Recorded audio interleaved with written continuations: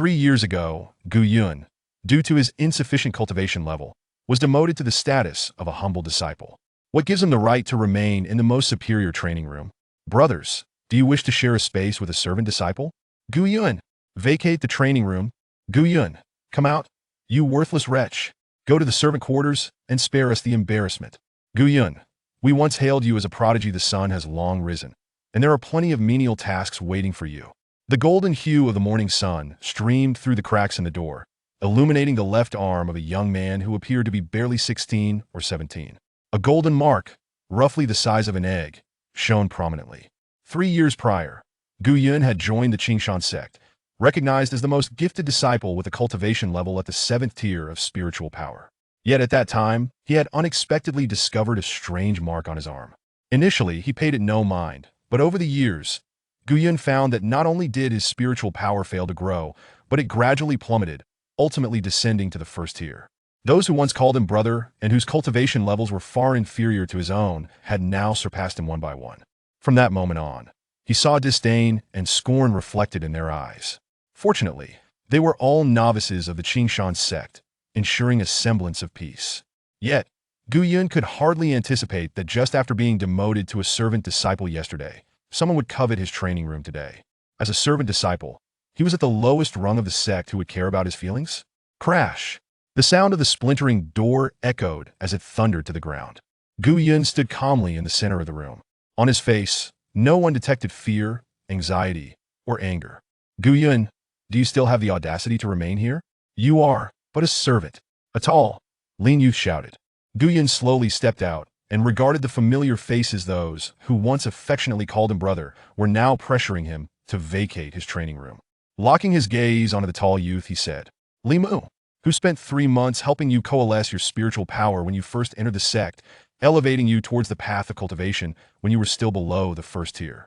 Gu Shixiang Gu Yun Li Mu stammered, his complexion shifting from pale to flush in an instant. Gu Yun, I am grateful for your guidance back then, but you are no longer an entry disciple. Gu Yun chose not to look at him, turning instead to address another youth. Zhang Yu, 3 years ago, who tirelessly brewed medicine and fed you spoonful after spoonful when you fell ill from homesickness upon entering the sect. Li Changge, 2 years ago, who pleaded with the transmission master for you when you broke the sect's rules and should have been expelled for returning to your home without permission. With each step he took, he called out another name. Almost all the disciples had, in one way or another, received Gu Yun's kindness. Despite the decline of his own powers, he had not wronged the title of brother. I did not assist you all with the expectation of recompense, but I never imagined such a day would come. A trace of pain crossed Gu Yun's features. Silence enveloped the crowd as many bowed their heads, displaying hints of guilt. Ah!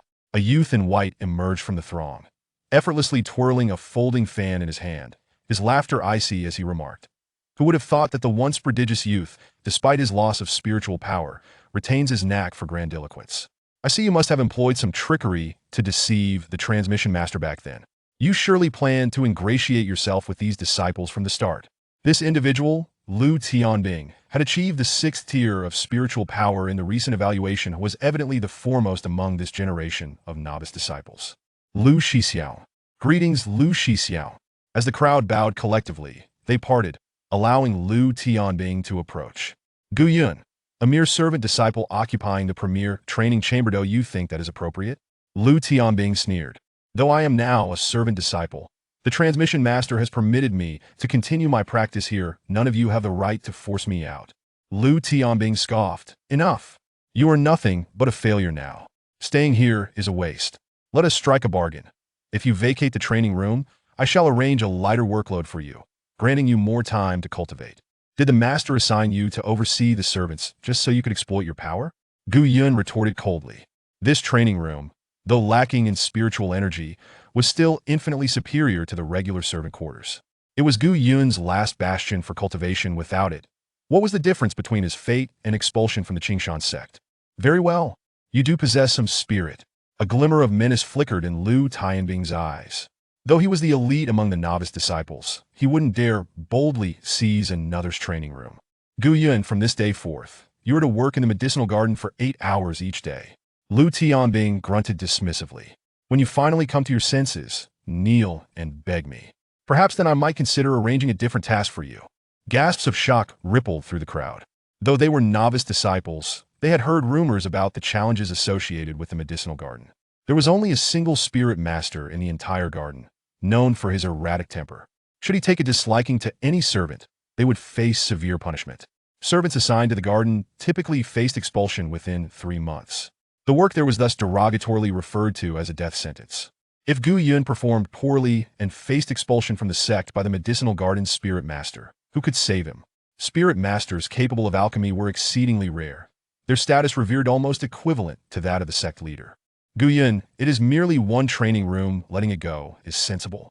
There is no need for you to clash with Lu Tianbing," a disciple murmured lowly. "Indeed, Gu Yun, 8 hours a day leaves you little time for cultivation anyway. What use is this training room? You might as well relinquish it and allow Lu Tianbing to assign you an easier task, giving you more time to train." The throng gradually dispersed, leaving behind a cacophony of platitudes or mockery. Gazing at the shattered door, Gu Yun smiled bitterly. What he had endured over these 3 years was hardly something a mere boy ought to bear. From being a revered senior brother and the sect's esteemed prodigy to a recognized failure, he had grown accustomed to the jeers and taunts of the other disciples, and now he was demoted to a servant disciple. Yet one flicker of conviction sustained Gu Yun. He yearned to reclaim his lost spiritual power through perseverance, hoping to live up to the master's favor and his family's expectations. However, after 3 years of determination, his spiritual energy remained stagnant, leaving all effort in vain. All this misfortune stemmed from that peculiar mark on his arm. Gu Yun stared at the clearly defined, strange emblem on his left arm, then drew forth a sharp dagger with his right hand. "If this anomaly is indeed the issue, then I shall rid myself of it." With a firm resolve, Gu Yun pressed the blade against his arm, a thin line of crimson coursing forth as blood gushed out. In an instant, the strange symbol blazed with golden light, radiating a dazzling brilliance. Chapter 2: Ancient Deities. An overwhelming sense of dizziness engulfed Gu Yun's being, as consciousness gradually began to blur. His entire body felt weightless. The golden light emanating from the runes intensified, nearly enveloping Gu Yun entirely. When he finally opened his eyes again, astonishment etched across his face. He found himself in an utterly unfamiliar environment. The vast expanse stretched endlessly before him, where the heavens and earth seemed to merge into a chaotic hue. "Where is this?" Gu Yun exclaimed in surprise, recalling that he had merely been in his room, intending to sever that peculiar rune. "Am I dreaming?" At that moment, a sharp laughter echoed from the sky. "Kid, stop pondering, for this is the chaotic space of this deity." "Who are you?" Gu Yun inquired. Following the sound, he beheld a small golden figure suspended in midair, merely the size of a palm, yet radiating an extraordinarily brilliant golden light. "What manner of being are you, and why have you brought me here?" "Kid, I never imagined you would possess such audacity to tamper with this deity's divine seal. Given that you still hold some value to me, I shall spare your life for now," the small golden figure declared coldly. "Divine seal? Could it be that peculiar rune? Is it truly this rune that has caused my spiritual power to diminish?" A sense of dread washed over Gu Yun. "You are not mistaken. The cause of your decline in cultivation is indeed this deity's divine seal." The small golden figure's words left Gu Yun in shock. He had merely contemplated it briefly, yet this small being could see through his thoughts. Anger surged within Gu Yun, as the hardships, ridicule, and insults he had endured over the past 3 years flooded back to him. The loss of his spiritual power was attributed to this parasitic creature. "Were it not for my unique circumstances, I would not even regard your paltry spiritual power," the small golden figure scoffed. "I care not who you are, nor what status you hold. Restore my cultivation, or I shall never submit to being your slave." Gu Yun bellowed furiously. "Unappreciative fool," the small golden figure retorted with a cold snort. "I am of the Golden Yuan divine clan, and it is your fortune that I have taken an interest in you. In the vast world, with its countless beings, I could easily find many who would wish to serve my divine clan. To implant my divine seal upon you, allowing you to become my divine servant, is indeed your honor. I would rather die than serve as a servant. 3 years ago, my spiritual power was at the 7th tier. Yet now I am reduced to the 1st tier, like an ant in your eyes. Why do you persist in this charade?" Gu Yun declared angrily. "Do not deceive me. Look at yourself. Where is the semblance of a deity?" Upon hearing Gu Yun's words, The small golden figure pondered for a moment before sighing lightly. 3,000 years ago, I encountered a great calamity and nearly perished. In my panic, I stumbled into this place, and it took me 3,000 years to reconstruct my divine essence. 3 years ago, I had just regained my form, and thus I chose you, a being of mediocre cultivation but remarkable potential, as my divine servant. With a wave of his hand, countless ethereal beings materialized amidst the starry sky. Silong, measuring 800 zhong, lifespan of 30,000 years, can devour all things. Jiaoshu, with a body like silver and eyes like radiant suns, can see through life and death with a single gaze. What you see and hear now is but a drop in the ocean. Do you wish to remain in this barren azure world for the entirety of your life, without longing for the vastness of the greater realms? Do you not desire immortality? As long as you remain loyal to me. When my divine power is restored, I shall ensure your life is not wasted. Indeed, the small golden figure's words were highly tempting.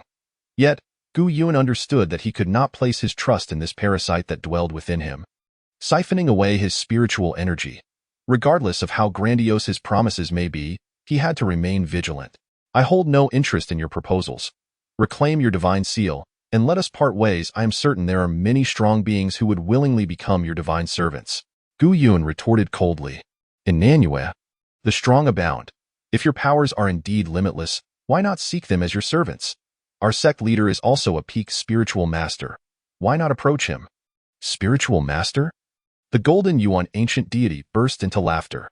For you human cultivators, spiritual energy is divided into 5 realms: spiritualist, spiritual master, spiritual alchemist, and spiritual sovereign. Are you aware that beyond the spiritual sovereign, there exist even higher levels of cultivation? Are there beings stronger than spiritual sovereigns? Gu Yun's aspiration had always been to become a spiritual sovereign. It was said that over 1,000 years ago, Nanyue produced a spiritual sovereign ancestor, yet that ancestor had been missing for many years. You inhabitants of the small realms are like frogs in a well, utterly ignorant of the vastness of the universe. Even if you toil for thousands of years to attain the spiritual sovereign realm, what does it matter? You cannot tear through the void and escape the small realm. Before Silong and Jiaoshu, you are but ants. In my prime, I could annihilate your Nanyue with a mere wave of my hand. Gazing at the myriad of ethereal beings, Gu Yun chuckled bitterly. What does this have to do with me? I merely wish to enhance my spiritual power, while you only seek to consume it. I have stated it clearly. I would rather die than serve. Who would have thought that I, Jin Yuan, would fall to such a state? A mere lowly cultivator from a small realm, uninterested in becoming my divine servant. The small golden figure sighed deeply. Were there other options, I would not have chosen you. Listen, kid, I propose a deal.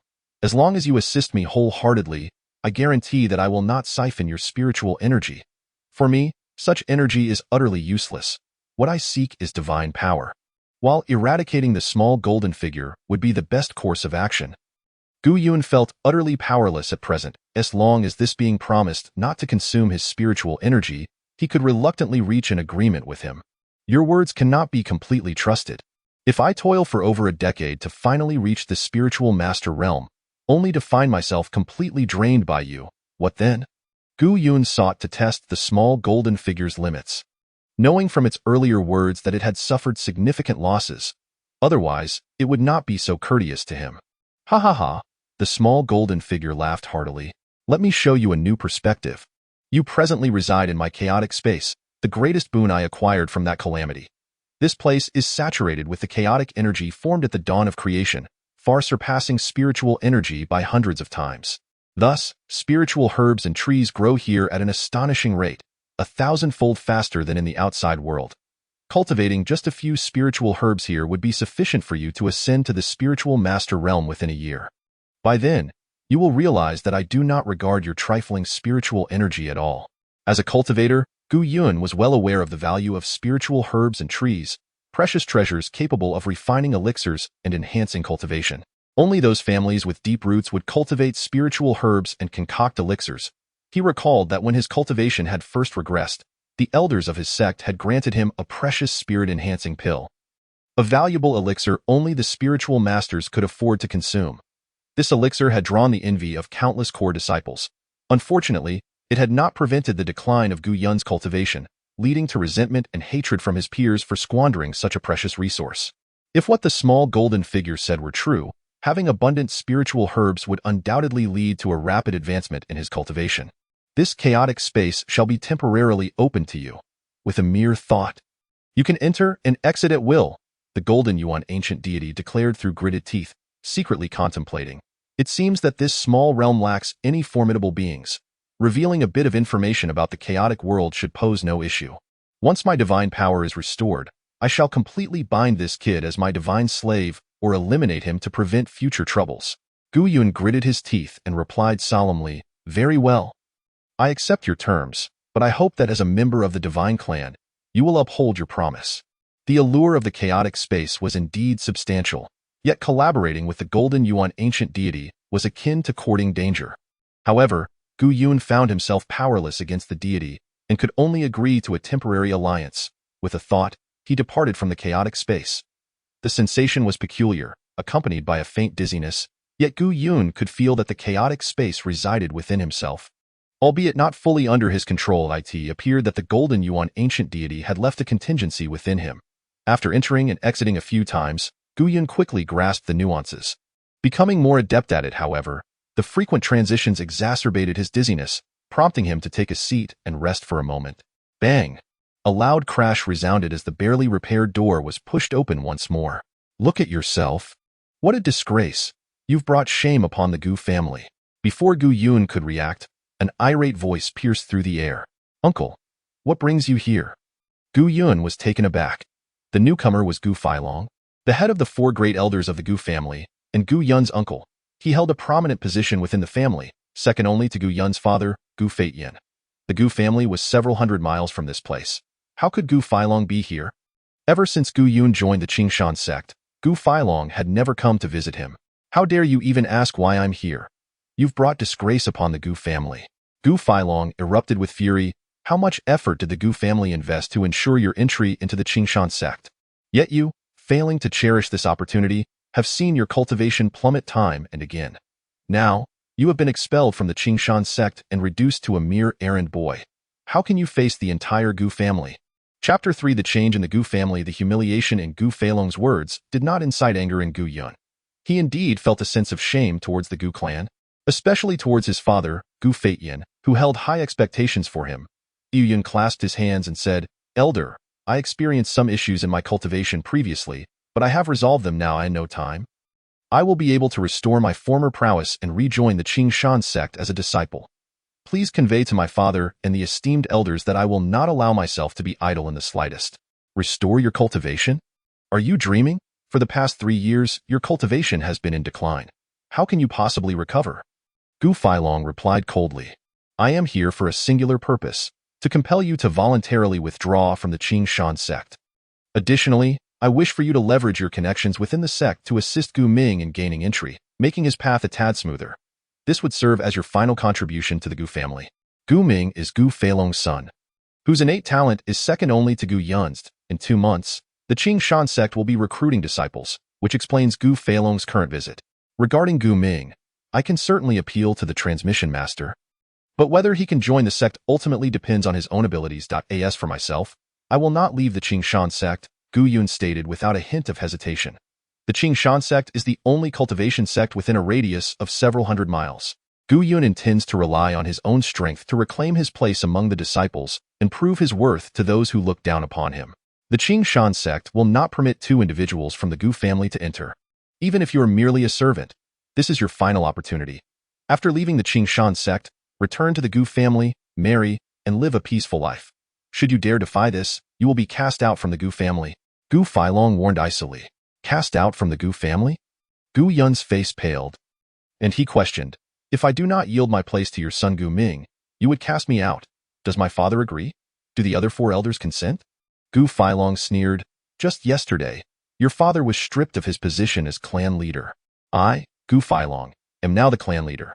Since you refuse to make concessions for the family's important matters, the only recourse is to punish you according to the family rules." "What? My father?"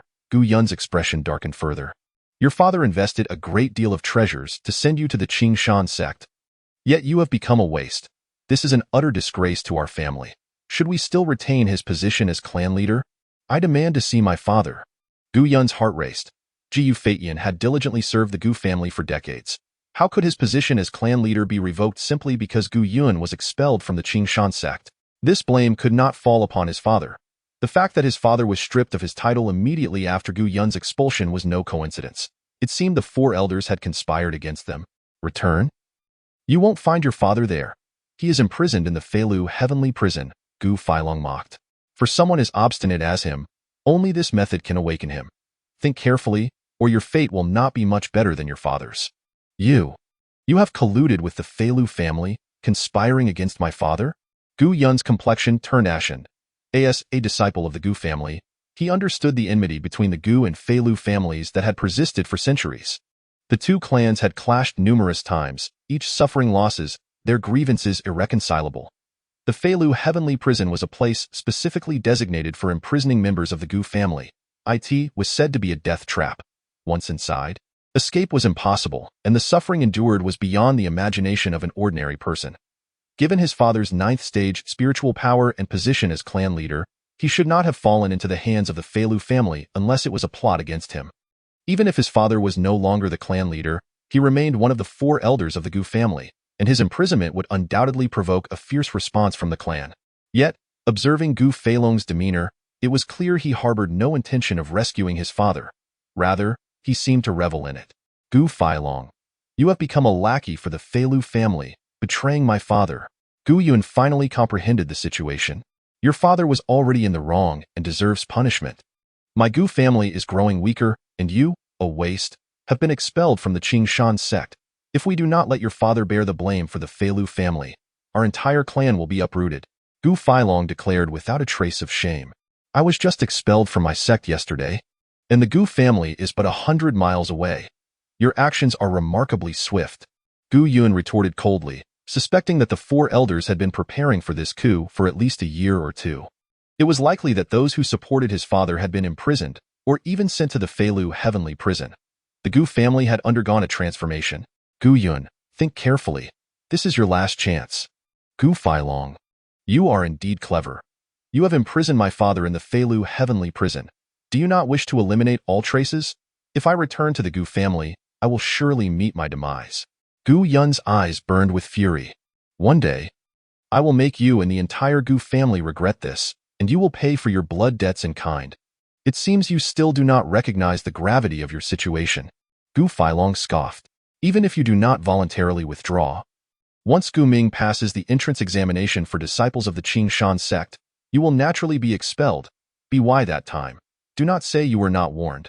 Gu Yun clenched his fists, his nails nearly digging into his flesh, inflicting excruciating pain. With no other options available, he resolved to train diligently. Only through effort could he save his father and the loyal members of his clan. Shortly after Gu Feilong departed, a small figure slipped into Gu Yun's room. Little monkey, what brings you here? Gu Yun exclaimed in surprise. Now merely a servant, and having incurred the ire of Lu Tianbing, he had assumed few would dare approach him. Senior brother Gu, trouble is brewing. I heard Lu Tianbing has registered you for the entrance examination, the small boy exclaimed, his face alight with anger. This Lu Tianbing is utterly unreasonable. Arranging for you to work in the medicinal garden is one thing, but subjecting you to the examination is definitely not for your benefit. Gu Yun understood the implications. The entrance examination for disciples of the Qingshan sect was relatively straightforward, led by a core disciple with several entry-level disciples assisting. As long as he passed their simple assessment, he could become an entry-level disciple. However, there was an unspoken rule during the examination. If a disciple from the Qingshan sect injured or killed you, you could only consider yourself unlucky. Over the past century, there had been instances of injury or death during the examination, but they were usually brushed aside. If Gu Yun participated in the examination, he would undoubtedly receive their special care. Senior brother Gu, it's merely a cultivation chamber. These people are capable of anything. You absolutely must not participate in this examination, the small boy urged anxiously. Without the appearance of the ancient god, Gu Yun would have been at a dead end. If he participated in the examination, he would almost certainly meet his demise. Yet, if he did not participate, it would be seen as disrespectful to the Qingshan sect, and he would also face expulsion. However, Gu Yun had now resolved what he needed to do. They have already set this up for me. It saves me the trouble of going. Gu Yun patted the small boy's shoulder reassuringly. Do not worry. I am confident. Gu Yun took a deep breath, his eyes devoid of confusion or hesitation.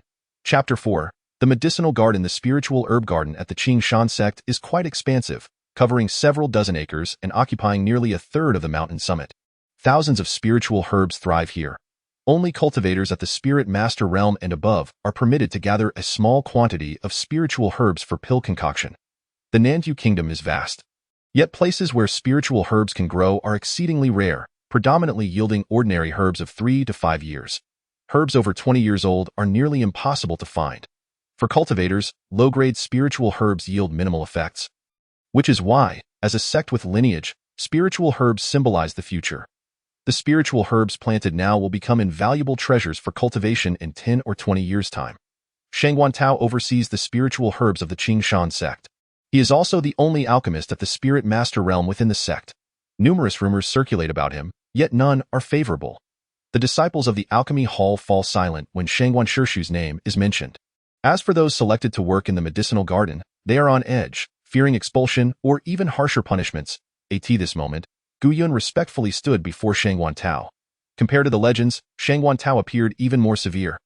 His face devoid of any smile, his eyes sharp as an eagle's, making it impossible to meet his gaze.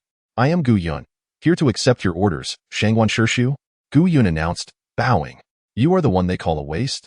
Shang Guantao assessed Gu Yun with a casual glance, snorting coldly. Very well, at least you are a fellow who understands spiritual power, which is certainly better than those wasteful servants. You must have heard of my reputation. I care not for your past or who arranged for you to be here. As long as you perform to my satisfaction, I shall reward you handsomely.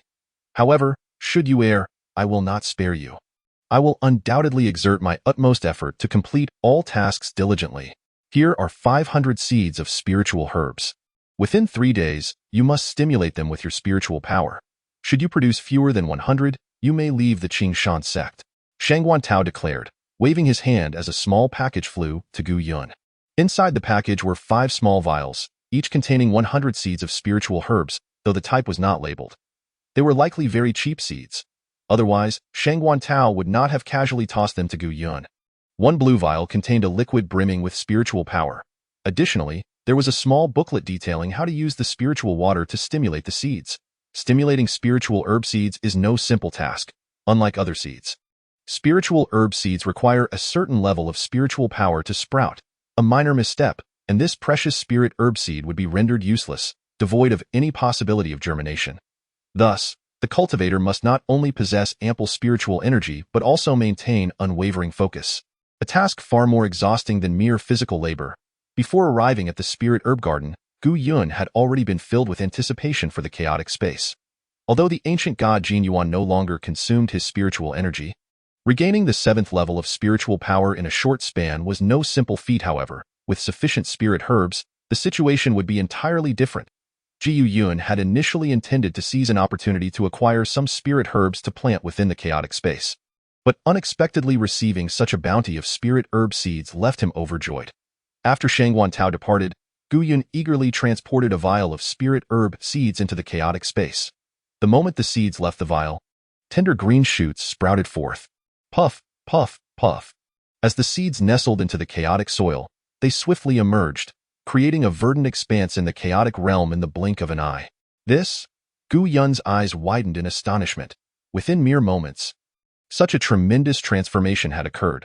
Although he had mentally prepared himself, witnessing the rapid growth of the spirit herbs still left him utterly amazed. Soon, overwhelming joy followed. The spirit herbs continued to flourish, each leaf unfurling until, after sprouting over a dozen leaves, their growth rate finally began to decelerate. With these spirit herbs, my spiritual energy should undoubtedly be restored. Gu Yun rejoiced inwardly. Kid, do you now believe me?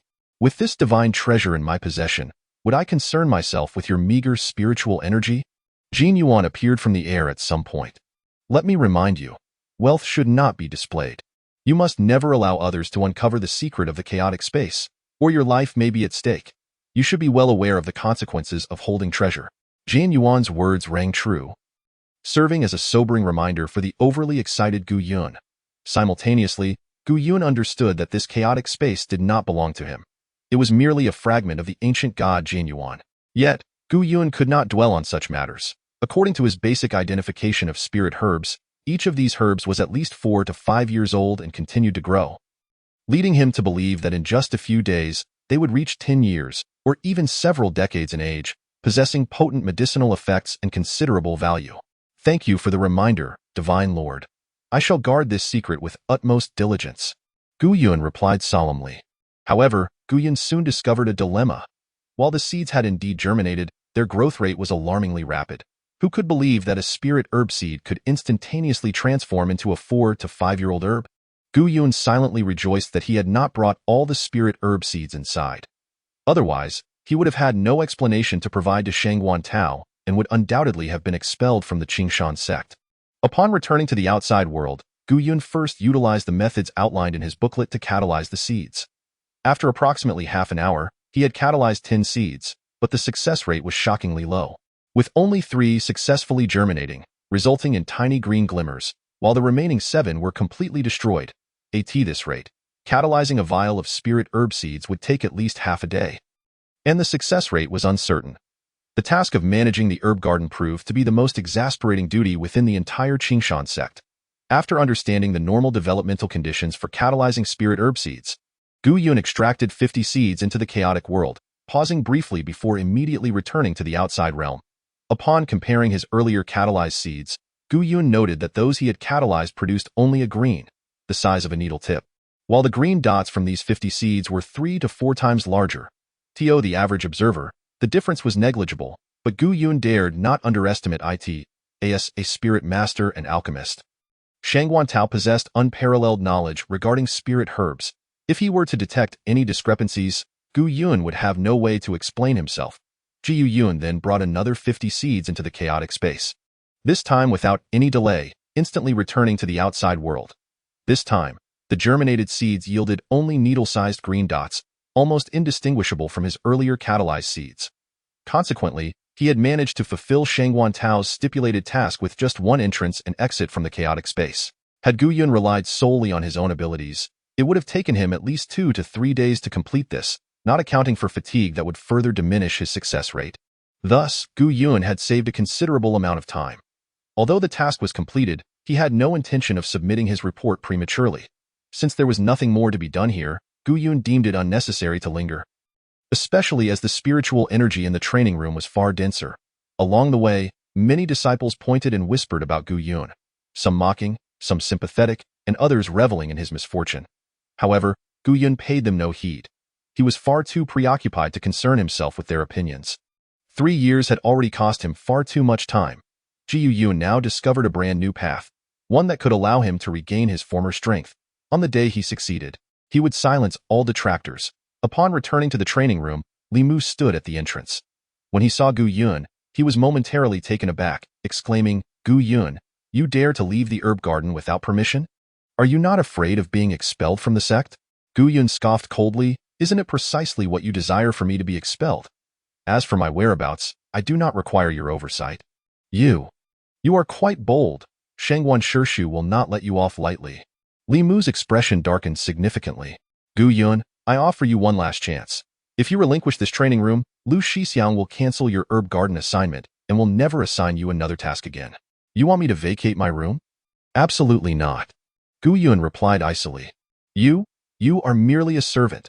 Li Mu seemed momentarily intimidated by Gu Yun's aura, as if the talented youth at the 7th level of spiritual power had returned. "Think it over. The first task may be simple, but the subsequent ones will only grow more challenging. Do not regret your decision." "Regret? I, Gu Yun, never regret." Gu Yun slammed the door shut, his face betraying no emotion. Chapter 5. Qingshan City. Time flew by, and in the blink of an eye, 3 days had passed. During these 3 days, Gu Yun consumed a significant amount of spirit herbs daily. There was no other option. He lacked the knowledge of alchemy and the necessary tools. Nonetheless, Gu Yun's spiritual power had experienced tremendous enhancement, subtly reaching the 2nd level of spiritual energy. Had it not been for the upcoming meeting with Shangguan Tao in 3 days, Gu Yun would have already planned to descend the mountain to sell some spirit herbs and purchase alchemical tools, attempting to concoct some elixirs. After all, Spirit herbs only realize their full potential when refined into pills. The spiritual energy obtained from consuming spirit herbs was merely a fraction of what one could gain from pills. Upon meeting Shangguan Tao, Gu Yun promptly produced 2 small jade vials. Shu, these are the spirit herb seeds I catalyzed. Oh! Shangguan Tao exclaimed in surprise, slightly taken aback. He had initially thought that Gu Yun would be fortunate to catalyze 70 or 80 seeds. Yet he had managed to produce a staggering 200, more than double his expectations. It was evident that Gu Yun had tirelessly catalyzed seeds day and night over these 3 days. Otherwise, such a feat would have been impossible. Little did he know that these seeds only required an instant to germinate within the chaotic realm. Very well, from now on, the task of catalyzing spirit herb seeds will be entrusted to you. I also have several higher-tier spirit herb seeds to assign to you. If you perform well, I shall ensure that you are duly rewarded. Shangguan Tao nodded in satisfaction. Since taking charge of the herb garden, he had encountered countless servants, yet Gu Yun was undoubtedly the most satisfactory among them. As long as Gu Yun diligently catalyzed the seeds, it would relieve Shangguan Tao of a great burden. Gu Yun had anticipated Shangguan Tao's praise, as his decision to catalyze 200 spirit herb seeds was driven by another request. Jiu Yun bowed deeply. Shangguan Shu, I humbly request one favor from you. If you could grant me a single word, I would devote myself wholeheartedly to catalyzing spirit herb seeds and follow your every directive. If one day I achieve success in my cultivation, I will never forget your immense kindness. Shangguan Tao's expression darkened instantly. Just after bestowing a compliment, this young man dared to become presumptuous? Any lingering goodwill he had toward Gu Yun dissipated in an instant. Were it not for Gu Yun's exceptional performance in catalyzing spirit herb seeds, he would have been furious enough to expel him from the Qingshan sect. Do you wish to become an entry-level disciple again? Shangguan Tao scoffed. He had heard of Gu Yun's intention to participate in the entry-level disciple assessment a few days prior, but had dismissed it, considering it a trivial scheme among low-ranking disciples. What I seek is not this, but the life of my father. Due to my cultivation regression, I was expelled from my sect, and my father's position as clan leader is at stake, having been delivered to our arch-rivals, the Feilu family. Currently, my father is imprisoned within the Feilu Sky Prison. I do not expect to rescue him. I merely beseech you to utter a single word to ensure his life. Gu Yun earnestly bowed again. The Gu family and the Feilu family were sworn enemies. The likelihood of releasing his father from captivity was nearly impossible. However, given Shangguan Tao's status, rescuing him would not be a difficult task. Yet, how could Shangguan Tao possibly extend a favor to the Feilu family for Gu Yun's sake? Preserving his father's life, however, was not insurmountable. It would merely require a word from Shangguan Tao. This was Gu Yun's plan that he had pondered for 3 days. Upon hearing this, Shangguan Tao was momentarily taken aback. He had not anticipated that Gu Yun's request would be such. His expression softened slightly. At your tender age, such filial piety is indeed commendable. Very well, I shall intervene and ensure your father's life for 5 years. As for what transpires after those 5 years, it will depend on your performance. Should you be expelled from my tutelage, this agreement will be nullified. Thank you, Shu, Gu Yun exclaimed, overjoyed. Shangguan Tao left behind the seeds that required catalyzing and departed gracefully. These seeds were categorized into 3 types, totaling 12 small vials. Ancient Yun eagerly seized 1 bottle each and placed them into the chaotic space. In an instant, 300 spirit herbs grew wildly, transforming the chaotic realm into a considerable expanse of greenery. The spirit herbs sown 3 days prior had already developed over a dozen leaves. Though they were not particularly large, the spiritual energy they contained was remarkably rich, suggesting a substantial age. The most pressing issue now was that Ancient Yun knew nothing about these spirit herbs, even the 3 most common varieties. After leaving the medicinal garden, Ancient Yun immediately descended the mountain, making his way to Qingshan City. Qingshan City was an affiliated town of the Qingshan sect, home to numerous ordinary people and a handful of cultivators. Many practitioners of the Qingshan sect, having lost hope in their cultivation, tended to settle in Qingshan City, marrying and raising families. Additionally, some rogue cultivators seeking freedom from sect constraints also congregated here. As for the small families associated with the Qingshan sect, they were as plentiful as cattle, with a few cultivators among them. Consequently, the city often witnessed bustling markets for trading cultivators' treasures. Naturally, the items exchanged were of the most basic and commonplace nature. Ancient Yun's purpose for this journey was to acquire alchemical formulas and refining utensils.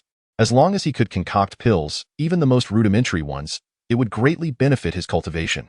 If he could also procure seeds of other spirit herbs, that would be even better. After half a day's journey, Ancient Yun arrived in Qingshan City.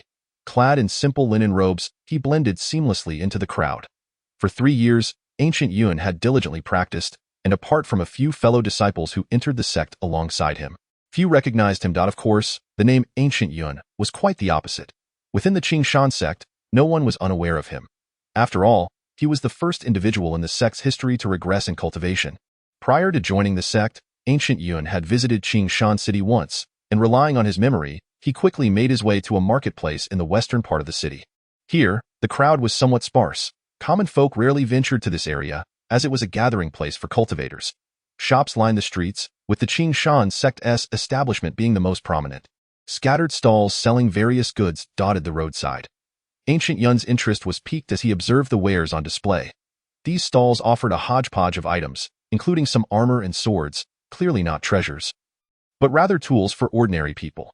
While these items were of little use to high-level cultivators, they still held some value for lower-tier practitioners. Before long, Ancient Yun stumbled upon a tome titled 100 Discussions on Spirit Herbs, which detailed 100 common spirit herbs. After obtaining the stall owner's permission, he perused the pages and soon identified the 3 spirit herbs he had acquired. The first was called baihua grass, a highly common herb that could be used medicinally after 5 years, making it one of the most prevalent ingredients for low-tier pills. The second was kuyu grass, slender and yellow, serving as a supplementary herb. The third was far more precious, known as jinue grass, requiring 10 years or more to mature. Its leaves resembled crescent moons, and only when they shimmered with a golden hue could they be utilized in alchemy, significantly enhancing the efficacy of the pills. With this book in hand, Ancient Yun could cross-reference and achieve his goals with greater efficiency.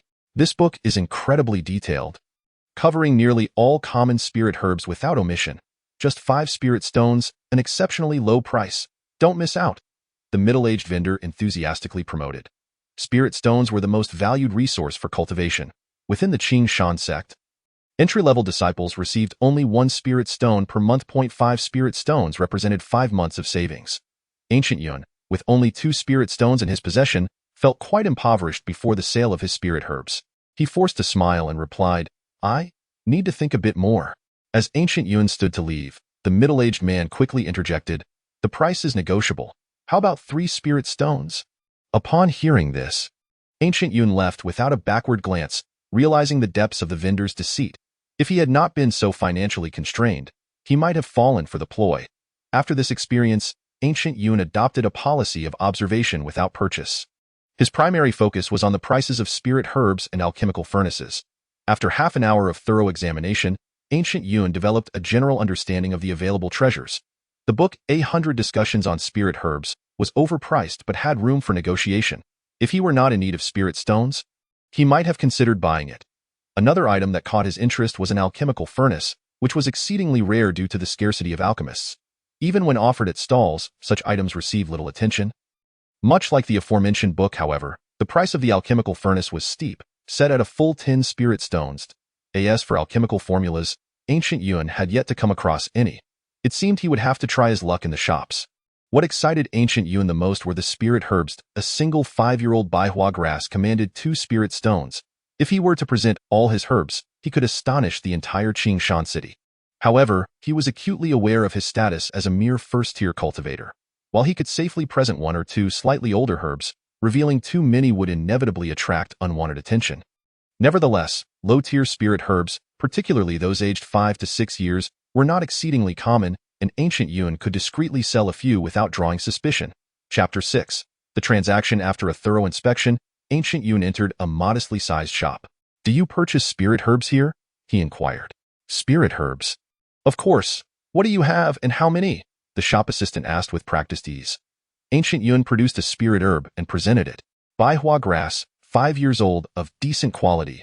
I can offer you 1 spirit stone." The assistant merely glanced at it and replied. Ancient Yun nodded. The assistant's offer was not excessively low, as herbs sold at stalls were generally priced at 2 spirit stones each. Naturally, the purchasing price would be lower than the selling price. "I have a total of 20 stalks." In the blink of an eye, 20 spirit stones were in his possession. For shops that purchased spirit herbs, encountering someone with dozens of low-tier herbs was not an everyday occurrence, but it was not uncommon either.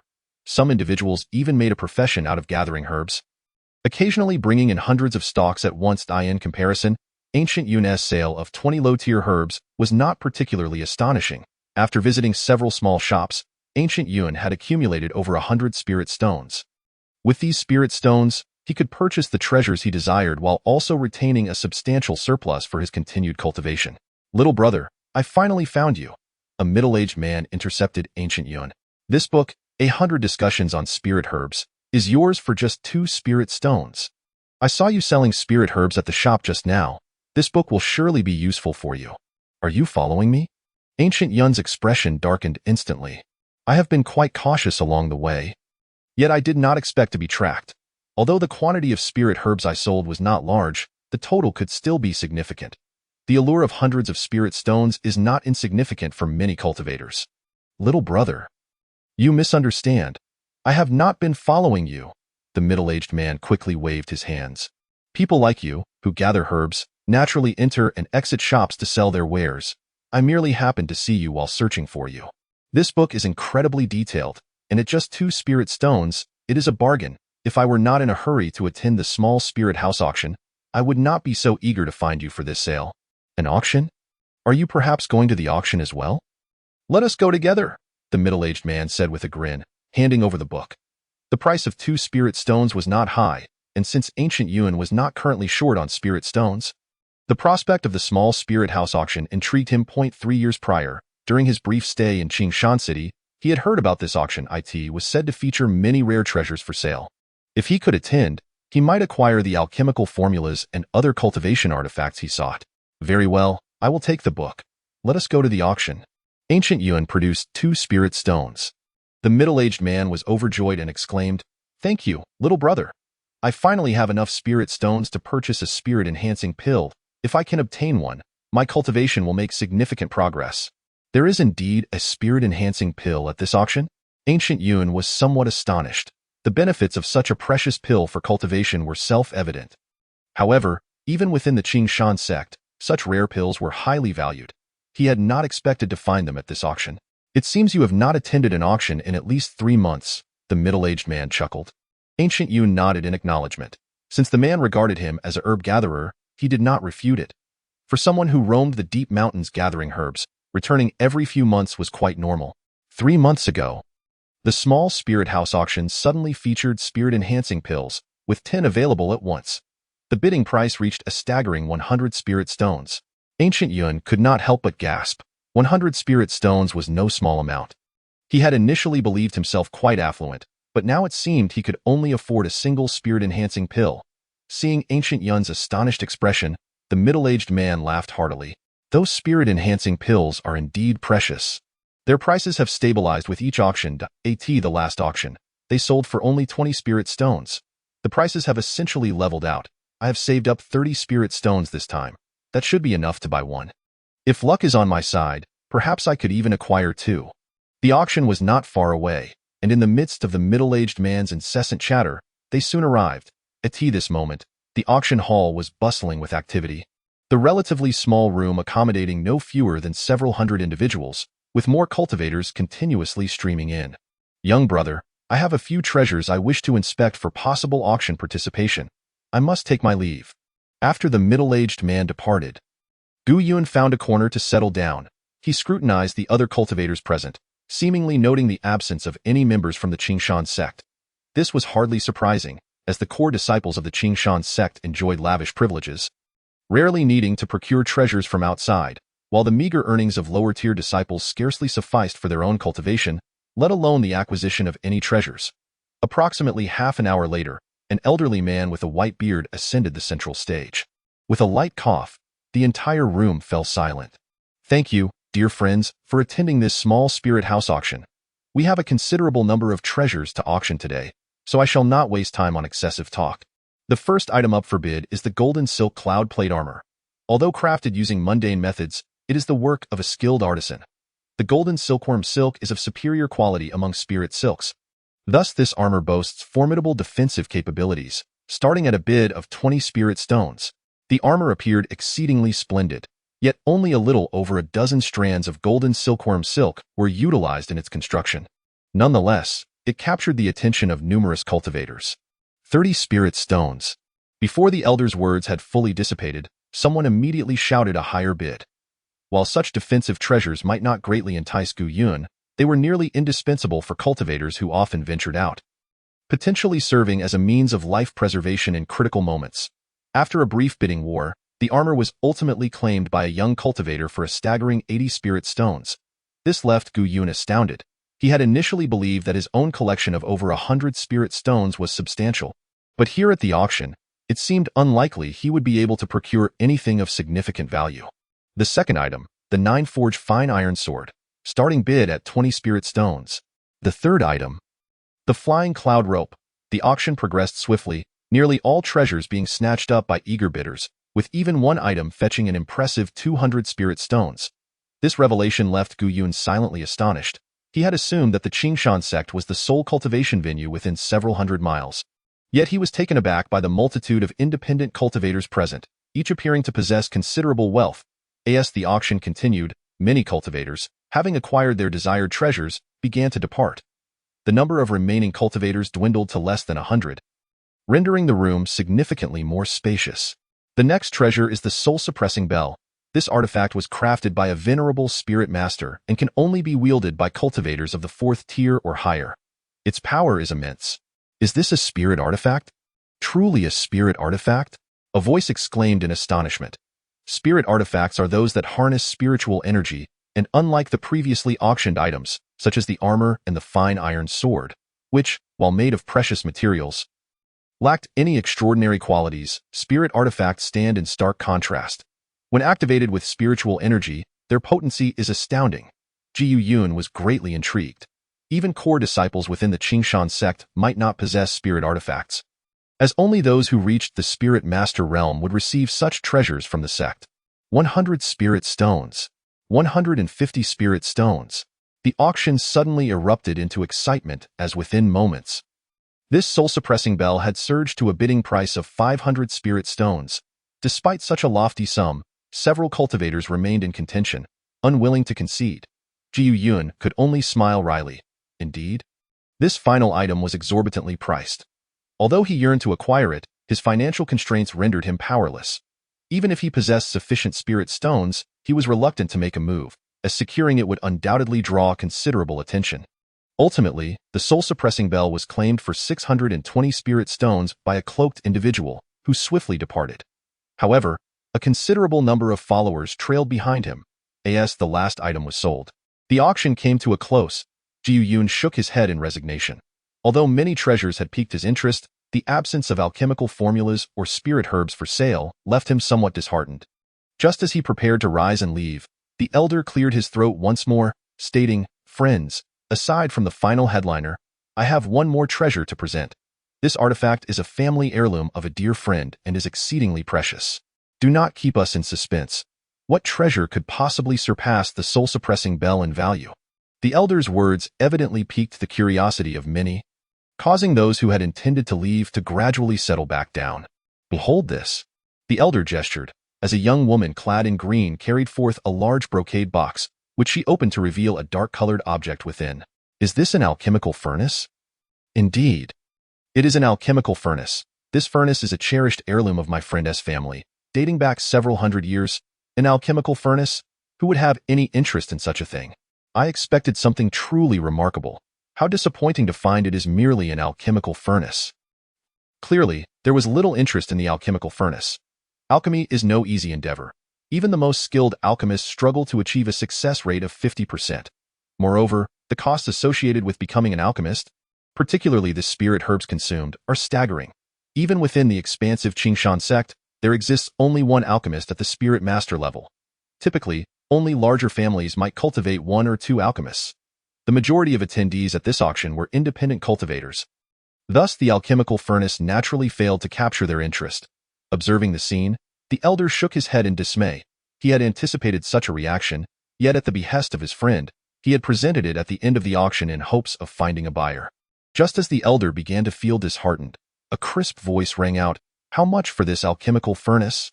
The elder's heart lifted, but upon turning to see a youth of around 17 or 18 years, his spirits plummeted anew. Such youth raised doubts about the boy's understanding of alchemy, and he feared the price would frighten him away. The youth was none other than Gu Yun. Though the elder doubted Gu Yun could muster the spirit stones required, he still replied, "This furnace is a treasured heirloom of my friend S family. It would not be sold unless absolutely necessary. It appears that no one else will bid, so you need only offer the minimum price of 300 spirit stones." 300 spirit stones? Gu Yun was taken aback. He had not anticipated the furnace to be so expensive, especially when alchemical furnaces at stalls typically sold for merely 10 spirit stones. Compared to other alchemical furnaces, this price is exorbitant. But there are reasons for its value, the elder clarified, pointing to the furnace. This furnace is made from an extraordinarily rare material, one I have never encountered before. It is indeed a rare treasure. Furthermore, beneath the furnace lies a flicker of spiritual fire, which can be activated using spiritual energy for alchemical processes. This flicker of spiritual fire has remained alight for centuries, making it the furnace's most remarkable feature. Additionally, there is a tome of alchemical formulas that contains various methods and insights for concocting spirit pills. This tome alone is worth at least 100 spirit stones. After the elder concluded his explanation, he shook his head slightly. He could not fathom that the youth before him could afford the furnace, but the words had slipped out unconsciously. "This alchemical furnace, I shall take it," Gu Yun declared without hesitation. Were it merely an alchemical furnace, Gu Yun would not be overly concerned with its quality, as he was currently focused on crafting the most basic spirit pills. However, this furnace was different. First, the spiritual fire beneath it, though seemingly weak, would greatly aid in alchemical processes. This spiritual fire might be of little use to most alchemists, who would have access to the earth fire provided by their families or sects. But Gu Yun was different. He conducted his alchemy privately and had no access to earth fire, relying solely on ordinary flames. Originally, Gu Yun had intended to rent a place in Qingshan City to occasionally practice alchemy.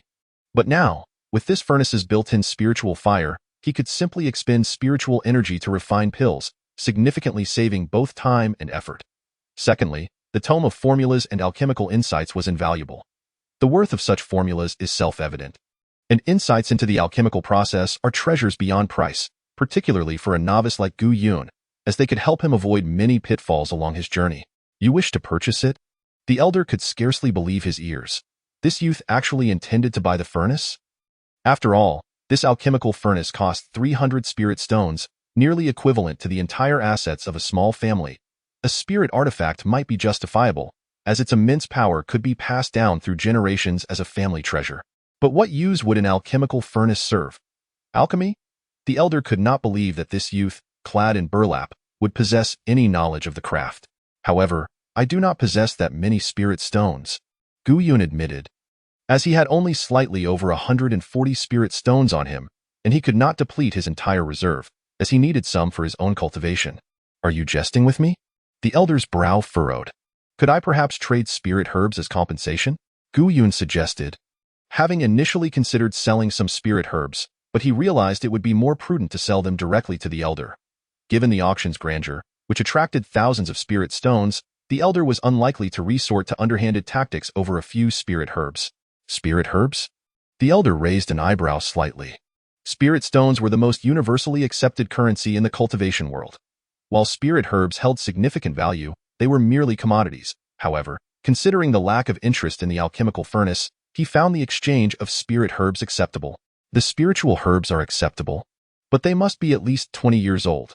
For those under 20 years, I can only offer you 50% of the market price, as there is an oversaturation of low-year herbs, rendering their prices unstable, the elder remarked, effectively eliminating the possibility of Gu Yun presenting a multitude of low-priced spiritual herbs.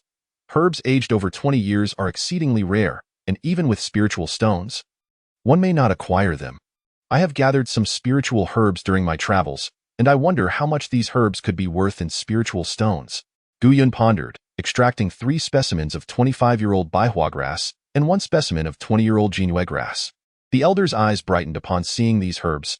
Having presided over the small spiritual auction for many years, he was well acquainted with treasures, especially spiritual herbs, and could discern at a glance that these 4 specimens were indeed over 20 years old. The elder's expression shifted dramatically, his wrinkled face breaking into a smile. "I did not anticipate that you, young brother, would collect such fine herbs at your tender age." This Jinue grass is worth 100 spiritual stones, while each Baihua grass can fetch 30 spiritual stones. Altogether, that amounts to 220 spiritual stones. The elder looked at Gu Yun with eager anticipation, hoping he would present more high-grade herbs for this lucrative transaction. Gu Yun was taken aback, astonished by the high value of the Jinue grass. However, he understood the wisdom of keeping wealth discreet. Revealing too many precious herbs at once would surely raise suspicion. You jest. Old senior, I merely had the good fortune to come across these herbs, Gu Yun replied modestly. The elder's eyes reflected a hint of disappointment, yet he continued with a smile, indeed, such precious herbs are not easily obtained. Nevertheless, your luck is remarkable. Should you acquire more herbs aged over 20 years, do seek me out, and I shall offer you a generous price. At this juncture, the elder hesitated briefly before adding, to demonstrate my sincerity, I shall reduce the price by 30 spiritual stones. You need only pay an additional 50 spiritual stones. The elder's concession surprised Gu Yun, but he soon understood. The elder likely aimed to secure more herbs from him in the future, or perhaps his initial offer was indeed too low. Regardless, this was acceptable to Gu Yun, for spiritual herbs were abundant in the chaos space, and 50 spiritual stones was not a substantial sum. The remaining stones would suffice for Gu Yun's cultivation needs. My name is Yun Wuzhenren. Feel free to seek me out at future auctions, the elder said, clearly eager to cultivate a rapport with Gu Yun. Particularly as he was a collector of high-quality spiritual herbs. Upon leaving the auction house, Gu Yun intended to purchase a storage bag, as the alchemy furnace, albeit compact, was rather conspicuous. Kid, let me see the alchemy furnace you just acquired. The voice of the Jin Yuan ancient god suddenly echoed. Rest assured. I am not interested in such trash. I merely wish to provide you with a boon to expedite your cultivation. The Jin Yuan ancient god scoffed. With a thought, Gu Yun made the furnace vanish into thin air. It seemed there was no need to purchase a storage bag. The chaos space was vast enough to accommodate anything. You are quite fortunate. This furnace possesses a trace of heavenly spirit fire. What is heavenly spirit fire? Gu Yun inquired. It is the most concentrated spiritual fire. Gathering over 100 years to condense on its OWN, as it is naturally formed. It is referred to as heavenly spirit fire, of course. This fire is merely a low-grade variant of spiritual fire. Trivial compared to this god's pure young divine fire. However, for you, this heavenly spirit fire is quite suitable. I shall impart to you a method for refining spiritual fire. Once you discover its powers, you shall realize that what this god has told you is no mere fabrication. Undoubtedly, the technique imparted by the Jin Yuan ancient god was exquisite, allowing Gu Yun to easily extract the heavenly spirit fire from the alchemy furnace and merge it with his own spiritual energy. In doing so, the heavenly spirit fire posed no threat to Gu Yun and could be further refined within him.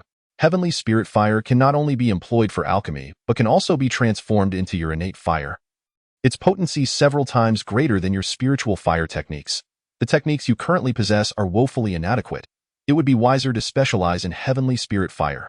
Furthermore, this fire can expand your spiritual foundation, preparing you for advancement to the spirit master realm. While journeying back to the sect, Gu Yun reviewed the formula for the minor spiritual pill multiple times, committing the refining insights to memory. However, this knowledge was merely theoretical. Despite understanding the concepts, the practical application of alchemy relied heavily on experience. Otherwise, alchemists would not be such a rare commodity. The minor spiritual pill is typically the first type of pill encountered by most alchemists and is considered foundational, requiring only Baihua grass for its creation.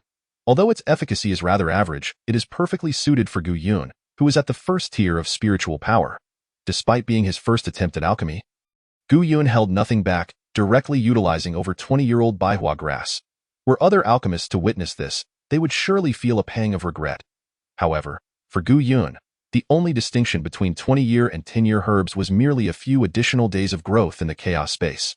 Moreover, the higher the herb's age, the greater the success rate and potency of the pill, and Gu Yun was not one to be stingy when it came to his yearning for increased spiritual power. Upon returning to his room, Gu Yun promptly propped the door shut with several wooden sticks to prevent any disturbances during his alchemical process. It must be said that the heavenly spirit fire was indeed a remarkable asset. Easily manipulated, as the alchemy furnace gradually heated, a faint medicinal aroma began to emanate, indicating that this furnace was indeed a seasoned one. Next came the addition of Baihua grass. 1 piece, 2 pieces, the spiritual fire waned. The spiritual fire surged. What seemed a simple procedure had Gu Yun perspiring profusely, inwardly lamenting the complexities of alchemy. Approximately a quarter of an hour later, Gu Yun, flustered and disheveled, concluded his first attempt at alchemy. Without even opening the furnace, he knew he had failed. While he had memorized each step of the process, executing them in sequence proved far more challenging.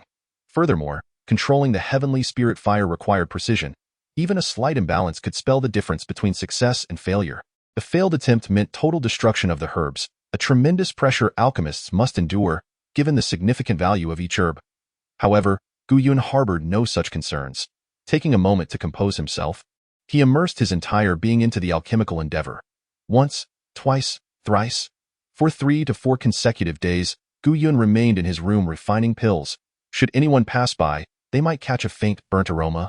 Though it was hardly pronounced, on the 4th night, Gu Yun, with bloodshot eyes, gazed intently at the alchemy furnace, gently lifting the lid. A subtle fragrance wafted from within, revealing 2 perfectly round pills nestled at the center of the furnace. At last. Success! Gu Yun exhaled a sigh of relief. Although the quality of the minor spiritual pills was not exceptional, he had finally succeeded in his endeavor. After 4 days and nights, with thousands of 20-year-old baihua grass consumed, the potential sale of these pills could yield tens of thousands of spiritual stones. Such a loss would be beyond the means of any family, even the Qingshan sect. Even 5-year-old baihua grass would not be entrusted to someone with no prior alchemical experience. To be able to refine minor spiritual pills within 4 days marked Gu Yun as potentially the first in Qingshan sect, if not the entirety of Nanyue Kingdom. Following this initial success, Gu Yun's success rate in alchemy gradually improved. Initially, he succeeded once in 10 attempts, but over time, it climbed to 3 or 4 successful attempts. During this period, apart from collecting and submitting the catalyzed herb seeds from the spiritual herb garden, Gu Yun hardly took any breaks. Even Su Guantao, observing Gu Yun's bloodshot eyes and haggard visage, shook his head slightly, opting to reduce the herbs he provided, hoping Gu Yun would take a respite. As for the other disciples, seeing Gu Yun in such a state, they exchanged whispers, remarking that the herb garden's duties were no small feat. Just a few days had passed, and Gu Yun already appeared so worn. A month later, Gu Yun's success rate in refining minor spiritual pills had astonishingly reached 80%, nearly on par with an alchemist boasting 10 years of experience. Yet, even with a decade of expertise, they likely had not produced such a volume of minor spiritual pills, let alone with 20-year-old baihua grass and the chaos space, a small wooden cabinet brimmed with hundreds of bottles of minor spiritual pills, each containing 10 pills, totaling several thousand. Throughout this process, Gu Yun's mastery of the heavenly spirit fire also became increasingly proficient, reaching a point of near effortless control. You may consume more of these low-grade pills. Although you currently possess only first-tier spiritual power, you have the foundation of 7th-tier spiritual power. With these pills to assist you, within a month, you could regain your 7th-tier status, and advancing to Spirit Master would be well within reach. When that day comes, I will require your assistance with a certain task. The Jin Yuan ancient god's voice resonated. Regaining 7th-tier spiritual power, Gu Yun clenched his fists. Chapter 8. Rapid Progress, 3rd-tier spiritual power. Gu Yun exhaled, his crimson eyes betraying his exhaustion. Yet a glimmer of excitement danced upon his face. In a month's time, the Qingshan sect would hold auditions for a new batch of disciples. As a menial worker within the sect, one of the perks was the opportunity to participate in these auditions. Should fortune smile upon him, he could ascend to the rank of an entry disciple within the Qingshan sect, a leap to greatness. For Gu Yun, this opportunity was equally vital. His father had been betrayed by their family, despite his pleas to Su Guantao to spare his father's life. This was not a sustainable solution. Only by re-establishing himself as a disciple of the Qingshan sect, or even ascending to a core disciple, could his status rise dramatically, ensuring that the Feilu family would think twice before acting recklessly. With the reminder from Jin Yuan, Gu Yun no longer needed to worry about the potential issues arising from excessive consumption of elixirs. He almost swallowed over 10 bottles of minor spirit pills daily. Hardly needing to eat die in truth, Gu Yun's spiritual energy was merely being siphoned away by Jin Yuan, while his original foundation remained intact, making his cultivation remarkably effortless. In just 3 days, Gu Yun had ascended to the 3rd level of spiritual energy. Such a rapid pace of cultivation was nothing short of astonishing. Time flew by, and feeling the surging growth of his spiritual energy, Gu Yun wasted not a moment, tirelessly practicing day and night. Thanks to those minor spirit pills, by the 20th day, He had already reached the 5th level of spiritual energy. The tumultuous energy coalesced in his lower abdomen, and after 3 long years, Gu Yun finally regained that feeling of abundant spiritual power. However, it was still not enough. The continuous cultivation left him somewhat fatigued, and taking the opportunity to submit spirit herb seeds provided him a chance to relax in the medicinal garden, after handing over all the catalyzed spirit herb seeds. Shangguan Tao did not leave immediately. After a moment of contemplation, he spoke, Gu Yun, although your spiritual energy has inexplicably diminished, your innate talent is quite remarkable.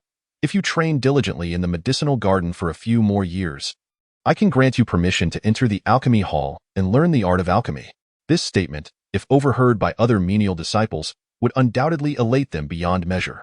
The promise from a dignified alchemist of the spiritual master realm was not mere words.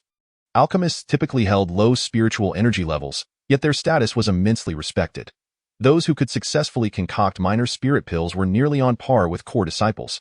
Had Shangguan Tao made such a statement when Gu Yun was first expelled from the sect? He might have been moved to tears, but now, Gu Yun found it unnecessary.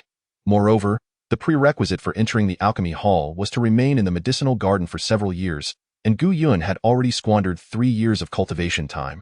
With his father imprisoned in the Feilu heavenly prison, he could afford no further delays. Thank you, Master Uncle. I will certainly dedicate myself to my duties, Gu Yun replied with cupped hands. In a few days, the entrance disciple assessment will take place, and you may stay in the medicinal garden. From now on, you shall be one of my medicinal garden disciples. Shangguan Tao imparted this before gracefully departing. This left Gu Yun somewhat astonished. It seemed Lu Tianbing's attempt to harm him through the entrance disciple assessment was common knowledge. What surprised Gu Yun even more was that this seemingly cold-hearted elder had chosen to protect him.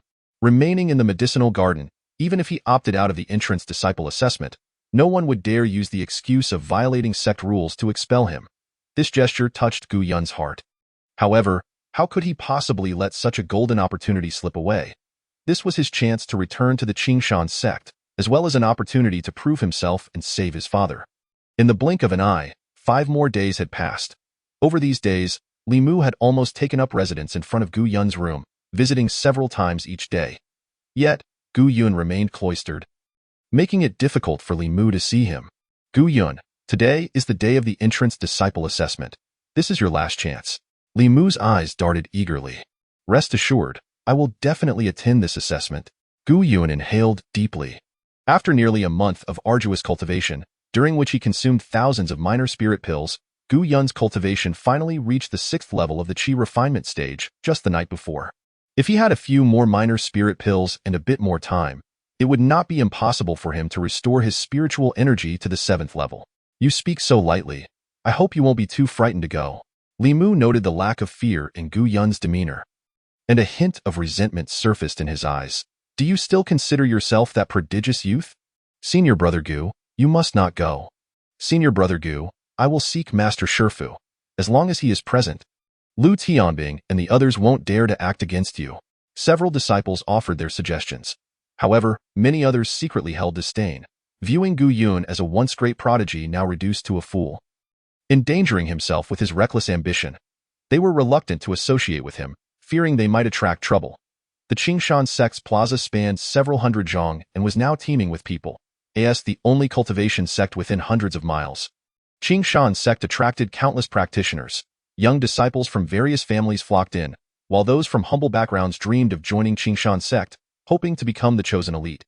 Only on this day could ordinary people accompany others into Qingshan sect to witness this cultivation paradise that had endured for centuries. The selection process for disciples at Qingshan sect was quite straightforward. It involved allowing the entrance disciples to be evaluated. A core disciple served as the chief examiner, overseeing the entire process. While several higher-ranking entrance disciples conducted the assessments, the criteria for selection were not solely based on cultivation level. Those with steadfast determination and exceptional talent from humble backgrounds also had a chance to enter. In one corner of the plaza, a slender youth in a white robe sat on a bamboo chair, meditating. Beside him stood several attendants, and next to this youth was none other than the current head of the Gu family, Gu Feilong. Father, has that waste Gu Yun not exited the Qingshan sect yet? The youth suddenly opened his eyes, revealing a flicker of hatred. Not yet. This brat seems to have gone mad. I heard he plans to participate in the entrance disciple assessment as a menial. Gu Feilong replied coldly, but rest assured, this time he cannot escape his doom. Having offended the Lu family's young master, they have deliberately arranged this assessment for him. I thought he was overly ambitious to dare sign up. It turns out it's for this reason. By then, he won't even need to withdraw from the Qingshan sect. This time, Gu Yun is likely to struggle for his very life, saving us the trouble. Gu Feilong sneered. This is just as well. Gu Yun and his father are akin to a cancer in the Gu family and should have been excised long ago. Father, if you unite with the Feilu family, it will greatly benefit the future development of our Gu family. It is all due to Gu Feitian that our Gu family has fallen into such decline. As long as you successfully join Qingshan sect, you can restore our family's prestige. Yesterday, I visited several core disciples, including today's chief examiner Lu Zhonghua and Lu Tianbing and others. You need not worry. Chapter 9. Waste or Genius. The entrance disciple assessment for Qingshan sect is about to commence. Those whose names are called, please step forward to undergo the test. A young practitioner shouted, his resonant voice echoing in everyone's ears, causing some weaker individuals to shudder involuntarily. Lu Shixiang's cultivation has improved again. That shout is truly soul-shaking. Lu Tianbing complimented with a smile. Recently, thanks to Master Zhang's gift of a spirit enhancement pill, I have refined more than half of it and greatly benefited. Lu Zhonghua replied with a hint of pride. Spirit enhancement pill? The surrounding entrance disciples inhaled sharply. Their faces filled with astonishment. Their respect for Lu Zhonghua was partly feigned, but their surprise was utterly sincere. What a precious treasure the spirit enhancement pill was. They never expected Lu Zhonghua to have such an opportunity. It was indeed enviable. Congratulations. Lu Shixiang, I believe once you fully refine the spirit enhancement pill, your cultivation will surely increase significantly. It's just a spirit enhancement pill. As long as you all focus on your cultivation, you will certainly have such opportunities. Lu Zhonghua was quite satisfied with the disciple's reaction. Though he spoke lightly, he felt immense pride within. He had not easily consumed this spirit enhancement pill. He had prepared for 3 to 4 months before gradually refining it. Now, after a month, he had only refined half of it, which had already been immensely beneficial. Once he fully refined this spirit enhancement pill, he believed he could surpass the core disciple Huang Feiyue, gaining the favor of Master Shifu. Perhaps in a few years, he could reach the pinnacle of the 7th level of spiritual energy and participate in the triannual spirit herb gathering. After collecting enough spirit herbs, he might even have the chance to advance to a spirit master. With such thoughts, a smile involuntarily crept onto Lu Zhonghua's lips. After a moment, he collected himself, cleared his throat, and stood up to survey the area. Non-assessment disciples, please exit the plaza. The assessment is about to begin. Outsiders instinctively retreated to the periphery of the plaza, while over 300 youths participating in the assessment gathered in the center. Song Xiaobin, step forward for the test. A thin youth hurriedly emerged, clearly nervous. A 3rd-level spiritual energy entrance disciple approached him and said with a smile, use your utmost strength to attack me. The youth took a deep breath and threw a punch. But he didn't even come close to touching the disciple. This youth had no cultivation at all. It would indeed be strange if he could strike a 3rd-level spiritual energy disciple. After a few exchanges, the entrance disciple easily caught the thin youth's fist, rendering him utterly immobile. Thus, the assessment concluded. Lu Zhonghua shook his head and proclaimed, lacking in spiritual energy and mental fortitude, disqualified. Next, Lu Yu. The assessment proceeded swiftly, almost entirely at Lu Zhonghua's command. Overall, it remained fairly fair. Those from affluent backgrounds who had previously sent valuable gifts naturally found it easier to pass. And those capable of sending such gifts typically had decent backgrounds and were not too weak in spiritual energy. Next, Gu Ming. When Lu Zhonghua called this name, he could not help but feel a surge of joy. The Gu family was quite thoughtful. The gifts sent yesterday were exceedingly generous, and Lu Zhonghua naturally intended to show some leniency. Gu Ming is so young yet has already cultivated to the 2nd level of spiritual energy, which is exceedingly rare. I will petition Master Shifu to grant him special treatment. Lu Zhonghua stated with satisfaction. He had heard that Gu Ming was related to Gu Yun, and it seemed that this family was indeed quite talented. Once, when Gu Yun first entered the sect, he already possessed the formidable power of the 7th tier of spiritual energy, which was quite impressive compared to Gu Ming, who, in contrast, did not shine as brilliantly. However, in today's assessment, he proved to be a notable contender. Therefore, the testing procedure was merely a formality. and Lu Zhonghua promptly announced Gu Ming's successful passage. A triumphant expression appeared on Gu Feilong's face, though his ascent to the head of the Gu family was somewhat dubious. Gu Ming becoming a disciple of the Qingshan sect changed the narrative, as the elders would no longer dare to harbor ulterior motives. Thank you, Brother Lu, and all esteemed seniors. Gu Ming clasped his hands together, beaming with joy. All of this unfolded exactly as he had anticipated. Brother Lu, it is time, Lu Tianbing whispered. The previous day, Gu Feilong had visited him, and through their conversation, Lu Tianbing learned that Gu Yun had been expelled from the Gu family. This meant that even if Gu Yun were to be killed, no one would take offense. Moreover, he considered the Gu family beneath his notice. Lu Zhonghua understood the implication and smiled knowingly. Lu Tianbing had already signaled his intentions. Such matters were, after all, trivial to execute. Next, Gu Yun. The mere mention of Gu Yun sparked an uproar. Not only the disciples of Qingshan sect but also many outsiders knew of the once genius youth who had now been reduced to a mere servant and was to participate in this assessment. Waste. Gu Ming sneered as he observed Gu Yun approaching. I never expected you to truly show up today. Like your father, you are overstepping your bounds and courting death. You. Gu Yun's expression darkened immediately, and the celestial flame in his palm nearly erupted. His father had toiled for the Gu family all his life, only to be ensnared by these petty individuals colluding with the Feilu family. Return and inform your father and the others of the Gu family that, on an impending day, I, Gu Yun, will purge you family traitors one by one. Gu Yun spoke coldly. Just you? A mere waste? Gu Ming scoffed. I am now a disciple of Qingshan sect, under its protection, and no matter how formidable your cultivation. What can you do? A disciple of Qingshan sect? Gu Yun let out a chilling laugh. Gu Yun, you, a mere servant, are so cavalier in your participation in the assessment. Do you wish to be punished on the spot? Lu Tianbing could hardly contain his eagerness. He had awaited this day for far too long, feeling as though each day dragged on like a year. Today, before the eyes of all, he would deliver a severe lesson to Gu Yun, showcasing who truly stood as the foremost among the new disciples. Since joining Qingshan sect 3 years ago, Gu Yun had never walked with such conviction and strength as he did today. Lu Zhonghua regarded this former prodigy with curiosity. When Gu Yun first entered, he had exuded immense pressure, especially as Lu Zhonghua was then striving to break through the 8th tier of spiritual energy at the age of 30, an achievement worthy of pride.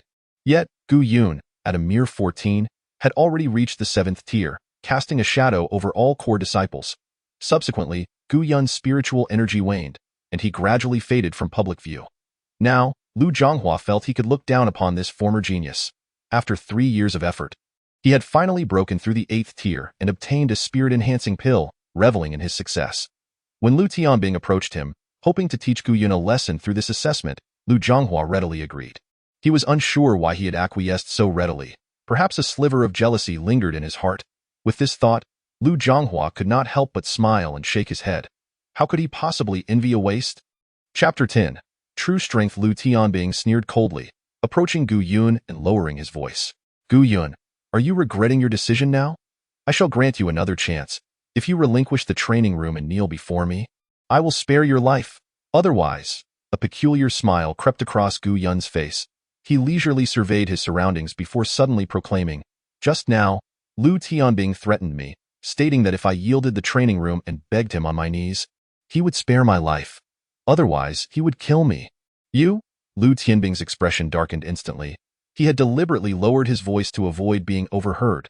He intended for Gu Yun to submit before the crowd, only for himself to refuse and then ruthlessly punish Gu Yun.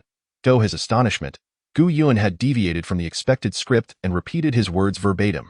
Seizing Gu Yun's training room was not an honorable act, and killing him would be even more shocking. Although accidents and casualties were permitted during the assessment of new disciples, to express murderous intent beforehand could lead to dire consequences if the elders of the sect were to find out. Gu Yun, you speak nonsense. I said nothing. Realizing he was in the wrong, Lu Tianbing's fists glowed with golden light as he struck out in fury. This punch nearly exhausted all his strength, and with his 6th tier cultivation, it was lethal. The force of the blow elicited gasps from the onlookers, especially among the younger crowd, some of whom closed their eyes, too frightened to watch. Gu Yun. This punch felt light and slow. With a gentle sidestep, he evaded the strike and, using Lu Tianbing's momentum, sent him crashing to the ground, face first into the dirt. You speak yet dare not acknowledge it. What difference is there between you and a beast? Gu Yun exhaled lightly. For 3 years, Gu Yun had endured relentless gossip, especially after being expelled from the sect, where ridicule had become commonplace. Today was the day he would step on them and reclaim his standing within Qingshan sect. Suddenly, Gu Yun surged forth, his spiritual light flaring, the overwhelming energy coalescing into a gust of wind. Boom!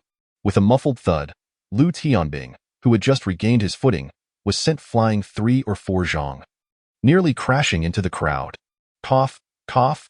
Blood trickled from Lu Tianbing's mouth as he tried to rise, but his body was utterly devoid of strength. The square fell silent, so quiet that one could hear a pin drop.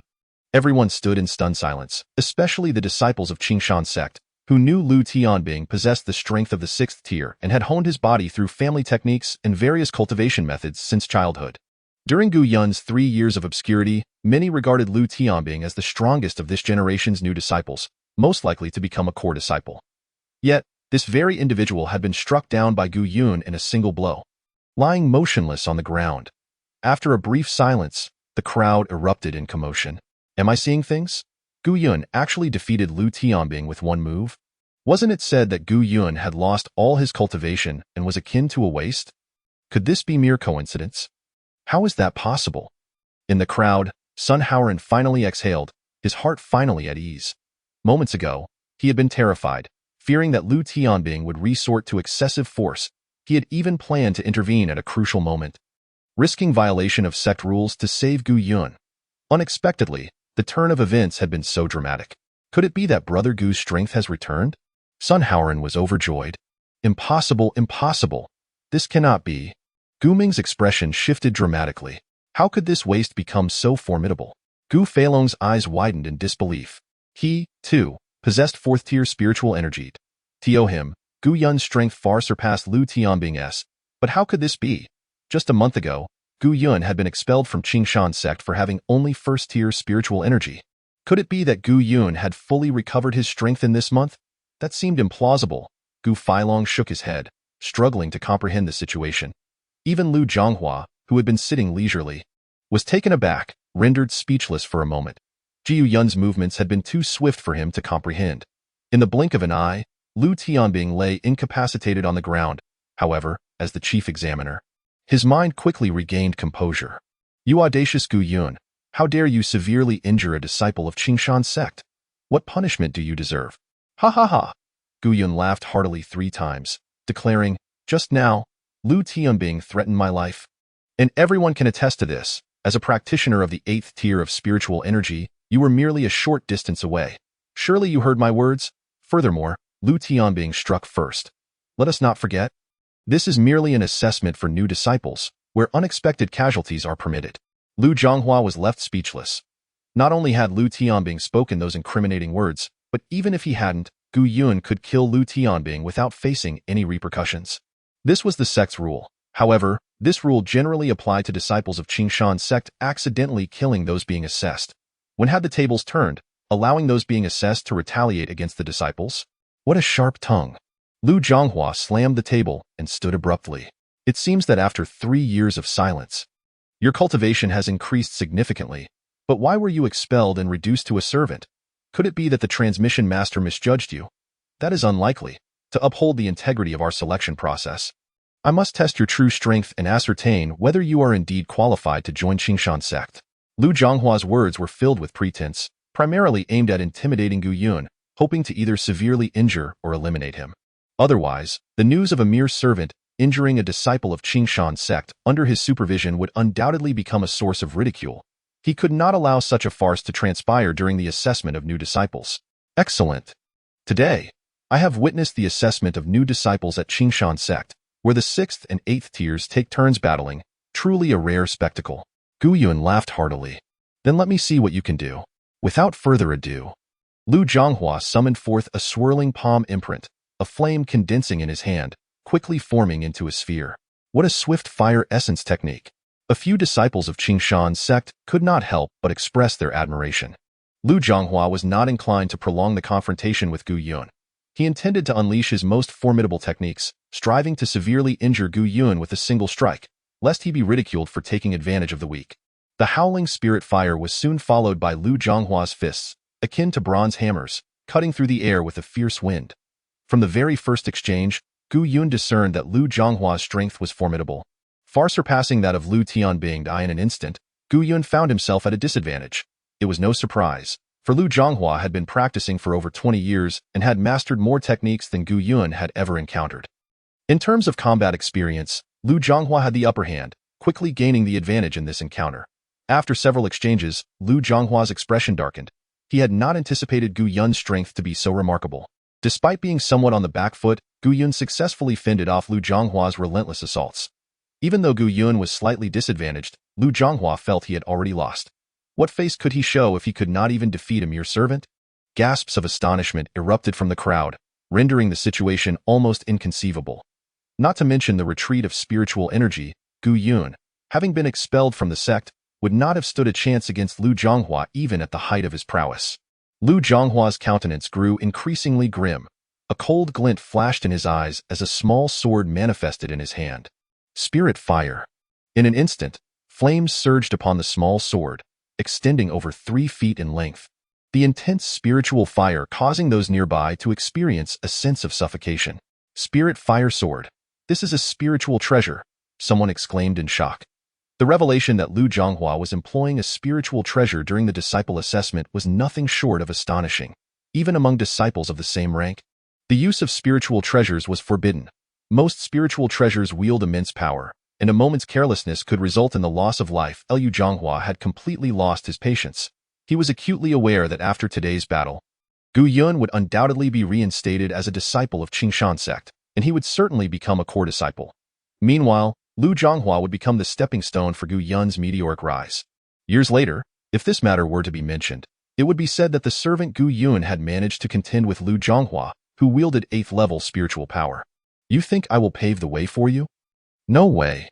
Lu Zhonghua's eyes were filled with murderous intent. He was oblivious to how Gu Yun had restored his spiritual power, yet he understood that the only means to salvage his reputation now was to kill Gu Yun. A mere servant, especially one failing the entrance examination, would be easily dismissed. Even if the elders of the sect pursued the matter, they would be unable to hold him accountable. Should Gu Yun become a core disciple, not only would Lu Zhonghua's reputation be ruined, but his standing would also face severe competition. The spirit fire sword danced through the air, slashing with dazzling fiery arcs, each strike infused with lethal intent. Chapter 11. A battle for renown. Gu Yun furrowed his brow. He held no grudge against Lu Zhonghua, yet he was taken aback by the ferocity of his attacks, each sword strike imbued with tremendous power. Seemingly intent on taking his life. In terms of cultivation, Gu Yun was slightly inferior to Lu Zhonghua, and in combat experience, he was even more lacking. However, Gu Yun possessed a trump card, the celestial spirit fire. As he retreated, he formed a hand seal, conjuring a blood-red light that coalesced in midair. Spirit fire technique? Lu Zhonghua scoffed, secretly mocking Gu Yun's naivety. The spirit fire sword in his hand was the optimal spiritual treasure for manipulating spirit fire. Gu Yun's attempt to attack with his spirit fire technique would likely be devoured before it could reach him. Go! Gu Yun shouted. The celestial spirit fire surged forth like a flying serpent, and in the next moment, it clashed with the spirit fire sword, vanishing without a trace. Lu Zhonghua chuckled coldly. Gu Yun, is this all you are capable of? You dare participate in the disciple assessment? Before he could finish his taunt, Lu Zhonghua's expression abruptly changed. Flames erupted from his arm, gripping the spirit fire sword, engulfing him in a fierce blaze. What is this? How could this happen? Lu Zhonghua's face twisted in horror. Ah, he shrieked in agony, resembling a human engulfed in flames. The onlookers were left in a state of shock, utterly baffled by the unfolding events. Just moments ago, Gu Yun had been at a distinct disadvantage, solely on the defensive. Now, the tides of battle had dramatically turned. As Lu Zhonghua writhed on the ground in torment, the celestial spirit fire was no ordinary earth fire. Upon entering the spirit fire sword, it had consumed the ordinary spirit fire within, exhibiting immense power. Jiu Yun regarded the rolling figure of Lu Zhonghua with a cold gaze, inwardly acknowledging. The golden yuan ancient god was indeed correct. The celestial spirit fire is extraordinary. Had I relied solely on my ordinary spiritual power in this duel, I would surely have met my demise at Lu Zhonghua's hands. Quick, bring water. A few quick-thinking disciples hurriedly fetched basins of water. Boom! When the celestial spirit fire met the water, it soared to heights exceeding 30 feet, burning even more fiercely. The disciples stood frozen in disbelief, while two of the overseers, Lu Tianbing, lay unconscious on the ground, and Lu Zhonghua appeared as a living inferno. Hurry and summon the master uncle. Finally, one person came to their senses.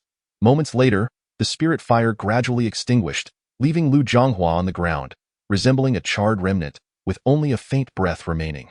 Several spirit masters who rushed over were equally astonished by the scene before them. Such a minor assessment had resulted in the loss of two disciples, one a standout among the newcomers and the other a core disciple with 8th-level spiritual power. What astonished them even more was that the perpetrator was Gu Yun, a figure deemed a waste, recently expelled from the sect. How could he possibly have harmed them? Did you do this? The transmission master uncle asked, incredulous, unable to fathom that this was the work of Gu Yun, if it were indeed his doing. What level of cultivation had he attained? If he possessed such formidable power, why had he begged for a position as a mere servant merely a month prior? Gu Yun, you have a lot of audacity to harm your fellow disciples, a spirit master fumed. Although this individual was merely a distant relative of Lu Zhonghua, witnessing Lu Zhonghua's pitiful condition sparked his fury. Pray tell, what crime have I committed? Gu Yun replied solemnly. This is not evidence. You have dealt such a heavy hand against your fellow disciples. The spirit master frantically cast water manipulation techniques to alleviate the fire poison from Lu Zhonghua. Had it not been for that, he would have already acted against Gu Yun. Today is the disciple assessment day. According to the sect's rules, life and death are left to fate. Their inadequacies and strength are of no concern to me. Gu Yun replied, unflinching. You. The spirit master's face paled, but he found himself at a loss for words. Gu Yun continued, Lu Tianbing is a 6th-level disciple. Prior to the assessment, he insisted I vacate the training room, or he would kill me. Lu Zhonghua, being an 8th-level disciple, wielded a spiritual treasure against me in a bid to take my life. All of this can be attested to by those present. Do their actions align with the sect's rules? If they do, please bring me before the sect master. I shall die without regret. Upon hearing this, the spirit master was rendered speechless. From both the rules and the context of the duel, Gu Yun had committed no wrongdoing. Moreover, having defeated an 8th-level core disciple, how could Gu Yun possibly face punishment from the sect master? Gu Yun, has your spiritual power been restored? The transmission master uncle's face lit up with joy. He held high hopes for Gu Yun and had devised numerous plans for him over the past 3 years. Now that Gu Yun's strength had not only been restored but also significantly improved, how could he not be elated? This matter is of great importance and must be reported to the elders immediately. Gu Yun's extraordinary talent was a rarity, occurring only once in a century. When he first entered the sect, many elders had regarded him as the future of Qingshan's sect. However, the 3 years of decline had caused many to forget about him. Now that Gu Yun's strength had returned, it was naturally a matter of great concern for the elders. Even the injury of 2 disciples of spiritual power would not be taken lightly, let alone the loss of a spirit master. To report to the transmission master uncle, my spiritual power has reached the pinnacle of the 6th level. I should soon recover to the 7th level. Excellent. Splendid. The transmission master uncle's face bore a rare smile. I shall take you to see Elder Tang immediately. Master uncle, wait. A peculiar smile appeared on Gu Yun's face. The expressions of Gu Ming and Gu Feilong in the crowd suddenly changed, as an ominous premonition surged within them. Now, I suppose I have passed the entrance assessment and become a disciple of Qingshan sect? Gu Yun inquired. Naturally, once we meet Elder Tang, you will undoubtedly become a core disciple. The transmission master uncle replied without hesitation. I have heard that our Qingshan sect has a rule. Apart from the 10 great families, only one disciple from other smaller clans, such as our Gu family, may enter the sect for cultivation. My cousin Gu Ming has already passed the assessment. Before the transmission master uncle could finish, he was interrupted. This is of no concern. Once we meet the elder, breaking this precedent will be quite simple. As a core disciple, such privileges were to be expected. Master uncle has misunderstood. I do not wish to disrupt the rules of Qingshan sect for my own sake. If we follow the order of precedence, I fear I cannot join Qingshan sect. The transmission master uncle was no fool. Upon hearing this, he quickly grasped the implication. Gu Yun, You ungrateful wretch, you cannot do this. Gu Ming shouted.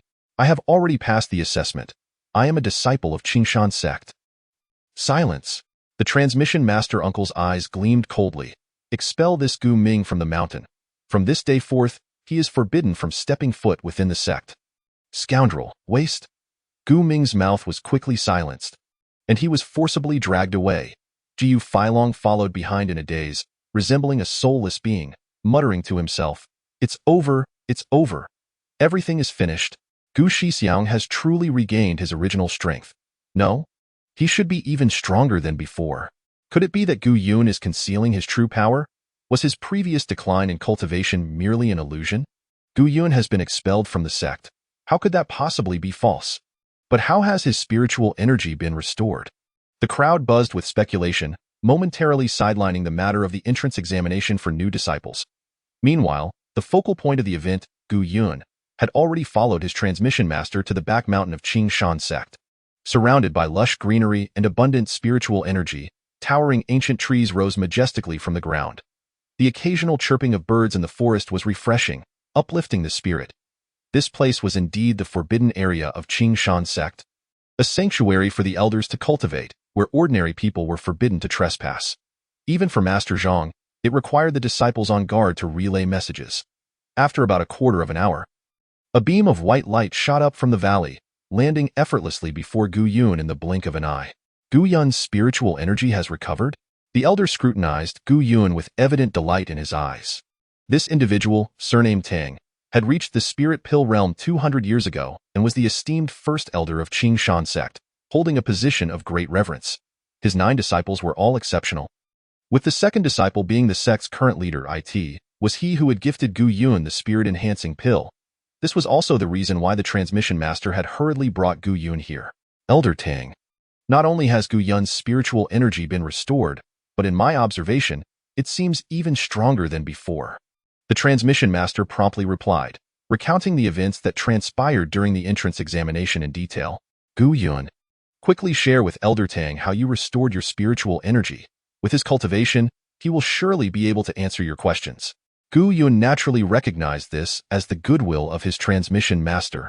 Yet he was certain he would not disclose the existence of the Jin Yuan ancient god, the chaos space, or the countless spirit pills he had consumed. I'm not entirely sure myself, Gu Yun murmured. From my perspective, it seems that Gu Yun did not experience a true regression in spiritual energy, but rather faced certain pressures that made it appear as if his energy had diminished. Otherwise, how could he have recovered nearly all of his spiritual energy in just a month? Elder Tang pondered. The transmission master nodded in agreement. Gu Yun, from this moment forth, you shall be my direct disciple. You are to cultivate diligently in the back mountain. Elder Tang declared with a smile. What? The transmission master looked taken aback. He had initially thought Gu Yun would become a core disciple, which was already a significant honor. He never anticipated that Elder Tang would directly accept Gu Yun as his personal disciple, a twist that exceeded his expectations. From henceforth, Gu Yun would be a peer of the sect leader within Qingshan sect, a status far beyond that of an ordinary core disciple. However, after the shock, the transmission master quickly accepted this reality. Had it not been for Gu Yun's decline in spiritual energy 3 years prior, he would have likely already been Elder Tang's direct disciple, just a mere spirit pill junior. And yet you have not shown me such deference. The Jin Yuan ancient god scoffed in dissatisfaction. Ji Yun had no time to engage in banter with Jin Yuan and promptly performed a formal bow. Thank you, Master. As cultivators, we need not be overly formal. Elder Tang waved his hand, an invisible force lifting Gu Yun up. You Jin. Elder Tang called lightly, and a young man rushed over. This is my newly accepted disciple. You are responsible for arranging his accommodations and selecting a cultivation method for him. Chapter 12. Soaring to great heights, Gu Yun Shidi. Congratulations on becoming Master S 10th disciple. The youth named Yu Jian appeared to be in his 20s, exuding a friendly demeanor that endeared him to Gu Yun. Greetings, senior brother Yu Jian. The transmission master quickly offered his respects. I leave Gu Yun in your capable hands. No need for formalities. No need for formalities, Zhang Tianhua. We are all of the same generation. Why must you be so courteous? Yu Jian waved his hand. Gu Yun is my little junior brother. I will certainly not neglect him. So you may rest easy. Thank you, transmission master. Gu Yun felt a sense of gratitude towards the transmission master who had always looked out for him. When he defeated core disciple Lu Zhonghua, most spirit masters sought to punish him. But only the transmission master was astonished by his recovery and brought him to this place. Becoming Elder Tang's disciple was indeed a monumental leap. Zhang Tianhua quickly waved his hand, saying, Gu Yun, although you are still at the 6th stage of spiritual energy, now that you are under Elder Tang's tutelage, your status is no longer the same. Given your talent, it is only a matter of time before you break through to the Spirit Master realm. From now on, we can address each other as equals. All right, enough of that. Hurry along with your business, Yu Jian said, somewhat impatiently to Zhang Tianhua. Little junior brother, follow me. Within Master S Treasure Pavilion, there are many rare treasures you can choose from. After bidding farewell to Zhang Tianhua, Gu Yun followed Yu Jian into a highly secluded cave. After passing through several formations, they finally arrived at the legendary treasure pavilion of Elder Tang. As a top-tier cultivator of Qingshan sect. With a mid-level spirit pill cultivation, Elder Tang had a lifespan exceeding 400 years, and thus his treasure pavilion was naturally replete with wonders. On the shelves and walls, various spiritual treasures, techniques, and texts dazzled the eyes. A sight Gu Yun had never even dared to dream of before. Little junior brother, according to Master S rules, you may choose one spiritual treasure that you desired, as for techniques. Although you may choose freely, remember that too much cannot be digested at once. It is best to select only one for now, and once you have cultivated it successfully, you can return for more. Yu Jian stated, feel free to ask me any questions regarding spiritual treasures and techniques. Thank you, senior brother Yu Jian. Gu Yun responded without hesitation, eagerly examining each item. This set of protective armor is crafted from the hide of a demon wolf. It is impervious to any spells from cultivators below the Spirit Master realm. This is a sword forged from a century-old phoenix bamboo. Ideal for cultivating wood-based techniques. This is the golden stone technique, an introductory technique for metal-type cultivation, perfect for body cultivators. Yu Jian continued to elaborate, providing insights on any spiritual treasure or technique Gu Yun lingered on. After perusing for a considerable time, Gu Yun was suddenly captivated by a dark bell. Soul-settling bell? His expression shifted slightly. The item before him bore an uncanny resemblance to the soul-settling bell he had seen at the auction, leading him to wonder if the buyer had been from Qingshan sect, subsequently placing it in Elder Tang's treasure pavilion. This seemed rather implausible. A powerful figure at the spirit pill realm would not likely purchase such low-tier spiritual treasures unless they had collected them long ago. This spiritual treasure is known as the soul-settling bell. When activated with spiritual energy, it can instill terror in the hearts of others, making it a highly potent artifact. However, this is only true for ordinary cultivators. Once you reach the Spirit Master realm, its efficacy diminishes significantly. Although Yu Jian explained this, Gu Yun felt an inexplicable allure emanating from the bell, which left him in a state of confusion. Moreover, this soul-settling bell had fetched over 600 spirit stones at the auction, making it considerably more expensive than other spiritual treasures, thus leaving a deep impression on Gu Yun. Kid, if you want it, just take it.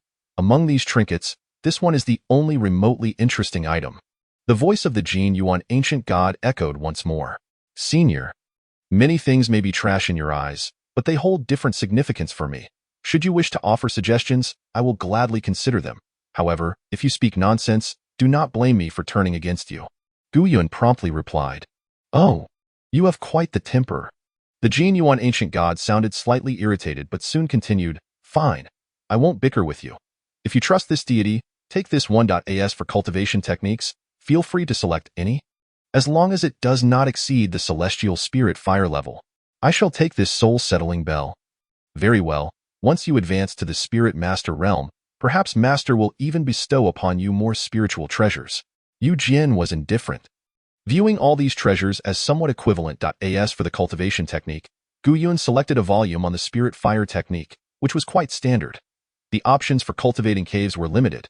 The back mountain was not overly spacious, and Elder Tang's 10 disciples had already occupied most of the prime locations. Ji Yun could only choose a cave facing the morning sun, which was relatively inferior, however, compared to his previous cultivation quarters. It was a world apart. After bidding farewell to Yu Jian, Gu Yun promptly made his way to his new cultivation quarters, eager to settle in, though regrettably, Lu Tianbing had no fortune to enjoy this. Greetings, Gu Shixiao. Congratulations, Gu Shixiao, on becoming Elder Tang's disciple. I knew Gu Shixiang would achieve great things one day through his relentless efforts. Along the way, numerous new disciples respectfully greeted Gu Yun. Congratulations, Gu Shidi. A core disciple approached with a beaming smile. May I ask who this senior brother is? Gu Yun inquired, a puzzled expression crossing his face. I am Zhao Hong. I have long heard of your esteemed name, Gu Shidi. Indeed, you are extraordinary. I hope we can interact more in the future and exchange insights on cultivation. The other party bore no malice despite Gu Yun's lack of recognition, instead smiling brightly. Greetings, senior brother Zhao. I look forward to our future exchanges. Gu Yun returned the courtesy. As he walked, both acquaintances and strangers alike bowed respectfully upon encountering Gu Yun, including numerous core disciples. In a mere quarter of an hour, Gu Yun found himself taking more than half an hour to traverse the same distance. He couldn't help but wonder why there were so many people today. Typically, Qing Shan sect disciples devoted themselves to cultivation, and encountering 3 to 5 individuals was already considered a rarity. Just as Gu Yun was nearing his cultivation quarters, he was suddenly stopped by a burly man with a dark complexion. Gu Shidi. Long time no see. I was the one who assessed you when you entered the sect. I knew back then that you would have a bright future ahead. Thank you, senior brother Zhang, for your kind words. I am quite flattered. Just then, a figure emerged from the crowd, dropping to their knees with a thud. Gu Shixiang, I was wrong. I am not human. Li Mu, while slapping his own face, cried out, Senior brother Gu, forgive me. I shall never dare to do so again. I am blind to your kindness, you wretched scoundrel. The burly man with a dark face kicked Li Mu away, exclaiming, On that day, Gu Yun treated you like a brother, yet you repay kindness with malice. Senior brother Gu, I realize my mistakes. Li Mu wailed bitterly. During the recent assessment, he had seen everything clearly. Gu Yun had even expelled his cousin from the Qing Shan sect. And in the days that followed, he had troubled Gu Yun repeatedly. If Gu Yun wished to rid himself of Li Mu, he would surely not last until the morrow. Enough. Return now. Take care of yourself in the future.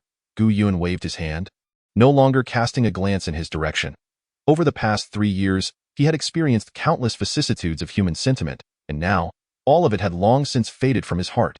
He held no regard for someone like Li Mu and had no intention of taking any action against him. In Gu Yun's mind, only the path of cultivation remained. With few possessions, Gu Yun tidied up briefly before heading directly to the herb garden. He felt immense gratitude towards Shang Wantao. Now that Gu Yun had become a disciple of Elder Tang, his status surpassed that of the core disciples, and naturally, he would no longer undertake menial tasks. However, he still needed to pay a visit to Shang Wantao. Shang Wantao, in turn, offered words of encouragement and upon parting, unexpectedly bestowed upon Gu Yun 5 yuan-boosting pills, which greatly delighted him. Speaking of yuan-boosting pills, they were part of Gu Yun's next plan. After cultivating to the 7th level of spiritual power, the efficacy of minor pills had waned considerably, making the refinement of spirit-enhancing pills imperative. However, the crafting of spirit-enhancing pills, being the primary elixir at the spiritual realm, posed a challenge far beyond that of minor pills. Yet, for Gu Yun, it merely entailed the expenditure of some spiritual herbs. After all, the spiritual herbs within the chaotic space grew at an astonishing rate, thriving and proliferating endlessly. Currently, the space had expanded considerably, though he still lacked a few types of herbs necessary for refining spirit-enhancing pills. It was time to make another trip to Qingshan City to procure the remaining herbs, exchange for sufficient spirit stones, and then retreat to cultivate in seclusion. Chapter 13. Behind the conspiracy 300 miles away.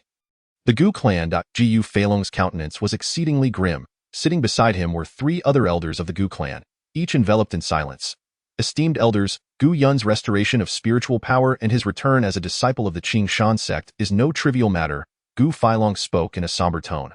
The clan leader is correct. With Gu Yun's innate talent, he will undoubtedly carve out a place for himself within the Qing Shan sect in a few years. Once he has firmly established himself, we shall find ourselves in a precarious position. After these few words, the room fell silent. Although the Gu clan held significant prestige locally, in the eyes of the many families affiliated with the Qing Shan sect, they were merely a small clan. Presently, Gu Yun posed no immediate threat to them. However, once he ascended to the realm of spirit masters, they would be utterly powerless against him. Are we to release Gu Feitian? Our enmity with Gu Yun has already been established, and our collaboration with the Feilu family is underway. Gu Feitian is likely to be either dead or severely injured by now. No, We absolutely cannot release Gu Feitian.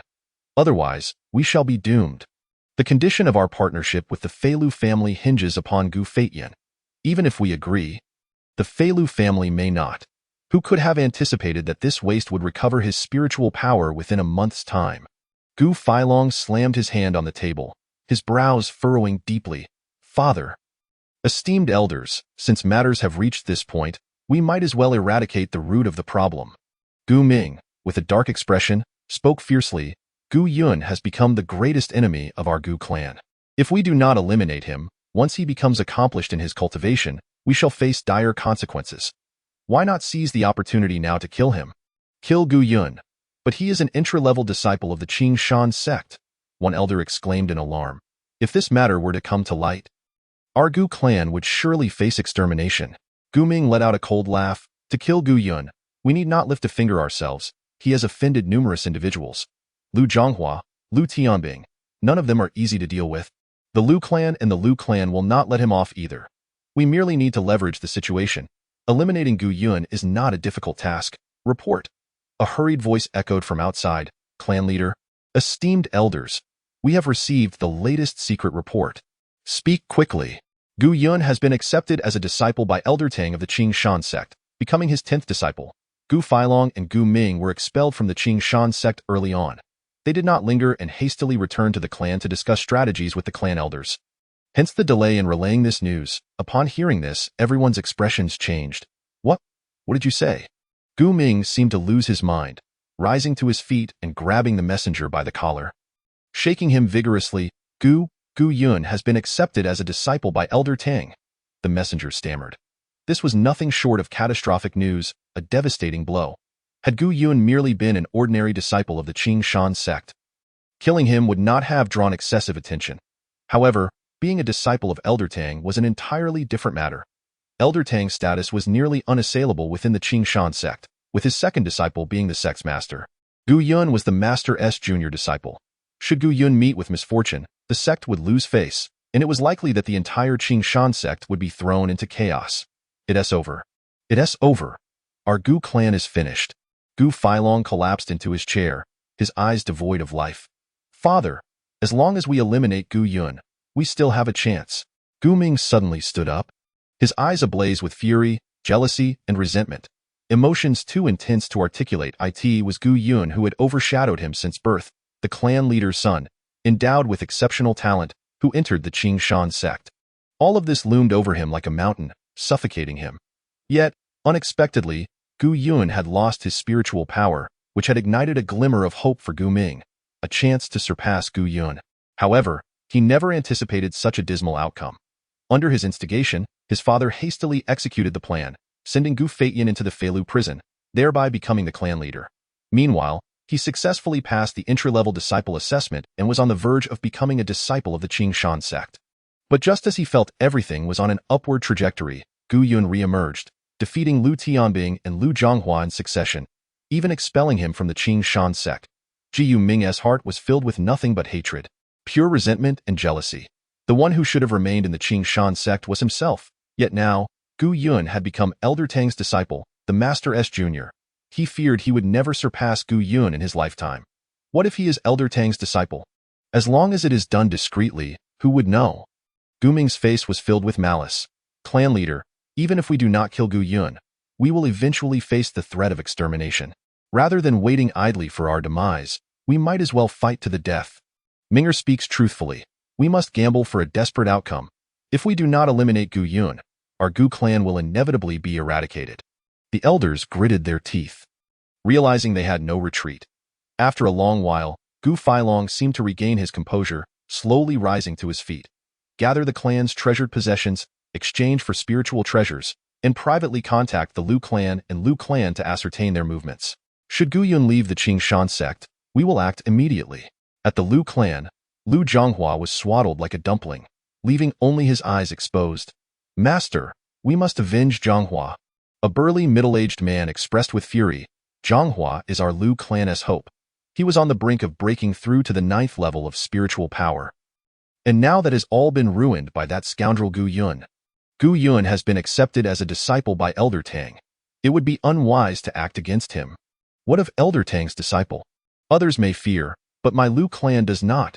We have been silent for over 100 years. Perhaps we have been forgotten. How dare a mere intra-level disciple act against my Lu clan's disciples? I shall visit the ancestor. He has been in seclusion for over 200 years and could surely use some fresh air. This is a trifling matter. There is no need to trouble the ancestor. A young man dressed in white, strikingly handsome, interjected. His name was Lu Tianba, the most talented disciple of the Lu clan. Having reached the pinnacle of the 10th level of spiritual power, he had collected spiritual herbs several times and was the most promising candidate to become a spirit master for the Lu clan. Although he was not directly related to Lu Zhonghua, he was still of the same bloodline as the clan's ancestor. With such a significant incident occurring, he could not stay away. Tianba, what do you mean by that? The middle-aged man asked coldly. Uncle, there is no need to rush. Even if the ancestor emerges, it would not be due to the actions of a mere disciple of the spiritual realm clashing with Elder Tang. If we were to disturb the ancestor over such trivial matters, impacting his cultivation, could you bear the consequences? Lu Tianba replied solemnly, this matter certainly cannot be overlooked, but there will be ample opportunities in the future. There is no need to rush. I, Lu Tianba, will surely avenge my clan brother. Tianba is correct. It would be inappropriate to summon the ancestor for such matters. We shall leave it to Tianba. Unbeknownst to Gu Yun, the events unfolding between the Gu clan and the Lu clan were beyond his awareness. At this moment, he had arrived in Qingshan City for the second time, now quite familiar with the surroundings. After purchasing some seeds for spiritual herbs, Gu Yun began to inspect various stalls as per his previous routine. Suddenly, he furrowed his brows slightly, sensing the soul-settling bell in his possession vibrating gently. That moment, he noticed a figure in a conical hat approaching from across the way, whose eyes sparkled with a keen light. Also scrutinizing Gu Yun, judging by the man's build and attire, it appeared to be the individual who had taken the soul-settling bell at the auction. The two nearly brushed past each other without exchanging a word. Yet Gu Yun was acutely aware that the other party undoubtedly felt the same unusual sensation. It seemed that this soul-settling bell was anything but an ordinary treasure. In no time, the man vanished amidst the throng. Gu Yun placed the soul bell into the chaotic space, as he had no desire to attract attention. As for the remarkable uses of this soul bell, Gu Yun was rather indifferent. His entire focus was devoted to cultivation. Chapter 14. The trade fair. Upon arriving in Qingshan City, Gu Yun had a very clear plan. To sell some low-grade spiritual herbs while simultaneously purchasing seeds for the spiritual herbs needed to concoct spirit-enhancing pills. Once these matters were suitably arranged, Gu Yun made his way to the auction house. His intent was twofold: to sell some higher-aged spiritual herbs, as the auction house was affluent and would offer a higher price, and to see if there were any treasures available for sale. The one who received Gu Yun was none other than the Taoist Yunwu. It has been some time since we last met. Have you perhaps brought along some aged spiritual herbs? Taoist Yunwu greeted him with a broad smile. A few days prior, he had submitted the spiritual herbs exchanged from Gu Yun, which received great acclaim. One esteemed alchemist, holding a significant position, even personally met with him, urging him to acquire more similar herbs. This left Taoist Yunwu utterly astonished. As a low-ranking steward in the Alchemist Alliance, he was hardly regarded by the haughty alchemists. Clearly, the herbs brought by Gu Yun possessed extraordinary qualities. Thus, upon seeing Gu Yun, Taoist Yunwu was exceedingly courteous. Indeed, I have a few spiritual herbs available for sale. Gu Yun nodded. Previously, the herbs he sold were of 5 to 6 years maturity. While these herbs might not attract much attention, their low price was insufficient to fulfill Gu Yun's ambition of accumulating a substantial amount of spirit stones. After much contemplation, Gu Yun concluded that this auction house, capable of hosting auctions, was the most reliable, and he held a favorable impression of the elderly Taoist Yunwu. What herbs do you have, and how many? Taoist Yunwu inquired, his face lighting up with delight. As long as they are similar to the last batch, I shall offer you double the previous price. From now on, whatever herbs you gather, I shall purchase. Gu Yun was somewhat taken aback by Taoist Yunwu's eagerness. Nevertheless, he was not overly concerned about Taoist Yunwu's intentions. Firstly, Gu Yun intended to retreat for cultivation after selling the herbs, meaning Taoist Yunwu would not see him for some time. Secondly, Gu Yun's strength had significantly increased, and with the protection of the soul bell, he was more than capable of safeguarding himself. More importantly, Gu Yun was a direct disciple of Elder Tang. With such a title within the Qingshan sect, it was unlikely anyone would dare to lay a hand on Elder Tang's disciple. Thus, Gu Yun stated directly, These spiritual herbs were bestowed upon me by my master. I have no immediate use for them, which is why I am exchanging them for spirit stones. It would be wise for you to keep this matter confidential. Otherwise, I may find myself without herbs in the future. Master? Taoist Yunwu was slightly taken aback upon hearing this. He had initially assumed Gu Yun was merely a herb gatherer, but it turned out he had a master. Given the quality of the herbs, it was evident that Gu Yun's master was no ordinary figure. Without allowing Taoist Yunwu much time to ponder, Gu Yun produced a small brocade box. This time, I have 3 golden moon herbs. 3? A flicker of disappointment crossed Taoist Yunwu's face, but he quickly reconciled himself to the reality. The 20-year-old golden moon herbs were extremely valuable and rare. Offering 3 was already considerable. Thus, he promptly declared, I will pay you 600 spirit stones in total in the future. Should you gather any herbs, seek me out, and I assure you, you shall not lose out. Taoist Yunwu accepted the brocade box, and upon opening it, a rich herbal fragrance immediately filled the room, invigorating all who inhaled it. Taoist Yunwu took a deep breath, a look of rapture crossing his features, but it was short-lived. Is this 50-year-old golden moon herb? Taoist Yunwu's voice trembled slightly. The 3 golden moon herbs, resplendent in golden hue, even the newly sprouted tender leaves bore the same golden-colored. 50-year-old spiritual herbs were exceedingly rare. Once they emerged, they would undoubtedly be coveted by cultivators. Numerous elders at the spirit pill level would even vie for them fiercely. Taoist Yunwu had seen fewer than 5 such 50-year-old golden moon herbs during his years in the Alchemist Alliance. Gu Yun was taken aback by Taoist Yunwu's astonished expression. Although this golden moon herb was indeed 50 years old, it remained one of the lower-grade spiritual herbs. Dune typically utilized 70 to 80-year-old golden moon herbs, or even 100-year-old spiritual herbs when concocting low-grade pills. Thus, the 3 50-year-old golden moon herbs were indeed rare within the chaotic space, as the herbs he had previously planted had all surpassed 100 years in age. Gu Yun had not anticipated that these 3 golden moon herbs would elicit such a strong reaction from Taoist Yunwu.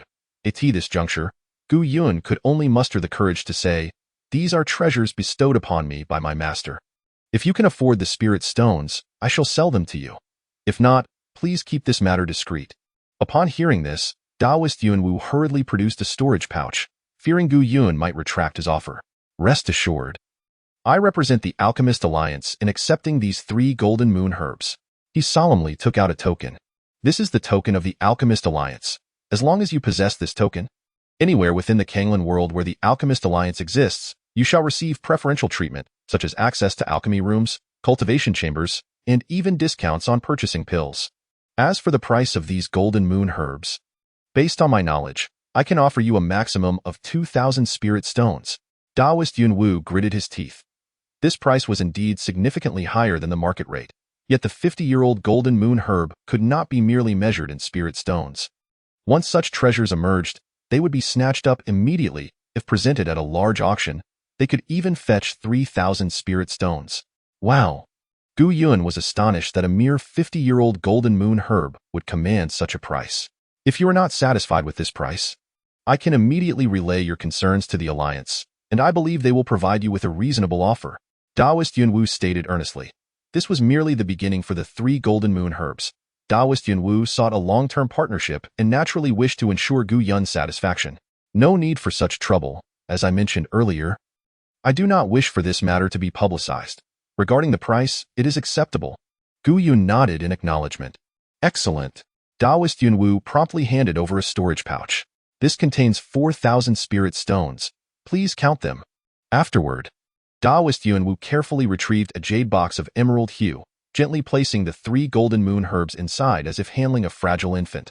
Feeling the weighty storage pouch, Gu Yun was quite pleased. I wonder if there is an auction taking place today? There is no auction today, however. There will be a small-scale auction shortly. I wonder if you might be interested. Following this, Taoist Yunwu explained, this small auction is exclusive to those holding the Alchemist Alliance token, allowing participants to freely trade or auction their items. The Alchemist Alliance merely provides the venue without charging any fees, making it exceedingly popular among cultivators. Moreover, such auctions often showcase rare treasures. Oh, this trade fair indeed sounds intriguing. Gu Yun had never encountered such a method of exchange. Based on Taoist Yunwu's description, this auction primarily focused on bartering, supplemented by spirit stones, and surely contained numerous precious items. Even if Gu Yun had no need for them, it would be a feast for the eyes. The trade fair is about to commence. Please follow me. Led by Taoist Yun Wu, Gu Yun entered a pavilion in the backyard of the auction house. The trade fair was held on the top floor of this pavilion. The space was not large, approximately 10 zhang in size, and each participant had a chair, with dozens sitting in a circle. Ji Yun took a brief glance. Most individuals present had considerable levels of spiritual power, with some even approaching the 10th level. Nearly reaching the spirit master realm, a few wore broad-brimmed hats or black veils, evidently wishing to conceal their identities. It seemed this trade fair was teeming with hidden talents. Only those with substantial spiritual power would possess valuable items. Upon entering the room, a few individuals nodded slightly to Taoist Yun Wu in greeting, while Gu Yun attracted no attention from the others. After about a quarter of an hour, roughly 10 more people trickled in, nearly filling the chairs. Taoist Yun Wu moved to the center of the room, cupping his hands together. The time is near. Friends, you may begin. After which, he returned to sit beside Gu Yun, indicating that the trade fair was indeed quite casual. I shall go first. A burly man with a dark complexion stood up immediately. Striding to the center, he retrieved a golden, elongated body from his storage pouch, measuring over a zhang in length. This is a golden dragon cat I hunted some time ago, a second-tier demon beast. Apart from taking its inner core, everything else is intact. I am open to exchanging it for spirit stones or suitable treasures. A second-tier demon beast? Quite rare. Having taken the inner core, the body won't fetch much at the Xiaoyao Alliance. Many cultivators whispered among themselves. Yet no one showed interest in the golden dragon cat's body. It was no surprise. The most valuable part of a demon beast was its demon core, and with that taken, the value of the body plummeted drastically. After a stick of incense had burned, the burly man reluctantly returned the golden dragon cat to his storage pouch, and the first transaction ended without success. Once the dark-faced man sat down, a woman clad in white, her face veiled, gracefully walked to the center. I recently harvested a few strands of ice silkworm silk, totaling over 3 zhang in length. It is suitable for refining spiritual treasures and crafting defensive armors. I am only seeking 300 spirit stones. 300 spirit stones, I shall take it. As soon as the woman's words fell, a young man shouted loudly, I bid 500 spirit stones. 800 spirit stones. The price escalated rapidly, and Gu Yun felt a twinge of alarm. He had initially believed himself to be quite affluent, yet it became apparent that he was far from it. Nevertheless, this merely underscored the preciousness of ice silkworm silk. Gu Yun, however, harbored little interest. He was not adept at crafting weapons, thus the utility of ice silkworm silk was limited for him. Ultimately, the silk was purchased by a woman for the staggering sum of 2,000 spirit stones, leaving onlookers astounded. Next to take the stage was an elderly man, his face a tapestry of wrinkles that nearly obscured his features. I have 2 stalks of 15-year-old purple gold grass, wishing to exchange for 10 enhancement pills. The old man cradled a jade basin, within which were 2 stalks of purplish-red spirit grass, barely a finger's height, faintly shimmering with a lavender glow. Purple gold grass? Gu Yun furrowed his brows slightly. This type of spirit grass had scant and rudimentary descriptions in spirit herb discourse. It thrived in the presence of metal and stone, demonstrating resilience akin to iron and steel, impervious to both fire and ice. It was a superior treasure for concocting certain specialized body-enhancing elixirs. Its sole drawback lay in its exceedingly slow growth. The efficacy of any grass under 20 years was minimal, rendering it nearly useless. However, purple gold grass aged over 20 years was indeed priceless. Regrettably, the stringent conditions required for its cultivation led to a significant portion withering before reaching that age. Lu Hong, are you dreaming? 15-year-old purple gold grass in exchange for 10 enhancement pills. A man interjected without hesitation. Do you genuinely believe this purple gold grass can thrive in the hands of cultivators for 5 more years? What I sell in spirit grass is none of your concern, the old man retorted angrily. You cannot cultivate it, but you cannot ensure that others cannot either. Should you provoke me further, I shall seek the judgment of Master Yun Wu. Humph. I am merely concerned that some fellow cultivators may fall prey to your deceit. Cultivating spirit grass is inherently challenging, and purple gold grass is even more so. The old man managing to keep the grass alive was already a feat. Expecting it to grow for another 5 years was utterly implausible. Otherwise, why would he easily part with such a precious item? While the purple gold grass was of little use to others, it was different for Gu Yun. With his chaos space, the grass would burgeon upon entering, rapidly maturing to several decades in no time, offering immense benefits when used for body enhancement. Moreover, Gu Yun had already procured the seeds for crafting enhancement pills, and it would not be long before he could produce them. By that time, what would 10 enhancement pills matter? Lu Hong's brow was tightly knit. He clearly understood that parting with purple gold grass was no simple task. This was his third visit to the small auction, and it seemed he would once again leave disappointed. 5 enhancement pills. This is my final offer. I shan't return to the next trading event, Lu Hong declared through gritted teeth. Easier said than done. By the next time, those 2 stalks of purple gold grass may well wither away. Anger flared in Lu Hong's eyes, and his expression turned grim. For enhancement pills, if no one else is interested, I shall destroy them all. Chapter 15. Spirit Vine. I'll take it. The simple 3 words detonated like a bomb in the auction hall, instantly inciting a commotion. Lu Hong, who had been on the verge of despair, now exhibited a glimmer of surprise. He himself had not anticipated that someone would indeed desire these 2 seemingly worthless stalks of purple gold grass. He hurried over, his face beaming with smiles. Esteemed guest, since you have expressed interest, this purple gold grass is now yours. Young friend, you must consider this carefully. Master Yun Wu hastily interjected, unable to prevent Gu Yun from proceeding, especially with Lu Hong watching. However, the purple gold grass was indeed a useless item. While 4 enhancement pills were not exorbitantly priced, it was akin to throwing money into the void. How foolish of someone to want it. This item is utterly useless. Purple gold grass under 20 years is less valuable than weeds. The crowd buzzed with conversation, clearly aimed at Gu Yun. What you deem useless, I find valuable. Gu Yun mused internally. How could he possibly refuse such a rare opportunity to acquire precious purple gold grass at such a meager price? Grasping the 4 enhancement pills, Lu Hong's face radiated joy. He had finally offloaded this hot potato. After obtaining the purple gold grass, Gu Yun immediately placed it in the chaos space, and in an instant, the previously dull-colored grass transformed into a vibrant purple, glowing brilliantly. Amidst a sea of verdant spirit herbs, the 2 stalks of purple gold grass shone like translucent amethyst, strikingly conspicuous. Yet, to Gu Yun's disappointment, the purple gold grass did not grow rapidly like other spirit herbs. Its color deepened, and a droplet resembling amethyst slowly formed at the tip of the leaves. Nonetheless, this was enough to signify the extraordinary nature of the purple gold grass. What a treasure he had stumbled upon! As the auction progressed past its midpoint, most attendees had acquired their desired treasures, yet few piqued Gu Yun's interest. However, he noticed a middle-aged man casting furtive glances in his direction, which stirred a sense of wariness within him. Although it was relatively safe within Qingshan City, he could not shake the feeling that he might be ambushed on his return to Qingshan sect. Gu Yun found himself puzzled. After all, he had only offered 4 enhancement pills, a transaction so minor that it hardly warranted scrutiny. Thus, he quietly committed the middle-aged man's appearance to memory, intending to inquire with Master Yun Wu after the auction concluded. At that moment, an elderly man approached, cradling a jade box.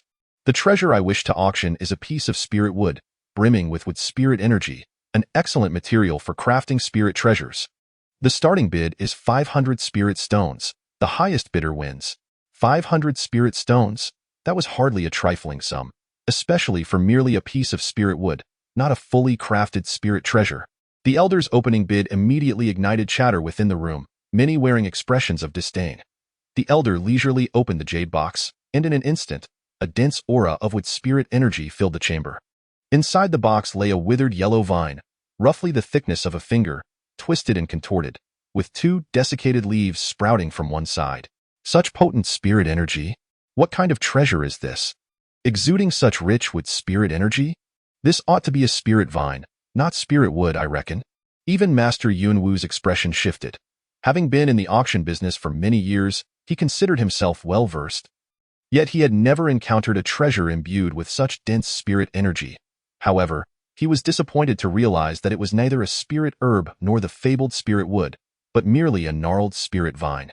A smirk of pride crossed the elder's face. Esteemed friends, you should now understand that my asking price of 500 spirit stones is not exorbitant. This item possesses profound spirit energy, even without using it to forge spirit treasures. It bears numerous benefits for those with spirit roots. Before the elder could finish, someone interrupted. Spirit herbs can be used for alchemy, spirit wood for crafting spirit treasures. What use does this spirit vine serve? This individual's words held merit. Aside from its rich spirit energy, the spirit vine appeared to be a superfluous item, much like the purple gold grass, seemingly lacking any significant utility. Jiu Yun, however, found himself intrigued by the spirit vine. While he was not yet aware of its potential, he speculated that if placed within the chaos space, it might continue to grow, eventually revealing its capabilities. Young man, procure that spirit vine for me. The long silent golden yuan ancient god suddenly declared, this spirit vine holds great value for me. I shall pay any price to acquire it. Golden yuan ancient god's words startled Gu Yun. Since their acquaintance, he had rarely asked Gu Yun to do anything and had never proactively sought any item. The urgency in his tone suggested that the spirit vine was of considerable significance. It seemed that this spirit vine was indeed indispensable. 500 spirit stones. I will take it. A burly man stepped forward, brandishing his spirit stones with determination. Hold on. I merely set the starting bid at 500 spirit stones. There may be others interested, the elder hastily countered. Humph. Who would want such a thing? Even if someone did, would they dare compete with me? The burly man surveyed the room, his eyes brimming with arrogance. Given his demeanor, he likely had a notable background. As many cultivators dared not even glance his way. 600 spirit stones. Gu Yun replied unhurriedly. How could he forsake an item that had caught the attention of Golden Yuan ancient god? The burly man's expression darkened instantly, glaring at Gu Yun with fury. Who is this brat, daring to vie with me? Master Yunwu, is there a rule at this auction that states if one person wishes to purchase something, no one else may bid? Gu Yun directed a cold gaze at Master Yunwu. This, of course, it is the highest bidder who wins. Master Yunwu's expression soured somewhat. The burly man was a disciple of Liu sect. Holding a position of considerable esteem and wielding a token of the highest authority within the Pill Immortal Alliance, he was reluctant to offend someone from Liu sect, but in front of so many witnesses, the auction's rules could not be easily altered. You, brat, have some guts. Since you wish to compete with me, let us see if you possess the ability. The burly man sneered, 1,000 spirit stones. This price was a full doubling of the starting bid. 1,000 spirit stones for a mere spirit vine of uncertain utility? Every cultivator present was of considerable means, yet none would engage in such an endeavor. Spirit stones were the foundation of cultivation, and each one had to be accounted for. Without a clear purpose, they would hardly be interested unless the price was exceedingly low. 1,100 spirit stones. Gu Yun's brows slightly furrowed, revealing that he had encountered a considerable predicament. However, he was not one to abandon hope. 1,500 spirit stones.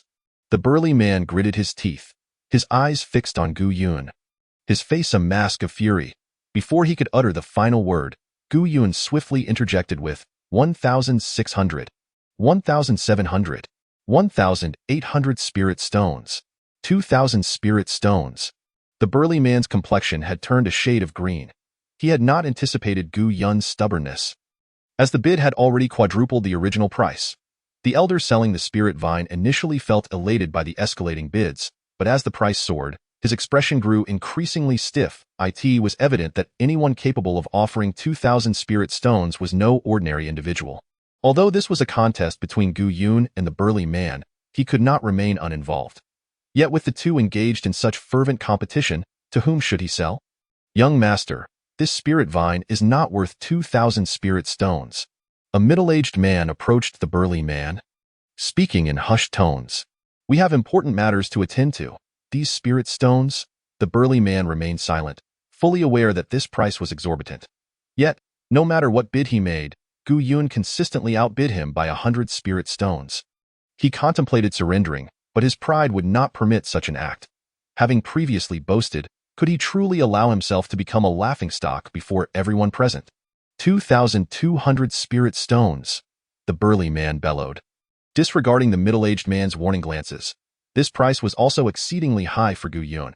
He possessed just over 4,000 spirit stones, originally intended for seclusion and cultivation. Would he truly expend them all on this item? The ancient deity, Jin Yuan, quietly advised, my young friend, grant me this favor and concede the bid to him. Besides, this item does not hold significant utility. Gu Yun nodded. Had it not been for the ancient deity's insistence, He would never have considered offering such a high price. Youngster, spirit stones are merely external possessions. If you desire spirit stones, you can easily sell some spirit herbs.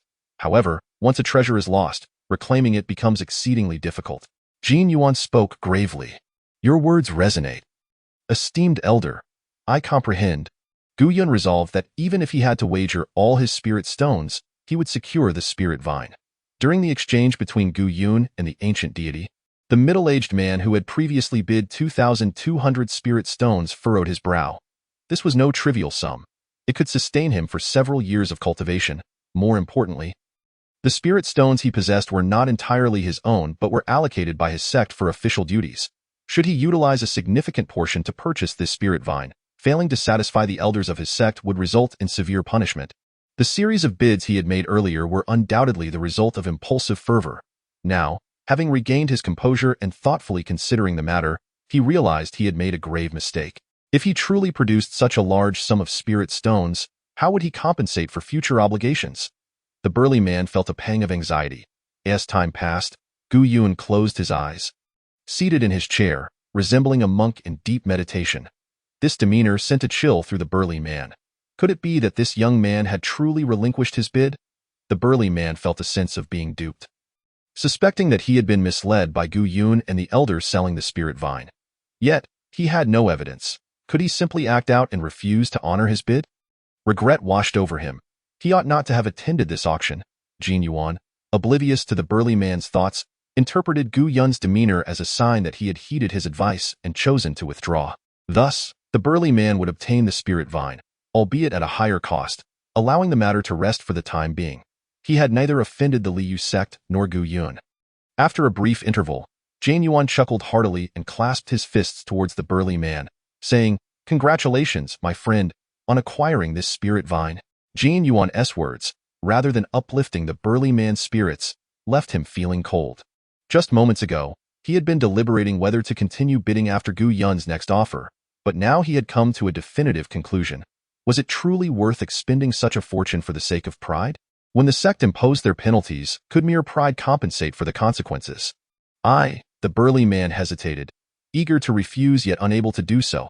Moments dragged on. Each second felt torturous to him. His heart racing, he even began to calculate the value of the treasures within his storage bag, contemplating selling some to cover his losses. Just then, Gu Yun spoke up, 2,300 spirit stones? What? You wish to continue? All right. The burly man sprang to his feet, his expression transforming from anger to one of unexpected delight. The sound of Gu Yun's bid struck him like celestial music. Jin Yuan stood dumbfounded, taken aback by the burly man's reaction. However, it was clear that the spirit vine now belonged to Gu Yun. Finally feeling a sense of relief, Gu Yun found this price acceptable. As the elder accepted the 2,000 spirit stones, his hands trembled. Having lived over 60 years, he had never encountered such a substantial sum. He felt a surge of joy, realizing that despite his previously unfortunate life, he had unexpectedly stumbled upon this spirit vine, which had yielded such a fortune, sufficient to sustain him for the remainder of his days. After obtaining the vine, Gu Yun promptly placed it into his chaotic space. However, to his surprise, the vine showed no signs of transformation within the chaotic realm, still appearing as desiccated as ever. This is a treasure. It cannot be compared to ordinary spirit herbs, Jin Yuan exclaimed, his face alight with excitement. The subsequent transactions grew somewhat tedious, as Gu Yun did not encounter any items that piqued his interest. As the auction neared its conclusion, cultivators gradually departed, leaving only a handful of individuals for the final negotiations. Just as Gu Yun prepared to leave, a figure approached and clasped their hands, asking, Are you Gu Yun? This individual was none other than the middle-aged man who had been observing Gu Yun from the shadows. Chapter 16, Feilu Family. I believe we do not know each other, Gu Yun replied, his brow slightly furrowed, revealing a cautious demeanor. The middle-aged man bowed, saying, I am Feilu Shangqing. The second statement from the middle-aged man caused Gu Yun's expression to shift dramatically. In the vicinity of Qingshan sect, the Feilu family was the sole clan that bore the surname Feilu, infamous as the ancestral enemy of the Gu family. Moreover, Gu Yun's father was currently imprisoned within the Feilu family's dungeons. Before Gu Yun could respond, Feilu Shangqing continued, I wonder if you have a moment. I would like to converse with you, particularly regarding your father's situation. A cold glimmer flashed in Gu Yun's eyes. Could this man be attempting to leverage his father as a means of coercion? You are overthinking it. Your father and kin are safe within my Feilu family. But now is not the time to discuss such matters. State your intentions plainly. Gu Yun retorted coldly, unwilling to engage in any subterfuge. Congratulations on becoming Elder Tang's 10th disciple. Feilu Shangqing began with a bow. Your information flows quite freely. Gu Yun replied. Unperturbed, Elder Tang, being one of the few alchemy experts within Qingshan sect, taking on a disciple was no trivial matter. Although no grand ceremony had been held, it was common knowledge among the affiliated families of Qingshan sect. As soon as I received the news, I sought an opportunity to meet you. Unfortunately, I lacked the chance until today, so I hope you will not take offense. Feilu Shangqing spoke with extreme politeness, even deliberately lowering his demeanor. The Gu and Feilu families were bitter enemies. Why would he adopt such a stance towards Gu Yun? Sensing Gu Yun's skepticism, Feilu Shangqing quickly added, Your father and other kin are treated as esteemed guests within my Feilu family. Apart from their temporary inability to leave, they face no other restrictions. Oh. Feilu Shangqing's remarks left Gu Yun perplexed. When had the Feilu family become so accommodating? Was it due to Shangwan Tao? You possess extraordinary talent, and with Elder Tang as your mentor, it won't be long before you achieve great prominence. My Feilu family does not wish to court disaster, and thus seeks to avoid enmity with you. Feilu Shangqing felt quite helpless. If the Feilu family weren't holding Gu Feiyin captive, he wouldn't need to adopt such a posture. Although the two families held a deep-seated grudge, Gu Yun could not launch an assault against the Feilu family under this pretext. Now that they had imprisoned Gu Yun's father and kin, how could Gu Yun easily forgive them? When he had previously collaborated with Gu Feilong, Feilu Shangqing had never anticipated such a turn of events.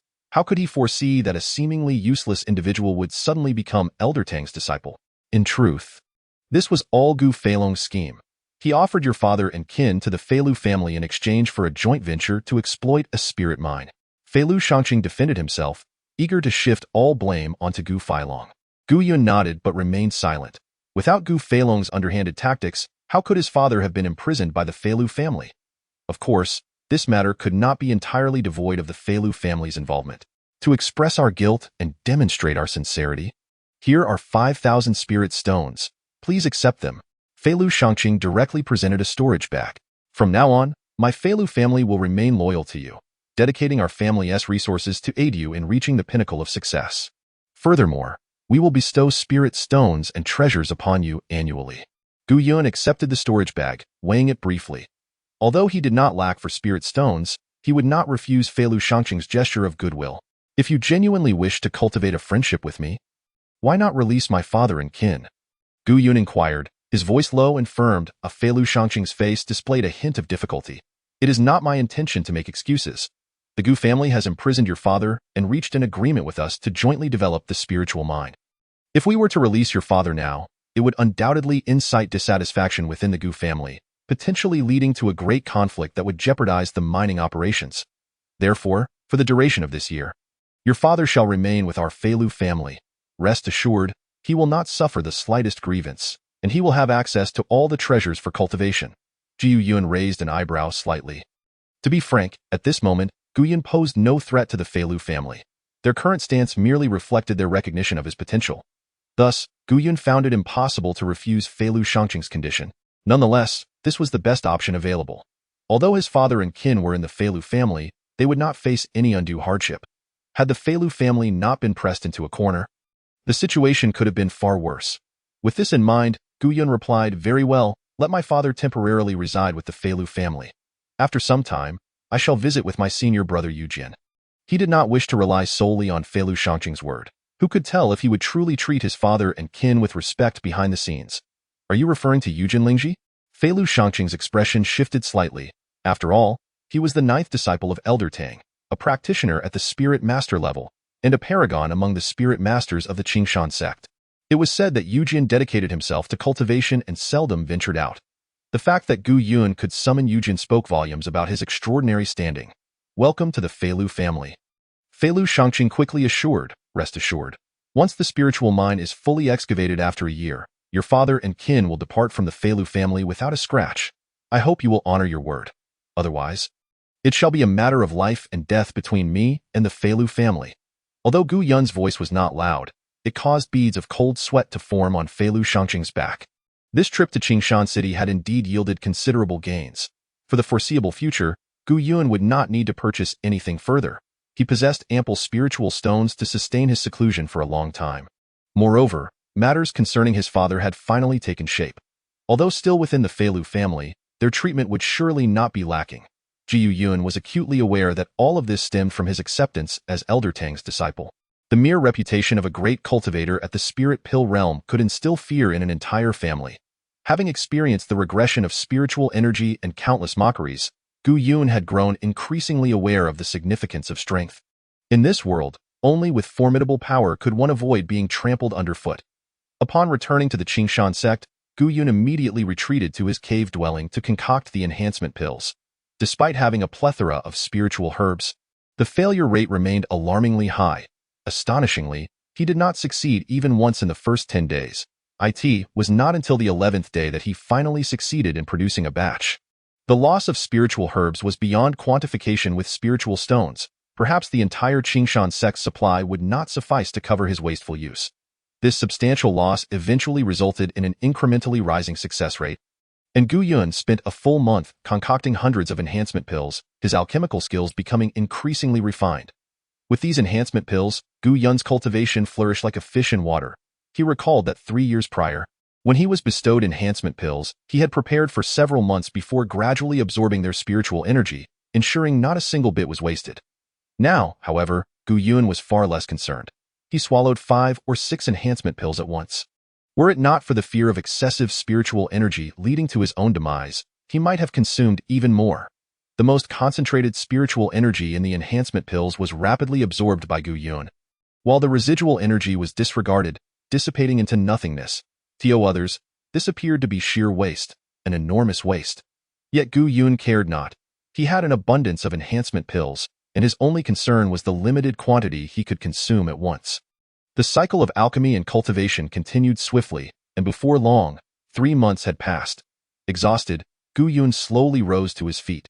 Taking a deep breath, he had reached the pinnacle of the 10th stage of spiritual energy. And the effects of the enhancement pills had diminished considerably. Gu Yun could vaguely sense a thick mass of spiritual energy forming within his dantian. The peak of the 10th stage was but a step away from the spirit master realm. Yet the disparity between the two was as vast as the heavens and the earth. In the Qingshan sect, spirit masters held a revered status, receiving abundant spiritual stones and elixirs. They could also open their own cave dwellings and recruit disciples. More importantly, reaching the spirit master realm brought about a qualitative enhancement in one's spiritual energy.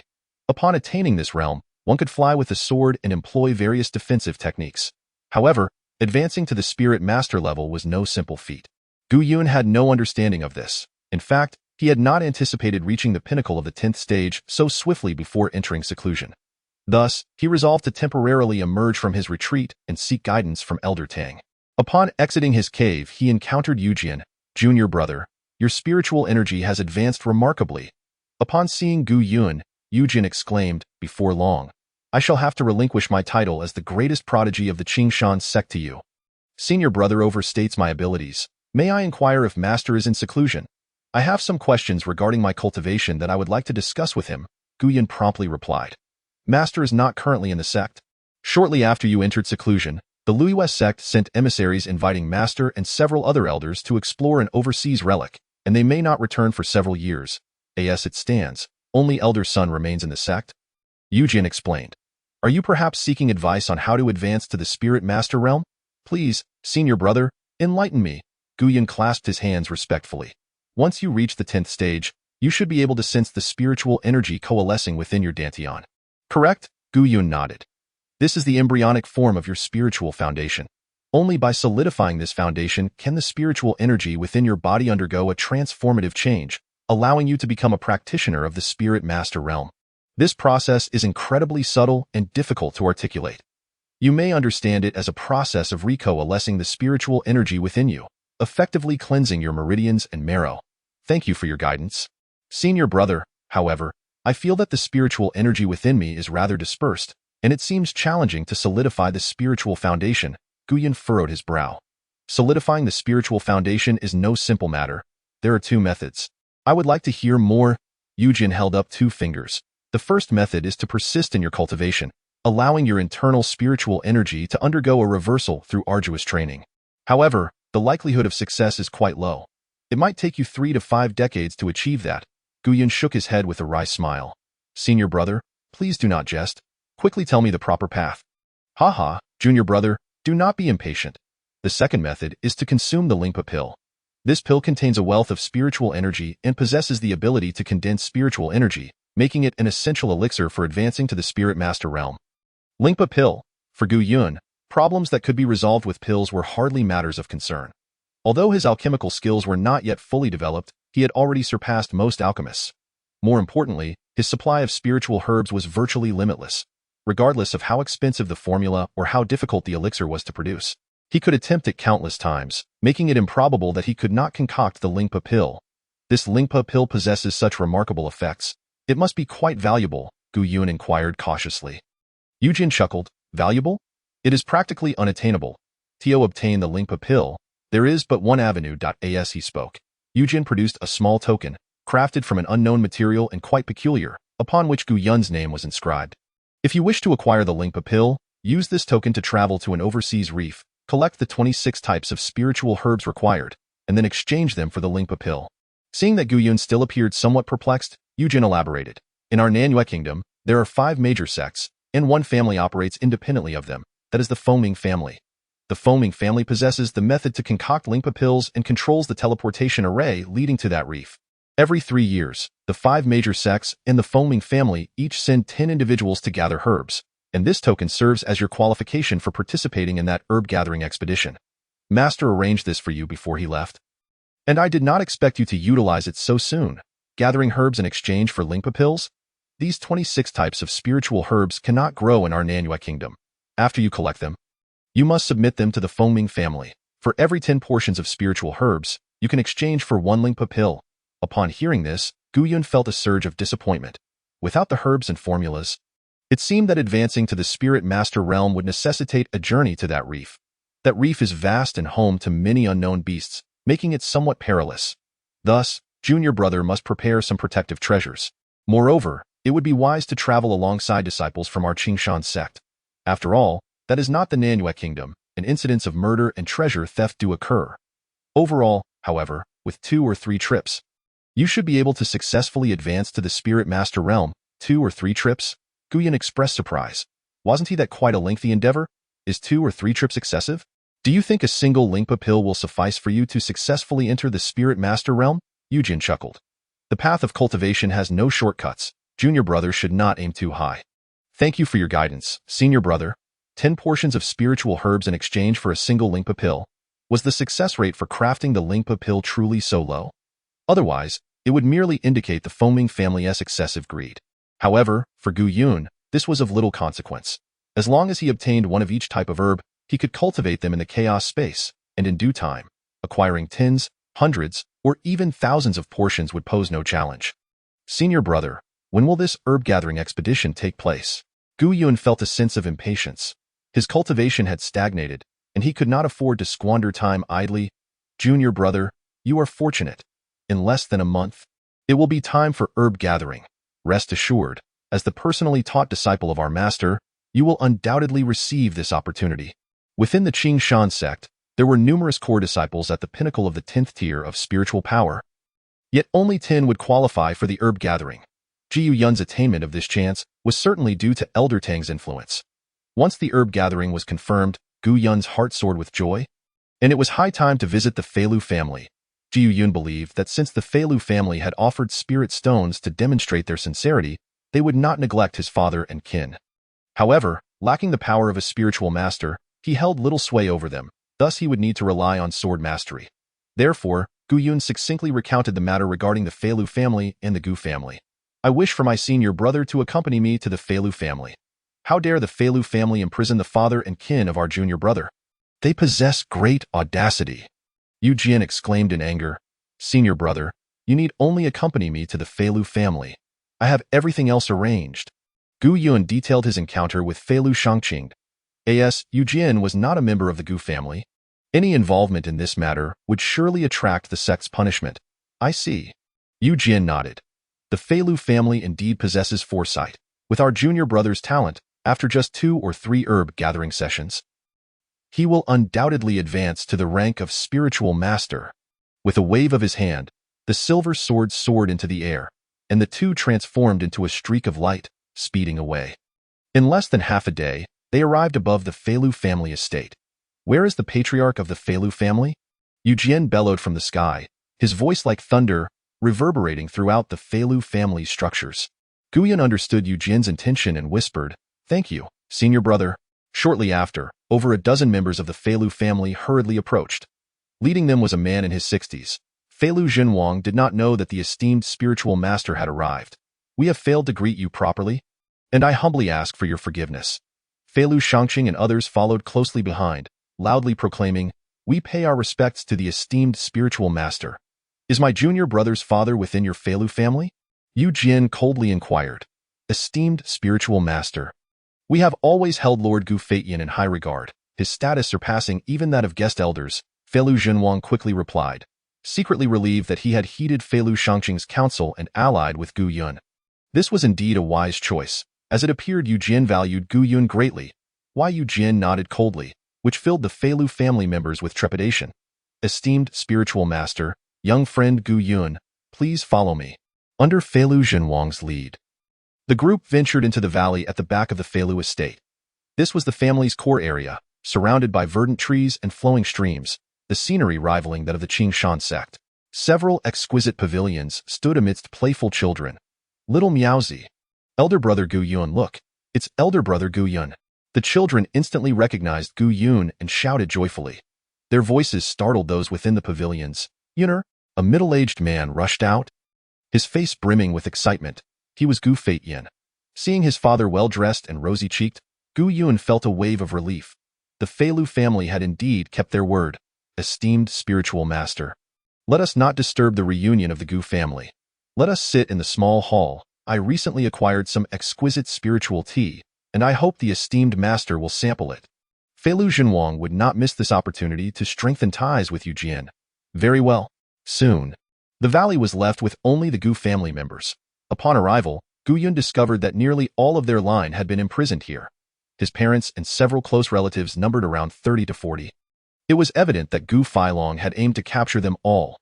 Even such young children had been sent to the Feilu family. Had it not been for his restored spiritual power and becoming Elder Tang's disciple, these individuals might have been imprisoned for life by the Feilu family. "Yuner, you have grown." Gu Feitian could hardly conceal his excitement. He had already heard from the Feilu family about Gu Yun's affairs. Despite the long-standing feud between their families, Gu Feitian now harbored greater hatred for Gu Feilong and his ilk. "Father, how could Gu Feilong resort to such vile actions?" Gu Feitian sighed deeply. "Let us not dwell on those matters. I have devoted myself to the Gu family for so many years, only to end up in such a predicament. However, your restoration of spiritual power is the greatest news. Your uncle and I have been elated for several days. Do not concern yourself with the affairs of the Gu family. Focus solely on your cultivation. Rest assured, father, I will not disappoint you." Gu Yun nodded earnestly. During the ensuing time, they spoke not a word about Gu Feilong's rebellion.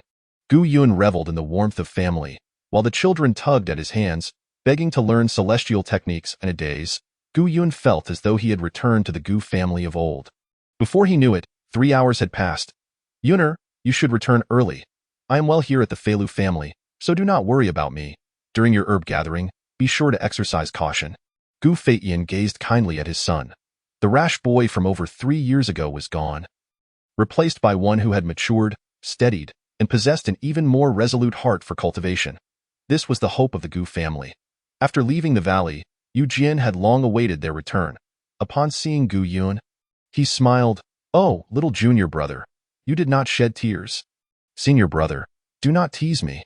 Observing their banter, Feilu Zhenwang could only chuckle awkwardly, realizing that their bond was closer than he had anticipated. "Esteemed spiritual master. Young Master Gu Yun, here is a type of spiritual tea produced by our Feilu family. It yields only a couple of taels annually, and its quantity is limited. I hope you both will accept it." Feilu Zhenwang reverently presented 2 small jars to them. Yu Jian barely glanced at them before tossing them into his storage pouch. He had tasted the tea earlier and found it quite agreeable, which Feilu Zhenwang noted in his heart. This was Gu Yun's first encounter with such precious tea. Particularly the faint spiritual fragrance wafting from the jar was invigorating, prompting him to open it. Instantly, a rich aroma and spiritual energy enveloped him. What a waste! What a waste! Jane Yuan's voice suddenly echoed, startling Gu Yun, who nearly dropped the jar. Whoever crafted this spiritual tea has squandered both its spiritual energy and fragrance. It is an utter waste. Elder, is this spiritual tea truly precious? Gu Yun hastily inquired. Jane Yuan, the ancient deity, seldom spoke, and even during their previous encounter with the spiritual vine, he had not shown such excitement. This spiritual tea tree should be known as Lingxi tea. Its primary effect is to focus the mind.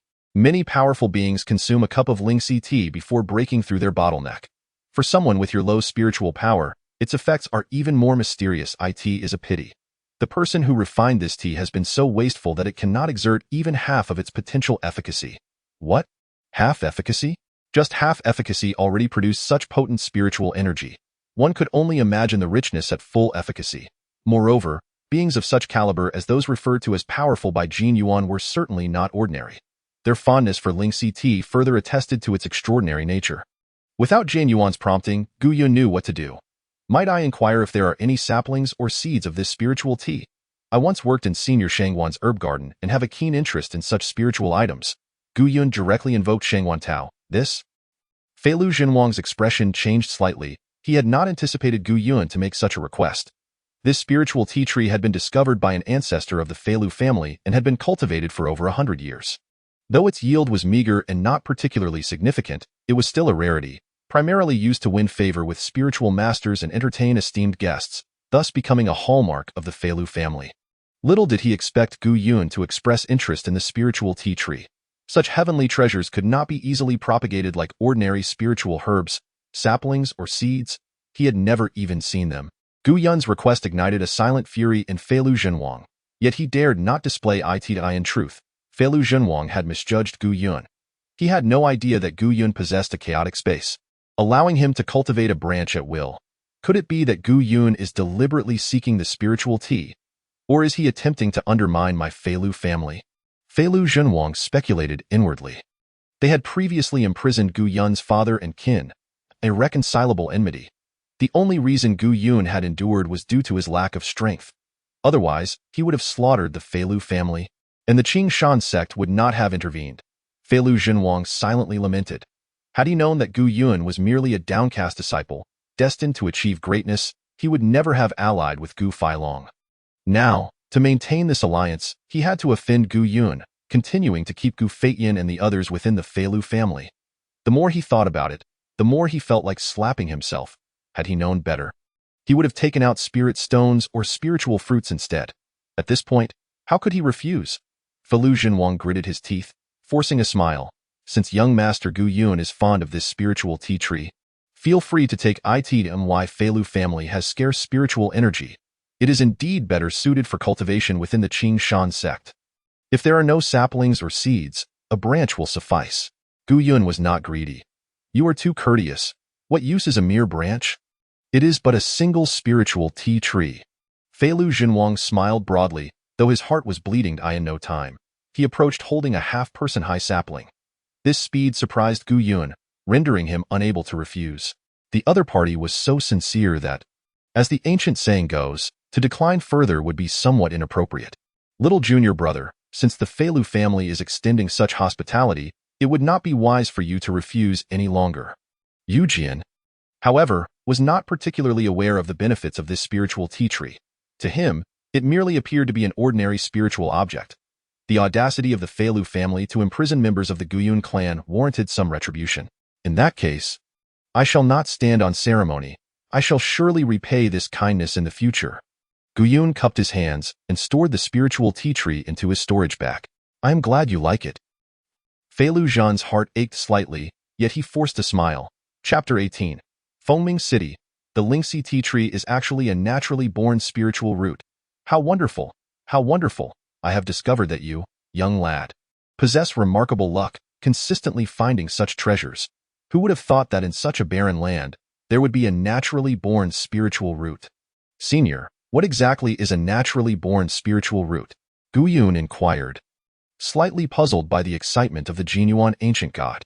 A naturally born spiritual root is one that has been severed from the mother plant of the Lingxi tea tree. Aside from being somewhat younger, it bears almost no difference from the mother plant. Conversely, spiritual objects cultivated from spiritual seeds tend to be weaker than the original mother plant to some degree. Within my chaotic space, it would only take a few thousand years for this Lingxi tea tree to rival its mother plant. Ha ha ha, the Feilu family is truly wasteful, such exquisite spiritual tea, yet their method of refinement is utterly subpar. The crafting of spiritual tea is akin to alchemy. One must condense its spiritual energy so that, at first glance, it appears utterly ordinary. However, once it graces the palate, all the spiritual energy will instantly evaporate, achieving its optimal effect. The genuine ancient god earnestly instructed, sharing the method of crafting spiritual tea with Guyun. After departing from the Feilu family, Guyun felt a weight lifted from his heart. The two did not return to Qingshan Gate but instead journeyed westward. After approximately 2 days, they arrived near a colossal city. This is Fengming City. Said to be the dwelling place of the ancient sacred beast, the Lingfeng.it is also the largest cultivation city in our South Yu Kingdom. Yujin explained. Fengming City was several times larger than Qingshan City, bustling with cultivators, while ordinary folk were a rare sight. The South Yu Kingdom is home to 5 major sects. Besides our Qingshan Gate, there are also Liu sect, Huolong sect, Yusho sect, and Xiaoyao Alliance.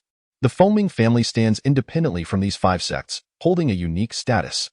This Fengming City is their territory, and the array leading to the island reefs is also located within. I brought you here to save time and to purchase a few defensive treasures for you. Although gathering spiritual herbs is not overly perilous, it is always better to be prepared. If you were to encounter any danger, I would have no way to explain it to our master.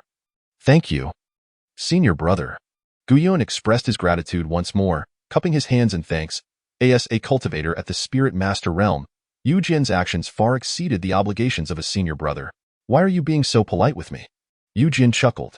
Let's go. It has been quite some time since my last visit. I am eager to see what new delicacies have been added to the Xiaoyao Pavilion. Fengming City was exceedingly lively, with people bustling about, leaving Guyun almost overwhelmed.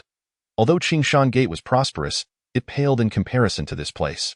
The opulent shops lined the streets, one after another. At the stalls, numerous spiritual treasures were openly displayed for sale. Little junior brother, this is not Qingshan Gate. You must exercise caution. If you offend a member of the Fengming clan, even our master may not be able to save you, Yujin remarked, pointing towards a floating phoenix carriage in the distance. Inside that carriage is likely a person of great status within the Feng clan. Before Yujin could finish, a young man approached, flying on his sword, the sharp sound of air slicing almost piercing to the ears. Yao Yu, it has been a while. What a fortunate coincidence to see you today. This young man, though only at the 10th level of spiritual power, was able to fly, suggesting that his sword was quite extraordinary.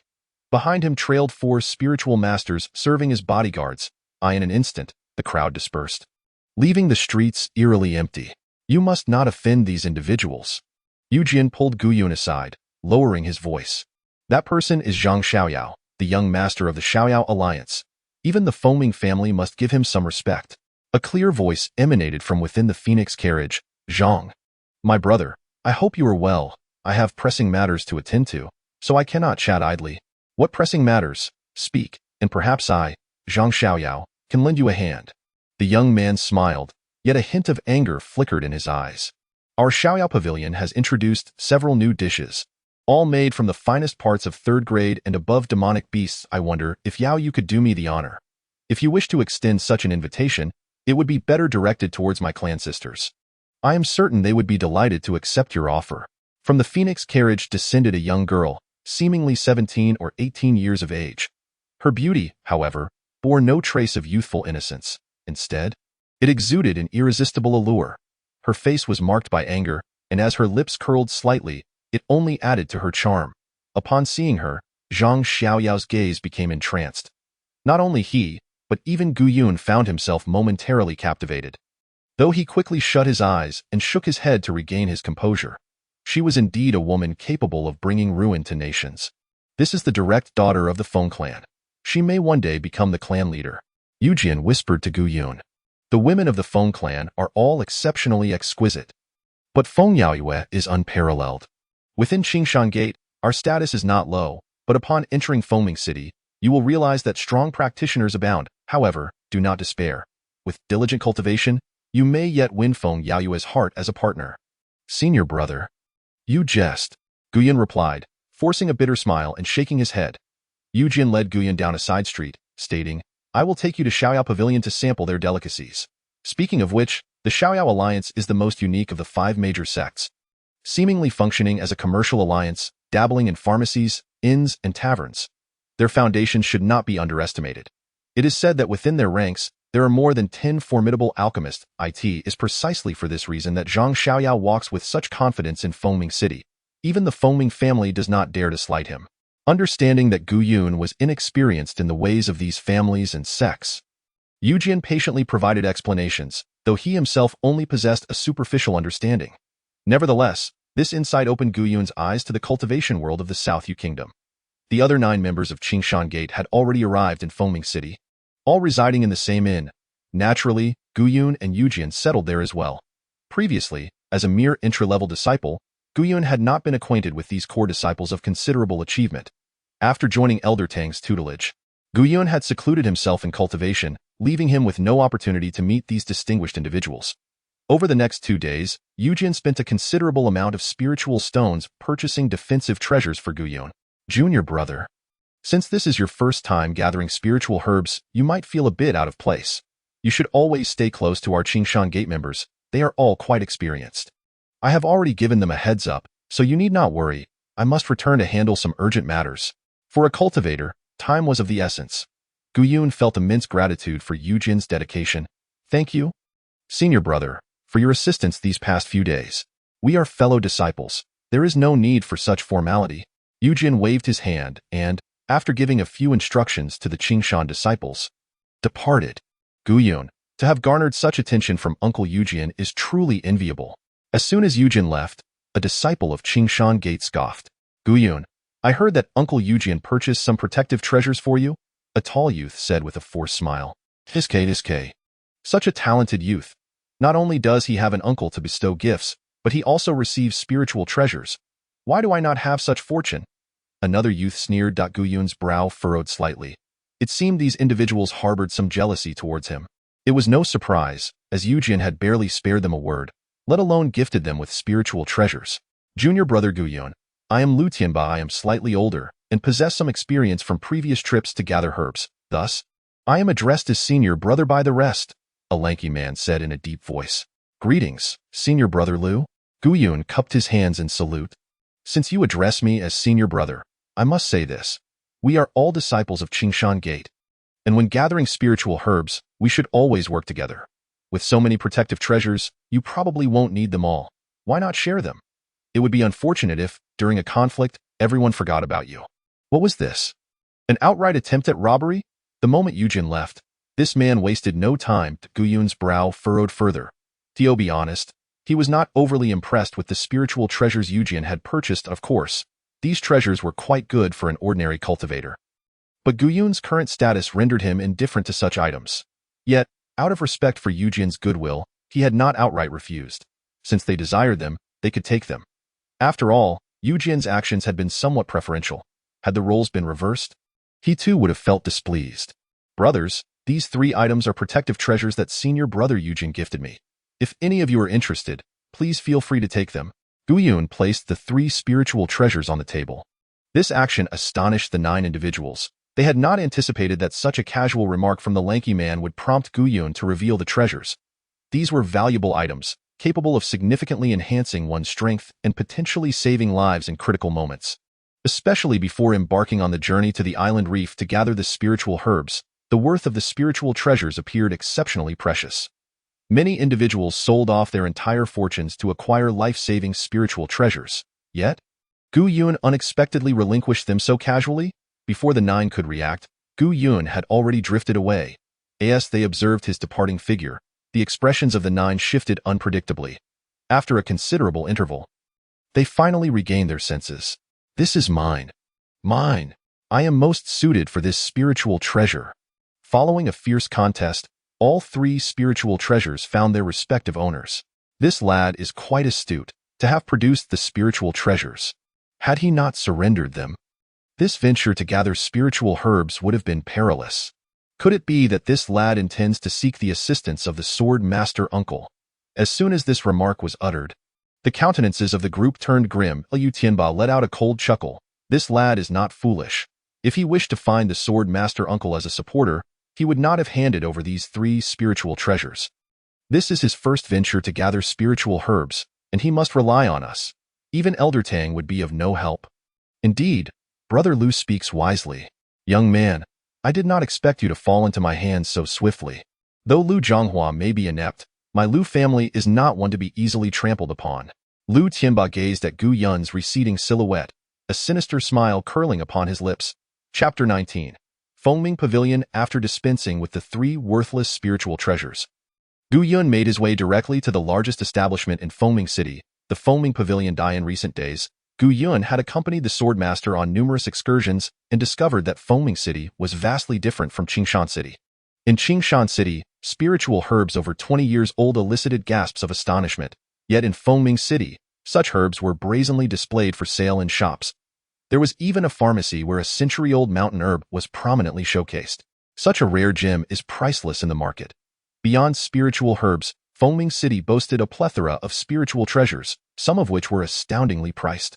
Furthermore, the city offered various luxurious consumables. For instance, the most expensive meal at the Leisure Pavilion could cost several thousand spiritual stones. According to the sword master, this feast was entirely prepared from the bodies of 5th-tier demonic beasts, a delicacy beyond compare. However, these were merely hearsay, as even the sword master claimed to have only heard of them. With a wealth of precious treasures and frequent transactions, Gu Yun's sale of spiritual herbs would hardly attract undue attention. This venture to gather spiritual herbs marked Gu Yun's inaugural external training, necessitating thorough preparation. He paid no heed to the roadside stalls or small shops. To be frank, while they were not devoid of quality goods, the abundance of treasures made it difficult to discern the exceptional within a short span. The choice of Fengming Pavilion was due to its esteemed reputation. Fengming Pavilion, affiliated with the Fengming family, was rumored to be personally managed by Feng Yaoyue. The array of treasures available ranged from elixirs to spiritual artifacts, all of high quality, albeit at slightly elevated prices. Upon arriving at the entrance, Gu Yun was promptly approached by a young attendant who clasped his hands and said, "Welcome, esteemed elder. May I inquire what you might need? I wish to sell some spiritual herbs and, additionally, purchase some defensive treasures. Please follow me." Esteemed elder. Under the guidance of the attendant, Gu Yun entered a small chamber where an elder was seated. Esteemed elder, this is our spiritual herb appraiser at Fengming Pavilion. You may proceed to sell your herbs, and I shall await you outside. Gu Yun, not one to stand on ceremony, waved his hand and produced 10 stalks of 20-year-old 100-flower grass. The elder did not even lift his eyelids, stating, 100 spiritual stones per stalk, totaling 2,000 spiritual stones. Here are the tokens. You may exchange them for spiritual stones outside. Gu Yun nodded slightly, as the lowest tier of spiritual herbs. The price of 100-flower grass was indeed not exorbitant in various pharmacies. It was merely around 120 spiritual stones. Fengming Pavilion's purchase price of 100 spiritual stones was quite reasonable. Gu Yun waved his hand again, presenting 5 stalks of 50-year-old golden moon grass to the elder. Golden moon grass? The elder's expression shifted slightly. Known also as the all-purpose grass, it is utilized in the refinement of many elixirs. Thus its value is considerably higher, and 50-year-old specimens are rare. 1,800 spiritual stones per stalk. The elder tossed out another pile of tokens. While the price was somewhat lower than that offered by the Yunwu real person, it was not excessively unreasonable. Gu Yun waved again, producing another 10 stalks of 50-year-old golden moon grass. This time, the elder's eyelids twitched slightly, but he swiftly produced another pile of tokens. Within a short span, Gu Yun had accumulated over 20,000 spiritual stones, an undeniable fortune. Gu Yun estimated this to be sufficient. The elder's demeanor reassured Gu Yun. It was evident that a shop with substantial financial resources and an experienced appraiser would act in such a manner. Had the elder displayed astonishment upon seeing the 50-year-old golden moon grass, Gu Yun would never have revealed the subsequent spiritual herbs. "Thank you." Gu Yun gratefully accepted the tokens and turned to leave. The attendant, surprised by Gu Yun's swift exit, expressed a hint of bewilderment but quickly added, "Esteemed elder, if you wish to purchase any spiritual treasures, I can provide recommendations." I seek the finest defensive treasures within the realm of spiritual power, Gu Yun stated with solemnity. The finest? The attendant's expression changed dramatically. This was Foaming Pavilion, the only establishment of the Foaming clan, brimming with treasures and countless precious items. While there were indeed numerous top-tier defensive treasures in the realm of spiritual power, their prices were extraordinarily steep. Far beyond the reach of ordinary individuals, however, to speak of the absolute best defensive treasures was not merely a matter of high price. Esteemed elder, the finest treasures are exceedingly costly, and they reside within the treasure pavilion, which I am afraid is beyond my authority to access. The attendant cautioned carefully. Meritorious treasures are undoubtedly expensive. I possess some tokens. Could you guide me on where to exchange them? Gu Yun discerned the hesitation in the attendant's eyes. Thus, he directly produced the tokens acquired from selling spiritual herbs and tossed them to the attendant. This. The attendant's countenance shifted drastically. The purple tokens could be exchanged for 1,000 spiritual stones each. Gu Yun held at least 20 of them. Esteemed elder, please pardon my ignorance. For a distinguished guest such as yourself, a manager will certainly be assigned to attend to you. There is no need to rush to exchange these tokens. You may do so after completing your transactions. After explaining, the attendant hastily retreated. Shortly thereafter, an elegant young woman hurried over, her face adorned with a radiant smile. I apologize for keeping you waiting, esteemed elder. I hope you can forgive me. No matter, as long as the treasures meet my satisfaction. Gu Yun replied. Rest assured. Our Foaming Pavilion is replete with countless treasures, and I am confident you will be satisfied. Guided by the young woman, Gu Yun traversed a teleportation array to the 6th floor of Foaming Pavilion. This area was quite spacious, lined with cabinets against the walls. By the eastern window, a tea table was set, fragrant tea wafting through the air, seemingly prepared in advance. Beside the table stood 2 graceful maidens, who promptly bowed upon Gu Yun's arrival. I seek the finest defensive treasures. Price is of no concern. Gu Yun reiterated his intent. Although the sword master had indicated that gathering herbs posed minimal danger, there had been instances in previous years where cultivators failed to return. Ji Yun had no desire to perish upon that solitary island. Furthermore, one of the crucial reasons for avoiding peril was to gather herbs alongside fellow disciples. The greater the number, the better the defense against demonic beasts or ambushes from rival sections. However, judging by the attitude of the 9 from Qingshan sect today, it was evident they were not overly welcoming towards Gu Yun. Whether they would ostracize him remained uncertain. Yet, should danger arise, those 9 would undoubtedly not come to his aid. Gu Yun refused to stake his life in the hands of others, making the acquisition of defensive treasures exceedingly vital. As for offensive artifacts, Gu Yun held little interest. He possessed scant experience in battles and had not cultivated any particular techniques, his sole reliance being the heavenly spirit fire. Moreover, the heavenly spirit fire was immensely powerful, far surpassing that of ordinary spiritual treasures, rendering it unnecessary for Gu Yun to forsake his foundational strengths in pursuit of the trivial. Before long, the young woman returned with several jade boxes. Esteemed elder, please behold this golden silk armor, crafted from the finest golden silkworm silk. It boasts remarkable resilience, capable of withstanding multiple attacks from flying swords at the spiritual master level, she introduced while holding up a resplendent golden armor. What is the price? Gu Yun inquired directly. 3,000 spiritual stones. I shall take it. Do you have anything else? Gu Yun's decisive response momentarily surprised the young woman. Although she was no stranger to business, encountering someone as forthright as Gu Yun was a rarity, and a flicker of positive sentiment arose within her. She then produced a second treasure. This is a swift escape talisman. One of our Foaming clan's top-tier talismans. Upon activation, it can instantly multiply one's speed several times, making it an exceptional life-saving treasure. Each talisman is priced at 2,000 spiritual stones, and there are 5 available. 2,000 spiritual stones? This price caused Gu Yun to frown. He had indeed heard of the swift escape talisman, but such an exorbitant price seemed rather outrageous. Did this young woman intend to swindle him? The reason Gu Yun selected Foaming Pavilion was due to its reputable standing, ensuring no fraudulent dealings would occur. The young woman quickly clarified, esteemed elder, this swift escape talisman is unlike ordinary ones. It employs a unique refining method exclusive to our Foaming clan. Once activated, even spiritual masters would struggle to catch up. Ordinary swift escape talismans lack such efficacy. I will take 2, and let me see other treasures before making a decision. Gu Yun nodded. The next treasure is exceedingly costly.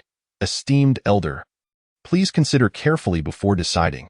The young woman presented a jade box, revealing a round disc adorned with peculiar runes. Iti, the center of the disc, a recess the size of a grain of rice, intermittently emitted a chilling glow. This treasure is known as the Blood Escape Formation. By utilizing essence blood and spiritual energy to activate the array, it can function as a teleportation array. According to historical records, once deployed, it can transport individuals across a distance of several dozen miles. Oh! A hint of astonishment flickered across Gu Yun's face. An array capable of instantaneously teleporting hundreds of miles is undoubtedly a rare and precious treasure. Should he encounter peril, this spiritual artifact alone could facilitate his escape. However, one must be mindful, for once the Blood Escape Formation is activated, it will deplete a significant amount of essence blood and spiritual energy, leaving you extremely weakened for a considerable period, necessitating ample time for recovery. Thus, it should only be employed in dire situations. Gu Yun nodded thoughtfully. Such a powerful artifact must certainly come with its drawbacks. This treasure is to be reserved for critical moments, solely for the sake of survival. I will take this treasure. The price for the Blood Escape Formation is 50,000 spiritual stones, the young woman said softly. 50,000 spiritual stones. Gu Yun had believed himself to be well off, only to discover that his entire fortune fell short of even half the cost of the Blood Escape Formation. Nevertheless, its boundless utility compelled Gu Yun to acquire it, regardless of the steep price. After a moment of contemplation, Gu Yun said, I lack sufficient spiritual stones. Might I offer a treasure in exchange for some of the cost? This? The young woman hesitated. Generally, transactions are conducted with spiritual stones. However, considering the magnitude of this deal, she refrained from outright refusal. That may be possible, but I must have a senior in the pavilion appraise it first. Gu Yun reached into his robes, producing a small, palm-sized sprout. This vibrant purple gold plant bore gleaming amethyst crystals on each leaf. It was one of the 2 purple gold grasses he had obtained at the trading fair, and after some time of nurturing, both plants had undergone significant transformation.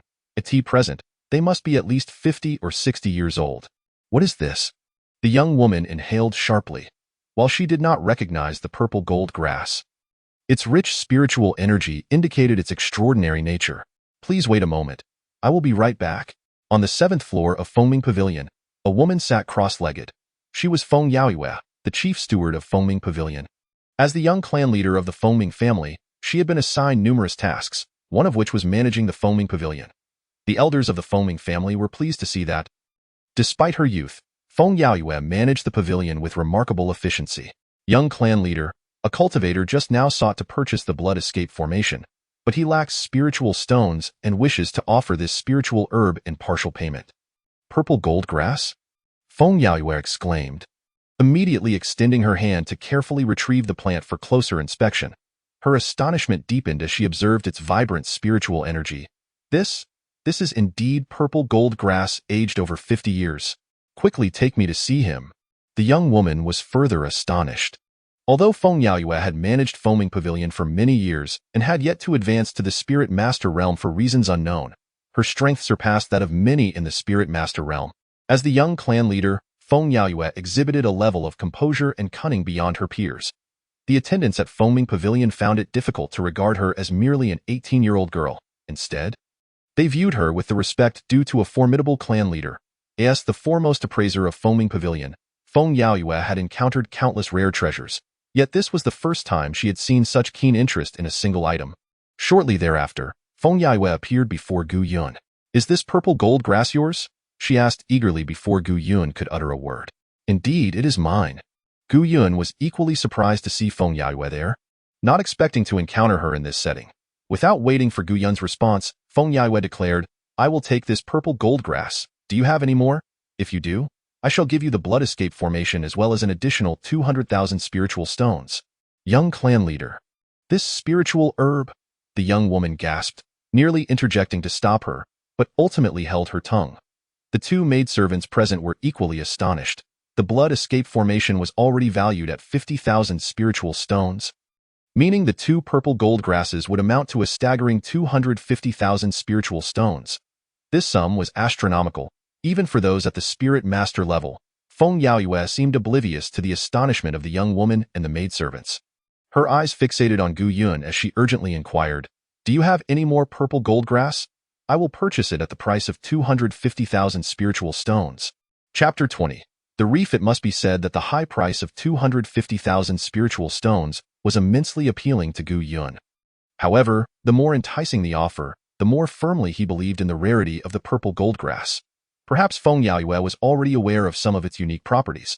Unlike other spiritual herbs, purple gold grass did not proliferate within the chaotic space, so Gu Yun would never part with the remaining one. I'm afraid I possess only this single sprout, and it was an unexpected find, Gu Yun replied calmly. It seems this spiritual herb holds significant value for you. Feng Yaoyue sighed softly. Having merely hoped for a stroke of luck. After all, how could one expect to gather two such precious herbs in one go? Indeed, this purple gold grass serves a special purpose for me, likely more than you can imagine. Rest assured, whenever you bring more purple gold grass, I will purchase it at the price of 250,000 spiritual stones, and I speak not in jest. Feng Yaoyue gradually regained her composure. This purple gold grass was of utmost importance to her, and her earlier excitement was uncharacteristic. However, once calmed, she reassured herself that acquiring even one was a remarkable fortune. In this manner, Gu Yun would not only secure the blood escape formation but also gain an additional 200,000 spiritual stones, significantly enhancing his worth. Initially hesitant to purchase just two of the swift movement talismans, Gu Yun decided to acquire all of them. Such life-saving artifacts were indeed worth having in abundance. After Feng Yaoyue departed, the young woman enthusiastically recommended numerous spiritual treasures to Gu Yun, fully aware of his newfound wealth. However, the remaining items held little interest for him.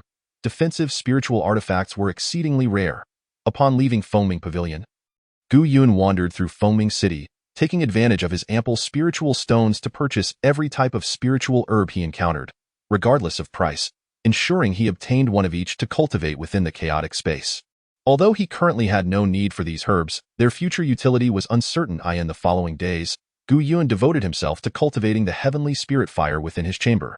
The 9 members of the Qingshan sect refrained from disturbing him. Much to Gu Yun's relief, on the 5th morning, a gentle knock echoed from outside. Gu Yun, today marks our visit to the Fengming clan. We, the disciples of Qingshan sect, shall act together. Do not be late. Lu Tianba's voice rang out. Thank you, senior brother. Gu Yun had already prepared and promptly stepped out of his room. Very well, just follow our lead. Do not speak when unnecessary, and do not act without thought. This is Fengming City, not Qingshan sect. If you attract trouble, even Elder Tang may not be able to save you. Lu Tianba admonished. Furthermore, all 9 of us have harvested spiritual herbs, yet you have never been involved. Thus, you must not act independently, or I shall not be responsible for your fate. In the face of Lu Tianba's stern warning, Gu Yun simply nodded. Noticing Gu Yun's silence, Lu Tianba's brow furrowed slightly. He had intended to provoke Gu Yun to assert dominance, yet found his efforts futile as Gu Yun displayed no reaction. It felt as if his punch had struck cotton, yielding no response whatsoever. Let us proceed. Lu Tianba strode forward. The Fengming residence, situated at the northernmost edge of Fengming City, rested against Fengming Mountain and spanned hundreds of acres. As the rulers of Fengming City, their status was unparalleled, making this private estate a place few dared approach lightly. However, today, the atmosphere was bustling with activity. Zhang Xiaoyao of the Carefree Alliance had arrived with over 100 people, displaying an array of exquisite foods for their enjoyment. Additionally, several beautiful maidens swayed gracefully in dance, providing entertainment for Zhang Xiaoyao. It was unclear whether this was a quirk of his character or a deliberate display. While the disciples of other sects were not quite as extravagant, each had a few ordinary companions. In contrast, the Qingshan sect appeared rather modest, boasting only 10 disciples. TSK, that must be Zhang Xiaoyao. A person born with a silver spoon in their mouth, yet they still go out to gather spiritual herbs. Is the spirit soul pill truly so abundant? One disciple of Qingshan sect remarked with jealousy. Do you think Zhang Xiaoyao is genuinely collecting spiritual herbs? Lu Tianba scoffed. He is here for Feng Yaoyue. Senior brother Lu. It is strange, Feng Yaoyue, as the young clan leader of the Fengming family, should have no trouble obtaining the spirit soul pill. Why would she still be gathering spiritual herbs? Another disciple inquired. The bloodline of the Fengming family possesses a unique cultivation method. Simply having the spirit soul pill does not guarantee a breakthrough to the spirit master realm. The ancestor of the foaming family established this teleportation formation primarily for the descendants of the foaming clan to undergo trials and gain opportunities to advance to the spirit master level. We are merely pawns in their game, a means for the foaming family to forge alliances with our sects. Lu Tianba explained. Truly, the disparity is infuriating. Look at their sect, and then at us in Qing Shan's sect. One disciple complained. The difference is astronomical. Not to mention someone like Zhang Xiaoyao. He doesn't even need to gather spiritual herbs to make a show of it. What a waste of time. Despite his words, his gaze couldn't help but wander towards the extravagantly adorned dancing maidens. Just then, the gates of the foaming residence slowly creaked open. An elderly matron emerged slowly. Her silvery hair and aged visage belied the formidable aura that radiated from her, compelling all to regard her with utmost respect. Disciples from the 5 major sects seeking to gather spiritual herbs. Promptly present your tokens and align yourselves in order. Upon entering the foaming household, you are to maintain silence and refrain from whispering. Failure to comply will result in immediate disqualification, she declared before turning on her heel to depart. The disciples from each sect, not daring to delay, swiftly arranged themselves in an orderly fashion. Zhang Xiaoyao rose at a leisurely pace, positioning himself at the forefront, followed closely by the members of the Xiaoyao alliance. The remaining disciples from the other 4 sects soon fell into line as well. With a total of merely 50 individuals among the 5 sects, the gathering was not overly large. The accompanying servants and attendants collectively exhaled in relief, for they would enjoy a respite until the return of these individuals. Liu sect, 10 individuals, token verification complete. Beastmaster sect, 10 individuals. The formation was impeccably organized. The evident proficiency of most indicated that they were seasoned veterans, likely not their first foray into gathering spiritual herbs. As the senior brother of the swordsmanship sect had remarked, it was exceedingly rare for anyone to collect an adequate amount of spiritual grass in a single attempt. And those who advanced to the spiritual master realm after just 2 excursions were indeed an anomaly. Some individuals had made 4 or 5 trips without managing to accumulate sufficient spirit soul pills. And even with such pills, advancing to the spiritual master realm remained an enigmatic endeavor. Crossing the threshold of the foaming family, a rich aura of spiritual energy enveloped them, invigorating their spirits and presenting a stark contrast to the exterior just beyond a single door. This location undoubtedly housed a grand gathering array for spiritual energy. After a brief passage, the group arrived at an expansive plaza where 10 disciples of the foaming family awaited, each a striking beauty. Any one of them could be deemed a paragon of grace in Qingshan City, yet all paled slightly in comparison to Feng Yaoyue. Today, Feng Yaoyue adorned herself with only a hint of makeup. Clad in a simple robe, yet even so, she was breathtakingly stunning. Zhang Xiaoyao's gaze lingered, and had it not been for the setting, he might have rushed forward, with all disciples from the 5 major sects assembled and neatly arranged. The elderly matron surveyed the scene, clearing her throat lightly. Dear young friends from the 5 major sects, you are about to step into the teleportation array, destined for an unnamed island reef to gather spiritual herbs. The significance of this undertaking, in relation to your potential advancement to the spiritual master realm, should be abundantly clear to you all. Most among you have ventured here before, and are thus well acquainted with the process. Nevertheless, I must reiterate, avoid any encounters with natives or beastly creatures, and endeavor to collect as many spiritual herbs as possible. Curiosity will not favor you. It may instead lead to your demise, leaving no trace behind. Thank you for your guidance, esteemed elder. The crowd responded in unison. Activate the array, the matron commanded with authority. Eye in the center of the plaza, golden rays erupted, and dazzling lights flickered.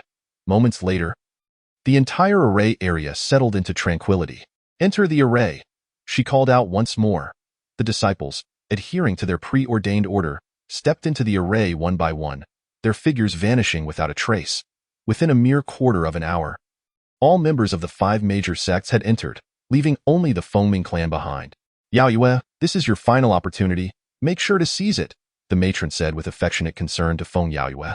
Rest assured, Aunt, I shall exert my utmost efforts this time. As the shimmering light enveloped them, before Gu Yun could even open his eyes, he was greeted by the pungent scent of the sea. The waves crashed rhythmically against the shore. Retreating and advancing. I found it.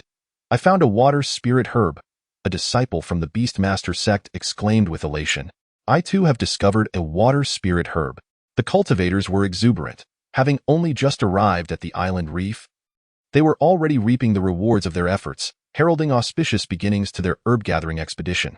With these two leading the way, others hurriedly began their own searches. Jiu Yun, however, did not rush to collect herbs. Instead, he surveyed his surroundings. The island was approximately 10 miles in size, surrounded by the Sea. At its center lay a small pond connected to the ocean. Sparse vegetation dotted the island, indicating it was not entirely barren. And beneath the feet of Gu Yun and his companions lay the array of the Fengming family. Boom! A resounding crash echoed. Suddenly, a massive ship emerged from the small pond, nearly engulfing it entirely. This colossal vessel towered 3 stories high, capable of accommodating over 100 individuals. Zhang Xiaoyao leaped onto the bow, calling out, "Yao Yue, this island reef is fraught with peril. How about we collaborate, the Xiaoyao Alliance and the Fengming clan? We of the Fengming family have other matters to attend to. Farewell." Feng Yaoyue replied without casting a glance at Zhang Xiaoyao. Leading her clan away. Yet amidst the crowd, she inadvertently caught sight of Gu Yun, revealing a fleeting look of surprise before quickly returning to her stoic demeanor. Humph! Zhang Xiaoyao glared at Feng Yaoyue's departing figure. A flicker of ire crossing his features. The other sects lacked vessels as grand as the Xiaoyao alliances, though they did possess smaller boats. Before long, each sect set sail upon their smaller crafts. Just how large must Zhang Xiaoyao's storage bag be to accommodate such a massive ship? One disciple remarked enviously. Once the other sects had departed, only the disciples of the Qingshan sect remained on the island reef. It is said that this grand vessel houses over 30 rooms, a kitchen, and training quarters, all attended to by 9 disciples of the Xiaoyao Alliance. I wonder if Zhang Xiaoyao has come to gather herbs or simply to indulge in luxury. Another disciple commented enviously. Do you think, should we seize the opportunity to eliminate Zhang Xiaoyao, that anyone would suspect us? The treasures within his storage bag. A robust disciple from the Qingshan sect whispered conspiratorially. Jiu Yun's expression shifted slightly, while he bore no particular fondness for Zhang Xiaoyao. The implication of this statement sent a chill through him. As the disciple had pointed out, they were far removed from the Qingshan sect, granting them the freedom to act with impunity. The act of murder for treasure could occur in a mere thought. Although a disciple of the Qingshan sect, Gu Yun had little camaraderie with these individuals, making him vulnerable should they turn against him in an instant. His vigilance heightened significantly. Junior brother, do not speak so recklessly. Lu Tianba instinctively cast a glance at Gu Yun. His voice low and firm. Murder for treasure is a grave taboo. Let us not entertain such notions. After surveying the surroundings, Lu Tianba continued. This island reef harbors many unnamed dangers. We must not underestimate them. Nor should we separate in the event of peril. It is imperative we have one another's backs. Hence, I propose we remain as a group of 10, sharing equally in the spiritual herbs we gather. Brother Lu's words ring true. Anyone who disagrees may venture forth alone. I shall remain with Brother Lu. Brother Lu, some among us are here for the first time and lack experience in herb gathering. How can I be expected to share equally with them? A disciple interjected coldly. Brother Lu, that hardly seems fair. All eyes turned towards Gu Yun. Chapter 21. The demon crocodile. Gu Yun smirked inwardly, recognizing the lackluster performance of these individuals. It was evident that their remarks were directed at him. One disciple from the Qingshan sect boldly proclaimed, Gu Yun has only been in the sect for 3 years. He relies solely on Elder Tang's backing to be here. He possesses no experience in herb gathering, nor in combat. There is no way I would share my spiritual herbs with him. Indeed, not a chance. In the blink of an eye, Gu Yun found himself a common enemy among the 9. Lu Tianba's lips curled into a sinister smile, yet he quickly regained his serious demeanor, stating solemnly, Gu Yun is our fellow junior brother, and he has contributed 3 spiritual treasures. There is no issue in sharing the herbs with him. If Elder Tang were present, would you dare speak so? Though Lu Tianba's words were sweetened, Gu Yun discerned the theatricality between him and the other disciples of the Qingshan sect. Disappointed in them, he realized that collaboration was futile. Very well, it appears I shall have to gather herbs on my own. Gu Yun sighed inwardly as the disciples of the Qingshan sect continued their incessant chatter. Gu Yun noticed a piece of decaying wood in the distance that was inexplicably moving. As it drew closer to the group, its speed quickened. A beast approaches. Gu Yun shouted. It's a second-tier demon crocodile. Lu Tianba bellowed. Form ranks. The demon crocodile measured over 3 meters in length, its eyes resembling bells in size. Upon hearing Gu Yun and Lu Tianba's warnings, it charged forth with remarkable speed, closing the distance in an instant. Several disciples from the Qingshan sect revealed expressions of terror. Despite their considerable cultivation, they had little experience facing beasts, having only sparred with spiritual energy in the South Yu Kingdom. In contrast, Lu Tianba remained composed, directing the formation with calm authority, instructing Gu Yun, "You draw the demon crocodile's attention. The rest will attack from behind." After a moment's hesitation, Gu Yun leaped onto a massive rock, his sudden movement successfully diverting the demon crocodile's focus. The island's terrain was complex, with many rocks of varying heights. As a 10th-tier spiritual cultivator, Gu Yun moved with agility, while the demon crocodile, with its stout limbs, struggled to navigate the rocky landscape. Once the others witnessed Gu Yun luring the demon crocodile away, they finally breathed a sigh of relief. This was a 2nd-tier beast, no less powerful than any among them, and more concerning was the demon crocodile's tough hide and thick flesh, making it challenging to breach its defenses. A single misstep could lead to being captured. With no hope of survival, "What are you waiting for? Quickly vanquish this beast," Gu Yun shouted. The 9 disciples finally snapped to attention, unleashing their respective spiritual treasures to strike the demon crocodile from a distance. Yet their meager attacks barely registered as more than mere tickles to the creature. Gu Yun took a deep breath, a flicker of fire igniting in his hand. He resolved to test the might of his heavenly spirit fire. Whoosh! A small fireball raced tentatively towards them. Yet the demon crocodile paid it no heed. However, in the next instant, the fireball erupted with brilliant radiance, scorching the crocodile's back intensely. A sizzle. The acrid scent of charred flesh wafted through the air. A wound the size of a bowl appeared on the demon crocodile's back, blood gushing forth, with faint flames still flickering atop it. Lu Tianba, witnessing this, shouted, "This creature in the water fears fire-based spells. Quickly, use the spirit fire technique." Following his command, fireballs hurtled towards the demon crocodile. Although they inflicted no significant harm, the fireballs rapidly enveloped the beast, swiftly spreading across its entire body before finally concentrating on the wound that Gu Yun had previously pierced. Brother Lu is correct. This beast indeed fears fire. Hiss! Hiss! Hiss! Tongues of flame erupted, fiercely scorching the demon crocodile. The creature resembled a colossal fireball, emitting a series of frenzied hisses as it almost madly pursued Gu Yun. Gu Yun silently lamented the formidable defense of the demon crocodile. He observed clearly that ordinary spirit fire techniques posed no threat to it whatsoever. Were it not for his use of the celestial spirit fire to breach the crocodile's defense and draw the spirit fire to it, the 9 of them would have been utterly powerless against the beast. Naturally, Gu Yun was acutely aware that the 9 had not exerted their full strength. After all, it was Gu Yun who attracted the crocodile's attention, leaving them uninvolved in a moment of crisis. How could they possibly reveal their hidden treasures? Gu Yun felt no necessity to remain with them.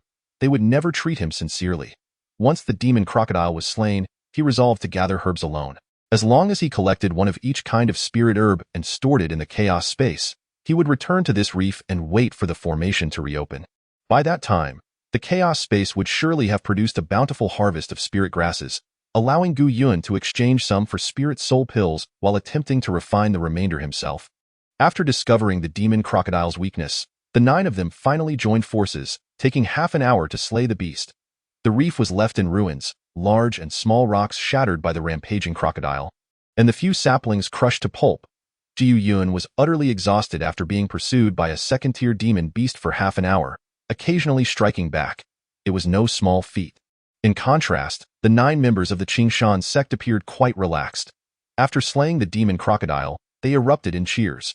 While demon beasts were ferocious and cultivators preferred to avoid them, killing one brought about a vastly different sentiment. The entirety of a demon beast was treasure, with the inner core being the most precious. A 2nd-tier inner core held considerable value. Moreover, the skin of this demon crocodile was exceedingly valuable. Its formidable defense made it an exceptional material for crafting protective armor. The vicinity around the 5 major sects, including Qingshan sect, had become scarce in demon beasts, making the materials from this one a lucrative find. For the impoverished disciples of Qingshan sect, this was undoubtedly an unexpected fortune. While Gu Yun was meditating and recovering, the other 9 had already conferred on how to allocate the spoils. This time, since Brother Lu discovered the demon crocodile's weakness, the inner core should rightly belong to him. The rest of us have also put in significant effort. I wouldn't he dare to claim all the credit. Lu Tianba quickly waved his hands in protest. Brother is too modest. The inner core is undoubtedly yours. Another disciple flattered, this time. With Brother Lu leading, how we divide the spoils should naturally be at your discretion. We all defer to Brother Lu.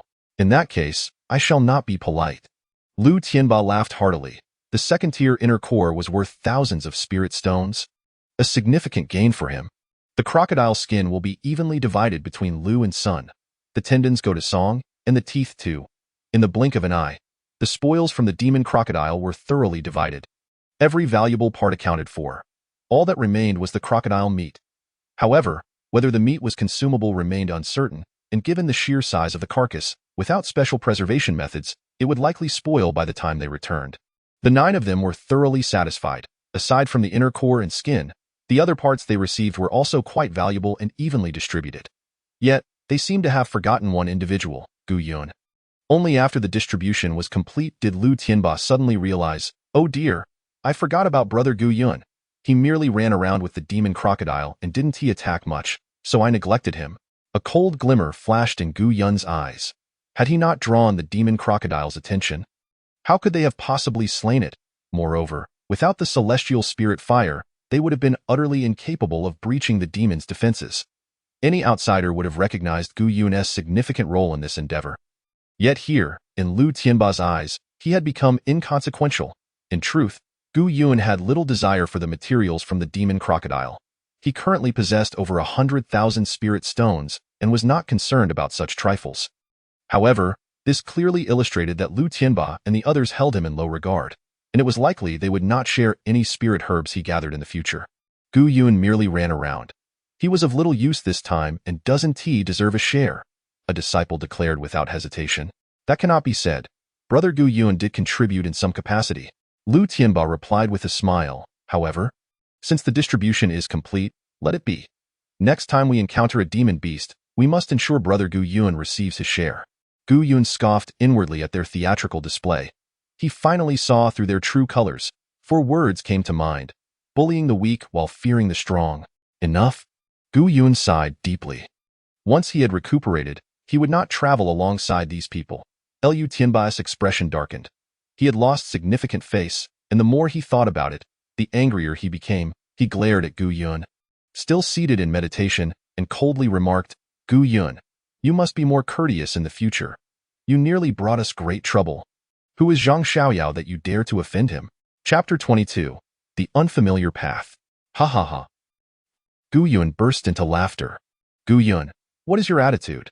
Did you not hear the reprimand from Senior Brother Lu? Gu Yun, what has gotten into you? Ha ha ha. You are all esteemed disciples of the Qing Shan sect. Yet you behave no differently than a troop of clowns. Just now, when the demon crocodile was slain, I need not mention who deserves the credit the most. Yet, upon encountering Zhang Xiaoyao, you all cower like mice before a cat? I truly feel a sense of shame for the Qing Shan sect to have disciples like you. I wonder how the sect master and the elders would feel upon witnessing your sycophantic demeanor. Gu Yun. You? Lu Tianba's expression shifted dramatically. His earlier timidity in front of Zhang Xiaoyao indeed left him feeling displeased. Nevertheless, he silently reminded himself that this was for the greater good. Yet, Gu Yun's words were not without merit. What a disgrace! An entire second-tier demon beast's body has already been allocated. Not even a single claw was spared for me, and they willingly presented it to Zhang Xiaoyao. I am truly moved by Senior Brother Lu's generosity. This incident should be posted at the entrance of the Qing Shan sect for all to behold. Gu Yun, do not go too far. Lu Tianba's entire body quaked with rage, nearly rendering him speechless. If this matter were to be publicized, as Gu Yun suggested, Lu Tianba feared he would never again show his face at the Qing Shan sect. Even the sect master might expel him from the sect. Gu Yun, do you still wish to gather herbs? If you do, then consider today's events as if they never occurred. Lu Tianba gritted his teeth. Jiu Yun's arguments were irrefutable. Thus, he could only threaten Gu Yun with the prospect of herb gathering. I, Gu Yun, disdain to walk the same path as you.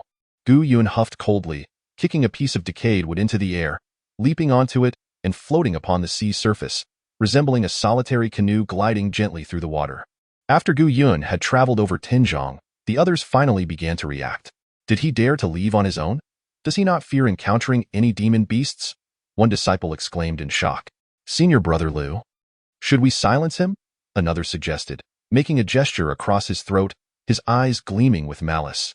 If we allow that brat to escape, he might spread tales. To avenge junior brother Zhonghua, kill him? Anger flashed across the faces of the group.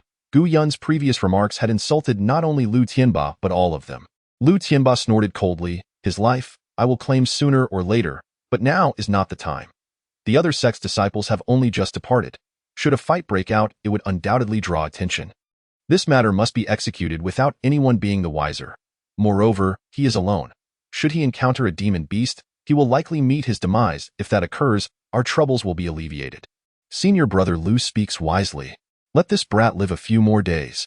On the azure expanse of the sea, Gu Yun bobbed between the waves. With Gu Yun's current level of spiritual power, although he could not fly with a sword, maneuvering a piece of floating wood upon the sea was akin to walking on solid ground. This maritime region was fraught with hidden reefs, dotted with small islands of several zhang in size, and numerous aquatic creatures scuttled about, captivating Gu Yun, who had never before seen the ocean. However, in these water-eroded areas, traces of spiritual herbs were nowhere to be found. To locate them, he would have to venture to the larger islands. After half a day, Gu Yun arrived at a desolate reef, finally making his first discovery. A sea moon grass grew upon a cliff. Ji Yun promptly harvested it and placed it within his chaotic space, as anticipated. The sea moon grass rapidly thrived, no different from other spiritual herbs. With this, Gu Yun felt a sense of relief. He scoured one reef after another, and whenever he encountered others, he swiftly avoided them. This was to prevent unnecessary conflict and because, given their direction, they likely had already exhausted the available spiritual herbs. Every 3 years, a new batch of people arrived to gather herbs, so most spiritual herbs were relatively young. However, as he moved closer to the periphery, the number of herbs gradually increased. Before a day had passed, Gu Yun had gathered 15 spiritual herbs, amounting to over 9 varieties. He believed the subsequent islands would yield even more. As dusk approached and the tide began to rise, small reefs were nearly submerged, necessitating the search for a safe place to rest. Although Gu Yun had little experience in outdoor training, he understood that nighttime was when demon beasts became active. If he were on a larger island, he might manage, but on such small reefs of 2 to 3 zhang, retaliating would be nearly impossible. As night deepened and the light of the waves dimmed, Gu Yun held a spirit stone in hand, channeling his spiritual power to propel the floating wood beneath him, pushing onward with all his might. The calm sea began to stir with waves, and not far away, an unknown demon beast burst through the water. Creating a cacophony, Ji Yun set his sights on a nearby reef, silently encouraging himself as he drew nearer. This island appeared to be quite substantial, with a large rock formation towering skyward, standing out conspicuously. Upon landing on the island, Gu Yun knew he must first survey the area for spiritual herbs before finding a suitable spot to recuperate for the night. After taking a few steps, Gu Yun suddenly sensed fluctuations in spiritual power. Could there be others here? Gu Yun held his breath and cautiously made his way towards the island's center. Before long, he arrived behind the massive stone pillar and, from a distance, spotted a person and a demon crocodile. Feng Yaoyue. Gu Yun's heart skipped a beat. He had not anticipated that she was not traveling with the foaming family but alone. The second-tier demon crocodile was no weakling. More importantly, its hide was remarkably tough, rendering Feng Yaoyue's attacks ineffective. On one hand, Gu Yun held a favorable impression of Feng Yaoyue, as that purple gold herb had proven quite lucrative. On the other hand, with nightfall approaching, Gu Yun had no place to go. To rest here, he would need to slay the demon crocodile. I come to assist you, Gu Yun called out loudly, then slowly emerged from behind the stone pillar. It's you? Feng Yaoyue's face showed a hint of surprise, but she quickly shook her head. You should leave quickly. This demon crocodile is very powerful, and even if we join forces, we may not be able to defeat it. While there is still light, we might find a larger island to spend the night. After a fierce battle, Feng Yaoyue had expended considerable spiritual power and recognized that the demon crocodile was not easily dealt with. Thus contemplating retreat, Gu Yun remained silent, slowly gathering the heavenly spirit fire in his hand. The spiritual fire technique is of little use. The demon crocodile's hide is too thick. Feng Yaoyue shook her head. She had previously attempted to use spiritual fire against the demon crocodile, but it had proven utterly ineffective. Before she could finish, Gu Yun's spiritual fire had already grown to the size of a basin. Boom! The colossal ball of spiritual fire struck heavily against the demon crocodile's back. Ow! The demon crocodile let out a pained roar. Feng Yaoyue's expression changed. The aura of the spiritual fire instilled a sense of dread within her. Bang! The spiritual fire on the demon crocodile's back exploded, sending blood and flesh flying, revealing a horrifying gaping wound in its armor. Blood gushing forth. How is this possible? Feng Yaoyue could hardly believe her eyes.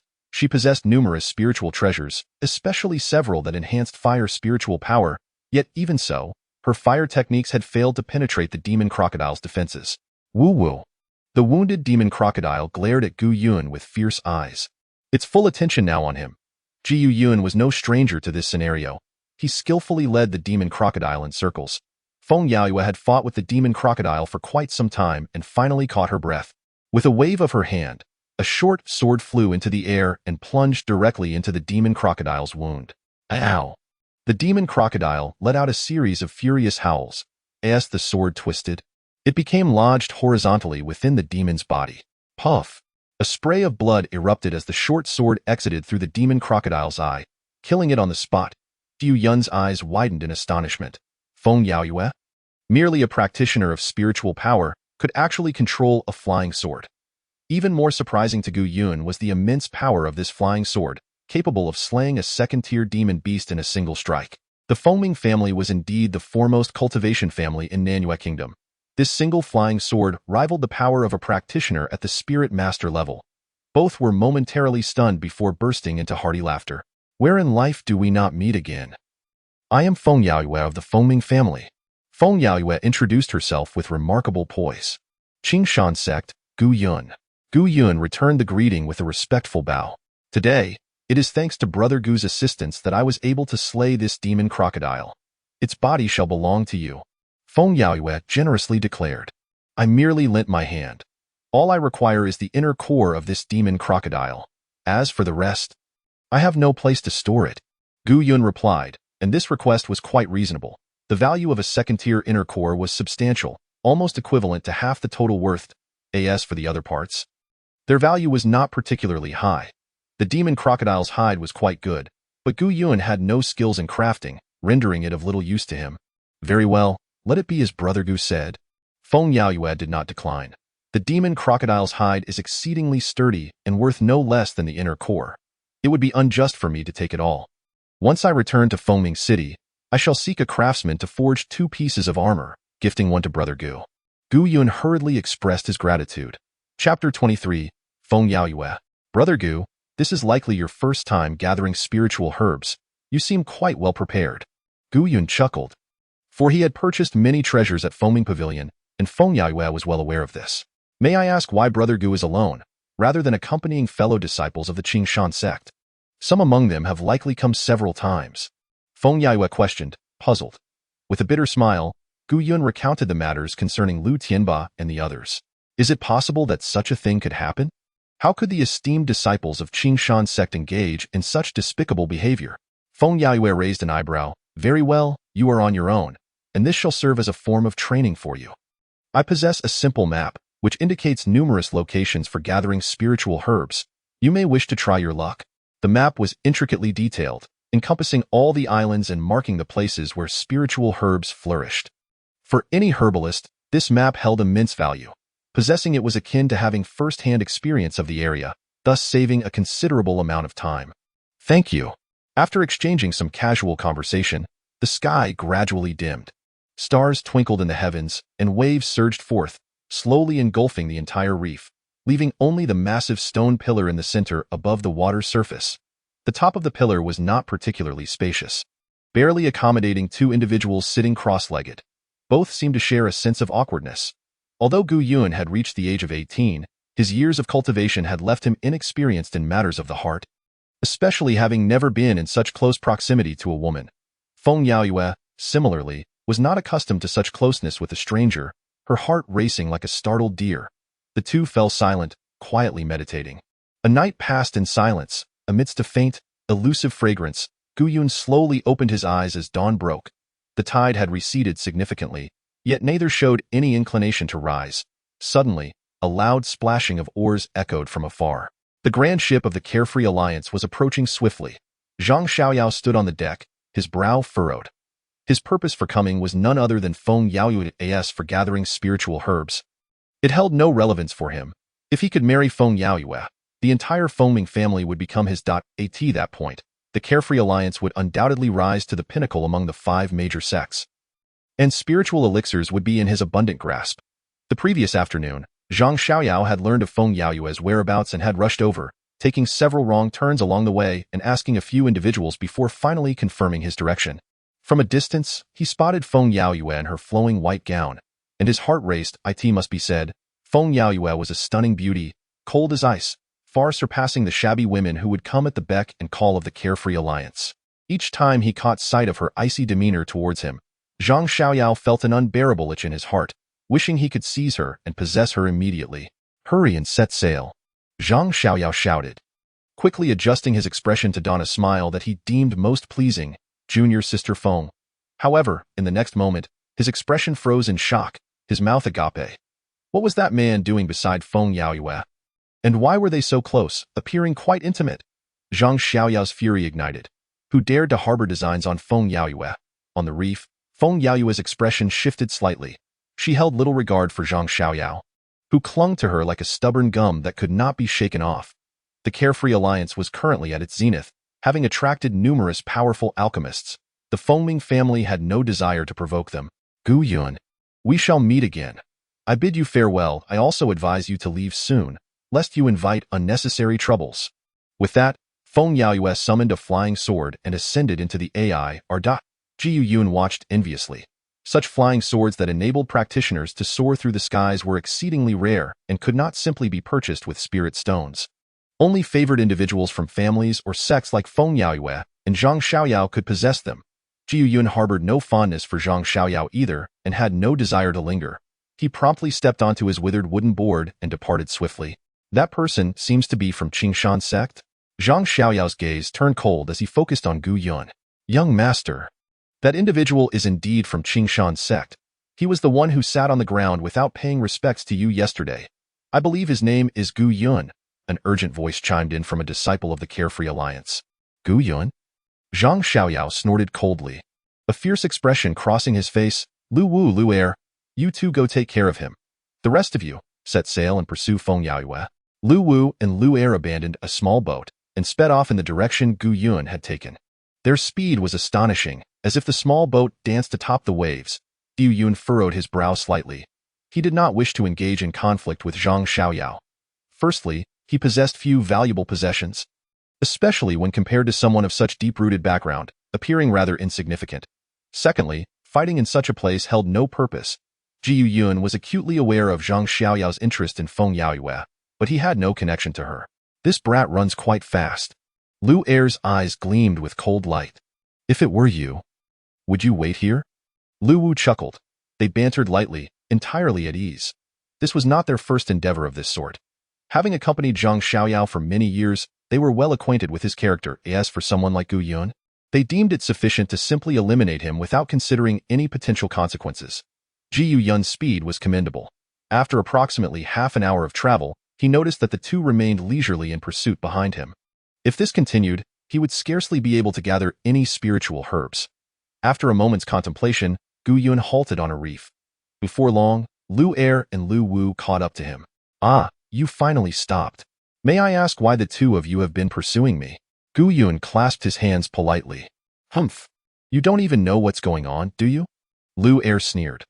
Although this Gu Yun bore a somewhat handsome visage, his status was pathetically lowly. How could Feng Yaoyue possibly take an interest in him? Lu Wu chimed in with a laugh. Kid, your luck has run out. Not only were you seen with Feng Yaoyue, but you also caught our young master's eye. Prepare to pay with your life. As soon as he finished speaking, Lu Wu's sword shimmered, slicing through the air toward Gu Yun from a distance of several dozen feet. Jiu Yun's expression shifted. He had initially thought he could simply explain matters to these two, as they were far from Zhang Xiaoyao. Yet, it became evident that they were unreasonable and had no other intent than to take his life. This realization ignited Gu Yun's fury. If they sought to seize spiritual herbs or treasures, it would be somewhat understandable, but to attack him simply for being in the company of Feng Yaoyue was outrageous. This fool is truly naive, stopping to wait for us. He could have at least prolonged his life a little. Lu Er scoffed, controlling his own flying sword. Although it lacked the sharpness of Feng Yaoyue's sword, it was by no means an ordinary weapon. Jiu Yuan leaped into the air and fled. Whoosh whoosh. The two flying swords collided against a massive rock, producing a thunderous sound. Jiu Yuan exhaled inwardly. After all, these two were practitioners of spiritual energy, and although their swords wielded formidable power, they could not match the ease and finesse of spiritual masters. You move surprisingly quickly, Lu Er remarked coldly. Within the realm of spiritual energy, it was rare for anyone to evade their combined assaults unless they possessed extraordinary treasures like Zhang Xiaoyao or Feng Yaoai in their eyes. Gu Yun was as good as dead, regardless of how he fled. Death was merely a matter of time. The two exhibited remarkable teamwork, encircling Gu Yun in a pincer formation. You seek death. Gu Yun's eyes flashed with a glimmer of cold light. Celestial spirit fire. This was Gu Yun's sole offensive technique, cultivated over the past few months alongside his spiritual energy enhancement. Now, the celestial spirit fire had become an integral part of his dantian. Spirit fire technique. Lu Er and Lu Wu's expressions grew increasingly smug. Gu Yun was proving to be far easier to handle than they had anticipated.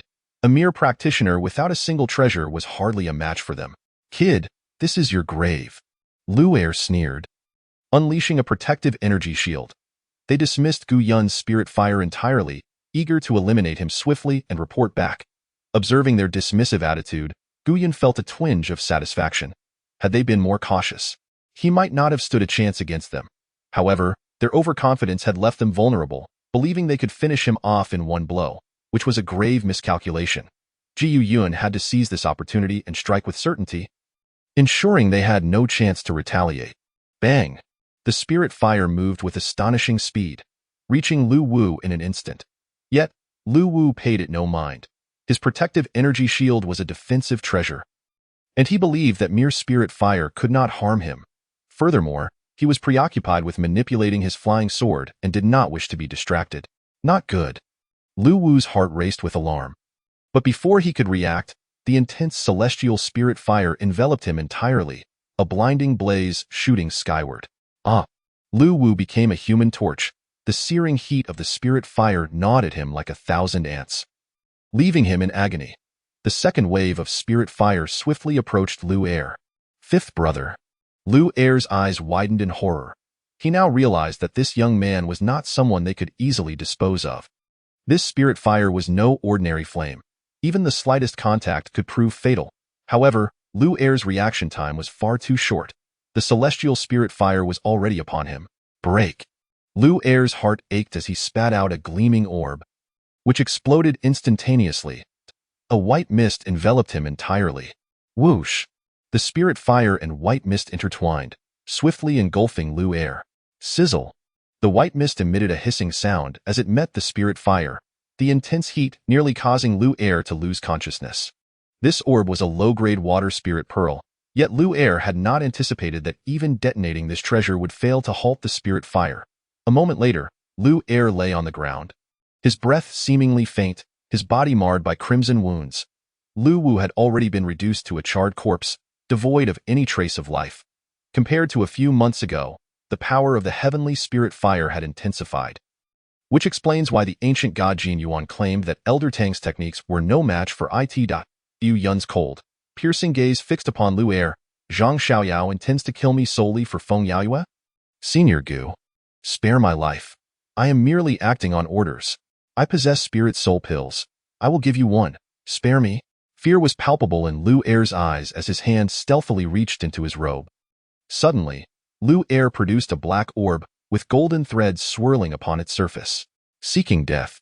A flash of menace flickered in Gu Yun's eyes. Pfft. A tongue of fire pierced into Lu Er's chest, igniting a fierce blaze. Jin Leiju. Gu Yun's expression turned grave upon seeing the orb. A practitioner of the spirit master realm could refine lightning power into a pearl, unleashing immense power when activated, capable of gravely injuring even those clad in precious armor. Although the Jin Leiju could only be used once, its formidable power made it not to be underestimated, hence its exorbitant price. Lu Er was likely stalling for time, intending to use the Jin Leiju to fight Gu Yun to the death. Glancing at the two bodies, a glint of cold light flashed in Gu Yun's eyes. Had these two not underestimated their opponent, he would have been the one dead today. It was evident that Zhang Xiaoyao would not let him off easily. However, as the island reef was vast, Gu Yun only needed to evade capture. Upon returning to the southern Yu kingdom, Zhang Xiaoyao would have no grounds to implicate him in the deaths of Lu Er and Lu Wu. Gu Yun unleashed 2 streams of spirit fire, thoroughly incinerating the 2 corpses.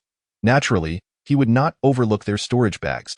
To his astonishment, he discovered that each bag contained 2 spirit soul pills, along with a substantial number of spirit stones, over 10,000. The flying swords they wielded were also largely intact, representing high-grade spiritual treasures. Although Gu Yun was not accustomed to using flying swords, they would still prove useful. Most to his delight was the small boat they had employed. This vessel was crafted from water wood and reinforced with formations, boasting a commendable speed without consuming much spiritual energy, making it ideal for Gu Yun's current needs. At this moment, Zhang Xiaoyao, basking in sunlight on the deck while savoring fine wine, suddenly changed countenance and overturned the table into the sea. "Young master, what is the matter?" 2 disciples of the Xiaoyao alliance hurried over. "Lu Er and Lu Wu are dead." Zhang Xiaoyao gritted his teeth. "What?" The 2 disciples displayed expressions of disbelief. Incredulous at the news, the Xiaoyao alliance had sent 10 members this time. Aside from Zhang Xiaoyao, Lu Er and Lu Wu were the strongest. They had accompanied Zhang Xiaoyao for many years, wielding numerous spiritual treasures. The number of cultivators who had perished at their hands was in the hundreds. Could it be that the boy named Gu Yun managed to defeat them both single-handedly? "Young master, could their secret orders have been lost?" "Impossible." Zhang Xiaoyao shook his head. "Their secret orders are unlike yours. They are concealed within their bodies. Unless they die, those orders will not be lost. This means that once the orders lose their vitality, their deaths are assured." Could it have been Gu Yun's doing? I underestimated him. Given the strength of the Lu brothers, they should not have fallen even against a sea beast. Zhang Xiaoyao's expression darkened. "Gu Yun, even if you flee to the ends of the earth, you cannot escape my grasp." Holding a golden compass, Zhang Xiaoyao executed a spell. The compass radiated golden light, which then infused into the bodies of Lu Er and Lu Wu. Moments later, a golden mark appeared on their chests. Whoosh! The 2 golden marks vanished into the compass, and at that instant, the compass's needle began to spin rapidly, ultimately pointing northward. "Full speed ahead. Find Gu Yun. I will make him wish for death." Zhang Xiaoyao's eyes glinted with ferocity.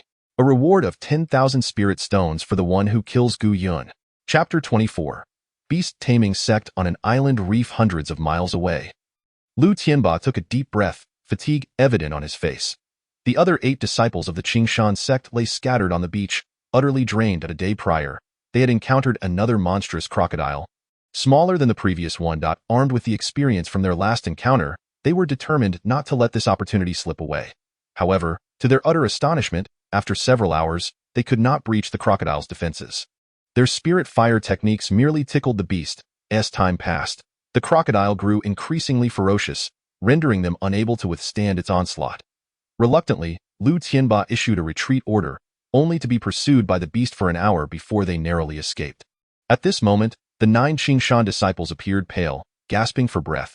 Their attempt to hunt the crocodile had resulted in nothing but wasted time, as they had failed to kill it. It was only now that they realized their previous success in slaying a crocodile was not due to their prowess but rather because Gu Yun had breached the creature's defenses. At that time, they had attributed all the credit to Lu Tianba, not even sparing a single crocodile tooth for Gu Yun. That Gu Yun must have some extraordinary treasure, Lu Tianba said solemnly. Strange. Truly strange.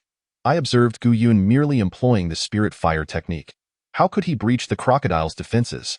Gu Yun's spirit fire must possess remarkable qualities, or he might be in possession of a treasure that enhances spirit fire techniques. It is likely that Brother Zhanghua's injuries were also caused by this peculiar spirit fire. A glint of cold light appeared in Lu Tianba's eyes. The spirit fire technique Gu Yun deployed does not seem exceptional. I suspect he possesses a top-tier fire-type spiritual treasure. The others nodded in agreement. With their limited knowledge, they could not comprehend the heavenly spirit fire, nor were they aware of the multitude of potent spirit fires that existed beyond the ordinary. This boy, who would have thought he harbored such a treasure? Had we known, we should not have let him leave. If we had killed Gu Yun that day and seized that treasure, slaying a crocodile would have been a trivial matter, someone suddenly remarked. The body of a single crocodile held significant value. If they could slay a few more, the spirit stones gained would be an unimaginable sum. However, in the vast expanse of the sea, where could they possibly find Gu Yun? According to the map provided by Feng Yaoyue, Gu Yun had been searching diligently, yielding substantial rewards, albeit mostly in the form of young spirit herbs. Yet, he had not encountered a single seedling of the rare fire tongue grass. At this moment, Gu Yun had reached the northernmost point of the map, beyond which lay unexplored territory. After traversing this reef for about 10 miles, Gu Yun noticed the sea's color gradually shift from azure to dark blue, with the tides becoming increasingly turbulent, hindering his progress. Moreover, the underwater reefs had diminished, almost vanishing entirely, starkly contrasting with the previous waters. Could it be that the only islands where spirit herbs grow are so few? Gu Yun furrowed his brow. After walking for several more hours, just as he began to feel disheartened and contemplated turning back, the water gradually became clear, revealing the silhouette of an island in the distance. This island was entirely different from the reefs Gu Yun had previously encountered. Not only was it expansive, but it also boasted lush greenery and dense vegetation. This reef was unmarked on Feng Yaoyue's map, suggesting it had likely been untouched by human hands, and it was certain to harbor numerous spirit herbs, possibly even fire tongue grass. After a brief period, a perplexed expression crossed Gu Yun's face as he meticulously searched half the island, only to find no traces of spirit herbs. The island was rich in spiritual energy. It was inconceivable that there were no spirit herbs growing here. Had they been harvested by someone else? Just as Gu Yun pondered this, a series of anguished cries echoed from afar. Is someone there? Gu Yun followed the sound. Deep within the dense forest, he discovered a clearing with a few hastily constructed grass huts. Approximately 40 to 50 individuals clad in leather garments stood together, appearing quite anxious. Before them stood 2 men, both appearing to be in their 40s, dressed in lavish robes, a stark contrast to the animal skin-clad individuals around them. Gu Yun noted that both men's chests bore the insignia of the beast-taming sect. This young girl is quite exquisite. What a transformation in 3 years. One of the men leered at a native girl before him. She wore white animal skin, her bright, clear eyes and long eyelashes exuding a lively charm. Though lacking the vibrant beauty of Feng Yaoyue, she possessed an innate purity. Once my senior brother is finished, do not forget about me. The other man laughed heartily. 2 esteemed envoys, we have gathered sufficient divine herbs as per your request, and countless tribesmen have perished at the hands of beasts for these herbs. For the sake of our toil, may you spare Ruar, an elderly native pleaded, prostrating himself in a gesture of reverence. The other natives remained silent, their expressions filled with dread. You gathered so few divine herbs in 3 years, and still have the audacity to make demands. The beast-taming sect member scoffed. You haven't even brought back any fire tongue grass. Forgive us, esteemed envoy. The elder quickly replied, it is not that we do not want to gather fire tongue grass, but the heat there is unbearable. Just last month, 2 tribesmen perished in the flames while attempting to collect it. Worthless fools. Did I not instruct you that the most important task was to collect fire tongue grass? The man from the Beastmaster sect was visibly infuriated. Immediately send someone to collect it, within 3 days. If the fire tongue grass is not found, your Blackwood tribe shall cease to exist. Divine envoy, spare us. The elder, tears streaming down his face, knelt on the ground, pleading desperately. Fire tongue grass? A thought stirred in Gu Yun's heart. According to the elder's words, it should be located not far from here, though it seemed difficult to approach. Soon, these indigenous people would undoubtedly head out, and Gu Yun could follow them to see if he might procure a specimen of the fire tongue grass. Just as Gu Yun was contemplating this, the older man from the Beastmaster sect, his eyes flashing with malice, turned to Gu Yun and spoke in a low voice. When did you arrive, friend? You concealed yourself so well that if it weren't for my spirit insect discovering you, you would have remained hidden. A black beetle flew from Gu Yun's body and landed in the man's hand. Gu Yun furrowed his brow slightly. The spirit beasts and insects of the Beastmaster sect were elusive and difficult to guard against. As the man scrutinized Gu Yun with caution, a flicker of murderous intent crossed his eyes, but he quickly replaced it with a broad smile. Ah, it turns out to be a fellow cultivator from the Green Mountain sect. What a coincidence to encounter you here.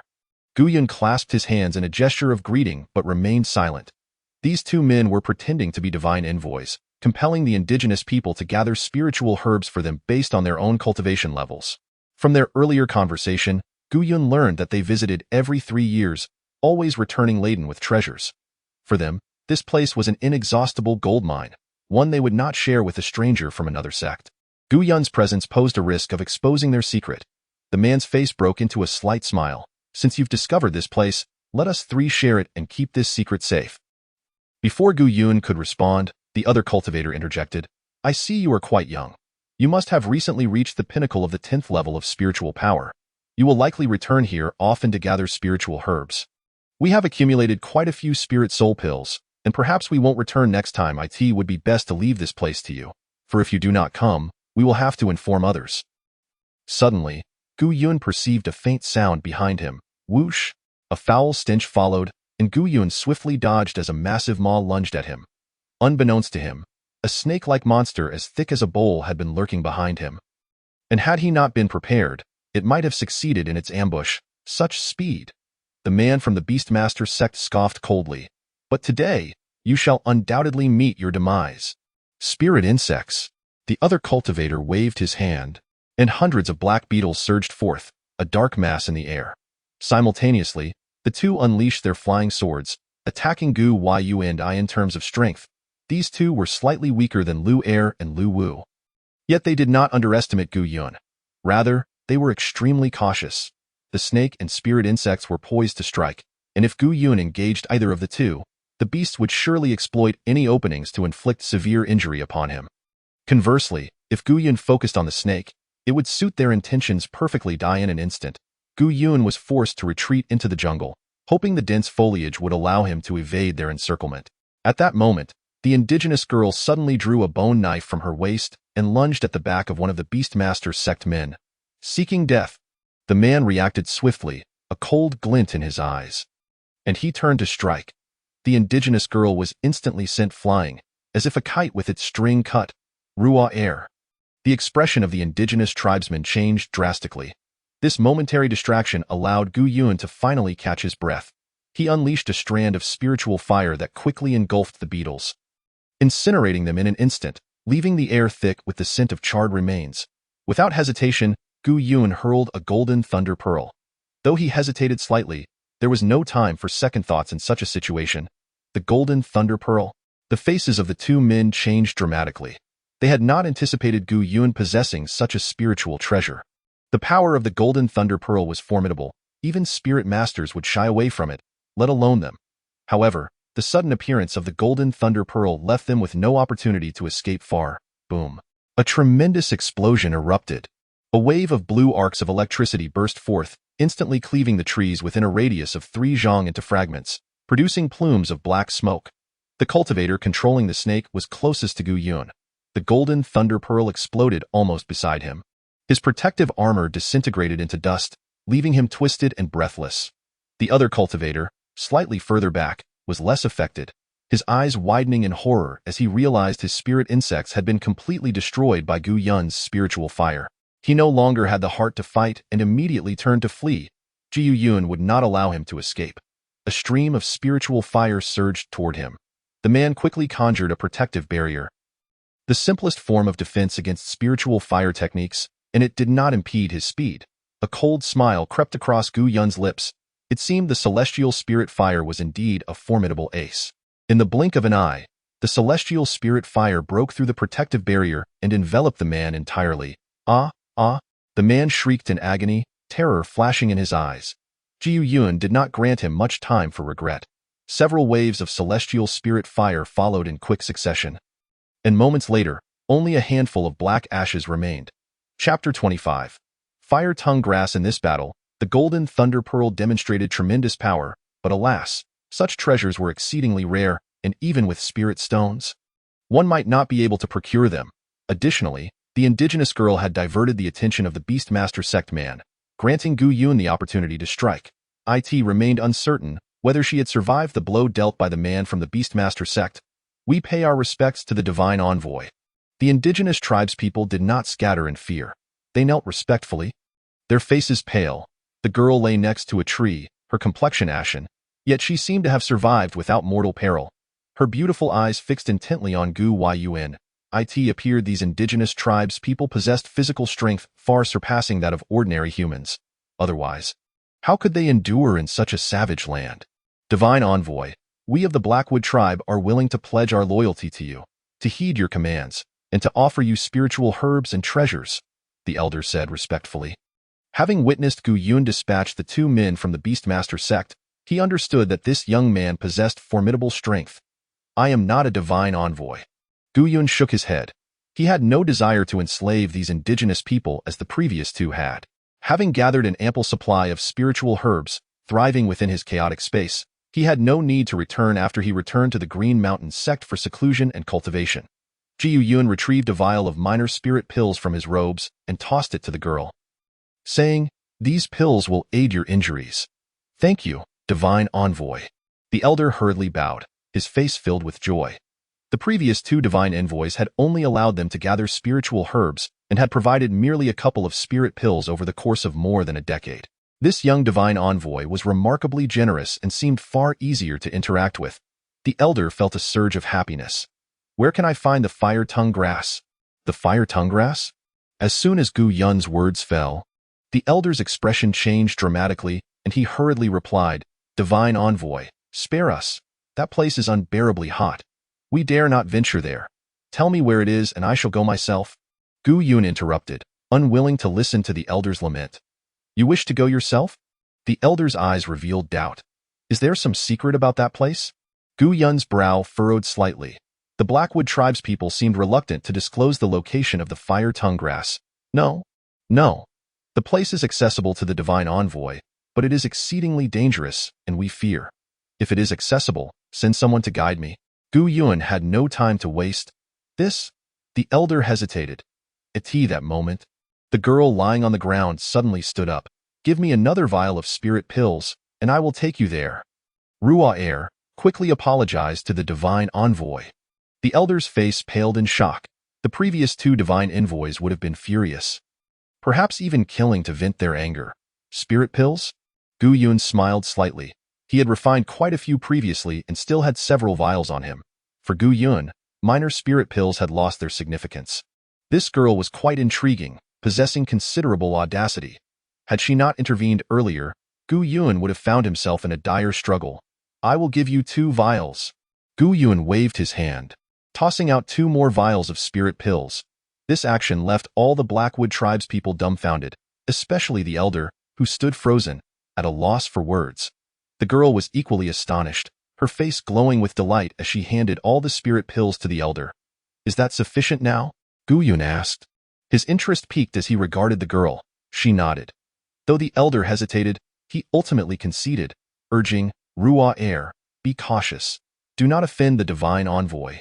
Under the watchful eyes of the crowd, the girl and Gu Yun set off in a small boat, slowly drifting away. The girl stood at the bow, steering the direction, while Gu Yun sat at the stern, taking this opportunity to examine the 2 storage bags he had just acquired. The spiritual stones were not abundant. Merely a few thousand, which was still considerable for an ordinary cultivator. However, the spirit herbs within their storage bags numbered over 1,000, which truly astonished Gu Yun. This must have been what the Blackwood tribespeople had gathered for the past 3 years. It was a pity they could not enjoy it now. In addition, the storage bags contained a small boat, flying swords, and other ordinary spiritual treasures. These treasures, of course, could not compare to those of the Liu brothers, and Gu Yun had little interest in them, tossing them aside. What captured Gu Yun's interest was the Beastmaster technique, a method from the Beastmaster sect for taming spirit beasts. In the recent skirmish, Gu Yun witnessed the myriad uses of spirit beasts. Should he find a suitable spirit beast, he too would desire to tame one. The incantation was merely an introductory mantra, not particularly complex. After perusing it, Gu Yun gleaned some insights. The young girl stood at the bow of the ship. Her silver teeth clenched tightly. Ji Yun's silence left her somewhat at a loss, and after a considerable pause, she finally spoke. "How many fire tongue herbs do you require?" "Just 1 will suffice," Gu Yun replied casually. "1?" The girl turned her head. Disbelief etched across her face. The previous 2 divine envoys had specified a need for fire tongue herbs, and the more, the better. "I only need 1. Additional ones would serve no purpose." "What about 3 years from now?" The girl bit her silver teeth. "How many spirit herbs must we prepare for you?" "Oh." Gu Yun was taken aback, and after a moment of contemplation, he understood the girl's intent. He had no intention of returning to this place, and he chuckled. "As long as I can acquire the fire tongue herb this time, I should not need to return here." Observing the native girl, it was evident that she was genuinely frightened by the people of the beast control sect. Ji Yun could only offer a wry smile. I would actually suggest your kin consider relocating to another island. Though I shall not return, it is inevitable that others will come. What they will do, I cannot say. What do you mean? How could there be others? The girl's expression changed dramatically, her face filled with fury. Guyan felt somewhat helpless and patiently explained, I came here to gather spirit herbs. Once I have collected enough, I will naturally not need to return. However, others will come in the future. I do not know if they will find this place. Nor do I know who they are, hence my advice for you to leave sooner rather than later. Upon hearing this, the girl's face flushed slightly, and she clasped her hands, saying, Thank you, divine envoy. But we will not leave.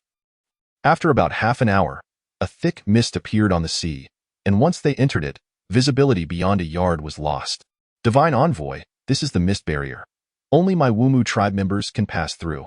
It won't be long before we reach the habitat of the fire tongue herb.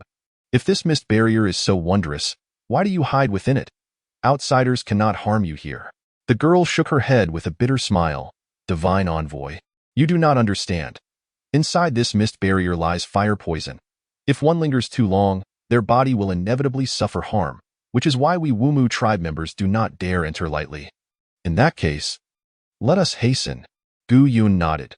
Soon, the mist began to dissipate, revealing a blood-red sea before Gu Yun. A strong, pungent odor assaulted his senses, causing him to frown involuntarily, as far as his eyes could see.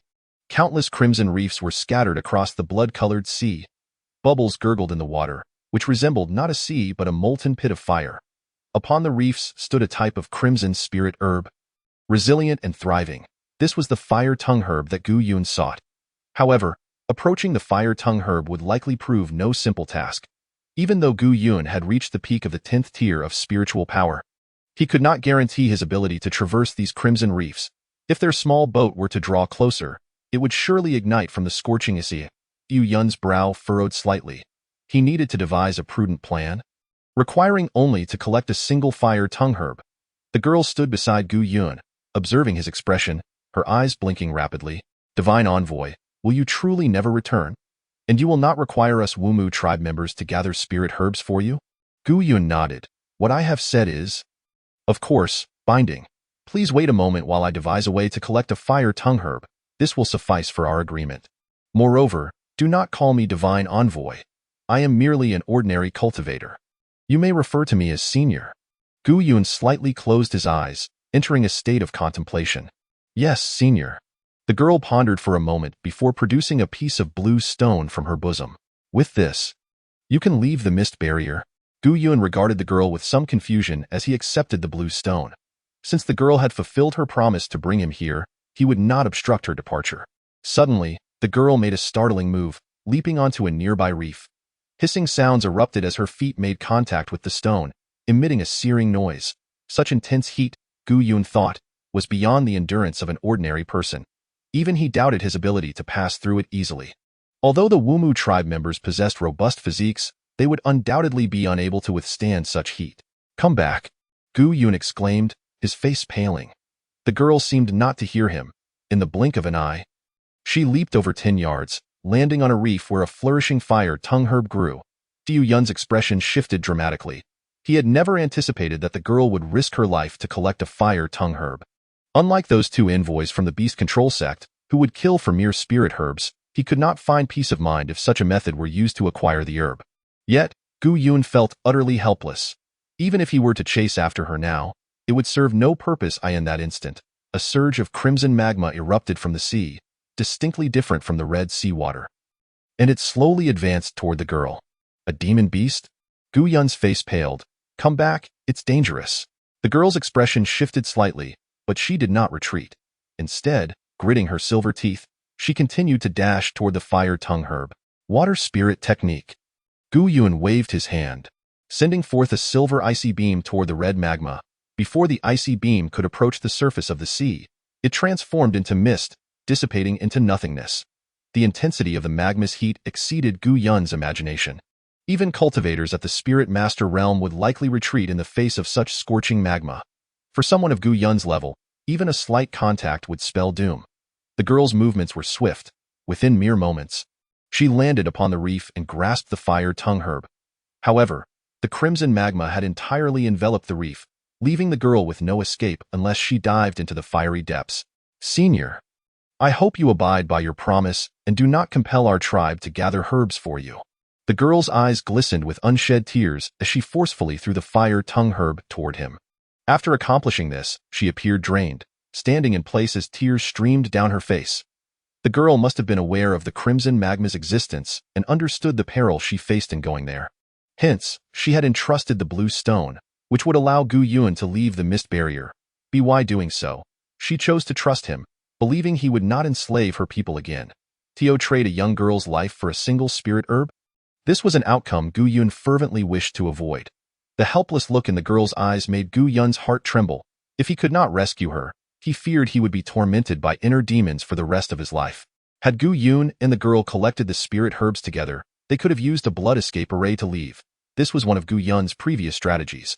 However, now the crimson magma had expanded to over 10 yards, nearly encasing the entire reef, making it impossible for Gu Yuan to approach. He unleashed the water spirit technique repeatedly, but it yielded no results. Since we cannot harm this demon beast, it would be better to divert its attention. With a resounding crash, a bolt of heavenly spirit fire soared through the air, plunging into the red magma, producing only a sound of impact. Instantly, the crimson magma began to boil, countless bubbles bursting forth, and the intense heat surged out. Even Gu Yuan, standing a distance of 10 yards away, could feel the scorching aura.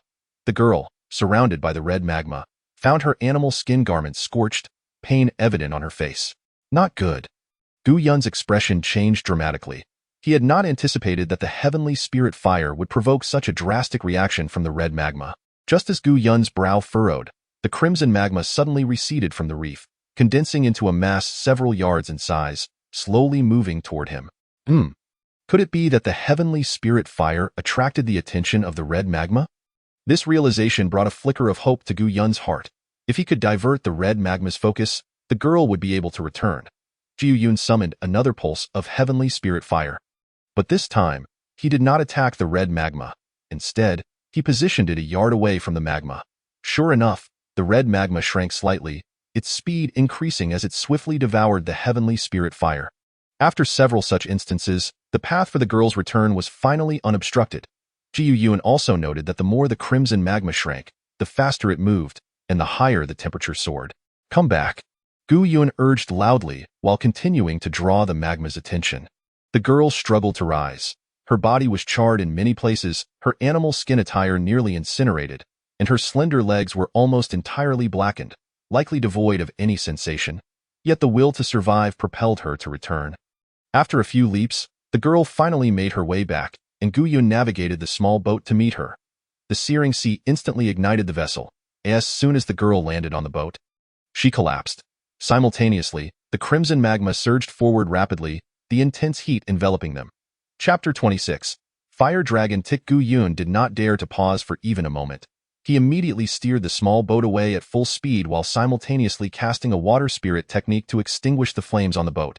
He then retrieved some century-old water attribute spirit herbs from the chaotic space, regardless of the variety, and crushed them, applying the mixture thickly over the girl's entire body, especially her legs.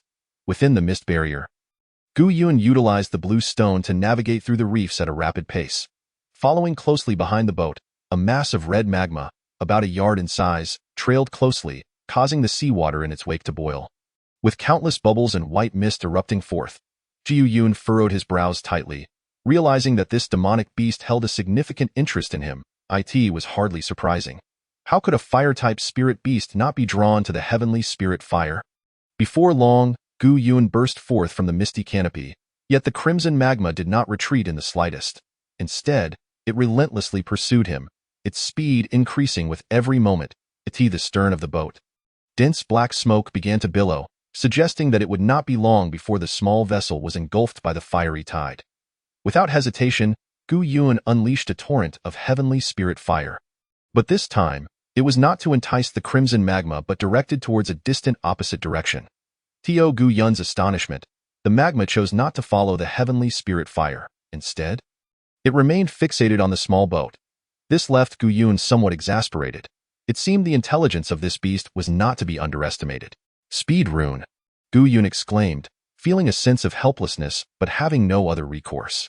A radiant light enveloped the small boat, propelling it across the surface of the sea like an arrow loosed from its bow. In the blink of an eye, the vessel surged forward several dozen zhang, leaving the crimson magma far behind. However, Gu Yun's expression soon darkened. The crimson magma had diminished in size yet again, doubling its speed and drawing ever closer to the small boat. Must I resort to the blood escape formation now? Gu Yun's brow furrowed. The exertion of the blood escape formation was immense. Especially in this untamed wilderness teeming with demonic beasts and lurking dangers, it was best to avoid using it unless absolutely necessary.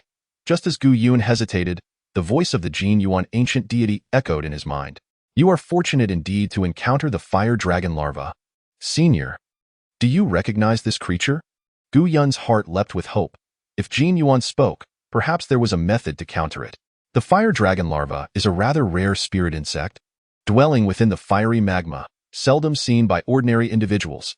It is particularly fond of spirit fire, and the aura of heavenly spirit fire emanating from you is why it relentlessly pursues you. Does the senior have a way to conceal the aura of my heavenly spirit fire? Gu Yun inquired eagerly. Not at all. Not only will I not assist you in hiding the aura of your heavenly spirit fire, but I also require you to expose it further, feeding it to the creature bit by bit. You must not allow it to lose interest. Upon hearing this, Gu Yun was momentarily taken aback, then he smiled wryly. Are you jesting, senior? I would rather avoid the fire dragon larva than attract its attention. Haha.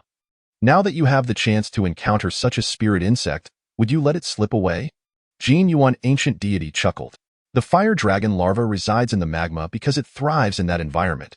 Outside, in the seawater, its fiery essence will gradually dissipate, rendering it merely an ordinary spirit insect. Only then did Gu Yun grasp the meaning behind Jin Yuan's words. Observing the approaching fire dragon larva, he contemplated for a moment and summoned a surge of heavenly spirit fire, which was instantly devoured by the larva. The second, the third, after consuming the heavenly spirit fire, the fire dragon larva no longer rushed to chase Gu Yun. Instead, it followed the small boat at a leisurely pace, akin to a hunter stalking its prey. Senior, the girl, having awakened at some point, exclaimed, Did you obtain the fire tongue grass? I have secured it, and I shall honor our previous agreement. Gu Yun nodded vigorously. A smile graced the girl's face, but it quickly faded as she noticed the crimson magma not far from the boat. Senior, could it be that it has come to pursue me? It has never left the misty canopy before. Terror filled her expression. Senior, please throw me overboard. This sea of blood. This matter does not concern you. Rest well? Gu Yun replied, glancing at the burns on the girl's legs. A flicker of compassion crossing his features. Even though the members of the Umu tribe possessed formidable physiques, they could not act swiftly after such injuries. Before long, the crimson magma gradually shrank in size. Keeping Jin Yuan's advice in mind, Gu Yun summoned the heavenly spirit fire with increasing frequency. After traveling several dozen miles, the magma had reduced to the size of a basin. The flames within the magma became clearer. Appearing like a red crystal in the azure waters, in the distance, Gu Yun could make out a fist-sized insect writhing amidst the flames. He was surprised to discover that a mere insect was the source of such intense magma. Very well. Now only pure spirit fire remains within the fire dragon larva. You must extract this spirit fire and merge it with your heavenly spirit fire. It will greatly benefit your cultivation. As for the fire dragon larva, confine it within the chaos space. I have other uses for it. Jin Yuan ancient deity instructed. Upon hearing this, Gu Yun immediately summoned a burst of heavenly spirit fire, and the fire dragon larva opened its mouth wide, eager to consume it. However, the heavenly spirit fire enveloped the larva and flew back towards Gu Yun. What pure fire spirit energy! Gu Yun sighed in admiration. The fire dragon larva twisted its body, its small mouth agape, appearing furious, perhaps agitated by the heavenly spirit fire emanating from Gu Yun. Yet, this pure spirit fire posed no threat to Gu Yun. Extract! Gu Yun commanded, and strands of pure spirit fire peeled away from the fire dragon larva as if unwinding silk from a cocoon. The larva writhed frantically, emitting sharp cries. Soon, after all the fire spirit energy was extracted, Gu Yun finally beheld the true form of the fire dragon larva. This spirit insect was about the size of a finger, entirely red, segmented into 9 parts, with 6 legs on the 2 segments closest to its head. Its head bore horns reminiscent of a dragon, from which sparks of fire occasionally flickered. Moments later, all the spirit fire had been siphoned away, coalescing in Gu Yun's palm, roughly the size of a fist. Translucent and radiant like a red crystal. This was the essence accumulated by the fire dragon larva over countless years, even purer than spirit stones, requiring only slight refinement to merge seamlessly with the heavenly spirit fire. Waves of warmth surged around Gu Yun, a searing sensation emanating from his lower abdomen. After confining the fire dragon larva into the chaos space, Gu Yun promptly settled into a meditative position. The surging spirit energy coursed around him, causing his skin to flush red, enveloped in a veil of white mist. The pure fire spirit energy remarkably propelled Gu Yun's cultivation to further heights. Although Gu Yun had already reached the pinnacle of the 10th tier of spirit energy, the fire he was merging was not sourced from his own essence, thus accumulating within him. This process also further strengthened Gu Yun's spirit energy. It was akin to a jar brimming with spirit energy, now being forcibly filled with even more, threatening to burst at the seams. Within his dantian, the spirit energy thickened, and the embryonic form of his spiritual foundation began to take shape. In the cultivation texts, Gu Yun had encountered a similar precedent. It was said that a great cultivator of the Qingshan sect, after 30 years of cultivating at the 10th tier, managed to break through the bottleneck and ascend to the realm of spirit master without relying on any medicinal pills. To achieve such a breakthrough was no simple feat for Gu Yun, yet with the aid of spirit soul pills, advancing to the rank of spirit master would not pose a significant challenge. Feeling the spirit energy within his dantian, Gu Yun contemplated taking the spirit soul pill and entering seclusion to cultivate. However, this was merely a fleeting thought. Attaining the spirit master realm was no easy endeavor. Additionally, being in this wild and untamed land without anyone to guard him posed a considerable risk. Should he be ambushed by others or demonic beasts at a critical moment, not only would his efforts be in vain, but his life could also be in jeopardy. Moreover, Gu Yun was uncertain how long it would take to break through. Would he really have to wait here for 3 years if he delayed his return? The best choice was to patiently await a few days. Once he returned to the Qingshan sect, he could immediately enter seclusion and break through to the spirit master realm. Taking a deep breath, Gu Yun slowly opened his eyes, only to find the girl standing before him, having awakened. Her long, graceful legs stood in front of him, stirring something within Gu Yun's heart. The physique of the Umu tribe was indeed formidable, after being scorched by the magma. She had merely applied a layer of water attribute spirit herb and had now fully recovered, her skin delicate and unblemished. Realizing that the angle was somewhat inappropriate, Gu Yun quickly rose to his feet. "Thank you, Senior, for saving my life." The girl, having witnessed everything, was astonished that the terrifying sea of blood had been subdued so effortlessly by Gu Yun. "It was nothing. You helped me gather the fire-tongue grass? So we have aided each other." Gu Yun replied with a smile, feeling no regret about their journey as he had secured both the spirit herb and the spirit soul pill. As for the conflict with Zhang Xiaoyao and others, Gu Yun was unconcerned. He had acted discreetly, leaving no evidence behind. Even if they suspected him, they would have no means to prove it.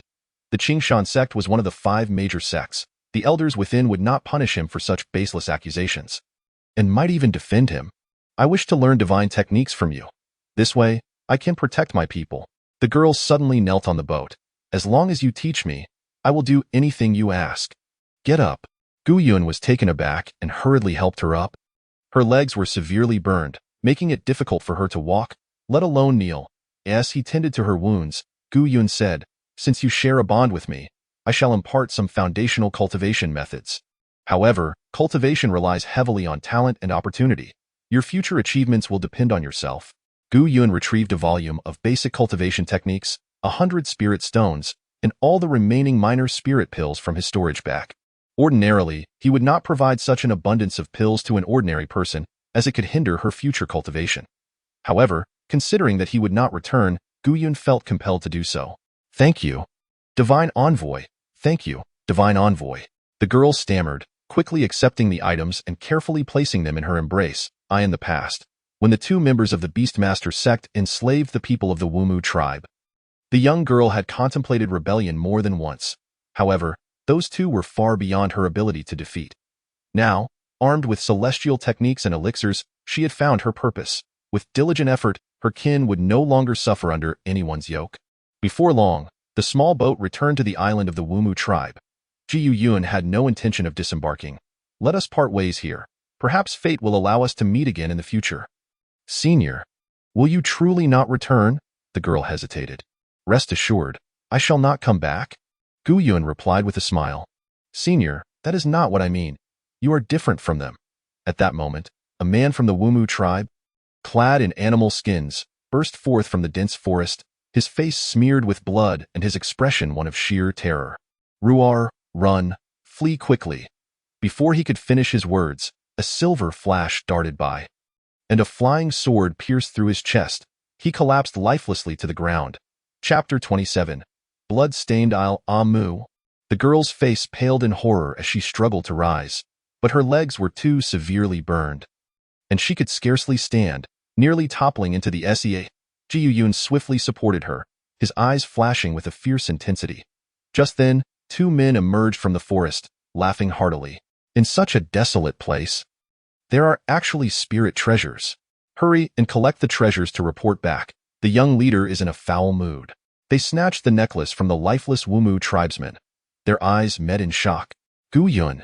It is Gu Yun. Their expressions shifted drastically, fear evident in their eyes.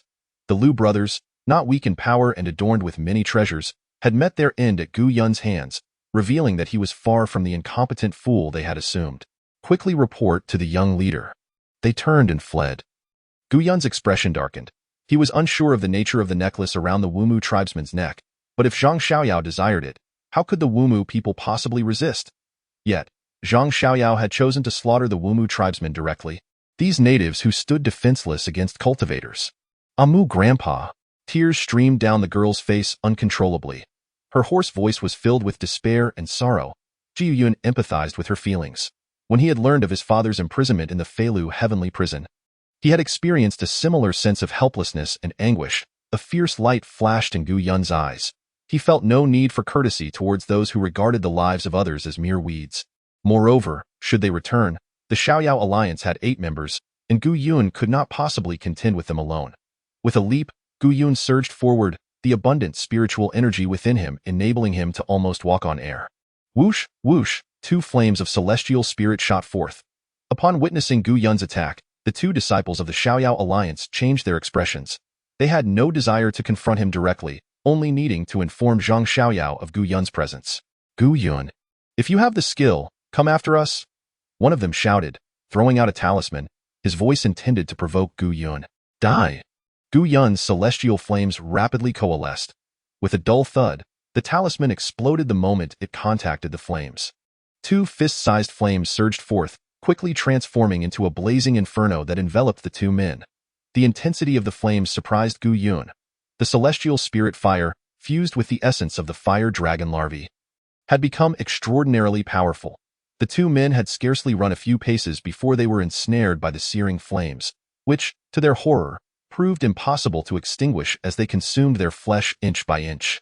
They were on the verge of collapse, despite being peak-tier cultivators of the 10th level of spiritual energy, among the most talented in the Xiaoyao alliance. Why, they wondered, did they possess no means of resistance against Gu Yun? What level of cultivation was required to wield such formidable fire techniques? Little did they know, the celestial spirit fire within Gu Yun was a primal force of nature, enhanced by centuries of accumulated earth fire essence from the fire dragon larvae. Far surpassing the realm of ordinary spiritual practitioners. Even cultivators of the spiritual master realm would not dare to confront celestial spirit fire head-on. Moments later, they were reduced to ashes. Ji Yun collected the storage bags of the 2 men and returned to the small boat. The girl lay on the boat, racked with pain. Senior, I wish to return to my tribe. I seek vengeance. Gu Yun shook his head. He understood her emotions and sighed gently. You are in no condition to act. Allow me to investigate. You should hide and avoid detection by others. The girl's eyes reddened. Ji Yun urged her. These individuals are quite powerful. Your presence would only hinder me. If there are any other tribesmen left, I will surely rescue them. After ensuring the girl was concealed within a hidden cave, Gu Yun quietly entered the dense forest. Present. The members of the Xiaoyao alliance were unaware of Gu Yun's presence on the island. They believed the place was populated solely by defenseless natives, and thus held little wariness. Nevertheless, Gu Yun did not let his guard down.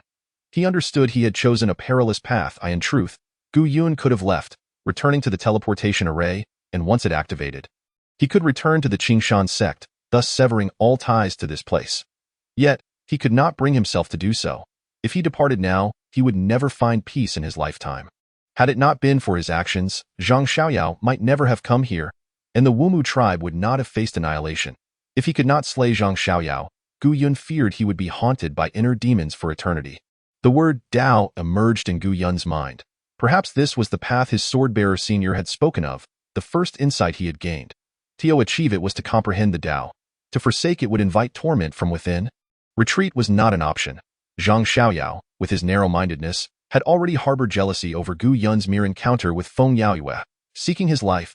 If he did not kill him here, upon returning to Nanyue Kingdom, his vengeance would undoubtedly intensify. With the strength of the Xiaoyao alliance, Gu Yun would never find an opportunity to eliminate Zhang Xiaoyao. However, if he could take Zhang Xiaoyao's life now and then eliminate the last remaining disciple of the Xiaoyao alliance, all 10 members of the alliance would be dead. Who could suspect him? Having made this resolution, Gu Yun's eyes gleamed with cold determination. Eyeing the dense thicket, he advanced cautiously, each step taken with utmost care. The sound of breaking branches soon reached his ears. In such a vast forest, not a single spirit herb in sight. How utterly bizarre. Have we truly strayed from the area where herbs can be gathered? This trip has proven fruitless, all because of that fool Gu Yun. Were it not for him, would we have to endure this? Let us find this brat quickly and kill him, lest the young leader's face remain grim. Gu Yun held his breath and remained utterly still. As they drew closer, the two men suddenly felt an intense heat radiating from behind them. Before they could react, the searing flames engulfed them, and before they could utter a single cry, the inferno surged into their bodies. In mere moments, they were reduced to ash. Gu Yun collected their storage bags, leaving behind their charred corpses as he hastened away. Including Zhang Xiaoyao, only 4 remained. Soon, Gu Yun arrived at the gathering place of the Wumu tribesmen. The sight before him was unbearable. Lifeless bodies lay strewn across the ground, blood flowing freely.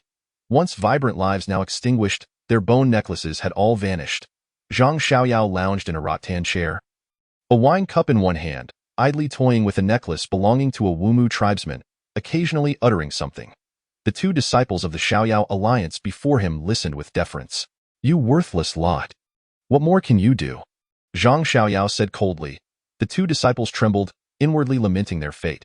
Had they known they should have pursued the Wumu tribesmen, they would not have remained behind. A single misstep could lead to severe punishment from the ill-tempered Zhang Xiaoyao. "Young leader, please wait. We will find them immediately." Upon receiving Zhang Xiaoyao's consent, the 2 men hastily departed, oblivious to the pair of cold, piercing eyes watching them from the shadows. In less than a quarter of an hour, they met their silent demise at Gu Yun's hands. Yet, one disciple remained elusive, leaving Gu Yun perplexed. Had this member of the Xiaoyao alliance met with an unfortunate end or been dispatched by Zhang Xiaoyao elsewhere? Gu Yun concealed his presence, digging a shallow pit in the forest and hiding within, covering himself with dead grass and branches. Even a cultivator of the spiritual master realm would find it challenging to detect his existence. Until the last disciple of the Xiaoyao alliance appeared, Gu Yun would not reveal himself lightly. He understood that Zhang Xiaoyao was far from being as easy to deal with as the other disciples. As the young leader of the Xiaoyao alliance, he possessed a wealth of spiritual treasures, rivaling those of Feng Yaoyue. Gu Yun had witnessed the power of Feng Yaoyue's treasures. Each was remarkably formidable. For instance, Zhang Xiaoyao undoubtedly possessed numerous items like the Golden Thunder Pearl, perhaps even treasures even more powerful. Faced with such an opponent, Gu Yun lacked absolute confidence. He needed to bide his time for an opportunity. Sitting in his chair, Zhang Xiaoyao furrowed his brow, an ominous premonition brewing within him. The island was not large, and with 7 disciples having been absent for so long, not a single one had returned. Could there be a fearsome beast lurking on this island? Unlike the Liu brothers, the other disciples of the Xiaoyao alliance were merely ordinary members. Their lives were not intrinsically linked to Zhang Xiaoyao. Furthermore, he did not believe that anyone could slay all the disciples of the Xiaoyao alliance in this remote location. He suspected that they might have gone to gather spirit herbs. After all, they had followed him tirelessly since arriving on this islet, yet had scarcely managed to procure any spirit herbs. What a bunch of useless fools. Zhang Xiaoyao's eyes brimmed with fury as he conjured a jade slip. Casting it into the air, bang! A tremendous sound echoed, and resplendent lights flickered in the sky. Soon, the distant foliage swayed, suggesting that someone was approaching. Gu Yun frowned slightly. Could it be that disciple of the Xiaoyao alliance returning?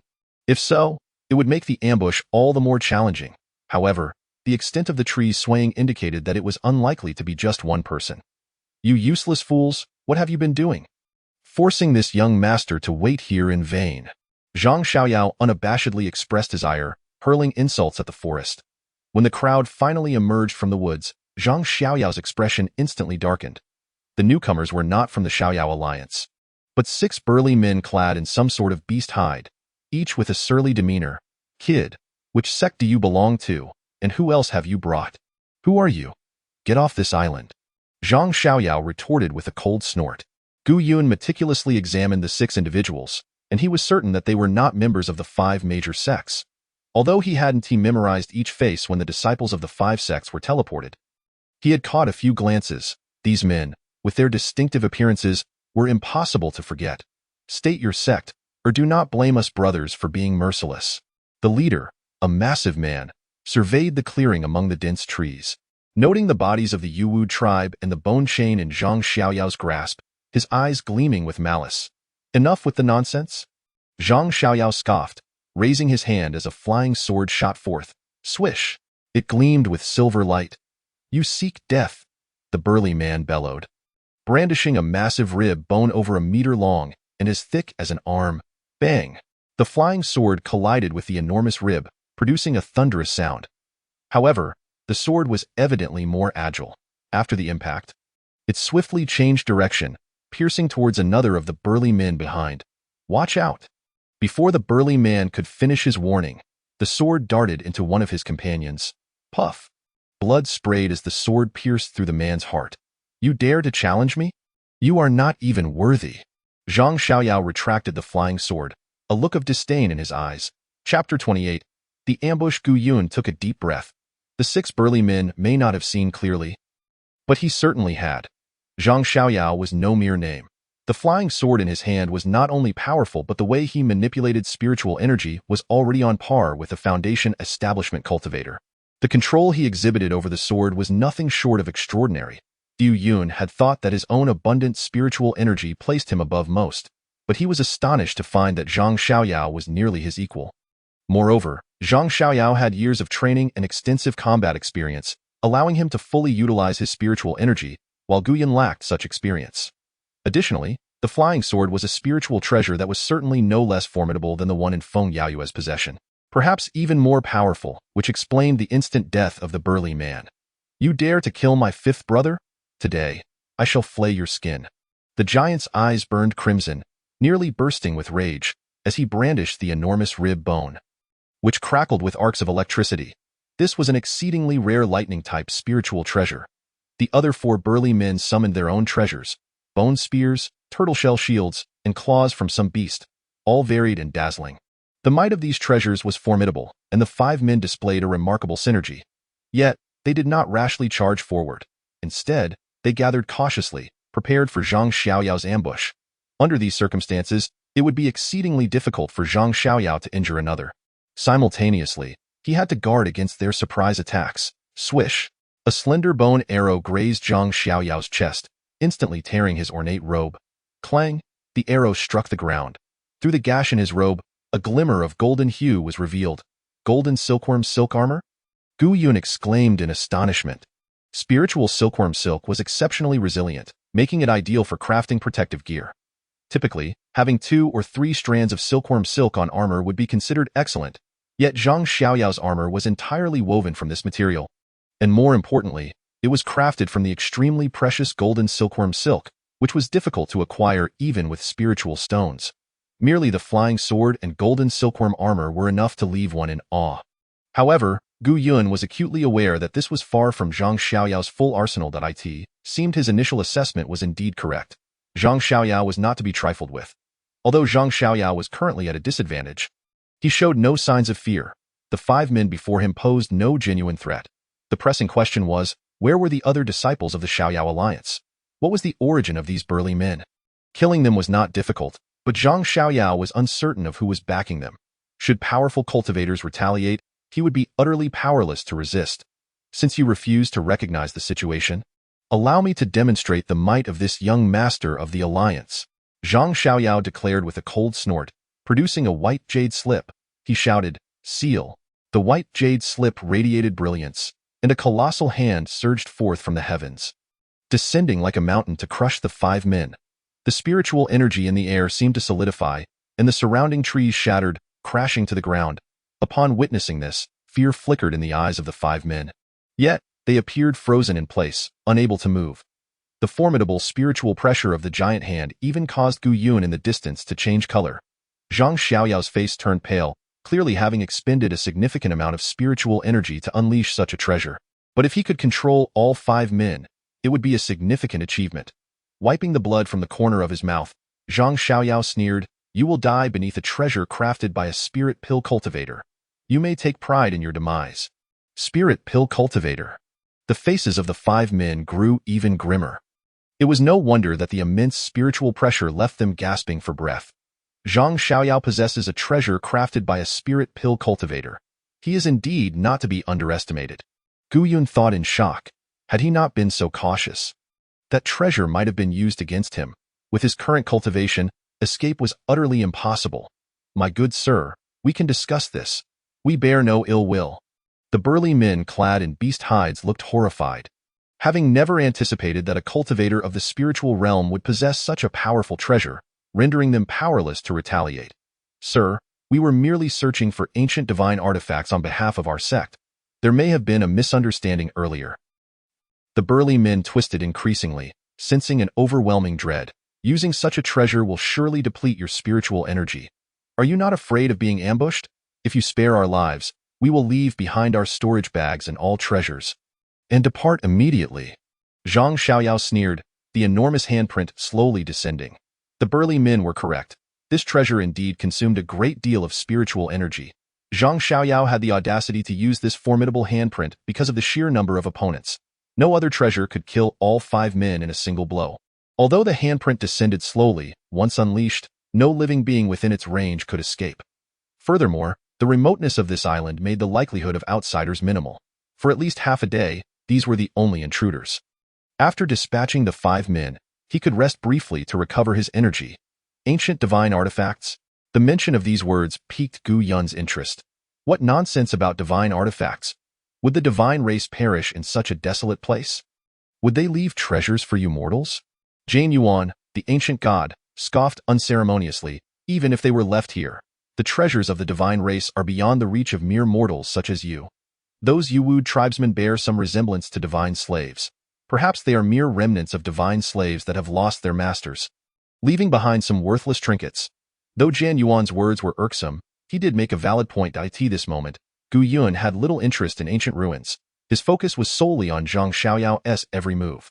As the giant handprint descended, Zhang Xiaoyao appeared increasingly strained. Now is the time. Gu Yun inhaled deeply.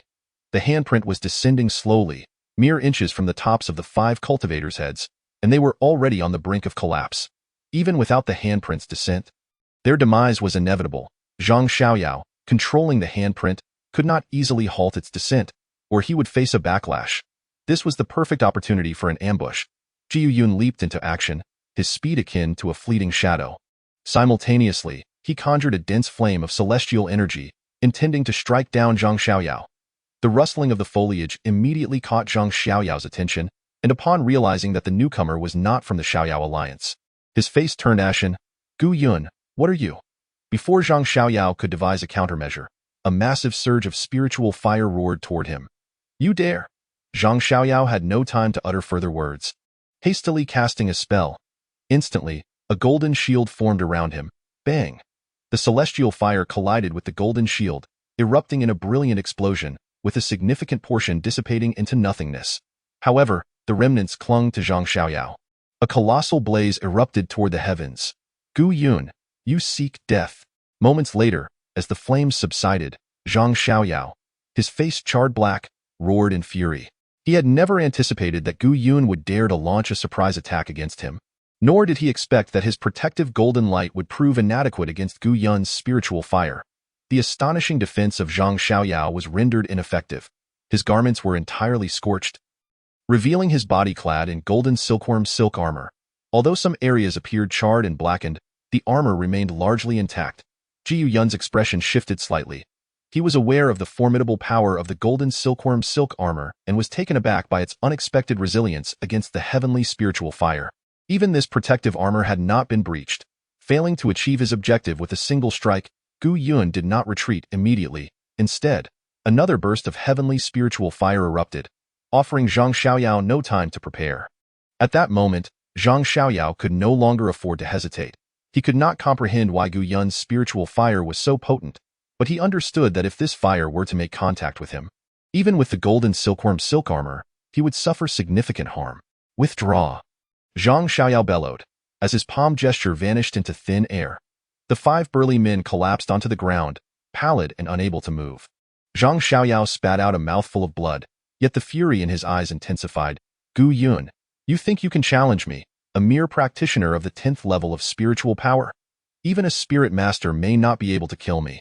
He slapped his storage bag, swallowing dozens of precious pills. Each of these pills was of considerable value, which Zhang Xiaoyao would typically hesitate to use. However, he could not afford to be concerned with such matters now. He was resolute in his intent to kill Gu Yun. The moment he ingested the pills, his complexion regained its ruddy hue, and the spiritual power within him surged once more. He hurled a flying sword and soared into the air. The multitude of treasures adorning Zhang Xiaoyao's person took Gu Yun by surprise. In this battle, Gu Yun was already defeated. His best course of action was now to find a way to escape. If Zhang Xiaoyao fully restored his spiritual power and unleashed that formidable handprint treasure, Gu Yun would find it nearly impossible to flee. Young Alliance Leader, I have captured someone. Hehe, this girl is quite lovely. Young Alliance Leader, you could... One of the disciples of the Xiaoyao Alliance emerged from the dense forest, carrying a woman. However, when he beheld the scene before him, he was taken aback. The 5 men clad in beast skins lay sprawled on the ground, and peculiar treasures were strewn about. The fluctuations of spiritual power emanating from them indicated they were certainly not members of the Wumu tribe. To one side, there was Gu Yun. What astonished him most was Zhang Xiaoyao, whose previous charming demeanor had vanished, replaced by a darkened visage, as if he had crawled out of a coal pile. With singed hair, and only the golden silkworm silk armor remaining to protect him. Ruar! Gu Yun exclaimed in shock. The girl was none other than the last survivor of the Wumu tribe. Wumu Ruar. Gu Yun was unaware of how this disciple of the Xiaoyao Alliance had discovered her, but he could not bear to watch her be captured by Zhang Xiaoyao. Whoosh! A flying sword shot toward the disciple of the Xiaoyao Alliance. The disciple's eyes glinted with disdain. It was not arrogance, but rather a belief that his opponent was merely a practitioner of the 10th level of spiritual power, and the notion that the flying sword could slay him was absurd. Moreover, he had Zhang Xiaoyao, a formidable ally, at his back. As for Zhang Xiaoyao's current predicament, he believed it was the doing of the 6 burly men sprawled on the ground. Be careful. Although Zhang Xiaoyao did not place great importance on the lives of his fellow disciples, in such a critical moment, each additional person equated to an extra source of strength. Before he could finish speaking, a burst of heavenly spiritual fire darted into the disciple's ankle. This individual lacked the protective golden light that Zhang Xiaoyao possessed. He merely summoned a gust of qi to his defense. Like the other disciples of the Xiaoyao Alliance, he was caught completely off guard, and the spiritual fire instantly engulfed his legs. Ah! A scream erupted from his lips. Worthless! Zhang Xiaoyao roared in anger. Seizing the opportunity, Gu Yun unleashed a swift movement talisman, snatched up the unconscious Wumu Ruar, and turned to flee. Zhang Xiaoyao was a step behind, arriving only to find an inky blackened form in his wake. You think you can leave so easily? Zhang Xiaoyao scoffed coldly. As a golden flying sword shot forth. Compared to the previous sword, this one traveled with even greater speed, covering over 5 zhang in the blink of an eye. Thud! The sword struck Gu Yun in the back, sending a piercing pain coursing through him, as if his very organs were being twisted. Fortunately, Gu Yun was also clad in a protective armor, which absorbed much of the damage. Otherwise, he surely would have been slain by that single strike. The speed of this flying sword exceeded Gu Yun's expectations, while its power was equally astonishing, comparable to an attack from a spirit master. Though this blow did not claim Gu Yun's life, it utterly destroyed his protective armor, leaving him vulnerable to subsequent assaults. For the sake of a mere barbarian, you are willing to risk your life. How intriguing! Zhang Xiaoyao maneuvered the flying sword. Approaching leisurely, he gazed at Wumu Ruar's delicate features, feeling a surge of desire. No wonder you are so desperate. This native girl is indeed a rare beauty. Once you are dead, I shall take her back to the Xiaoyao alliance and enjoy her company for a few days. Gu Yun moved with remarkable speed. Aided by the swift movement talisman from Foaming Pavilion, he narrowly evaded the second strike and sprinted away toward the island's edge. Since you've come, do not think you can escape from my grasp. Zhang Xiaoyao sneered. Convinced that Gu Yun could not evade him, especially while burdened with a liability. Chapter 29. Pursuit. Zhang Xiaoyao was exceedingly confident. He held no doubts about killing Gu Yun. With numerous treasures at his disposal and having restored his spiritual power to its peak through the pills, he temporarily suppressed his injuries. More importantly, through his confrontation with Gu Yun, he discerned that Gu Yun possessed no formidable treasures. Thus, Zhang Xiaoyao did not hasten to pursue Gu Yun. Instead, he methodically eliminated the 5 burly men and collected their storage bags before taking to the skies on his flying sword. The entire scene of the island was instantly illuminated in Zhang Xiaoyao's vision. As he had expected, Gu Yun had only just departed the island, maneuvering a small boat away. You think you can run? Not so easily. Zhang Xiaoyao's lips curled into a slight smirk as he recalled a large tabby cat he had owned as a child, which would play with captured mice rather than eating them. Now, he was the cat, while Gu Yun was the mouse, desperately trying to flee but bound to fail. Whoosh! The sword light darted forward. On the surface of the sea, the small boat cut through the waves like a great fish. Behind it, Zhang Xiaoyao glided on his sword, following closely yet unhurriedly. In no time, the distance between them shrank to a mere 40 to 50 zhang. Gu Yun, you cannot escape. If you kneel before me and present that pretty girl, I might consider allowing you to keep your corpse intact. Zhang Xiaoyao's face was filled with cold mockery. Senior, if you throw me into the sea, I might buy you some time. As long as you enter the fog barrier, he will be powerless against you. Wumu Ruar bit her silver teeth. Jiu Yun's goal was precisely the fog barrier. It seemed to be a vast formation, and with Wumu Ruar present, he would not lose his way. If Zhang Xiaoyao pursued him inside, he would undoubtedly be obstructed by the fog barrier. This was the best refuge Gu Yun could conceive at the moment. As for the fire poison, now was not the time to ponder such trivial matters. The only question was how to reach the fog barrier swiftly. Of course, in the direst of circumstances, if escape became impossible, Gu Yun would then consider employing the blood escape technique. But doing so would undeniably deplete his spiritual power significantly. Should Zhang Xiaoyao find him again afterward, he would be doomed. Jiu Yun had encountered perilous situations numerous times before without resorting to the blood escape array, precisely for this reason. Gu Yun, you are the first to dare steal my woman, the first to launch a surprise attack against me, and the first to survive my pursuit for so long. A mere disciple of the Qingshan sect, I cannot fathom how you possess such courage. Zhang Xiaoyao's voice dripped with anger, a searing pain radiating from his face. Were it merely ordinary spiritual fire, it would not inflict such severe damage. Although he had applied a premium snow lotus ointment, the pain showed no signs of abating. This fueled Zhang Xiaoyao's rage. As one poised to become the master of an alliance, his reputation was of utmost importance.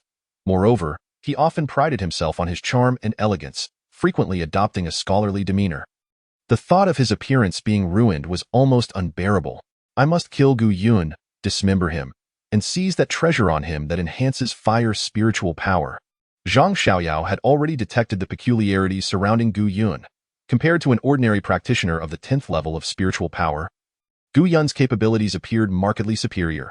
Although his methods were limited, his spiritual fire technique was exceptionally potent. Had it not been for Zhang Xiaoyao's numerous defensive treasures, he would have surely perished at Gu Yun's hands by now. Zhang Xiaoyao was not a foolish man. In fact, he was quite astute, particularly regarding Gu Yun's fire spiritual technique. He had witnessed a disciple of the 10th level of spiritual power being burned alive.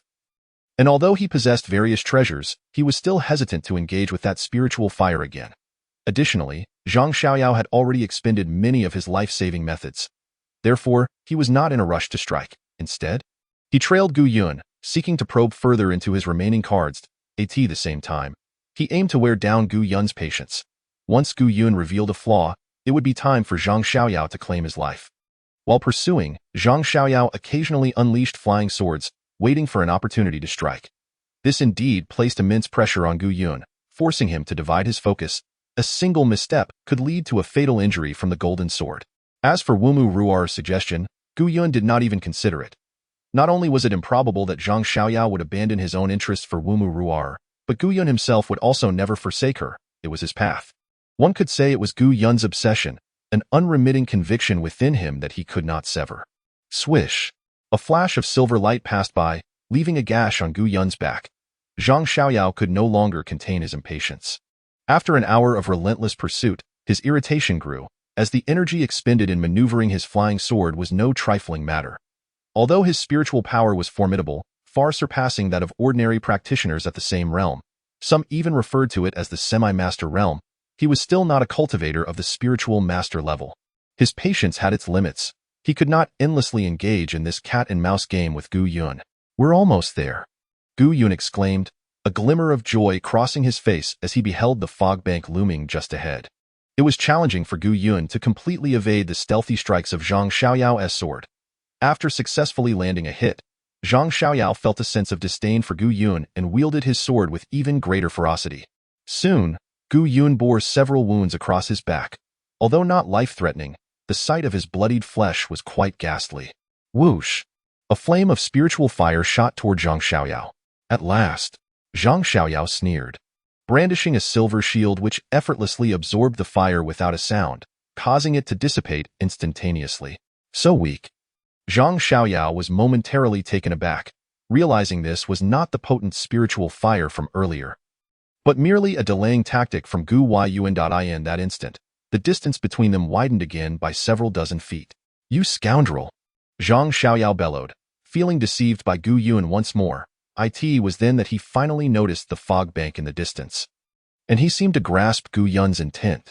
"You can't escape," Zhang Xiaoyao shouted, conjuring a crystal-clear water droplet the size of an egg. The seawater beneath him began to churn violently, swiftly transforming into a water dragon of considerable size. Whoosh! The waves roared as the water dragon surged forth. Manifesting into a colossal wave, ready to crash down, Jiu Yun scooped up Wu Mu Ruer, leaping into the air. Bang! A thunderous noise erupted as the small boat was smashed to smithereens by the wave. Gu Yun immediately retrieved another small vessel from his storage bag and activated a speed talisman, once again increasing the distance between himself and Zhang Xiaoyao. Faced with Zhang Xiaoyao's tempestuous onslaught, Gu Yun felt utterly helpless. In terms of spiritual treasures, he was no match for Zhang Xiaoyao. Although his spiritual power was several times stronger than that of an ordinary 10th-tier practitioner, it still paled in comparison to Zhang Xiaoyao's. In such circumstances, how could he possibly triumph? Since external factors could not surpass Zhang Xiaoyao, he had no choice but to rely on his own strength, enhancing his own spiritual power to have any hope of survival. Spirit power. Elevate the spirit power. The notion of rapidly augmenting his spiritual energy within such a short time frame was nothing short of absurd. Gu Yun, do you think you can escape to the fog bank? Ha ha ha. This stretch of 10 miles is your dead end. You cannot flee. Zhang Xiaoyao commanded the water dragon while also summoning a spear. This spear, dull and rusted like iron, bore an overwhelming pressure that even Gu Yun, several dozen feet away, could distinctly feel. Zhang Xiaoyao was finally ready to strike. The bloodthirsty aura emanating from the spear indicated its extraordinary nature, and once unleashed, Gu Yun would be doomed. Jiu Yun gritted his teeth, his expression turning grave. At this juncture, he had no choice but to gamble everything. If successful, it would be splendid, but if he failed, he still had the blood escape array as his last resort. It was time to take the plunge. Gu Yun slapped his storage bag, swallowing 4 spirit soul pills in quick succession, and in an instant, a torrent of spiritual power surged throughout his body. This power was extraordinarily potent. For an ordinary practitioner to utilize it in such a manner would result in either losing control or a catastrophic explosion. Yet, Gu Yun was determined to take the risk. Having amassed spiritual energy far exceeding the typical realm, he wondered if the surplus could be harmonized with the fire spiritual energy he had previously accumulated.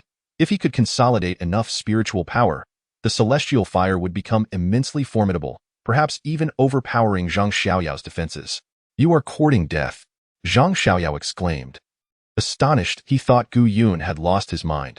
What kind of place was this where one would dare consume spirit soul pills? It was tantamount to seeking one's own demise. The surging spiritual energy fused within Gu Yun, while some gradually dissipated from his exterior. Even Wu Mu Ruer could sense the powerful aura of spiritual energy. The sheer density of this energy imbued Gu Yun with an unprecedented intensity. His small boat accelerated, quickly widening the distance from the water dragon by several feet.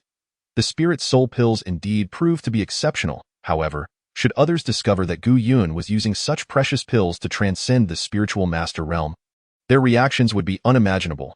The 4 spirit soul pills nearly caused Gu Yun's dantian to rupture, yet the celestial fire's energy simultaneously became extraordinarily potent. Yet, this was still insufficient. It had yet to reach the limits Gu Yun envisioned.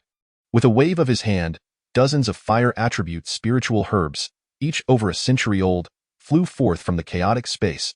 Gu Yun seized one whole plant and stuffed it into his mouth. In an instant, the fire spiritual energy coursed through his meridians, ultimately converging in his dantian. Simultaneously, waves of excruciating pain radiated from his abdomen. Hiss! Wisps of white mist, formed from spiritual energy, emanated from Gu Yun's body. Not far away, Zhang Xiaoyao watched in horror as the future successor of the Xiaoyao alliance. He was no fool. He had encountered numerous top-tier treasures and was well-versed in spiritual herbs and pills, having consumed countless celestial treasures since childhood. However, the century-old spiritual herbs he had seen were merely a few dozen, each exceedingly rare. When refined into pills, their potency was immense. Even renowned alchemists regarded century-old herbs as treasures. Just one such herb could compel the Xiaoyao alliance to undertake a task of moderate difficulty. Yet, Gu Yun casually consumed these precious herbs as if they were mere snacks, devouring them without restraint. In mere moments, he had consumed over 10 century-old herbs. Zhang Xiaoyao had not anticipated the vast wealth Gu Yun possessed. Gu Yun was no longer merely flirting with death. He was wasting his precious spiritual herbs. These century-old herbs should all belong to him. Gu Yun was squandering his treasures. Face the wind! Zhang Xiaoyao roared, and the rusted spear suddenly glimmered, swelling several-fold in the air. The surrounding spiritual energy surged, forming a razor-sharp edge. Kill! The spear shot forth like a released arrow, aimed directly at Gu Yun. This was one of Zhang Xiaoyao's most formidable weapons, rumored to be an ancient treasure, though its power had long since waned. Nevertheless, beneath the spiritual master realm, none could rival it. Once the spiritual energy locked onto a target, escape was impossible. Although it consumed considerable energy, its might was unparalleled. Zhang Xiaoyao eagerly swallowed pills, his eyes gleaming with greed. Forget spirit soul pills and beautiful women. At this moment, they were all but invisible to him. All he could see were the spiritual herbs Gu Yun was devouring one by one. In the blink of an eye, Gu Yun had consumed 40 to 50 spiritual herbs. Zhang Xiaoyao could even smell the rich fragrance of the herbs in Gu Yun's hands. There was still a substantial quantity left. All of these belonged to him.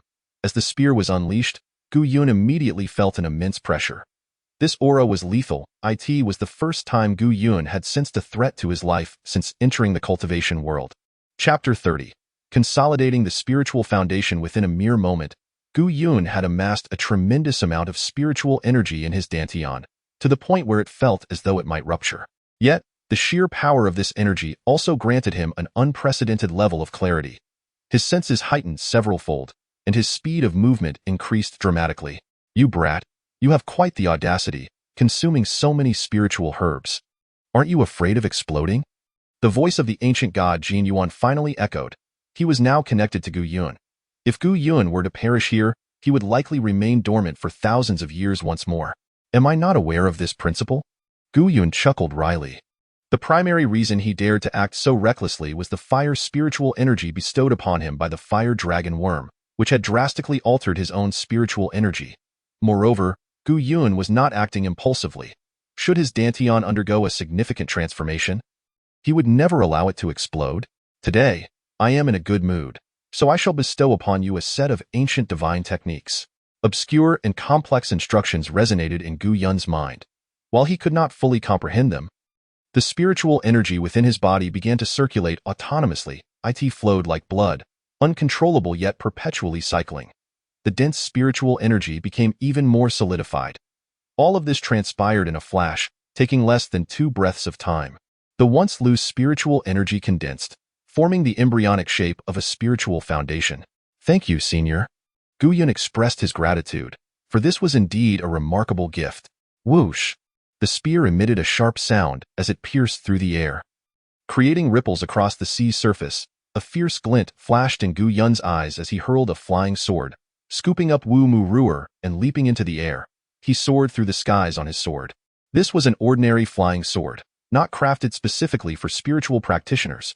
Gu Yun relied solely on his formidable spiritual power to manipulate the sword. Boom! A resounding explosion erupted. The small boat disintegrated into dust as the spear plunged into the ocean. Zhang Xiaoyao gazed incredulously at the scene before him, hardly able to believe his own eyes. How can this be possible? How could a mere practitioner of the spiritual realm wield a flying sword? If Gu Yun had been able to fly on a sword all along, he would not have opted to leave on a small boat. The howling winds whipped around Gu Yun, stinging his face. He was unable to activate his protective energy. But it mattered little. To soar through the air, an ability typically reserved for those at the spiritual master level, without the aid of a superior flying sword, was an astonishing feat. This indicated that his spiritual power had indeed reached the level of a spiritual master. Did it not? In the warm embrace of Gu Yun, Wumu Ruo Air gazed down at the ocean waters, feeling as if she were in a dream. Just moments ago, the overwhelming aura had left her believing she was on the brink of death. Yet now, she lay nestled in a comforting hold. An unfamiliar energy emanated from Gu Yun, causing her cheeks to flush with warmth and a sense of safety she had never experienced before. Zhang Xiaoyao, witnessing Gu Yun's retreat, was filled with a tempest of anger and urgency. He could not comprehend how such a monumental transformation had occurred right beneath his nose. This was undoubtedly not merely the result of the 4 spirit soul pills. Perhaps it was due to Gu Yun consuming those century-old spiritual herbs. This thought gnawed at Zhang Xiaoyao like 100 claws on his heart. Previously, he had sought to eliminate Gu Yun out of sheer frustration, but now his focus had shifted to those century-old herbs and the secrets that lay within Gu Yun. In the blink of an eye, Gu Yun had plunged into the mist without hesitation. The fog had dimmed compared to before, yet it still served as an excellent shield. Moments later, Zhang Xiaoyao followed suit. Spear in hand, his eyes ablaze with fury. Elder, the mist appears to be dissipating. It no longer confuses the sense of direction as it once did. Wu Mu Ruo Air suddenly interjected. Jiu Yun nodded.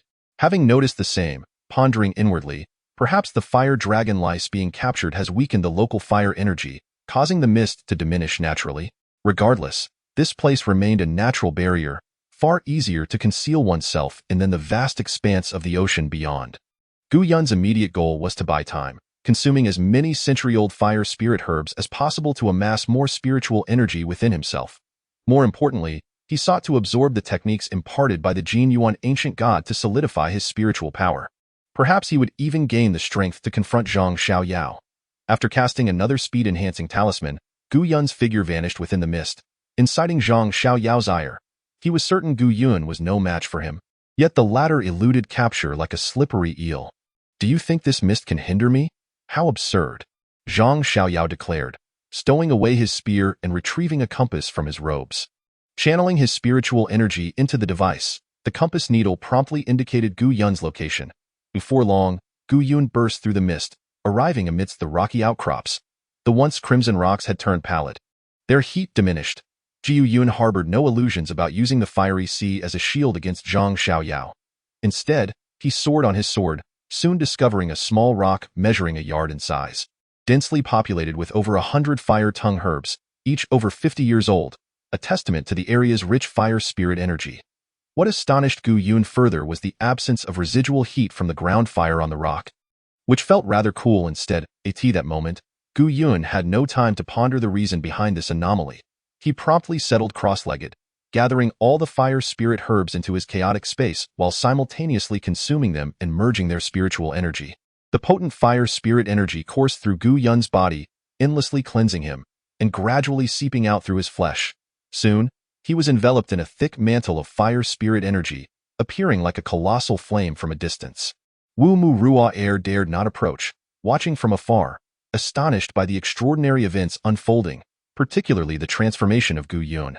Could this be the prophecy that has long been passed down in our clan? Have we, the Wu Mu, fulfilled our mission? Yet why has the divine forsaken us, leaving us without a sliver of hope? Even with the compass's guidance, the mist posed significant obstacles for Zhang Xiaoyao. Though the path ahead seemed clear, it felt as though an invisible wall barred his way. In desperation, he was forced to take a detour, which, despite wasting time, was manageable due to the compass providing a general direction. Gu Yun, you've put this young master in such a predicament. Once I capture you, I shall flay you alive and soak you in seawater. ensuring your suffering is unbearable, Zhang Xiaoyao vowed fiercely. Approximately half an hour later, he finally emerged from the mist.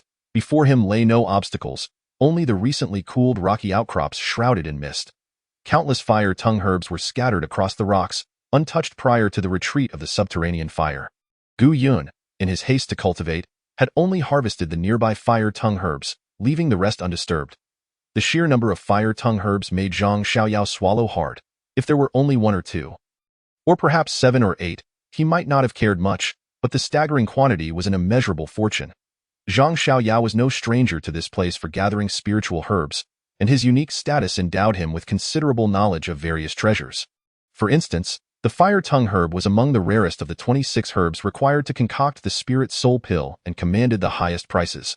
Many cultivators would gather the other 25 herbs, yet fail to find this one, often resorting to trading 20 types of herbs for a single fire-tongue herb. Possessing the fire-tongue herb was akin to grasping the key to producing spirit soul pills, thus enabling the acquisition of vast quantities of them. While Zhang Xiaoyao could procure spirit soul pills without difficulty, having the fire-tongue herb would allow him to cultivate numerous practitioners at the spirit master level for the Xiaoyao alliance, which was precisely what he, as a young master, aspired to achieve. A hearty laugh erupted from Zhang Xiaoyao. He knew he had struck gold this time. Although 9 disciples of the Xiaoyao alliance had perished, it paled in comparison to the value of these fire-tongue herbs. Furthermore, after vanquishing Gu Yun, he would also obtain the fire spiritual treasure that belonged to him. As he collected the fire-tongue herbs, he simultaneously searched for Gu Yun, reaping a harvest of hundreds in mere moments. Little did he realize that this very action granted Gu Yun ample time to cultivate. At this moment, Gu Yun was entirely isolated from the outside world, unaware of the happenings beyond. His actions of absorbing the spiritual herbs had ceased, his body enveloped in fire spirit energy. Should any other cultivator witness this, they would be struck by awe.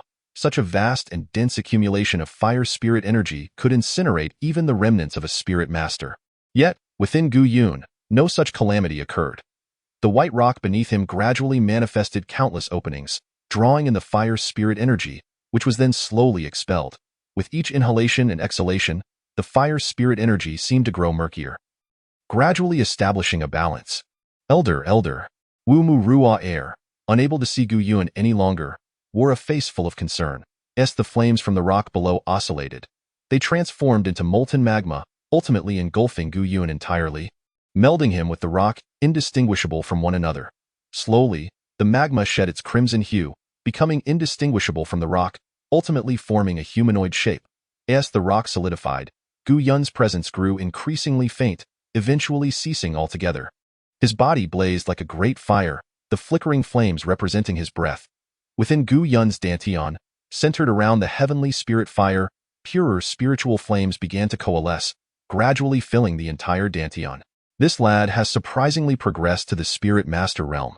The fire dragon lice, having appeared beside Gu Yun, spoke with human-like articulation, its tone mirroring that of the Jin Yuan ancient god. With the heavenly spirit fire as his spiritual foundation, this boy possesses boundless potential. If he were willing to serve as my divine servant, I might reluctantly accept. However, his inherent nature resists subservience, which leaves me quite conflicted. Nonetheless, he is the only ally I can rely on now. If he were to perish, I cannot fathom how long I would remain in slumber. I shall lend him my aid. The fire dragon lice exhaled, a fiery red crystal core slowly detaching from its mouth. Should a great cultivator behold this, they would undoubtedly exclaim in astonishment. This was the crystal core of the fire dragon lice, equivalent to the inner core of a demonic beast, representing its most refined essence, a pure amalgamation of the earth's fire. Such a rare treasure was a coveted gem among fire spirits, sought after even by powerful spirit sovereigns. At this moment, Gu Yun, sensing the formation of his spiritual foundation within his dantian, marveled at how his series of reckless actions had unexpectedly propelled him to the pinnacle of spiritual energy, enabling him to condense his spiritual foundation and ascend to the spirit master realm. However, it was evident that he had consumed the spirit soul pill prematurely, and due to the pressing timeline, he had not fully absorbed its energy, resulting in an unstable formation of his spiritual foundation. Just as Gu Yun pondered how to rectify this, a pure surge of fire spirit energy suddenly entered his dantian from the outside world. Kid, this time I shall help you once more. In an instant, The entire spiritual foundation trembled under the influence of this dense energy. However, the heavenly spirit fire was clearly distinct from the fire spirit energy derived from the fire dragon Lysa's crystal core. Both were the pinnacle of spiritual flames and could not merge. Consequently, within Gu Yun's dantian, the two energies began to compete for dominance, each striving to condense into its own spiritual foundation. Gradually, the spiritual energy within his dantian was divided, forming two separate foundations. Ji Yun recalled his senior sword master mentioning that condensing a spiritual foundation was essential for advancing to the spirit master realm. Once the foundation was established, one could refine their body and comprehend the natural spiritual energy. Ji Yun had perused the insights of numerous advanced spiritual masters, yet he had never encountered anyone capable of coalescing two spiritual foundations. Shortly thereafter, a serene calm enveloped his dantian.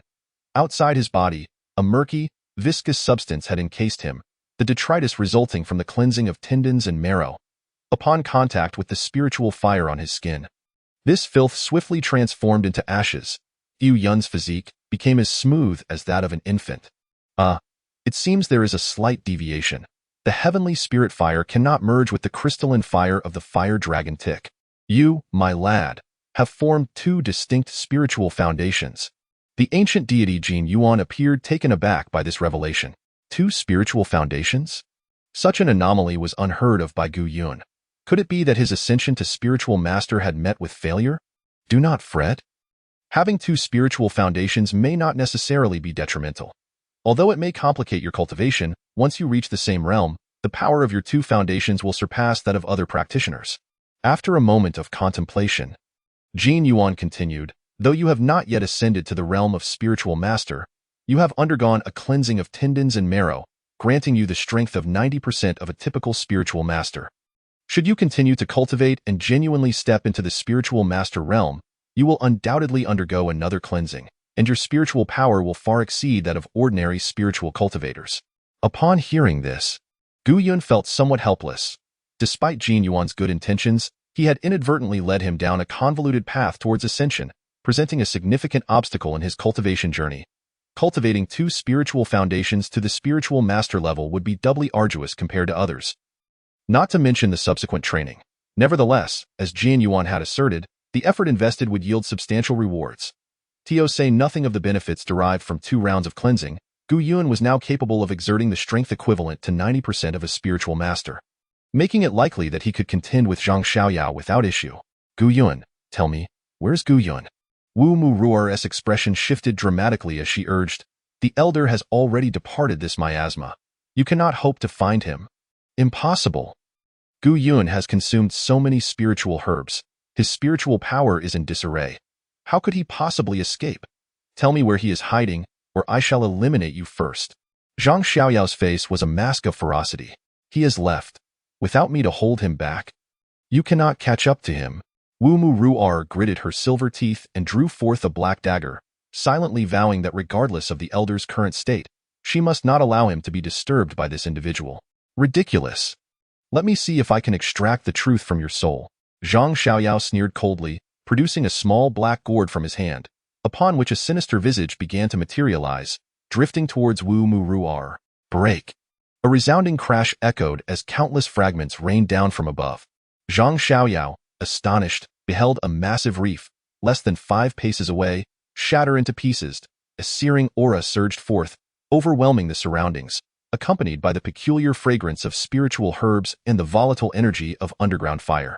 Amidst the debris stood a long-haired man clad in a coarse green robe, swaying gently in the sea breeze.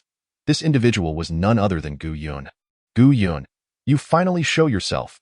Given the number of fire-tongue herbs you have provided me, I can offer you a more comfortable demise.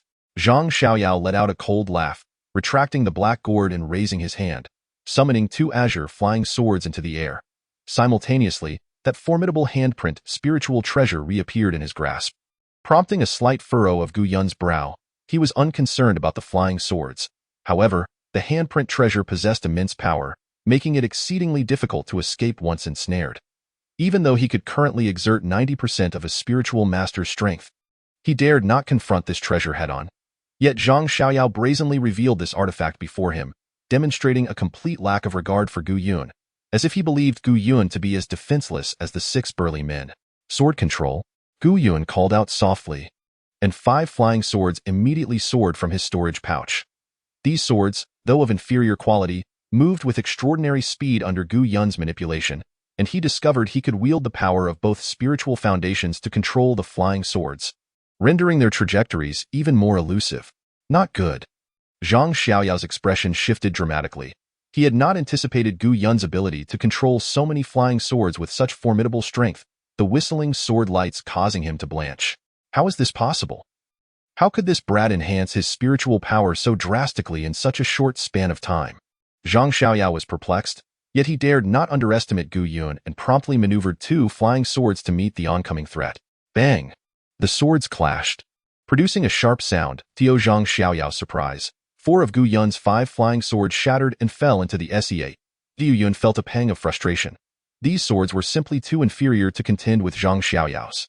However, Zhang Xiaoyao did not emerge unscathed. He staggered back a few steps, spitting out a mouthful of blood, his face etched with astonishment.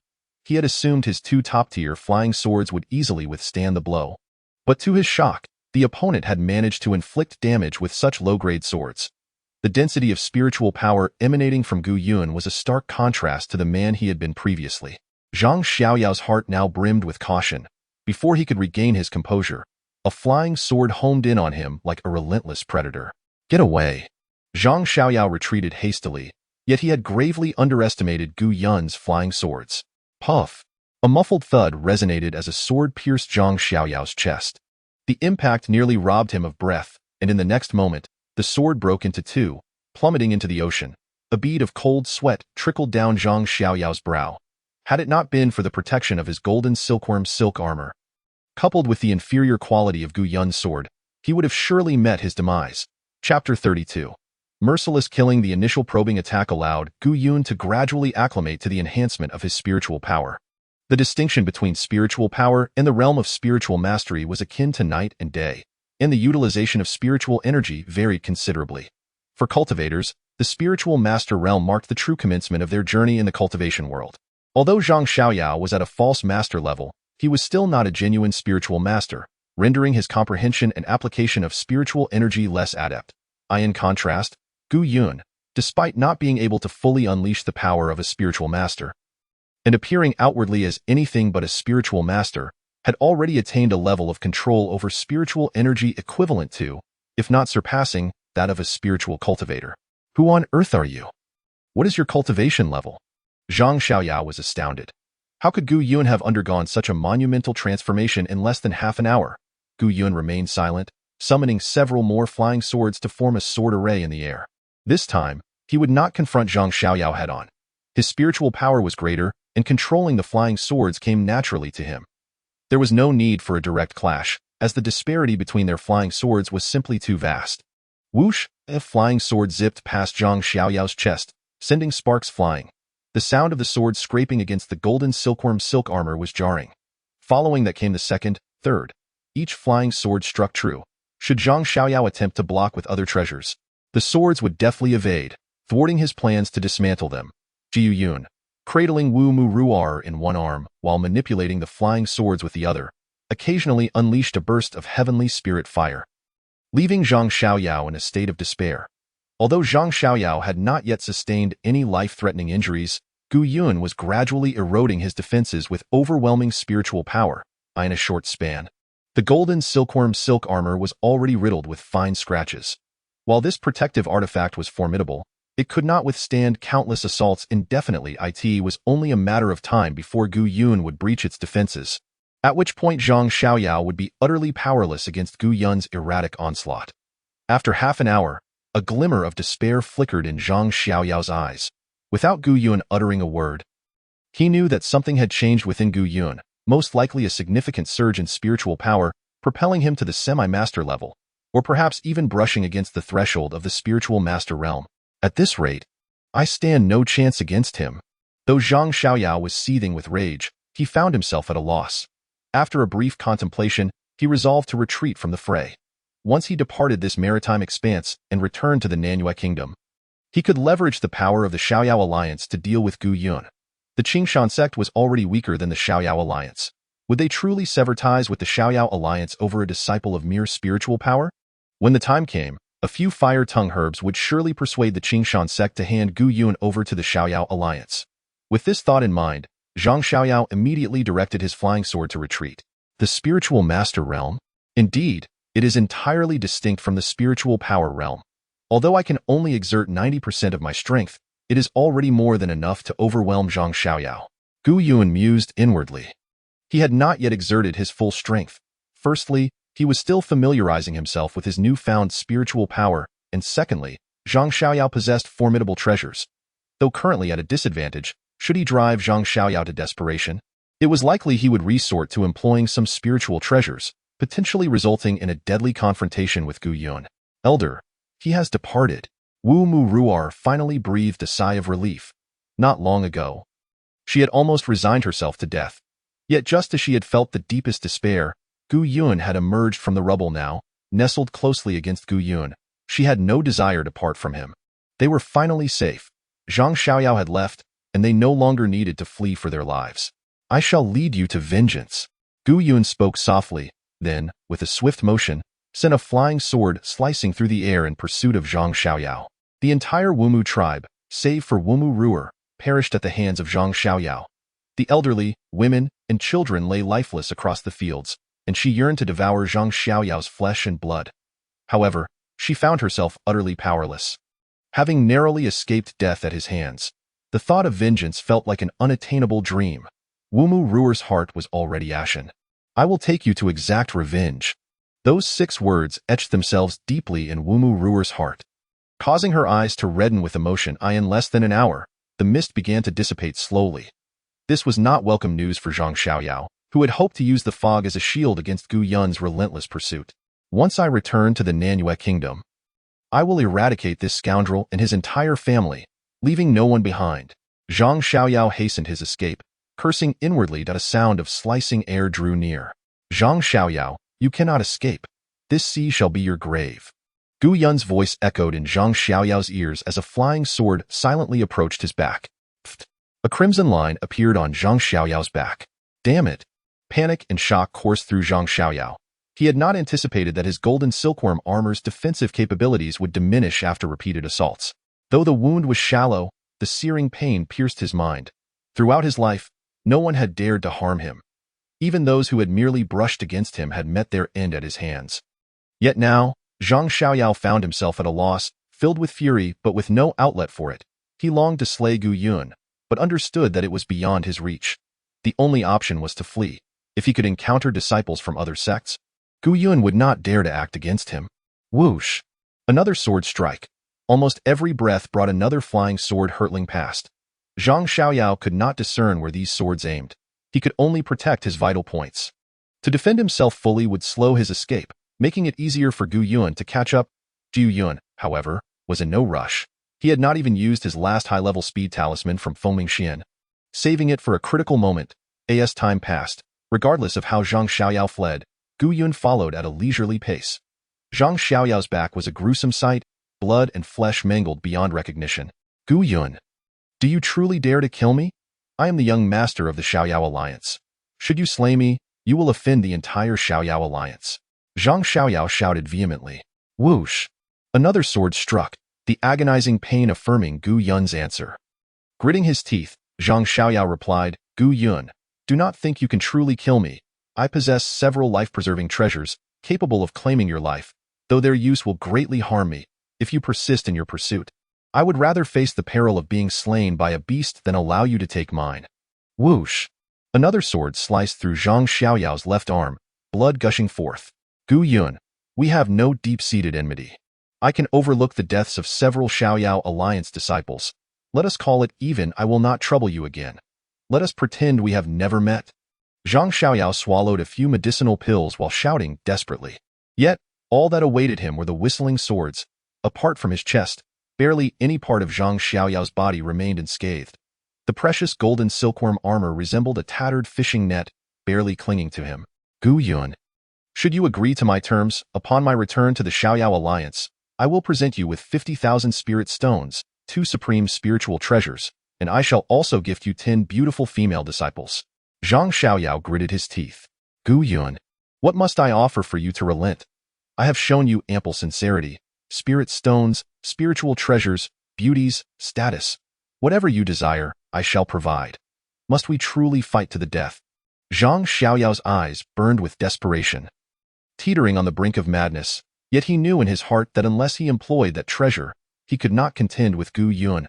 However, using that treasure would mean years of effort wasted. A loss immeasurable in spirit stones. Zhang Xiaoyao, can spirit stones return the lives of the Wumu tribe? Can spiritual treasures restore their lives? Gu Yun's voice was somber. Now you feel fear?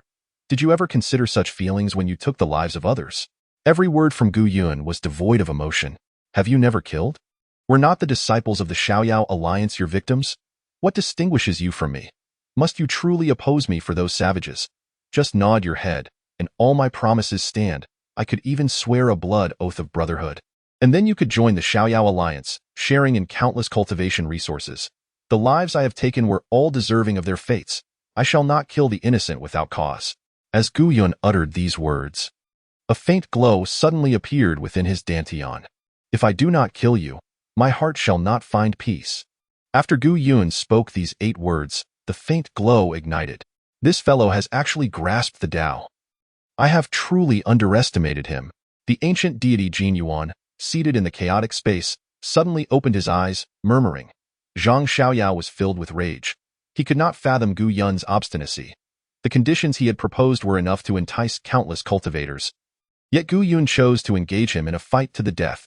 Zhang Xiaoyao retrieved a white pearl from his bosom, its radiance enveloping him entirely in an instant. Then, to Gu Yun's astonishment, Zhang Xiaoyao seemingly leaped 30 zhang in an instant, widening the distance between them. Teleportation? Gu Yun's eyes widened in surprise. According to his swordmaster, teleportation was a technique that only cultivators could execute after their spiritual power reached an extraordinary level. Requiring at least the foundation of the spirit pill realm, Zhang Xiaoyao indeed possessed a treasure. Such a teleportation artifact was coveted by innumerable spirit masters. However, the requirements for employing such a miraculous item were undoubtedly stringent. Or else Zhang Xiaoyao would not have waited until now to use it. Gu Yun produced his last speed talisman, affixing it to himself, and his escape speed surged several-fold, rapidly closing the gap to Zhang Xiaoyao. As Zhang Xiaoyao fled, he glanced back at Gu Yun, seeing those 2 flying swords trailing him closely, his expression growing increasingly grim. Break! Zhang Xiaoyao bellowed, the white pearl in his hand flashing with light. Shrinking significantly, the radiance enveloped him entirely, and in an instant, Zhang Xiaoyao evaded over 100 zhang. Looking back at Gu Yun, Zhang Xiaoyao activated the pearl again. This time, the distance between him and Gu Yun extended to over 200 zhang. Though the pearl had shrunk to half its size, its glow dimming considerably, Zhang Xiaoyao's face was etched with pain. Yet in this life-and-death moment, he could afford no further consideration, though 200 zhang seemed distant. Completely escaping Gu Yun would not be easy. It would not take long before Gu Yun could catch up again. Zhang Xiaoyao fled desperately, watching Gu Yun draw closer, his heart racing with anxiety. Chapter 33. Dead End. The pursuit continued for the better part of a day. The 2 crossed the dark sea and returned to the islet where spiritual herbs were gathered. Zhang Xiaoyao urgently sought out disciples from other sects, as long as they were present. Gu Yun would not dare to act against him. Gu Yun understood Zhang Xiaoyao's intentions, but he had to die. Not to mention Gu Yun's own aspirations. If Zhang Xiaoyao were to return alive to the Xiaoyao alliance, Gu Yun would face endless retribution. Not only would the Qingshan sect be implicated, but his own family would also face even graver threats. As a cultivator barely entering the spirit master realm, how could Gu Yun contend with the deeply rooted Xiaoyao alliance? Fellow cultivators, disciples of the beast-taming sect, Zhang Xiaoyao spotted a group in the distance, accompanied by several spirit beasts, filling him with elation. Those disciples he once dismissed were now his saviors. Who are you? Approach any closer, and we shall not be courteous. There were 3 disciples from the beast-taming sect, led by a middle-aged man controlling a green serpent. Glaring at Zhang Xiaoyao. It is I, Zhang Xiaoyao, the Zhang Xiaoyao of the Xiaoyao alliance. Zhang Xiaoyao shouted while producing his waist token. The 3 disciples of the beast-taming sect's expressions shifted slightly. As the distance closed, they recognized him as indeed Zhang Xiaoyao, their faces revealing surprised, as the young master of the Xiaoyao alliance. Zhang Xiaoyao held a revered position, protected by numerous treasures and 9 disciples of the Alliance. How could he possibly find himself in such dire straits? His attire was tattered, his protective armor in shambles, his body stained with blood, and his hair a wild mess, resembling a beggar on the street. Although there had been reports of casualties among herb gatherers since they began their work, those were typically solitary disciples. For over a decade, most had traveled in groups, and incidents had become rare. What manner of foe could reduce Zhang Xiaoyao to such a state? Under the astonished gazes of the 3 from the beast-taming sect, Zhang Xiaoyao approached them. Gu Yun of the Qingshan sect seeks to kill me. I implore you. Fellow cultivators, assist me in stopping him. Upon my return to the Xiaoyao Alliance, I shall reward each of you with 20,000 spirit stones and a supreme spiritual treasure. Upon hearing this, the eyes of the 3 beast-taming sect disciples brightened. Zhang Xiaoyao was indeed temperamental, arrogant, and headstrong, yet he was generous in his dealings. As for Gu Yun of the Qingshan sect, they did not regard him as a threat. He was but one man. How could he possibly kill Zhang Xiaoyao when faced with their combined strength? Simultaneously, they harbored a measure of disdain for Zhang Xiaoyao. This wastrel, endowed with treasures beyond compare, had not anticipated being cornered to such an extent by an unknown disciple of the Qingshan sect. Esteemed friends, have any of you encountered Feng Yaoyue? Zhang Xiaoyao was acutely aware of Gu Yun's formidable prowess. These 3 were undoubtedly no match for him. Should Gu Yun truly wish to end his life, there would be no one on this desolate island capable of coming to his rescue. However, Feng Yaoyue was an exception. The treasure she possessed rivaled those of Zhang Xiaoyao, and her esteemed status ensured that Gu Yun would not dare to harm her. If he could locate Feng Yaoyue for protection, he could await the activation of the teleportation array, and as long as he returned to the Nanyue Kingdom with ample spirit stones and treasures, the Xiaoyao Alliance would have numerous formidable practitioners at his disposal. Why then, he would extract Gu Yun's soul and refine it for a century, subjecting him to endless torment to quell his own fury. The middle-aged man sneered inwardly upon hearing Zhang Xiaoyao's inquiry, thinking to himself, in such dire straits, he still cannot forget a woman. Nevertheless, he maintained an outward demeanor of utmost respect. Young Alliance Master, Senior Sister Feng is elusive and has not been seen. Some say she may not even be in this vicinity gathering spirit herbs. Zhang Xiaoyao sighed internally. Gazing at the swiftly approaching Gu Yun, he had no alternative left. Shortly thereafter, Gu Yun arrived, soaring on his sword. Zhang Xiaoyao concealed himself behind the 3 disciples of the Beastmaster sect, his eyes filled with a fierce intensity. He pondered silently. If these 3 could provoke Gu Yun into revealing a flaw, he could seize the opportunity to unleash his great hand seal and strike Gu Yun down in one blow. If the 3 were not a match for Gu Yun, he would have to make a hasty escape, hoping they could delay him a little longer. Are you Gu Yun of the Qingshan sect? You possess quite the audacity to slaughter fellow cultivators gathering herbs, the middle-aged man questioned coldly. Brother, do not waste words on him. Teach him a lesson so he understands his place. Another disciple of the Beastmaster sect exclaimed. His eyes gleaming with greed, Gu Yun's ability to ride a sword signified that the flying sword he wielded was no ordinary item. While Zhang Xiaoyao might regard it with disdain, it was a highly coveted treasure for practitioners of spirit power like themselves. Furthermore, Gu Yun undoubtedly possessed numerous other treasures and spirit herbs. If they were to slay him, would not these spoils be theirs to divide? Given Zhang Xiaoyao's standing, would he even covet such trifles? Kid, kneel and apologize to Brother Zhang, then hand over your storage bag, and you may leave. The disciple of the Beastmaster sect sneered, his words growing even more blunt. Had they known that Gu Yun had already attained the realm of a spirit master, would they dare to speak in such a manner?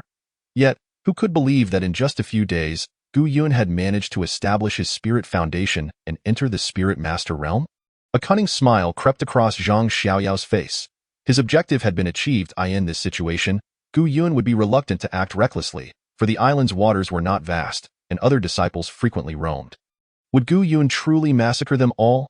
At that moment, a large azure serpent slowly emerged from the sea behind Gu Yun, its body twisting like a broken bowstring, lunging at him with its bloodied maw. Seemingly intent on swallowing him whole, a fierce glint flashed in Gu Yun's eyes as a flying sword shot forth, almost simultaneously piercing the serpent's mouth. In an instant, a crimson line marked the serpent's abdomen, followed by a gushing spray of blood and the plummet of its innards. This first-tier spirit serpent had indeed excelled in stealth. Gu Yun had not sensed its approach until it was too late. Had it been any ordinary practitioner of spirit power, they would have perished in the serpent's jaws. Fo Gu Yun, who had reached the spirit master realm, such speed was unbearably sluggish. Attack. The middle-aged man's face paled, blood seeping from the corner of his mouth. The spirit serpent was his life-bound beast, nurtured for over 20 years, on the verge of breaking through to the second tier. More critically, this serpent possessed exceptional stealth capabilities, undetectable even to spirit masters, making it perfect for ambushes. Yet, it had fallen to Gu Yun's strike, and the middle-aged man himself had suffered substantial harm. As a disciple of the Beastmaster sect, his life-bound beast was akin to a second life. With the serpent slain, it felt as though his very life was forfeit. He could not quell his hatred without eliminating Gu Yun. Only by slaying Gu Yun and seizing his treasures, along with Zhang Xiaoyao's rewards, could he hope to compensate for his tremendous loss. The other two disciples of the Beastmaster sect bore expressions of shock. Gu Yun's strength had far exceeded their expectations. Nevertheless, this also indicated that the flying sword in Gu Yun's possession was a supreme spiritual treasure. How else could he have dispatched a peak first-tier spirit beast in a single blow? Stop! Zhang Xiaoyao's eyes reflected a tinge of anguish. He had not anticipated the Beastmaster sect's disciples to be so insensible as to provoke Gu Yun. The situation had already tipped into a precarious balance, and Gu Yun would be cautious. Did these three seek their own demise? Zhang Xiaoyao was prepared to flee. The Beastmaster sect, truly, they are nothing but scoundrels. A cold light flickered in Gu Yun's eyes. Having previously interacted with two disciples of the Beastmaster sect, he already held a poor impression of them. This time, the trio had assaulted him without inquiry or justification, and the serpent's ambush was clearly a lethal strike. For individuals of such character, Gu Yun saw no need for courtesy. Whoosh, whoosh, whoosh. 3 strands of spiritual fire surged forth, enveloping the trio in an instant. Ah, spiritual fire. What manner of fire is this? They cried out, their bodies ablaze with excruciating heat. They had not anticipated that a mere flicker of spiritual fire could ignite them entirely, rendering their protective armor utterly ineffective. Bang! The middle-aged man dove into the sea, and the other two immediately followed suit. However, despair washed over them as they realized that the seawater offered no reprieve from the heavenly spirit fire. After several moments, the flames beneath the water gradually extinguished. But the 3 disciples of the Beastmaster sect were utterly unrecognizable. Zhang Xiaoyao's eyes widened in horror.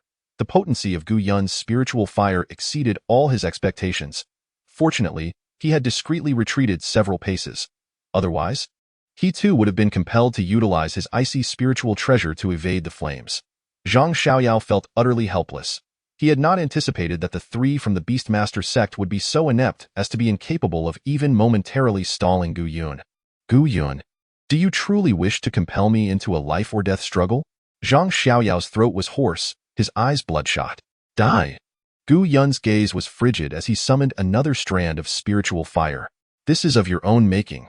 You have sought your own demise.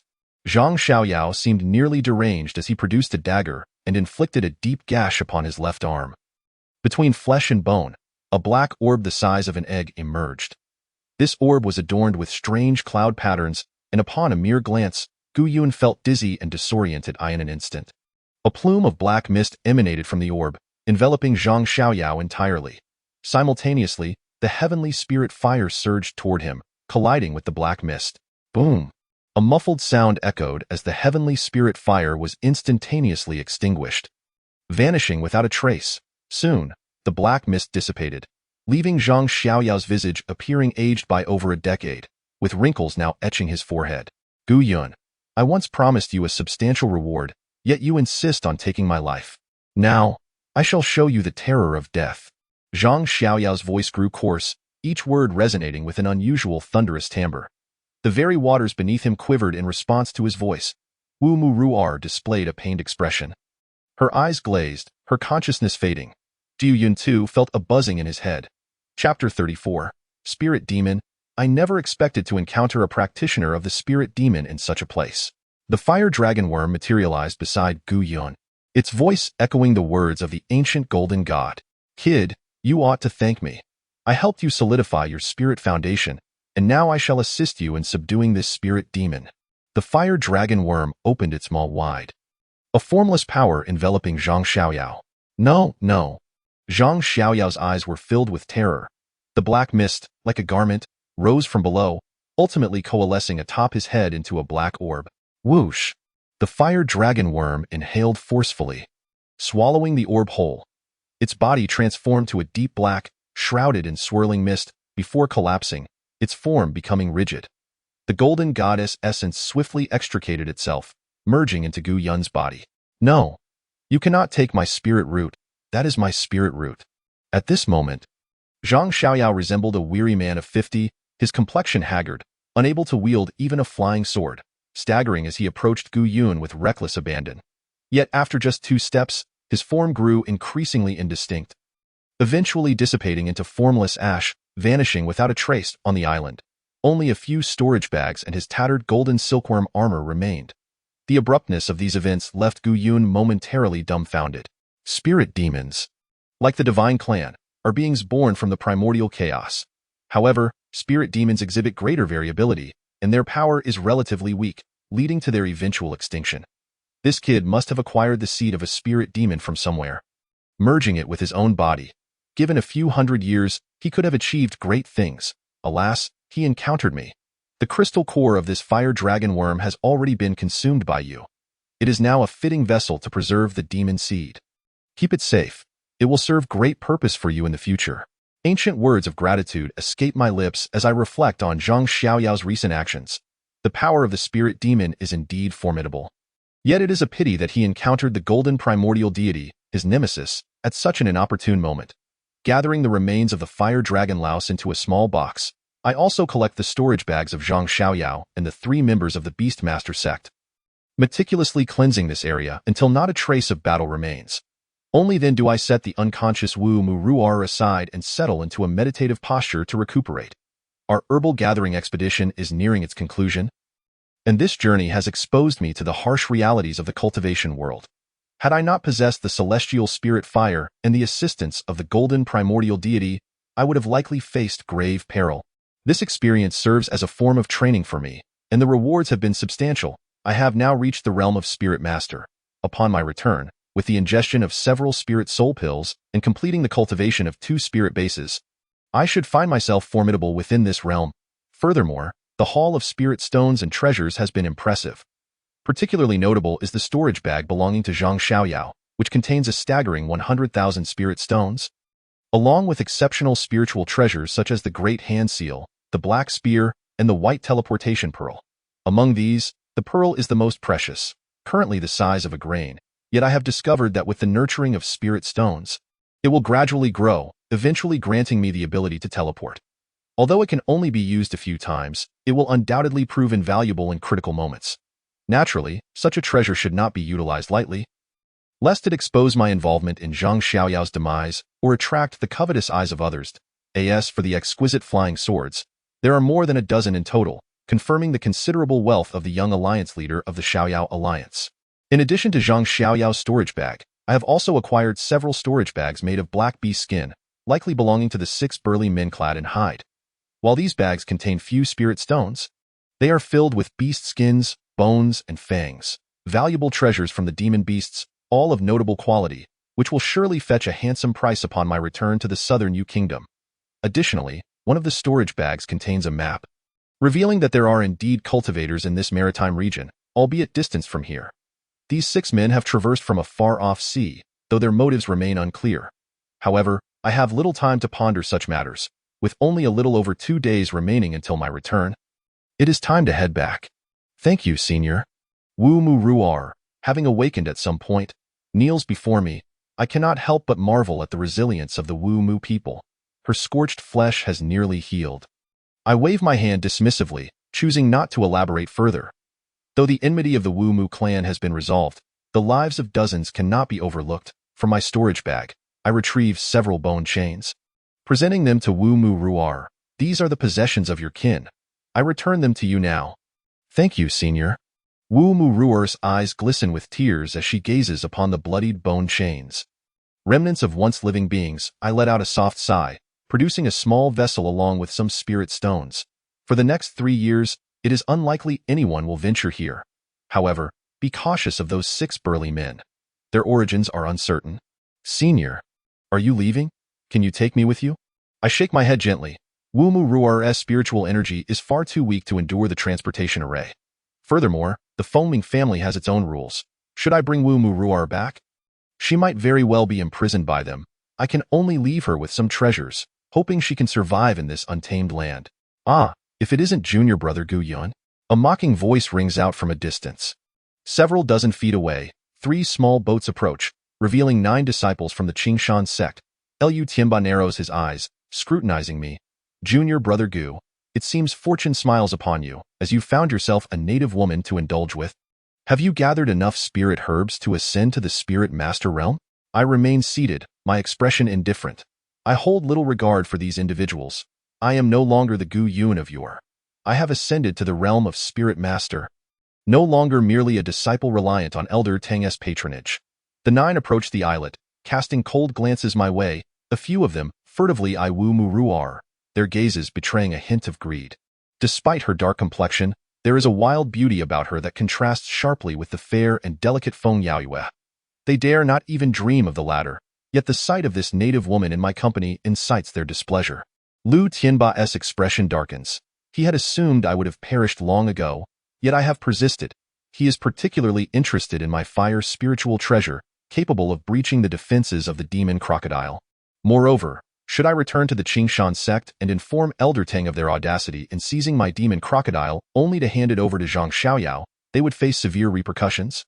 Potentially losing their status as core disciples, Lu Tianba has every reason to eliminate me. Such acts of murder and theft are not foreign to him, especially on an isolated islet where no traces would remain. Junior brother Gu, how have your harvests been these past few days? How many spirit herbs have you collected? A disciple from the Qingshan sect inquires. Get lost. I glare coldly, fully aware that they do not regard me as a fellow disciple, and thus see no reason to engage in idle chatter. If they dare to make a move against me, I will not hesitate to eradicate them. Of course, if they choose not to seek their own demise. I have no intention of intervening, for they pose no threat to me. This brat is utterly oblivious to his own insignificance. How dare he speak to me in such a manner? The disciple's expression shifts, as he intended to mock me but finds himself dismissed instead. Junior brother Gu, do you not recognize that these individuals are your seniors, having entered the sect before you? It is unbecoming not to greet your seniors, and even more so to insult them. Lu Tianba's brow furrows slightly.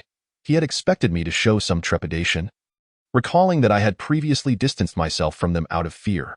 Yet now, I seem unperturbed, my face betraying no hint of anxiety. Does Gu Yun possess an advantage, or has he acquired some treasure? The more he contemplates, the more curious he becomes. Could it be that Gu Yun has encountered some fortuitous event? I have no desire to waste my breath on you. Leave. I snored icily. Is this how you speak to your senior brother? Lu Tianba waves dismissively. Perplexed by my demeanor, surely, there are no others present. After a moment of contemplation, he continues, Gu Yun, are you aware of the rules of our Qingshan sect? All who come to gather herbs for the first time are required to share their findings. Hand over your storage bag. If you conceal any, I will personally see to it that you face the consequences as your senior brother. You wish to take my storage bag? A glint of cold light flashes in my eyes, and murderous intent surges forth. Since these 9 have chosen their own demise, I cannot be held accountable. Just as tensions escalate, one of them suddenly exclaims, Senior brother Lu, look over there. Is that not Feng Yaoyue?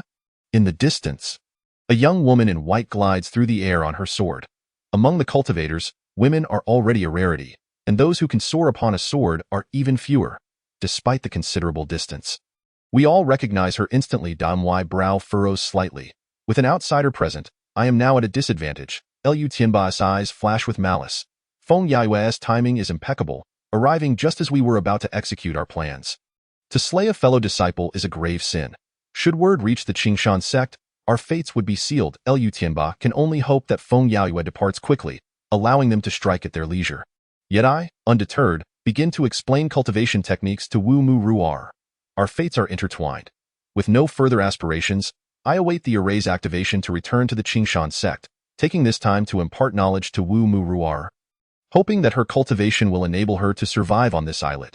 To Lu Tianba and his companions' dismay, Feng Yaoyue does not leave. Instead, she approaches us. Before long, she is upon us. Greetings, Sister Feng. How may I assist you? Lu Tianba's expression betrays a hint of anxiety. He fears that I might divulge our previous encounters. The Foaming family holds a revered status in the southern Yu Kingdom, far exceeding that of the 5 major sections. Should Feng Yaoyue intercede on my behalf, their plans would be utterly thwarted. The thought of my return to the Qingshan sect sends shivers down their spines. Feng Yaoyue seems oblivious to Lu Tianba's reverence, instead turning her gaze to me. Junior brother Gu, I wonder if you might assist me with a small favor. Although this may delay your herb gathering, I shall compensate you with a spirit soul pill. What? A spirit soul pill? The 9 disciples from the Qingshan sect are taken aback, incredulous that Feng Yaoyue, nearly at the spirit master realm, seeks my assistance. Offering a spirit soul pill as incentive, they realize that the spirit herbs they collect during their time here may not even equate to the value of a single spirit soul pill. Greed glimmers in their eyes as they fixate on me. Chapter 35. An invitation. Feng Yaoyue's request causes me to furrow my brow slightly. Given her status, she could easily find numerous willing helpers with a mere wave of her hand. There would be no need for compensation, as even gaining the Feng family's favor would suffice. Moreover, during our encounter with the demon crocodile, she likely perceived my capabilities to be quite ordinary, comparable to most disciples. More importantly, I believe our camaraderie is still rather tenuous.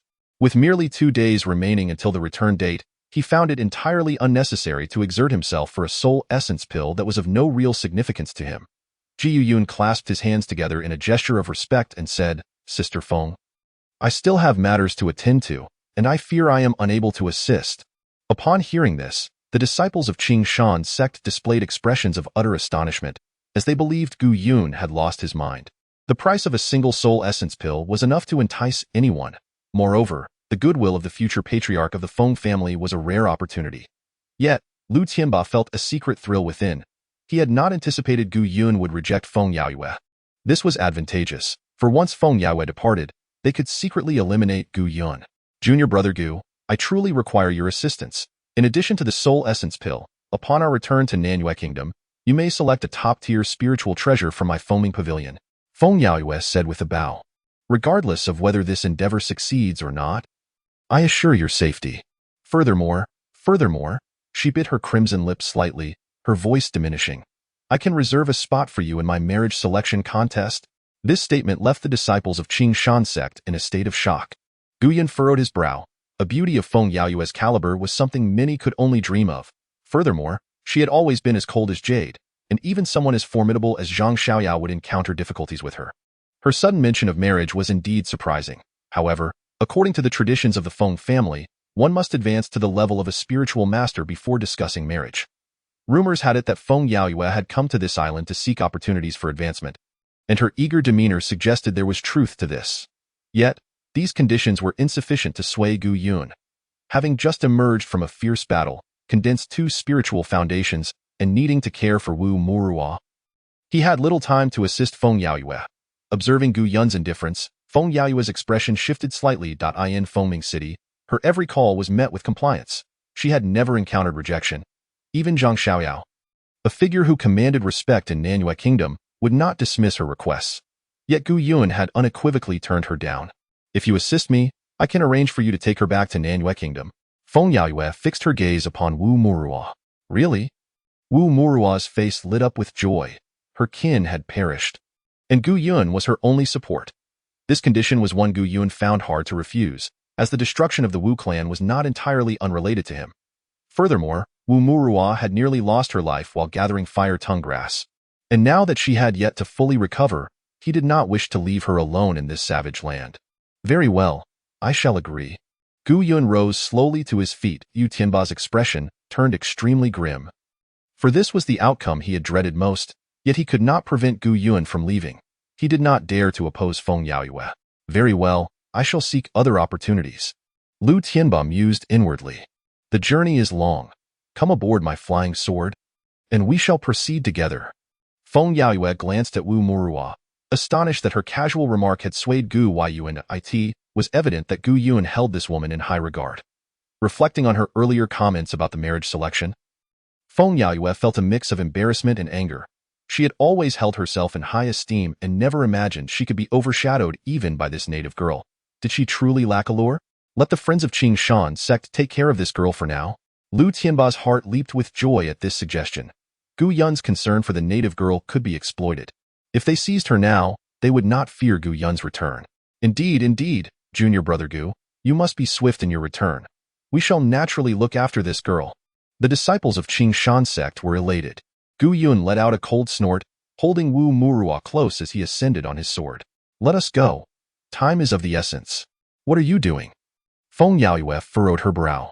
This journey is considerably distant, and carrying this girl who possesses no spiritual power will delay us significantly, restricting our movements. Lead the way. Gu Yun would never abandon Wu Murua. If you have an issue with that, you may seek others. This statement left Feng Yaoyue speechless. She had no desire to quarrel with Gu Yun over such trivial matters. Let us proceed. Feng Yaoyue frowned and took to the sky, her sword slicing through the air towards the south, with Gu Yun closely following, cradling Wu Murua. Senior, am I causing you trouble? Not at all. She has come to seek my aid, so my decisions hold sway.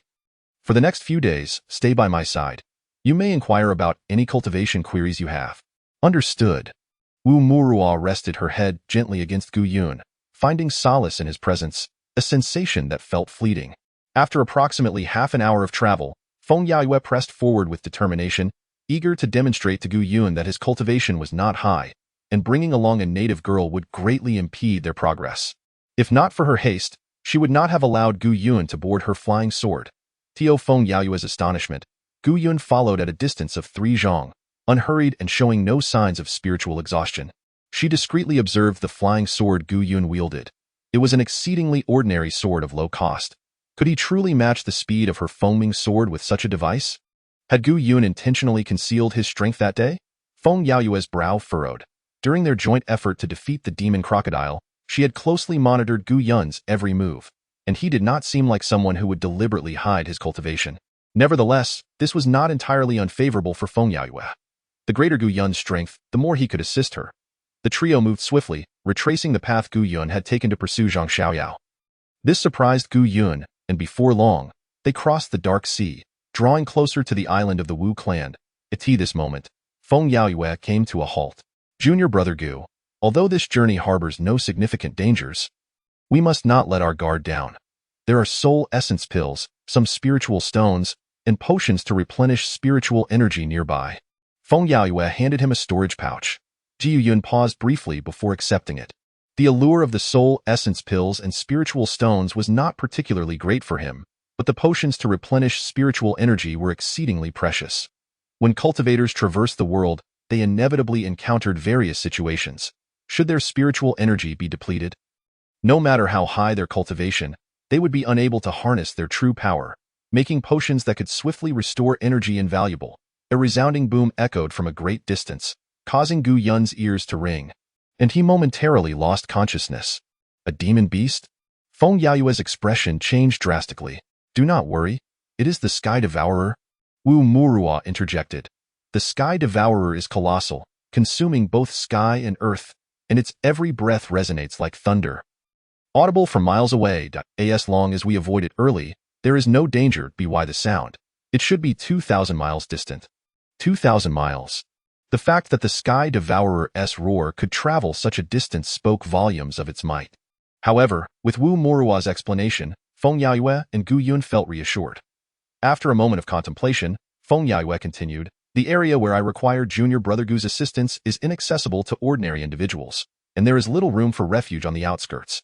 This sister? It seemed Feng Yaoyue did not wish for Wu Murua to accompany them. Furthermore, seeing the closeness between Gu Yun and the native girl stirred feelings of jealousy and displeasure within her, prompting her to add, with the return date approaching, we must attend to matters there promptly, and then we shall return immediately. We can leave her on this small island for now, and when we return, we can retrieve her. Senior, I wish to go back and take a look. Wu Murua's eyes glistened with unshed tears. Although she could not bear to part from Gu Yun, the remains of her kin deserved a proper burial. Very well. Gu Yun nodded.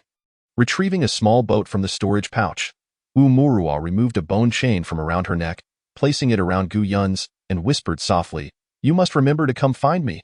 As she departed, Gu Yun felt an unusual sensation in his heart, and after a long moment, he sighed softly. Under Feng Yaoyue's guidance, the two proceeded, and after about half a day, they finally arrived near a peculiar body of water. This sea was strikingly unique, with black, yellow, and blue waters converging. Yet each maintained its distinct clarity. At the confluence of the three-colored waters lay a small island, lush with vegetation, almost extending into the sea. The spiritual herb I seek is a purple gold grass. However, it is guarded by a demon beast. We must utilize your spiritual fire to drive it away. Purple gold grass? No wonder Feng Yaoyue had offered such a high price in Fengming City. It appeared this item was of great importance to her. Unfortunately, Gu Yun had only one remaining. Thousands of miles away, a massive island was moving rapidly, its trees uprooted by the fierce winds, creating chaos. Countless demon beasts sensed the tremendous tremors and scurried across the island, while thousands of seabirds took to the sky, circling the island, reluctant to depart. A thunderous roar erupted, akin to a clap of thunder, resonating from beneath the island. The surrounding waters began to boil, swirling in immense spirals. And gradually, a massive head resembling a rock, hundreds of feet in size, emerged from the depths of the sea. Chapter 36. The Sky Devourer, Junior Brother Gu. This is where the purple gold grass is located. Feng Yaoyue pointed to a dark cave. Here, at the center of the confluence of the three-colored seas, there was a small pool, with cascading waters forming a small waterfall. The dark entrance lay hidden behind the waterfall. Jiu Yun's brow furrowed slightly. Feng Yaoyue spoke again. I stumbled upon this cave quite by accident, and to my astonishment, discovered a century-old purple gold grass within. However, there resides an ice worm nearby, and despite my various attempts, I have been unable to harm it or lure it out. What is the strength of this ice worm? Are you certain there are no other demonic beasts present? The ice worm is certainly formidable, yet it appears to possess little aggression, as it has not inflicted any harm upon me. Moreover, this creature is exceedingly timid. When threatened, it retreats deep into the cave. However, should we enter, we practitioners would find it difficult to utilize our advantages. Feng Yaoyue sighed deeply. I have squandered several days here without any viable solution, and as the time for my return draws near, this may be my final opportunity. Feng Yaoyue was well aware that no matter how eloquently she spoke, Gu Yun would remain skeptical. After all, the deception of enticing others to become scapegoats for one's own gain was not an unheard of occurrence. Even as the future matriarch of the Fengming clan, it would be challenging for Gu Yun to place complete trust in her. I have already set up an array here. Soon, I will draw out the ice worm and trap it with the formation. You need only to maintain the array for the duration of an incense stick. Gu Yun pondered for a moment. If my guess is correct, you intend to seize the purple gold grass while I contain it, correct? What if I am unable to sustain it, and the ice worm escapes? This was indeed a matter of grave concern. Should the ice worm return to its lair, Feng Yaoyue would undoubtedly find herself in peril. Hearing Gu Yun's words, a hint of a smile graced Feng Yaoyue's face. Rest assured, junior brother, as long as you lend me your utmost assistance, such a scenario shall not come to pass. After saying this, Feng Yaoyue commenced the arrangement of the formation. Jiu Yun did not voice any further objections. Feng Yaoyue's confidence was not merely rooted in her faith in herself, but also in her mastery of the array she had set up. Without him, Feng Yaoyue could likely still retrieve the purple gold grass, and his presence merely provided an additional layer of security. Before long, the formation was complete, and Feng Yaoyue entered the cave. Moments later, a chill emanated from the cave's entrance, and Feng Yaoyue soared out. Gu Shidi, it is now your turn. Just as her words fell, a massive head surged forth from the cave. In an instant, the mist surrounding the cave crystallized into ice, and the waterfall as Zhangwei abruptly ceased its flow. Simultaneously, red light flared from the formation, and fiery serpents erupted forth, entwining the ice worm's head like chains. Subdue! Feng Yaoyue shouted, as the fire chains forcibly dragged the ice worm out. Only at this moment did Gu Yun discern the full form of the ice worm. Behind its nearly 10-foot-long head lay a body no thicker than 3 inches. If one did not scrutinize closely, one might mistakenly believe the ice worm consisted solely of its head. Gu Shidi, I implore you. Feng Yaoyue cast a serious glance at Gu Yun before re-entering the cave. The ice worm, witnessing this scene, thrashed violently within the formation, causing the fire chains to develop fissures. Jiu Yun hastily unleashed a strand of spiritual fire to stabilize the chains. Oh whoa! The ice worm struggled ferociously, the formation teetering on the brink of collapse. Gu Yun summoned a strand of heavenly spiritual fire. However, instead of entering the formation directly, it burrowed into the ice worm's body. Puff! The heavenly spiritual fire dissipated instantaneously, vanishing without a trace. This left Gu Yun's expression drastically altered. Since acquiring the heavenly spiritual fire, he had faced no defeat, even against Zhang Xiaoyao's golden silkworm armor. Yet against the ice worm, it had inflicted not the slightest damage. Under these circumstances, Gu Yun dared not inject heavenly spiritual fire into the formation. Should it falter, Feng Yaoyue would be ensnared within the cave. However, ordinary spiritual fire could only maintain the formation, and it was likely that the ice worm would soon break free. Time passed slowly, and Gu Yun's spiritual power waned significantly as the ice worm's struggles intensified. Suddenly, a violent tremor shook the island, debris cascading from the cliffs, causing the formation to falter. Just as Gu Yun felt a surge of anxiety, Feng Yaoyue burst forth from the cave, cradling a small white orb in her hands, which upon closer inspection turned out to be a miniature ice worm. Gu Yun's expression shifted. He had sensed the formidable strength of the ice worm earlier.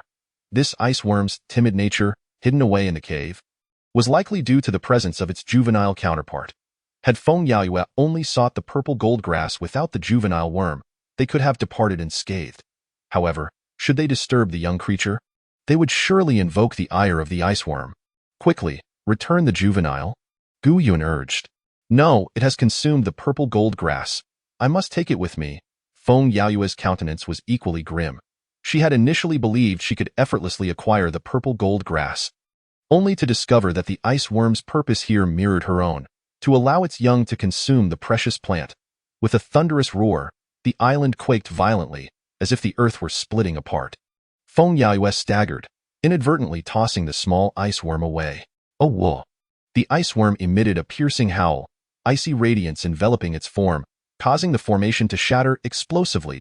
A frigid aura surged forth, nearly suffocating them. Gu Yun felt his limbs grow numb, unable to move. He had thought this ice worm to be merely a second-tier demonic beast, comparable to a demonic crocodile, but it had unleashed an astonishing display of power. Feng Yaoyue's eyes widened in horror. This was not her first encounter with an ice worm, and it had previously left her with an impression of extreme timidity, else she would not have dared to covet the purple gold grass. Leaving aside the biting cold, the ice worm was more than capable of taking her life. Although Gu Yun was immobilized, the spiritual fire within his dantian surged, washing over his body repeatedly. He required but a moment's time to break free from this icy confinement. However, the ice worm was thoroughly enraged, its spherical body hovering above the water, icy rays swirling about like lethal blades, poised to strike, capable of claiming both Gu Yun's and Feng Yaoyue's lives multiple times over. Suddenly, a deafening explosion echoed from beneath the ground. A massive black head erupted from the water, voraciously swallowing the ice worm whole and vanishing from sight. Gu Yun's expression shifted dramatically. What manner of formidable creature was capable of devouring an ice worm? Simultaneously, the surrounding chill dissipated, and Gu Yun, having long accumulated fire spirit energy, promptly broke free from the icy restraint. He quickly embraced Feng Yaoyue, seized the juvenile ice worm, and summoned his flying sword, hastily fleeing. Even when pursued by Zhang Xiaoyao, Gu Yun had never felt such terror in the blink of an eye. He had darted over 100 zhang, exerting himself to the utmost without pause. It's this moment. Feng Yaoyue began to regain her composure, murmuring, "It is the devouring beast. The devouring beast. What is the devouring beast?" Gu Yun furrowed his brow. He had heard the name a few times from Wu Murua, yet he knew nothing of its nature. We must hurry back. If we make it in time, we may just catch the teleportation array's opening. Feng Yaoyue urged. Have you forgotten your promise? Gu Yun's brow knitted. Wu Murua was still awaiting his return. Feng Yaoyue sighed ruefully. Gu Shidi, we are in dire straits. Do you still have thoughts for others? We have no time to waste. Moreover, if you truly care for that girl, avoid that island at all costs. What do you mean by that? We have already drawn the attention of the devouring beast. Escaping is a feat in itself. Feng Yaoyue sighed. The devouring beast is the most terrifying entity in the Xinglua Sea. No one knows its true form, nor has anyone seen its actual visage. It is said to possess countless heads capable of devouring heaven and earth. What we encountered just now was merely one of its heads, once targeted by the devouring beast. There is no hope of escape. Feng Yaoyue smiled wryly. You need not question how I know this. I would never deceive you about such matters. Why Feng family originally resided within the Xinglua Sea, migrating to Nanyue Kingdom only a few hundred years ago. Our family records contain extensive accounts of the Xinglua Sea. It is not that I do not believe you, but Gu Yun shook his head, realizing that his only recourse was to hasten his escape, hoping to reach the teleportation array before the devouring beast discovered them. This time, I have dragged you into this mess. Should we manage to escape, I shall offer you my heartfelt gratitude. Feng Yaoyue produced a storage bag. Within our speed talismans and restorative pills, we shall take turns riding the sword to maximize our speed. Gu Yun accepted the storage bag without hesitation, immediately utilizing a speed talisman and consuming several pills. Simultaneously, he gripped the teleportation pearl tightly. Although its remaining spiritual energy was scant, it might prove useful in a critical moment. As for the blood escape formation, Gu Yun dismissed it entirely. A mere few dozen li would be inconsequential to the devouring beast, and should his spiritual energy falter, escape would be impossible. Below the azure sea, a colossal shadow moved like a dark current, slowly approaching. The two could see it clearly from above. Yet, despite their utmost speed, they could not elude its pursuit. After 3 or 4 hours of relentless flight, the pair had entered the archipelago where spiritual herbs were harvested. Yet they saw no other disciples. The teleportation array was about to open, and no one wished to miss it, each having retreated early to await its activation. A dark head, measuring 4 to 5 zhang in length, emerged, possessing only a gaping black maw, rendering it exceedingly bizarre. Wherever it passed, all aquatic life was devoured. Yet the ultimate target of this gaping maw remained Gu Yun and Feng Yaoyue. Chapter 37. In the balance after several hours of strenuous travel, both Gu Yun and Feng Yaoyue found their spiritual energy severely depleted. Even if the two of them took turns wielding their swords, they could hardly evade the relentless pursuit of the devourer beast.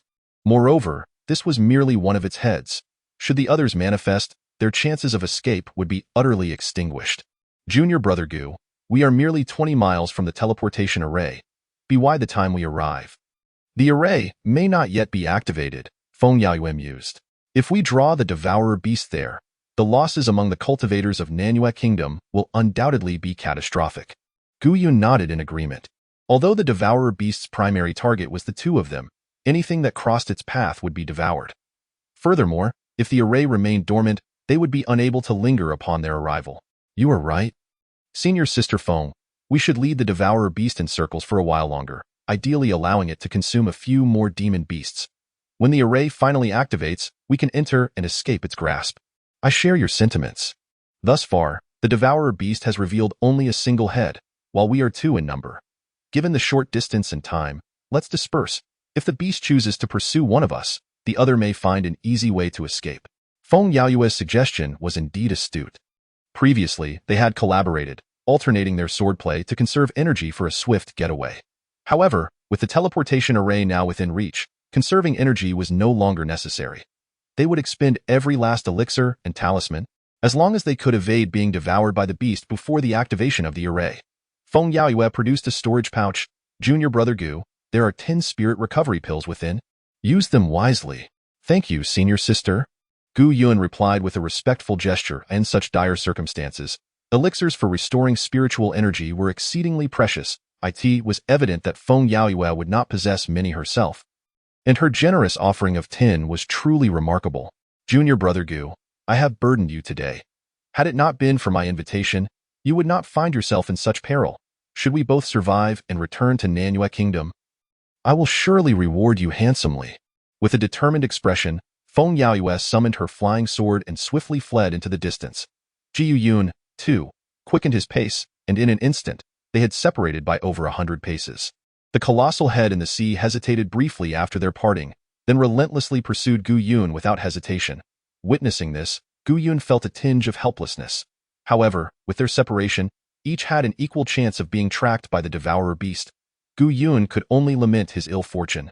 Without Feng Yaoyue, Gu Yun's escape speed increased, but he had to remain cautious, closely monitoring his spiritual energy.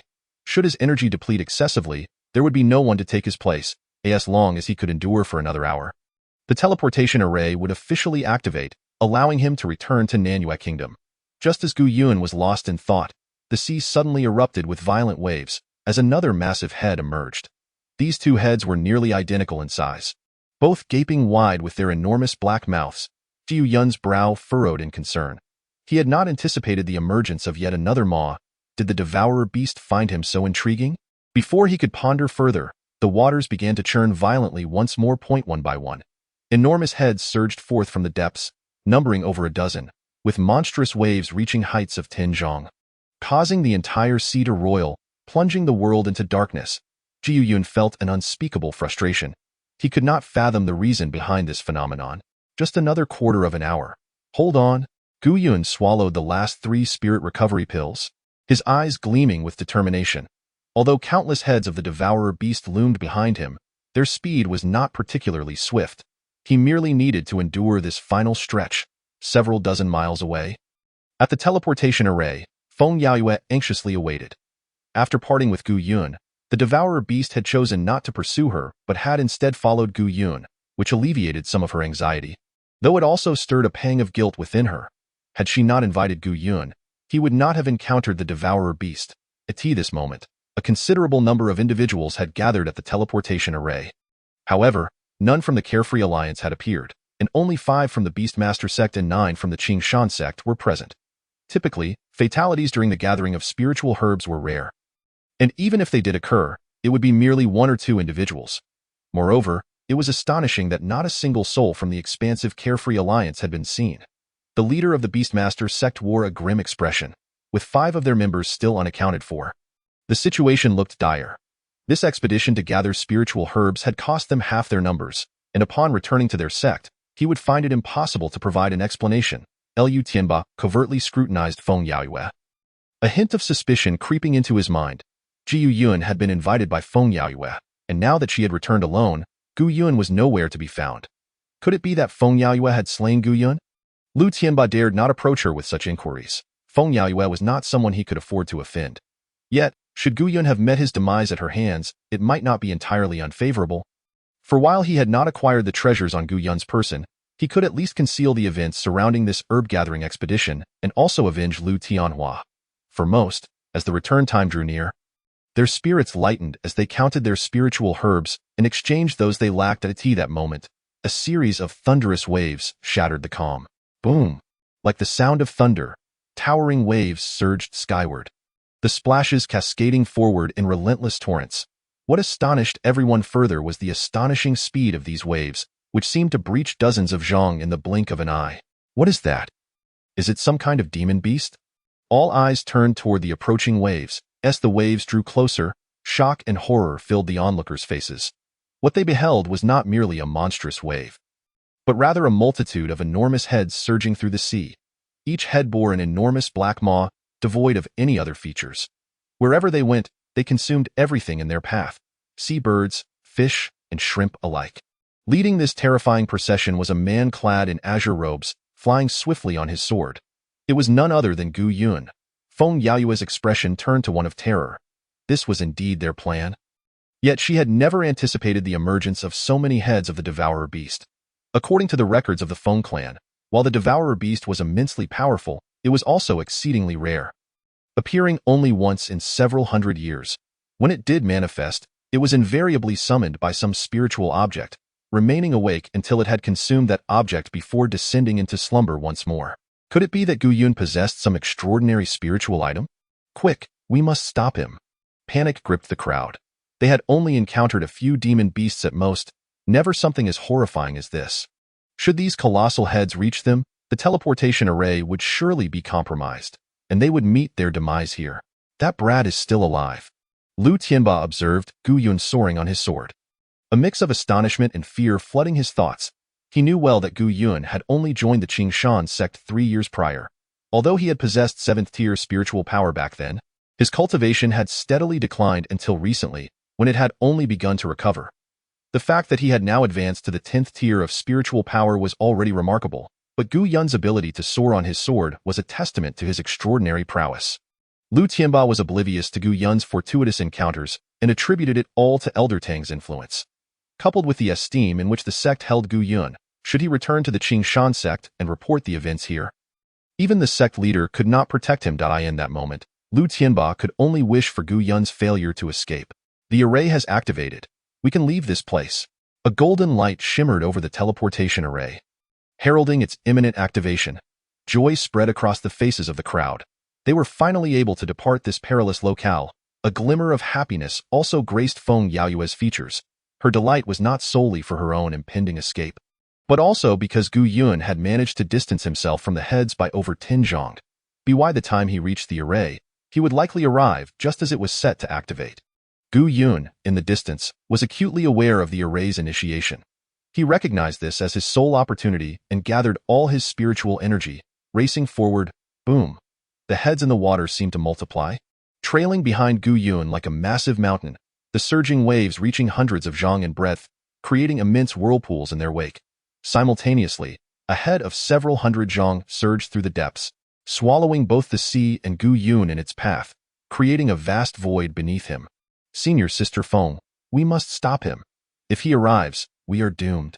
Quick, kill him. Beastmaster sect members, release your demon beasts to halt him. As they beheld the array's activation, the crowd was engulfed by panic, fervently hoping that the array would operate even faster. Alas, the array had its own predetermined timing, unaffected by their urgency.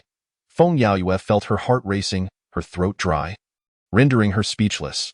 The voices of those around her seemed to echo from a great distance. In her vision, only the towering waves and Gu Yun remained.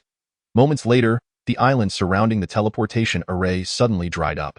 Endless seawater was consumed, leaving corals and seaweed exposed to the air, with fish and shrimp floundering on the black seabed, the pungent scent of the sea assailing her senses. The enormous waves caused the entire island to quake. Several timid cultivators shut their eyes, unable to bear the sight. Jiu Yun was now merely 30-odd zhong from the teleportation array. Taking a deep breath, he prepared for the array's activation, which would occur in the blink of an eye. The golden light of the teleportation array intensified. The fear in the crowd's eyes transformed into joy. They could finally escape this place of turmoil. The array is operational. They silently recited the incantations.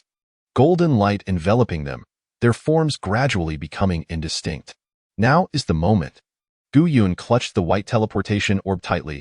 Exerting all his strength, a beam of white light enveloped Gu Yun, while a tremendous spiritual force clung to his entire being.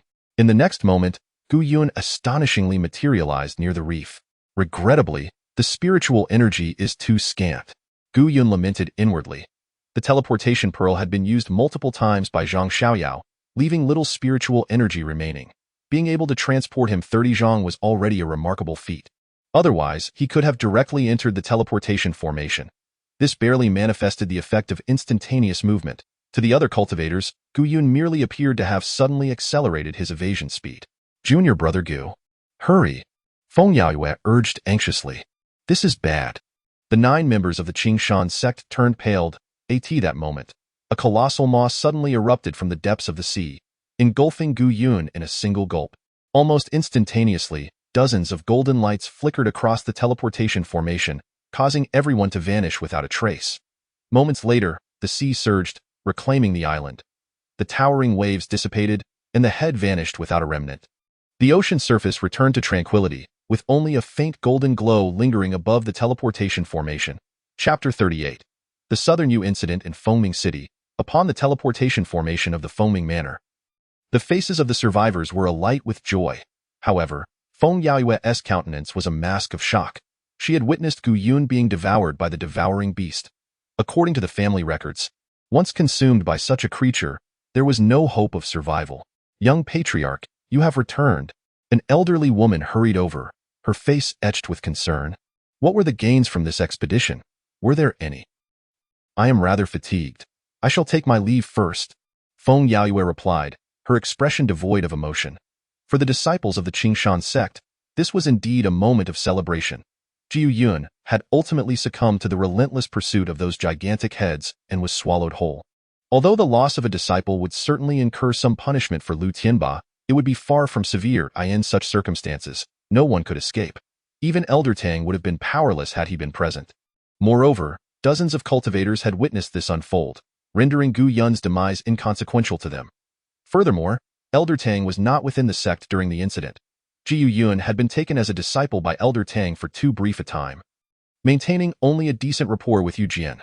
While they respected Yu Jian, they were not necessarily intimidated by him. The disciples of the Beastmaster sect wore grim expressions, having lost 5 members, a full half of their ranks. They were certain to face punishment from their sect. However, they they were indifferent, as they had no desire to collect herbs again. The elderly woman found Feng Yaoyue's departure perplexing. As the next foreign clan leader, Feng Yaoyue was known for her erudition and propriety, treating the Feng family with utmost courtesy. Even in the face of displeasure, she would conceal it within her heart. Yet today's Feng Yaoyue was beyond her comprehension. Nevertheless, the woman had no time to ponder these matters. She noticed a significant issue. None of the members of the Xiaoyao alliance had returned. Although the Xiaoyao alliance was one of the 5 major sects, it was uniquely distinctive, having garnered a plethora of powerful alchemists over the past century, and should not be underestimated. Of course, if ordinary disciples of the Xiaoyao alliance were to perish within the Feng family, the matter would not be dismissed lightly. The leader of the Xiaoyao alliance, Zhang Xiaoyao's father, Zhang Su, was a shrewd individual, fully aware of his standing and the power of the Fengming family. However, among the 10 who had not returned, one individual commanded the elderly woman's attention, Zhang Xiaoyao. The only son of Zhang Su, even the choice of naming him after the sect demonstrated the extent of his father's affection. Where are the members of the Xiaoyao alliance? The elderly woman meticulously inquired of all who could provide answers. Yet, to her disappointment, she found nothing, and no one knew the whereabouts of the Xiaoyao alliance. The elderly woman even learned of the devouring beast's appearance and that it had swallowed a disciple of the Qingshan sect named Gu Yun. However, this bore no relation to Zhang Xiaoyao, and she was unconcerned. The Starry Sea was exceedingly distant from this locale, and by the time 3 years had passed, the devouring beast would have long since quieted, posing no hindrance to their herb collection. Nevertheless, Zhang Xiaoyao's disappearance would undoubtedly enrage Zhang Su. While the Fengming family reigned supreme in the southern Yu Kingdom, the Xiaoyao alliance was by no means weak. Upon departing the Fengming family, Lu Tianba exhibited a rather smug expression. In truth, his gains from this herb collection expedition were minimal, at best allowing him to exchange for a single spiritual soul pill. Yet witnessing Gu Yun's demise at the final moment filled him with immense satisfaction. Other disciples of the Qingshan sect shared his sentiments. Whether out of jealousy or other motives, they would certainly conceal the matter of the demon crocodile being gifted to Zhang Xiaoyao. After spending so long away from the sect, everyone was eager to return, not lingering long in Fengming City. Days later, the group of 9 finally arrived back at the Qingshan sect. Upon reaching the mountain gate, Lu Tianba spotted Yu Jian. "Greetings, Master Yu Jian." The group promptly bowed in respect. "How was the harvest from the herb collection?" Yu Jian inquired with a smile, nodding. The results were not particularly significant. Lu Tianba and the others quickly replied. Scanning the crowd, Yu Jian's brow furrowed. "Where is Gu Yun?" Lu Tianba and the others were not foolish. Upon seeing Yu Jian, they realized he awaited Gu Yun's return. They had already conspired during the journey back. "It is my fault. I deserve to die 1,000 deaths. Please, Master, bestow your punishment." Lu Tianba suddenly wailed, kneeling on the ground. The others immediately followed suit, and soon the entrance of the Qingshan sect was filled with cries of despair. Such a scene drew considerable attention. What on earth has transpired? "Speak quickly." A glint of cold light flickered in Yu Jian's eyes. Both Elder Tang and Yu Jian held Gu Yun in high regard. Before departing, Elder Tang had specifically cautioned Yu Jian. Out of personal sentiment, Yu Jian held great affection for this exceptionally gifted junior disciple. Otherwise, he would not have expended his own spiritual stones to purchase spiritual treasures for Gu Yun. It is all the disciple's fault. Lu Tianba had rehearsed this many times, immediately elaborating in vivid detail about how the devouring beast had consumed Gu Yun. The other sect members watched with keen interest, and Lu Tianba feared no further inquiries from Yu Jian. Furthermore, Gu Yun had departed at Feng Yaoyue's invitation, which had nothing to do with them. As for other matters, Lu Tianba said not a word. The devouring beast? Yu Jian murmured this unfamiliar name, his brow tightening. He had visited the reef several times and was aware of numerous demon beasts therein. However, he had never heard of a fearsome creature like the devouring beast. Observing Lu Tianba and the others, they did not appear to be lying, and the involvement of Feng Yaoyue and other sect members complicated the situation. Junior brother Gu. Yu Jian gently closed his eyes. He had intended to assist Gu Yun in advancing to the spiritual master realm, but never anticipated that this would turn into a farewell. "Master, do not grieve too deeply. This ferocious beast is beyond our capacity to resist. Master, please accept my condolences." "Master, not only has junior brother Gu perished, but not a single member of the Xiaoyao alliance has returned, and the Beast Master sect has only 5 survivors. Our southern Yu Kingdom has suffered grievously." Lu Tianba hastily added in comparison to the losses of the Beast Master sect and the Xiaoyao alliance. The Qingshan sect's losses seemed trivial. Enough. Yu Jian shook his head. The situation had reached a point of no return. Had he known it would come to this, he would never have allowed Gu Yun to go. It is I who has caused junior brother Gu's demise. Lu Tianba. Inform the sect leader about this. I will be entering seclusion for a time. After saying this, Yu Jian swiftly departed. Watching Yu Jian's retreating figure, Lu Tianba revealed a faint smirk. It seemed Yu Jian would no longer concern himself with this matter. In fact, they were not worried about Yu Jian's investigation. Brother Lu, congratulations on your triumphant return. The nearby disciples quickly gathered around. Lu Tianba and the other 9 were the cream of the crop among the disciples of the spiritual energy realm. They hoped to leverage this herb collection opportunity to exchange for a spiritual soul pill, thus becoming spiritual masters themselves, so they sought to ingratiate themselves with Lu Tianba and his peers. Moreover, the news of Gu Yun's consumption by the devouring beast astonished many.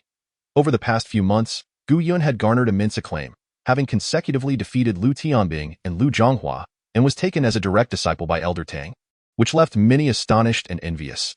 Little did they expect that Gu Yun's first herb collection would result in his demise. There were even those who relished in his misfortune. Soon, this news spread throughout the entire Qingshan sect and even to other families. In the Gu family, upon hearing this news, Gu Feilong could hardly believe it. After multiple confirmations, he finally broke into a joyous grin. Excellent! Excellent! Excellent! Gu Feilong exclaimed thrice. He had intended to gamble everything. If he did not eliminate Gu Yun, he would have to await retribution. To his surprise, Gu Yun had perished, leaving him overjoyed, as the Gu family could finally be safeguarded. Such a death is far too lenient for him. Gu Ming's eyes were filled with resentment. Even with Gu Yun's death, he had lost the chance to enter the Qingshan sect. How could he not harbor hatred? With Gu Yun's demise, my Gu family is free from worries. Gu Feilong laughed heartily. Our southern Yu kingdom is not solely reliant on the Qingshan sect for cultivation. Ming'er, you still have many opportunities ahead. Father is right. Gu Ming nodded. However, the Feilu family should also express their stance. They have been rather excessive lately. The Feilu family has always been devoid of credibility. Were it not for that spiritual mine, I would not have tolerated them. Gu Feilong snorted coldly. I believe the news of Gu Yun's death has already reached the Feilu family, and I trust they will make the correct choice. Within the hall of the Feilu family, the atmosphere was exceedingly tense. Feilu Xinwang furrowed his brow, silent and contemplative. Is it true that Gu Yun has died? Reporting to the clan leader, this matter is unlikely to be false. Given the gravity of the situation, Lu Zhonghua would not dare to lie. I have already dispatched someone to Fengming City and should soon ascertain the truth. Sigh.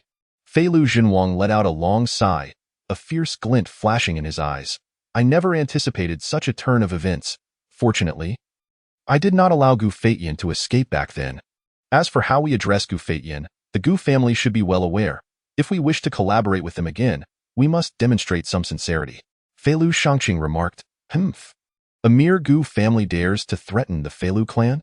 A cold light flickered in Feilu Xinwang's eyes. However, with Gu Yun dead, Gu Feitian holds no value for us anymore. You must handle this matter immediately. As you command. Feilu Xinwang squinted slightly, his heart brimming with anger. The decision to befriend Gu Yun had not been a mistake. He simply had not anticipated Gu Yun's demise. The Feilu clan reaped no benefits, but rather offended the lineage of Gu Feilong. Not to mention the treasures provided to Gu Feitian and others, as well as the spirit tea tree gifted to Gu Yun. Feilu Xinwang snorted coldly. You, young man, have played me for a fool. But fear not, I shall reclaim everything. Chapter 39. Amethyst Mountain and endless darkness engulfed him. The world spun chaotically, and a powerful force rendered Gu Yun's body completely uncontrollable, akin to a leaf adrift in the ocean. After an indeterminate amount of time, Gu Yun gradually opened his eyes. To his astonishment, he found himself in a dilapidated small room, lying on the ground with a look of disbelief in his eyes. Had he not been devoured by the sky-swallowing beast? Where was this place? Gu Yun struggled to rise, but his body felt utterly drained of strength. Even more surprising was the complete absence of his spiritual power. Do not fret. Young one. The voice of the ancient god Jinyuan suddenly echoed. Senior, where is this place? Gu Yun inquired. The ancient god Jinyuan, possessing a comprehensive understanding of Gu Yun's circumstances, responded, "What else could it be but the belly of the sky-swallowing beast?" "Inside the belly of the sky-swallowing beast? But how is this?" "The sky-swallowing beast is not merely a beast as you comprehend, but a descendant of an ancient ferocious creature. This beast can devour heaven and earth. Its belly is akin to a vast cosmos." "What is so extraordinary about a small, dilapidated room?" Gu Yun's confusion deepened. "After the sky-swallowing beast consumed me, did it keep me within its body? You, a mere human cultivator, are unaware of the countless strange beings in this world." "This is hardly unusual," Jinyuan replied. "Once consumed by the sky-swallowing beast, your demise is inevitable. Upon your death, your heavenly spirit fire and demon seed will naturally become part of the sky-swallowing beast." "You mean the sky-swallowing beast devoured me because of the demon seed and heavenly spirit fire?" Gu Yun exclaimed in shock. "To be more precise, it was due to the demon seed. Had the demon seed not manifested, the mere heavenly spirit fire would not have been sufficient to rouse the sky-swallowing beast from its slumber." Gu Yun felt a twinge of helplessness. "Since you were aware of this, why did you not inform me sooner while I was being pursued by the sky-swallowing beast? Telling you would have served no purpose. Would you have discarded the demon seed?" "I might have considered it." Despite the ancient god Jinyuan's repeated emphasis on the rarity of the demon seed, Gu Yun remained indifferent. After a moment's contemplation, he said, "Since you did not advise me to discard the demon seed, there must be a way to leave this place." The relationship between the ancient god Jinyuan and Gu Yun was one of cooperation. Gu Yun's presence within the belly of the sky-swallowing beast held no advantage for Jinyuan. Though the sky-swallowing beast is an ancient creature, it is exceptionally gentle, only consuming external spiritual objects. If your cultivation is sufficiently powerful, you can naturally escape when the sky-swallowing beast awakens next. "What level of cultivation? When will the next awakening occur?" Gu Yun pressed urgently. "The cultivation I refer to does not pertain to your spiritual power, but to the training of your physical body. Commonly known as body cultivation. As for the next awakening, it could be in 3 years, or perhaps 10 years. I fear that by then, your body may not yet be sufficiently strong." "What? 3 years? 10 years? Gu Yun's expression changed dramatically. If he were trapped alone here for 8 or 10 years, it would not matter. However, his father and others remained in the Feilu clan. If the Feilu clan learned of his consumption by the sky-swallowing beast, they would likely betray him at once, and his father and other relatives would surely be thrown into the Feilu dungeon. "No, I must leave this place as soon as possible," Gu Yun declared solemnly. "In truth, for me, leaving here is not a difficult task." The ancient god Jinyuan chuckled. "Please, senior, enlighten me." "Suppress the sky-swallowing beast." Jinyuan spoke in a grave tone. "The sky-swallowing beast is an ancient creature. If it can be subdued, I can return to the vast cosmos and regain my divine power through it." Gu Yun's brow furrowed slightly. He was unsure whether his being consumed by the sky-swallowing beast was mere coincidence or a scheme orchestrated by the ancient god Jinyuan. At this moment, all he desired was to escape and return to Nanyue Kingdom as soon as possible. Do not overthink it. The sky-swallowing beast lacks any true intelligence, even less than those low-tier beasts. As long as you can identify its vital point and inscribe my divine seal within, you can tame it as my divine pet, and then you shall be able to leave at will. As for how to locate the sky-swallowing beast's vital point, that is up to you." Bang! The door was kicked open, and a man clad in animal skin strode in. "This is the one. He looks delicate and tender. I wonder how long he can last." "Captain, this person has been unconscious for 3 days. He appears quite weak now. Should we?" A venerable elder with an extremely aged face followed behind the man. "Do not waste too much amethyst powder. Otherwise, it would be better to let him perish." The beast-skinned man scoffed and turned to leave. The elder hurriedly approached, producing a small porcelain vial from his hand, extracting some purple powder, and applying it to Gu Yun's forehead. In an instant, Gu Yun felt an overwhelming surge of power coursing through his body. His bones and skin became intensely hot, but this sensation lasted only a fleeting moment. Nevertheless, the weakness that had plagued Gu Yun dissipated, and he slowly sat up, clasping his hands in gratitude. "Thank you, elder." "There is no need for such formality, young friend." The elder waved his hand, treating the small porcelain vial as a precious treasure as he tucked it away. "You should understand where you are now?" "Correct?" Gu Yun nodded. This must be inside the belly of the sky-swallowing beast. It seems you possess some knowledge and are likely a cultivator as well. Therefore, what I am about to explain will be more comprehensible to you. I hope the elder will enlighten me further. Gu Yun bowed once more. The sky-swallowing beast, capable of consuming him, could undoubtedly consume others as well. With its myriad heads and massive form, its capacity to devour was beyond counting, so it was hardly surprising that others could survive here. The ancient god Jinyuan instructed him to seek the vital point of the sky-swallowing beast. Relying on those who had already been consumed by it would undoubtedly expedite the process. Since you have been devoured by the sky-swallowing beast, there must be something special about you. However, now that you have arrived here, you can only be considered an ordinary member, so you must abide by the rules of this place. There are no sects here, nor any regulations. The only rule is that the strong are king. The more powerful one's strength, the more amethyst one can obtain, while the weak must surrender their amethyst. What you placed on my forehead earlier was amethyst? Gu Yun exclaimed, having felt an unprecedented surge of power from the powder.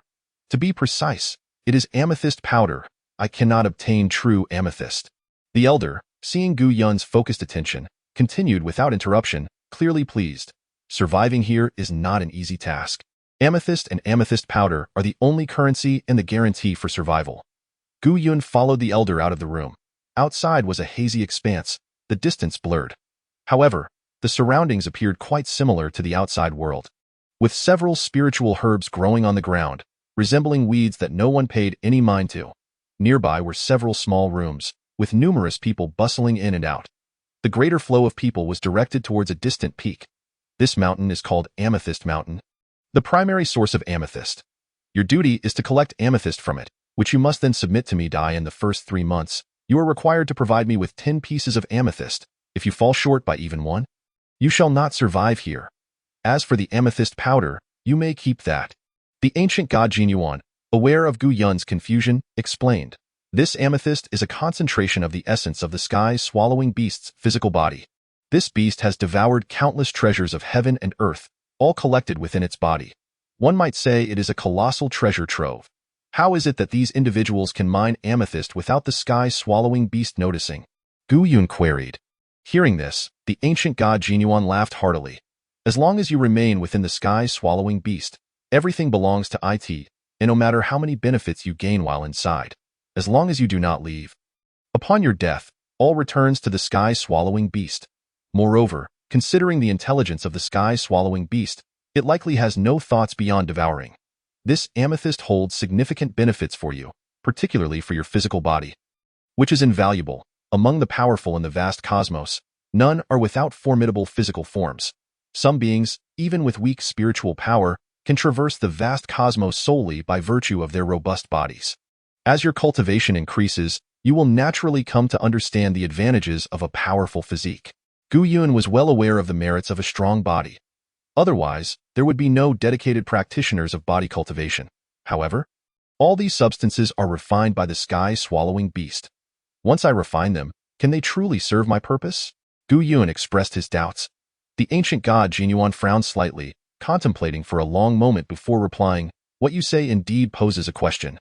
However, now is not the time to ponder that matter. If you cannot integrate more amethyst, you will find it impossible to survive within the belly of the devourer beast." Observing that Gu Yun appeared somewhat hesitant and silent, the elder continued, "Young friend, I understand your inner doubts, yet this location operates under such rules. If you do not abide by these rules, you will not endure here." "Thank you, esteemed elder." Gu Yun clasped his hands in gratitude. Accepting a coarse sack and an iron pickaxe from the elder, the Amethyst Mountain stretched for hundreds of miles, comparable to the mountain range where the Green Mountain sect resided. However, unlike the Green Mountain sect, this place was entirely barren rock. As Gu Yun traversed the terrain, he observed numerous laborers diligently excavating, with large pits dotting the mountainside. Particularly at the foot of the mountain, the pits nearly merged into one another. Some dug so deep that their depths were unfathomable. It seemed that extracting a piece of amethyst was no simple task. Gu Yun lifted the iron pickaxe and struck the mountainside several times. Bang, bang, sparks flew forth, yet only 2 scratches marred the rock's surface. Gu Yun was taken aback. The mountainside was surprisingly resilient, and without the aid of spiritual power, he found himself unable to dislodge even a single stone. Newcomer. Get lost quickly. This is our territory. A young man emerged from a cave, clad in animal skins, his muscular arms bulging with sinew and veins resembling coiling dragons. Brother son, don't scare him off with your bluster. This little weakling might just run away. Another burly man sauntered out. Eyeing Gu Yun with curiosity, Ji Yun cast a glance at the two but said nothing, continuing his ascent up the mountain. As a newcomer, he wished to avoid any trouble. Moreover, it was only natural for those who arrived earlier to stake their claim, having invested time in the mining process and not wanting outsiders to reap the benefits. Friend, please wait a moment. A young woman called out, her voice melodious. Ji Yun feigned ignorance and pressed on. With your current abilities, you cannot even break a single stone. In 3 months, or even 3 years, you may not accomplish this task. If you wish to obtain amethyst quickly and survive here, heed my advice. Gu Yun furrowed his brow, a flicker of intrigue shining in his eyes. Undeniably, the woman's words held a certain allure. He turned to face her. Between the two men stood a girl of modest height, her stature barely reaching their shoulders. Appearing no older than 14 or 15, it was difficult to reconcile her youthful appearance with the gravitas of her earlier words. As they have said, I am utterly powerless and of no use to you. Would you freely divulge the method of amethyst extraction? Gu Yun inquired, his tone serious. The girl smiled softly. I prefer to trade with the astute. I can provide you with amethyst, enabling you to survive here. But from this moment forth, you must join us and obey my commands. Senior sister Yu, what use is this fellow? With a mere wave of your hand, countless would follow us. Senior sister Yu, we already have enough people. Training this boy will consume considerable time. The two men's expressions shifted dramatically, and they immediately voiced their objections. What? Must I seek your guidance in my endeavors? The girl raised an eyebrow slightly. Senior sister Yu, we were mistaken. The two men's faces paled, and they retreated into the cave without further protest. Well then, this is your best choice. The girl waved her hand, and 2 pieces of amethyst appeared in her palm. What do you require of me? Gu Yun asked. The girl smiled slightly. It seems you have consented. I do not need you at the moment, but when the time comes, I shall inform you. With that, she tossed the 2 pieces of amethyst to Gu Yun and turned to enter the cave, saying, Come inside. Someone will instruct you on what to do. The moment the amethyst touched Gu Yun's palm, a surge of powerful energy coursed through his entire being. This sensation was hundreds of times more potent than that of amethyst powder. Soon after, waves of power flowed within Gu Yun's body, the sound of cracking bones echoing in his ears as he felt his physical form expanding. Only after several breaths did he regain his composure. And by then, the 2 pieces of amethyst had vanished without a trace. Ji Yun sensed a unique force swirling within him. With a light swing of the iron pickaxe, clang, a large chunk of rock plummeted down, revealing several specks of purple the size of sesame seeds within the stone. This must be amethyst powder. Ji Yun absorbed the amethyst powder one by one, further enhancing his physique, though it was evident that the power contained within the powder paled in comparison to that of the amethyst itself. Upon entering the cave and traversing a lengthy tunnel, Gu Yun found himself in a spacious stone hall, illuminated by countless silvery stones embedded in the walls. Several men sat scattered on the ground. However, Gu Yun did not see the girl known as Senior Sister Yu. Hey, kid, come over here for your registration. The burly youth waved his hand and pulled out paper and pen. Name: Gu Yun. Which sect were you from before arriving here? Nanyue Kingdom. Green Mountain Sect. This place, I've never heard of it. The youth muttered, tossing aside his pen and handing Gu Yun a piece of yellow paper. This is your identity certificate. Your dwelling cave number is also on it. However, I advise you to start working quickly. Who knows when you'll be able to mine 2 pieces of amethyst? The others seemed oblivious to Gu Yun, engrossed in their own conversations, erupting into laughter from time to time. Gu Yun took the yellow paper, noticing it bore a crooked inscription, Gu Yun of Nanyue Kingdom, number 32. In the next moment, surprise flickered in Gu Yun's eyes. This yellow paper was, in fact, a high-grade talisman. Yet, upon reflection, it made sense, as the spiritual energy was suppressed in this place, rendering such a talisman practically useless. Finding cave number 32 was not difficult. It was about the size of a person. And Gu Yun promptly began his mining efforts. Clang, clang, clang. As rocks fell under Gu Yun's strikes, amethyst powder scattered everywhere. Although these fragments were minuscule and challenging to collect, they represented a valuable opportunity for Gu Yun to enhance himself and would not be carelessly discarded. Moreover, through the conversations he overheard, Gu Yun understood that amethyst was exceedingly rare. Typically, one might not encounter even a few pieces in a month. Otherwise, the elder would not have demanded 10 pieces from him over 3 months. Now that Gu Yun had joined this group, he was uncertain whether the amethyst required by the elder still needed to be submitted, but that was a matter for 3 months hence. There was no need for him to dwell on it now. Deep within the cave, the girl known as Senior's sister Yu wore a frown, her gaze fixed on a massive dark stone before her, her expression grave. Yu Rong, are you certain that this giant stone harbors a substantial amount of amethyst? Beside her stood another girl, also appearing around 14 or 15 years of age, holding a pristine white mouse in her hands. She nodded earnestly. Sister Yu Yin, how could I deceive you on such a matter? Moreover, my spirit-seeking mouse has never been wrong. In recent years, it has led us to discover thousands of pieces of amethyst. The spirit-seeking mouse is a treasure of our Luotian sect. Since you are so confident, I feel reassured. However, breaking through this stone wall may prove challenging. We have already excavated 10 yards to the left and right but have yet to reach the end. Sister, I believe this is no simple matter. The spirit-seeking mouse indicates that there is an abundance of amethyst behind this wall. Could this be the storage place for the Devourer Beast's amethyst? Should we continue digging? Might we not provoke the beast? Yu expressed her hesitation. Are we to remain trapped here for all eternity? Have you forgotten our deep-seated vendetta? Yu Yan's expression darkened. We must find a way to escape this place, whether it takes 10 years or 20. Once our physical forms are sufficiently strong, we will eventually break free. But you need not say more.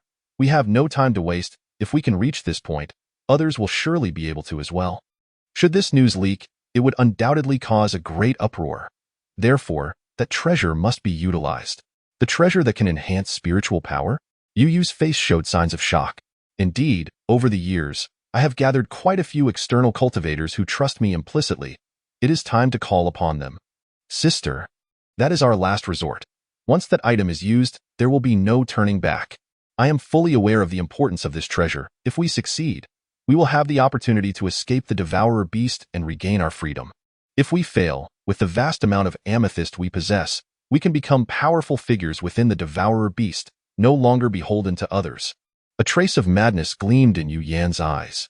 Yu Rong sighed deeply. There are many formidable beings within the Devourer Beast, especially those who were swallowed first. The quantity of amethyst they have assimilated is beyond our imagination. Each of us has integrated only 5,000 pieces of amethyst, while those individuals may have fused tens of thousands, even hundreds of thousands. How many of those old geezers can still be alive? Regardless of their strength, they cannot escape fate. One can achieve immortality inside the belly of the Devourer Beast. Their amethyst will eventually have to be returned. Among those who arrived here with us, being able to integrate 2,000 pieces of amethyst is already considered quite strong. Thanks to the spirit-seeking mouse, our speed has increased by a factor of 2 compared to theirs. No matter how many there are, they cannot stand against us. Yu Yin let out a cold snort. This is an opportunity, a chance to trample them underfoot. Even if we cannot leave this place, we shall become the overlords here, no longer acting according to the whims of others. Time passed swiftly, and in the blink of an eye, Gu Yun had already been in the belly of the devouring beast for 10 days. During this time, Gu Yun had managed to grasp a rough understanding of the local circumstances. First and foremost was the knowledge of the purple crystals and their powdered form. It was unclear when it began. But those who entered the belly of the devouring beast unexpectedly discovered the first purple crystal, at which time, purple crystal mountains were abundant. He realized that merging with these crystals could greatly enhance his physical prowess. Subsequently, he began to frantically merge with the purple crystals.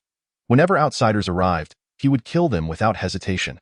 Time passed, and eventually, the number of purple crystals he found dwindled. Having distanced himself from the mortal world, his demeanor turned increasingly eccentric. He ceased to kill outsiders, instead recruiting them to gather purple crystals for him. This individual became known as the famed Purple Crystal Ancestor. It was rumored that he had merged with millions of purple crystals. However, that was merely a legend. Many years had passed without anyone seeing him. Nevertheless, the Purple Crystal Alliance he established continued to operate, and the elder who tasked Gu Yun with collecting 10 purple crystals within 3 months was indeed a member of this alliance. As the purple crystal ancestor faded into obscurity, numerous smaller organizations began to emerge, one of which was the Yujia sisters. Newcomers to this place found it nearly impossible to survive without joining a small organization, for the Purple Crystal Alliance showed no concern for their well-being. Here, strength reigned supreme. Newcomers were like fish on the chopping block, vulnerable to slaughter. Some individuals, out of sheer frustration, would even kill these newcomers for amusement. Therefore, being able to join a small organization and receive protection was a dream cherished by many. However, the number of small organizations here was limited, and their ranks were considerable. No one wished to squander purple crystals on an outsider. When Gu Yun received this information, he was genuinely puzzled as to why that senior sister Yu would recruit him. Chapter 41. The Power of Purple Crystals in the Realm of the Purple Crystal Mountains. Strength was paramount. The so-called strength was determined by the number of purple crystals one had merged with. Merging with a single purple crystal significantly boosted one's overall strength, allowing one to shatter rock walls. With each additional crystal merged, the strength of the body increased further. Should one manage to merge with 1,000, they would become a formidable figure within the Purple Crystal Mountains. Those who had merged with tens of thousands of purple crystals were the true elites among the powerful. Such individuals rarely revealed themselves, and it was exceedingly rare for an ordinary person to catch a glimpse of them. Their strength was astounding. It was said that they could slay several people with a mere wave of their hand. Furthermore, they were rumored to be tirelessly seeking a way to escape the devouring beast. The Yujia sisters commanded a following of over a dozen individuals, the weakest among them having merged with more than 200 spiritual stones, placing them in the upper echelon of the hundreds of small organizations within the Purple Crystal Mountains. After receiving this information, Gu Yun felt a sense of helplessness. For the past 10 days, he had scoured a radius of over 10 zhang, yet he had not discovered a single purple crystal. This was inevitable. After all, he had arrived at this location rather late, and the areas conducive to mining purple crystals had already been thoroughly searched by others. Though these sites had not been mined, the scarcity of purple crystals was disheartening. At this rate, it was clear that Gu Yun would be unable to collect 10 purple crystals within 3 months. Even if he were to manage that, he would only be able to merge with a handful over the course of the next year. This did not even account for what he would have to turn over to the Yujia sisters. They controlled this cave. Would they engage in a losing venture? Gu Yun, senior sister Yu is calling for you. Hurry. A young man named Zhang Guangwei spoke up. He had been here for over 2 years and was particularly fortunate, having discovered over 200 purple crystals. Unlike others, he harbored no malice towards outsiders and was exceptionally amiable. Thus, he had formed the best relationship with Gu Yun, from whom he had gleaned much of his information. After 10 days of staying here, Gu Yun realized that the Jin Yuan ancient god was of no practical use aside from his eloquence. He advised Gu Yun to first enhance his strength before seeking the devouring beast's weakness. This was hardly helpful, as Gu Yun still relied heavily on senior sister Yu's support. Before long, Gu Yun arrived in the main hall, where over 10 individuals had already gathered. The Yujia sisters sat at the center. Their appearances were almost identical. Yet Gu Yun could distinguish them clearly. The elder sister, Yu Meiyin, was exceedingly cold, rarely smiling. In contrast, the second sister, Yu Meirong, was comparatively amiable, often wearing a gentle smile. Upon Gu Yun's arrival, Yu Meiyin coughed lightly and said, "I have summoned you all here today for a matter of great significance. Should this matter come to fruition, it will undoubtedly alter your fates."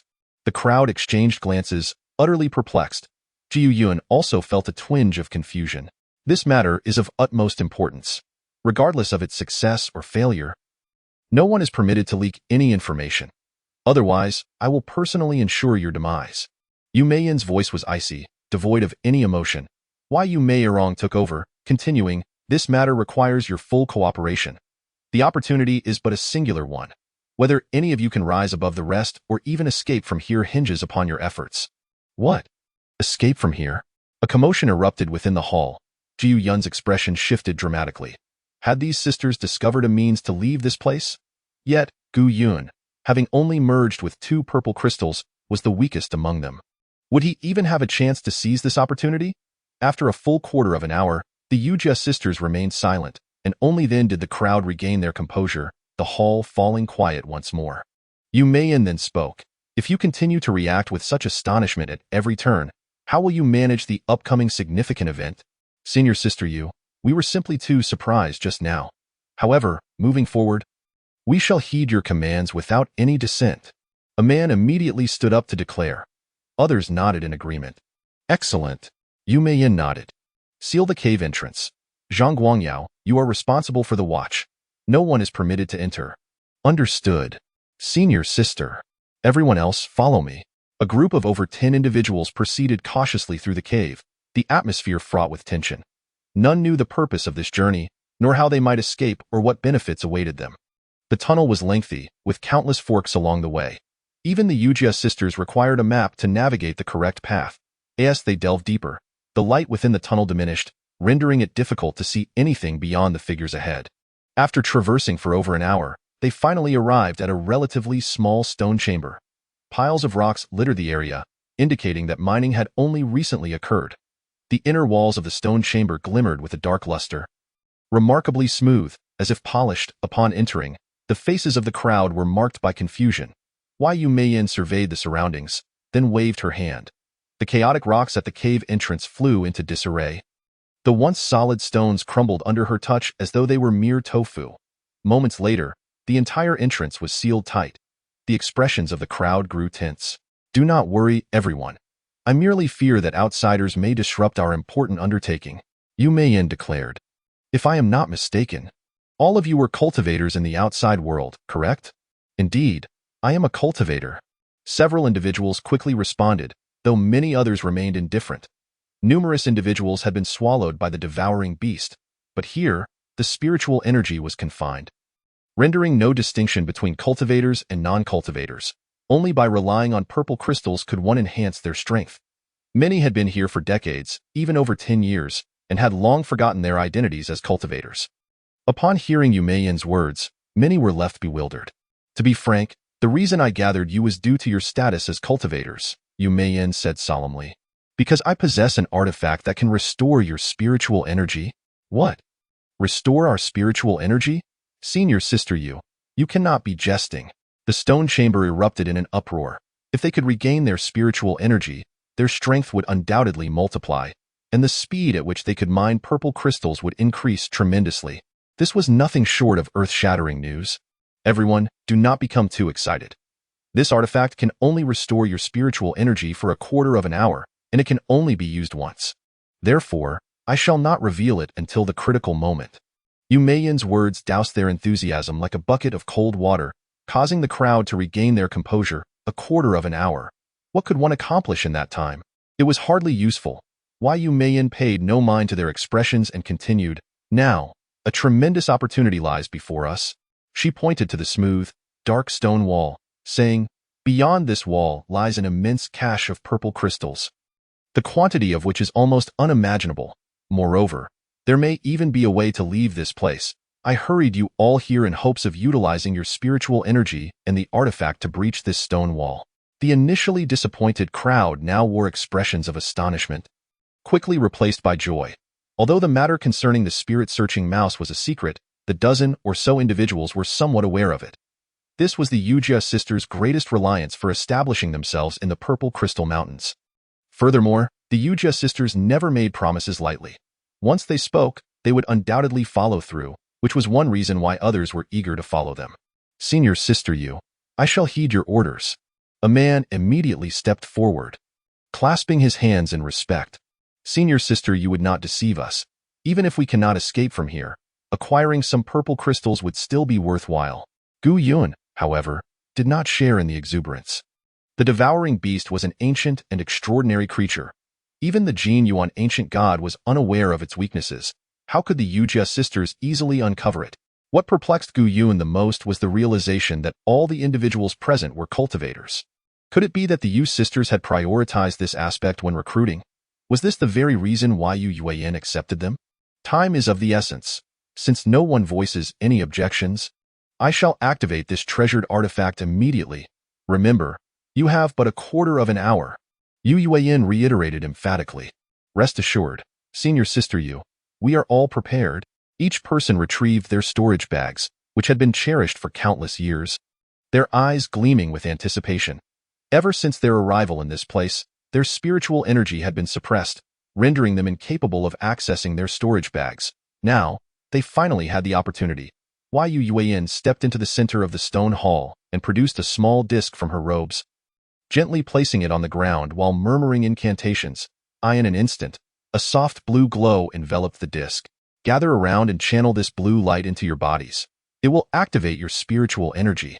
No sooner had she spoken than a man dashed forward, and a beam of blue light penetrated his form. In the blink of an eye, astonishment lit up his face. My spiritual energy has returned. Ha ha ha, it has returned. With a flick of his wrist, a crimson long sword materialized in midair, flames swirling around it as if it were ablaze. Subsequently, he produced a vividly red fruit and took a hearty bite, the rich aroma of the spirit fruit wafting through the stone hall. Witnessing this, the others wasted no time and rushed forward, drawing the blue light into their own bodies. Soon, an array of treasures appeared in their hands, and even a few spirit beasts joined the fray.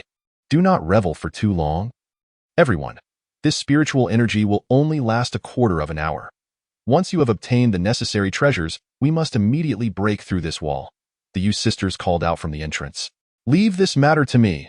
The man wielding the crimson sword laughed heartily, swinging his massive blade with vigor. Boom!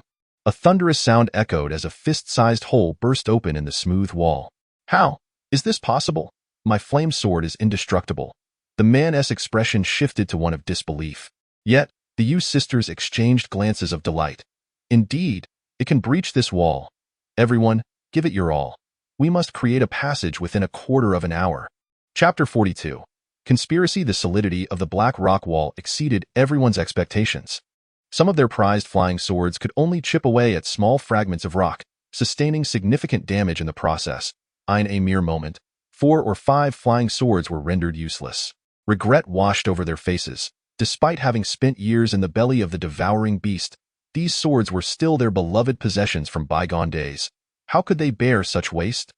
Yu Meiyin, noticing their hesitation, interjected, Dear friends, I understand your reluctance to damage your flying swords, but consider this. Treasures are merely external possessions, and they hold no value within the belly of the devouring beast. If we can gain the benefits from this rock wall, we may find a way to escape. At that time, what are a few treasures worth? We have only a quarter of an hour. Once that time is past, regret will be all that remains. Let us heed senior sister Yu's advice. Time is running short, and this is our only chance. I refuse to be trapped here for eternity. I must escape. With my cultivation, even a physical cultivator at the spirit master level would not stand against me. A few flying swords are worthless here. A mining pick would serve better. Let's give it our all. Under Yu Yueyin's encouragement, the group ceased their hesitance regarding their treasures. However, replenishing their spiritual energy posed a significant challenge. Neither the restorative pills nor the spirit stones provided immediate efficacy. Thus, the group split into 2 factions. One focused on restoring spiritual energy while the other relentlessly struck the rock wall.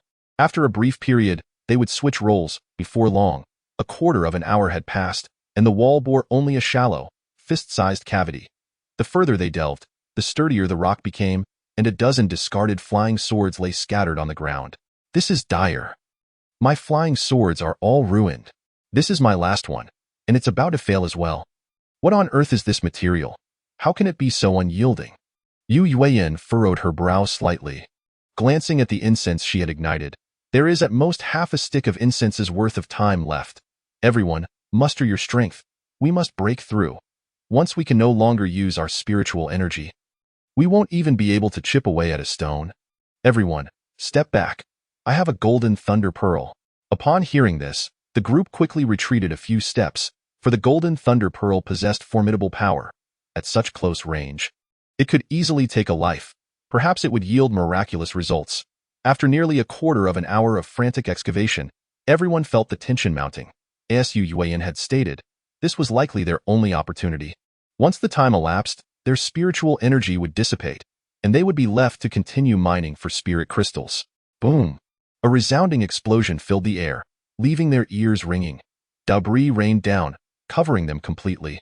The cave deepened by an inch, yet the rock wall remained unyielding. Even the golden thunder pearl could not breach it.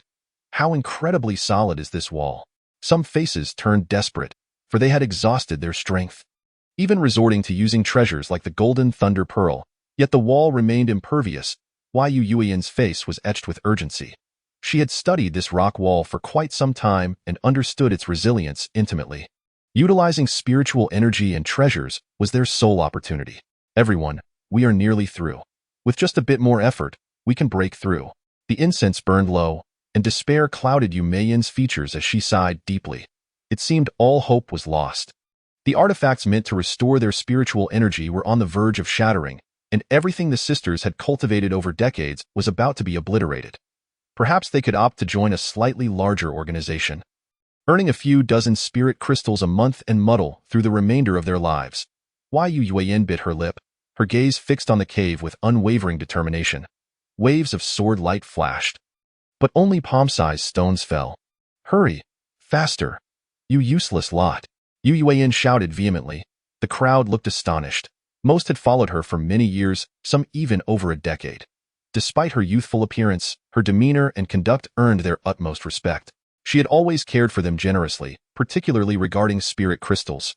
Most importantly, she was remarkably composed, never allowing her emotions to surface. Yet today, Yu Meiyan seemed dangerously frenzied, leaving them bewildered. Nonetheless, the urgency of the situation compelled most to focus solely on how to breach the cave. Gu Yun retrieved the modest treasures from his storage bag, especially a few rare items, such as a teleportation pearl, which he kept close to him. He also secured the purple goldgrass, suspecting a connection between this spirit herb and the spirit crystals. Simultaneously, Gu Yun consulted the Jin Yuan ancient god, for he was entirely unfamiliar with this place and had no knowledge of what lay beyond the rock wall. It appeared that their escape relied solely on their own efforts. Perhaps this was indeed an opportunity, albeit one seemingly elusive. Yet, a peculiar phenomenon left Gu Yun perplexed. Throughout the ordeal, the Yu sisters had been directing the others without lifting a finger themselves. It was inconceivable that they were not cultivators. Why was that? Suddenly, a youth shouted, "It's open! It's open! Spirit crystals, so many spirit crystals!" A beam of purple light emanated from the cave, and through the fist-sized opening, they could see countless spirit crystals hidden within, their numbers beyond reckoning. Hurry, enlarge the opening. Time is running out. Yu Meiyan's face radiated with exhilaration as she hurried a few steps forward, only to retreat swiftly. Yu Meiyan leaped to her feet, her expression equally filled with joy. Spirit crystals, an abundance of spirit crystals. This indicated that what lay beyond the rock wall was certainly something extraordinary. As the group beheld the vast quantity of spirit crystals, their joy surged, for even if they could not escape, merging these crystals could elevate them to the ranks of the powerful. Everyone, gather around. The larger the opening, the better. This is our final chance. With the Yu sisters guiding them, everyone exerted their utmost effort. The spirit crystals within numbered in the millions. Even merging a fraction of them would be enough to elevate their status atop the mountain of spirit crystals. It was worth noting that over the years, the Yu sisters had merged merely a few thousand spirit crystals. Faced with such a colossal temptation, no one could resist, nearly exhausting their remaining spiritual energy. Bang! Bang bang! Various spirit treasures were unleashed, regardless of their utility, all striking the widening opening with fervor. If one broke, they simply switched to another. In such moments, who would concern themselves with the worth of a few treasures? In mere breaths, the cave was finally breached, creating an entrance large enough for a person to pass through. Simultaneously, the lit incense extinguished. We've finally opened it. Senior sister Yu, there are so many spirit crystals. Can we each claim 10,000? The crowd, filled with elation, sat cross-legged on the ground, panting heavily. They had not only depleted their spiritual energy, but also expended considerable physical strength. The incense had burned to its end and finally extinguished. A middle-aged man suddenly clutched his abdomen, crying out in agony. Earlier, as they worked to breach the cave, he had exerted himself greatly, destroying 10 flying swords in succession. At this moment, veins were protruding from his forehead, and beads of sweat, as large as beans, fell like rain. My dantian seems to be shattering. Before the middle-aged man could finish his words, the others began to wail in despair. Gu Yun felt waves of excruciating pain from his dantian, as one of his spiritual foundations rapidly dissipated, nearly becoming formless. This revelation filled Gu Yun with alarm.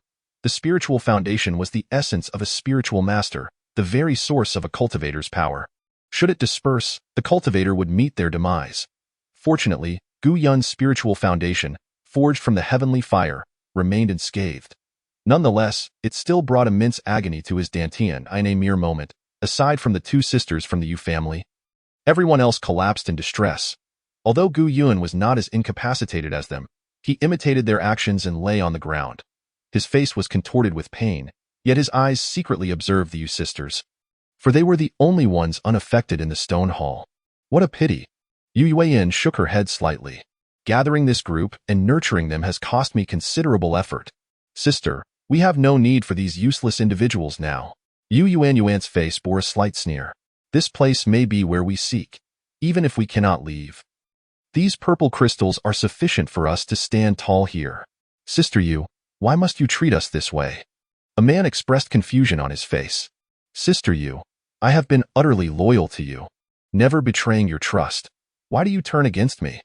Sister Yu, save me. I will certainly serve you in the future. Yu Yuan shook her head lightly.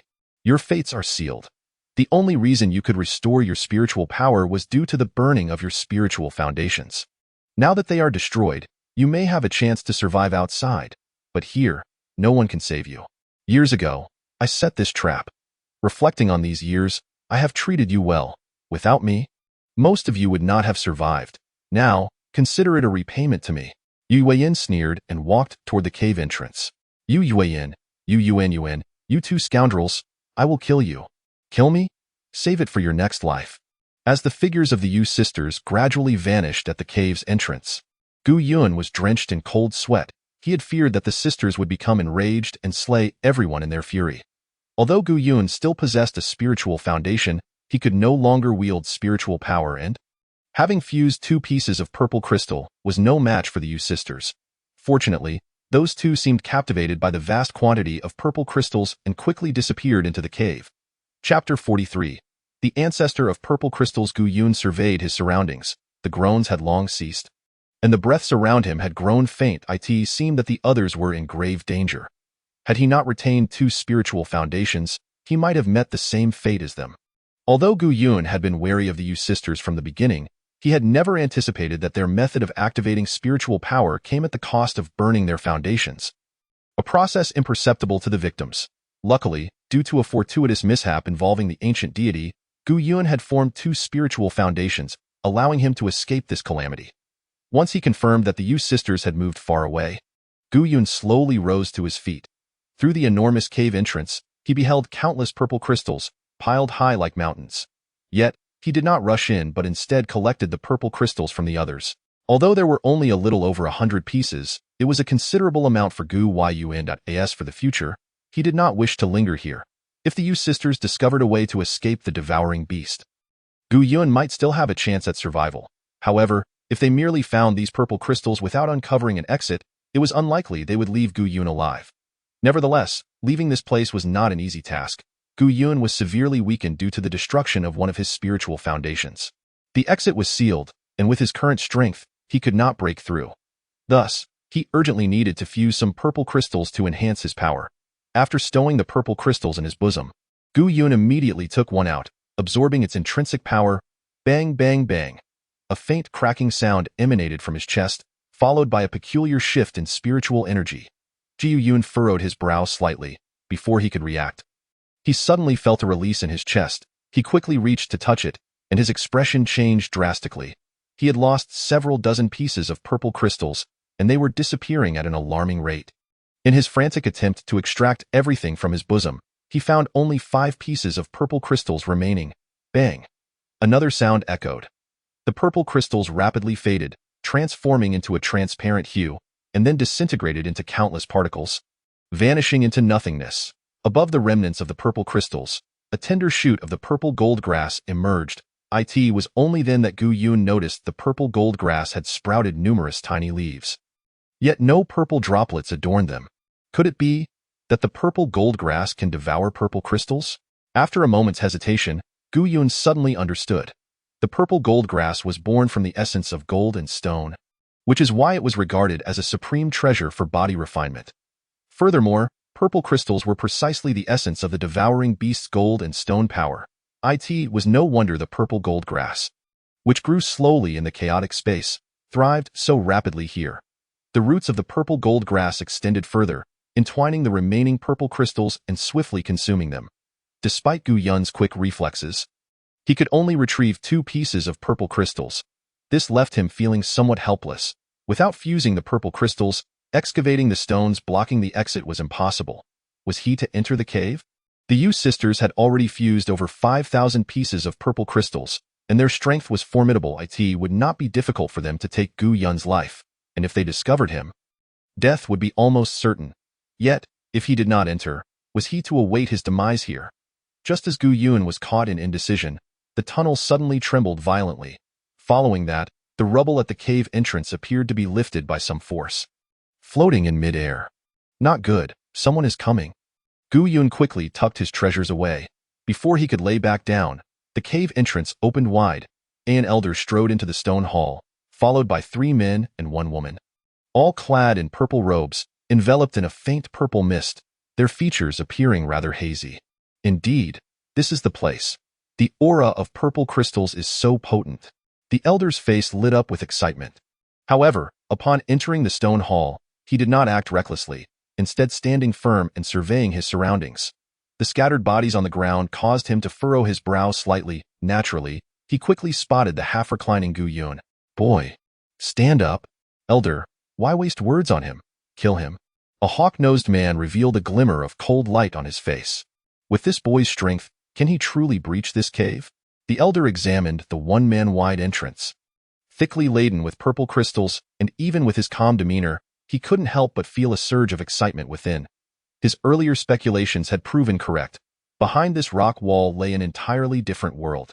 Boy, quickly tell me what has transpired here. The hawk-nosed man stepped forward, seizing Gu Yun. A cold light flashed in Gu Yun's eyes as he spoke in a deep voice. Kill me? What? The hawk-nosed man's expression changed dramatically. He had taken many lives, both within the devouring beast and in the outside world, yet he had never encountered anyone who dared to speak such words in his presence. Did this boy wish for death? What exactly happened here? Speak quickly, or else I will. The hawk-nosed man found himself at a loss for words. Kill me. Regardless of whether I speak or not, I am destined to die. Gu Yun scoffed, his gaze fixed intently on the hawk-nosed man without a hint of fear. Yun Feng, let him go. The elder was momentarily taken aback, then chuckled. Young friend, if you tell me what just occurred, I assure you, your life will be spared. Gu Yun regarded the elder. His face was extremely aged, with both eyes hidden within folds, yet they sparkled with vitality. A thick purple mist enveloped his head, almost dyeing his hair purple. The amount of purple crystals this elder had fused was beyond Gu Yun's imagination. Several times greater than the other 4, indicating he was the leader among them. Who are you? How can I trust you? In such a critical moment, Gu Yun knew he had no reason to fear any longer. The more one feared, the quicker they met their end. The best course of action was to lead these individuals towards the Yu sisters. Ha ha ha, is there still someone who questions my identity? The elder laughed heartily. It seems that after many years of silence, everyone has forgotten me. In truth, I have also forgotten my name, but I vaguely remember that people used to call me the ancestor of purple crystals. Ancestor of purple crystals? Gu Yun's expression shifted slightly. This was the legendary figure who had fused millions of purple crystals, the most esteemed ancestor of purple crystals within the devouring beast. Was it not said that he had been missing for centuries? How could he still be alive? Could it be that fusing such an immense number of purple crystals granted him immortality within the devouring beast? What? Young friend, do you not believe it? The elder extended his hand, and purple light coalesced in his palm, transforming into a solid piece of purple crystal in an instant. This crystal was even richer in color than any Gu Yun had ever seen. Even from several zhang away, he could sense the overwhelming power of the purple crystal within it. To condense a purple crystal using the power of the purple crystals on his person was no feat for an ordinary individual. Even someone who had fused tens of thousands of purple crystals could not achieve it. The elder gently waved his hand, sending the purple crystal flying towards Gu Yun. Consider this a greeting gift from me. Upon contact with the amethyst, an overwhelming surge of amethyst energy flooded into Gu Yun's body. A formidable force coursing through him, merging rapidly within an instant. Don't you hurry to thank the old ancestor? This amethyst power is worth at least 1,000 pieces of amethyst. The hawk-nosed man spoke coldly. 1,000 pieces of amethyst? The old ancestor certainly displays generosity. It seems that only this individual could afford such extravagance within the belly of the devouring beast. Thank you, old ancestor. Gu Yun expressed his gratitude with a cupped fist, though I have only recently arrived. I have heard many tales of your esteemed reputation and have faith in your words. I wish to disclose everything to you and hope that you will spare my life." As he spoke, Gu Yun glanced at the other 4 individuals. "Enough with the pleasantries. I can spare your life. However, if you delay any further, I will be forced to kill you." The hawk-nosed man replied with evident impatience. Gu Yun ceased his chatter and recounted everything from the moment he encountered Yu Yuan, particularly how the Yu sisters had utilized the disc to stimulate the spiritual energy of others, revealing all without reservation. "I have only fused with 2 pieces of amethyst. Perhaps that is why I remain alive." Gu Yun clarified at the end, naturally omitting the fact that he possessed 2 spiritual foundations. For such a revelation would be met with disbelief even among ordinary cultivators. After listening, the amethyst old ancestor pondered for a moment, a look of delight suddenly gracing his face. "I see. So the Yu sisters devised a way to utilize the spiritual energy of outside cultivators to breach the rock wall. But that treasure in their possession can only be used once. What a pity. Old ancestor, now that the rock wall is open, we must hurry lest those 2 sisters get ahead of us." The hawk-nosed man insisted promptly. The amethyst old ancestor shook his head with a smile.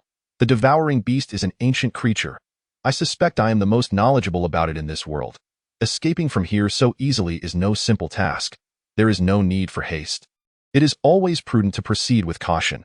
A single misstep could lead to dire consequences." "Your teachings are wise. I have learned my lesson," the hawk-nosed man replied immediately. "I, too, seek stability in all matters. Taking my time in every endeavor," the amethyst old ancestor declared with a laugh. "It is precisely this nature that has allowed me to survive within the belly of the devouring beast. In years past, hundreds came here, many of whom were cultivators, yet they all perished one by one, while I alone remained, enduring for this long. Your wisdom is unparalleled. We shall obey your command," the 4 exclaimed in unison. "Excellent! Excellent!" The amethyst old ancestor pointed at Gu Yun. "Young man, you shall enter first and take a look." "Old ancestor, did you not just promise me?" Gu Yun's expression changed drastically. The amethyst old ancestor let out a cold laugh. "I merely promised not to take your life. I never said I would let you leave. Moreover, this is a golden opportunity to escape the devouring beast. Do you intend to miss it?" At this remark, a flicker of anger crossed Gu Yun's eyes. The amethyst old ancestor was indeed a treacherous individual. Yet in the face of such a person, Gu Yun found himself utterly powerless. Chapter 44. Boundless Amethyst. The amethyst old ancestor was devoid of credibility. However, Gu Yun had no strength to resist and could only acquiesce to the old ancestor's will. Slowly stepping into the cave, the amethyst old ancestor closely observed Gu Yun's every movement from behind. After Gu Yun had entered about 10 steps, he followed suit, confirming his extreme caution. The cave was vast and open, with dark rock walls surrounding it. Countless pieces of amethyst protruded from the ground like trees, creating a labyrinthine structure, obscuring any sight of the Yu sisters. So much amethyst! A glimmer of greed appeared on the hawk-nosed man's face. The amethyst formed stems, adorned with leaf-shaped crystals, as well as blossoms and fruits of amethyst, creating a world seemingly constructed entirely of amethyst. Even the amethyst old ancestor exhibited surprise. He had never before encountered such an abundance of amethyst. "Young man, take a piece of amethyst and give it a try," the amethyst old ancestor called out. Gu Yun wasted no time and directly plucked a piece of amethyst. These amethysts were no different from those he had previously seen, save for slight variations in shape. The dense power of amethyst quickly coursed through Gu Yun's entire being. It appears these amethysts are quite ordinary, devoid of any traps. The amethyst old ancestor nodded slightly after taking a piece himself. The devouring beast has gathered the amethyst here for some special purpose. Let us first locate the 2 sisters. You 4, search separately. Understood. The 4 quickly vanished into the dense amethyst woods. The cave entrance. Only Gu Yun and the amethyst old ancestor remained. "Old ancestor, may I leave now?" Gu Yun inquired. In this place, any one of them could easily end his life, and he had no desire to linger further. "My young friend, why the haste? Since we have some time to spare, why not share tales of the outside world? It has been many years since I have received news from beyond." The amethyst old ancestor's wrinkled face bore a hint of a smile. "Have you heard of the Mingyue sect?" "I have not." You have never heard of such a prominent sect as the Myriad sect? Phase K. The amethyst old ancestor's tone carried a trace of regret. Then you surely have not heard of Tsang Yuru, the most beautiful woman of the Myriad sect. Not a single male disciple within the sect is not infatuated with her.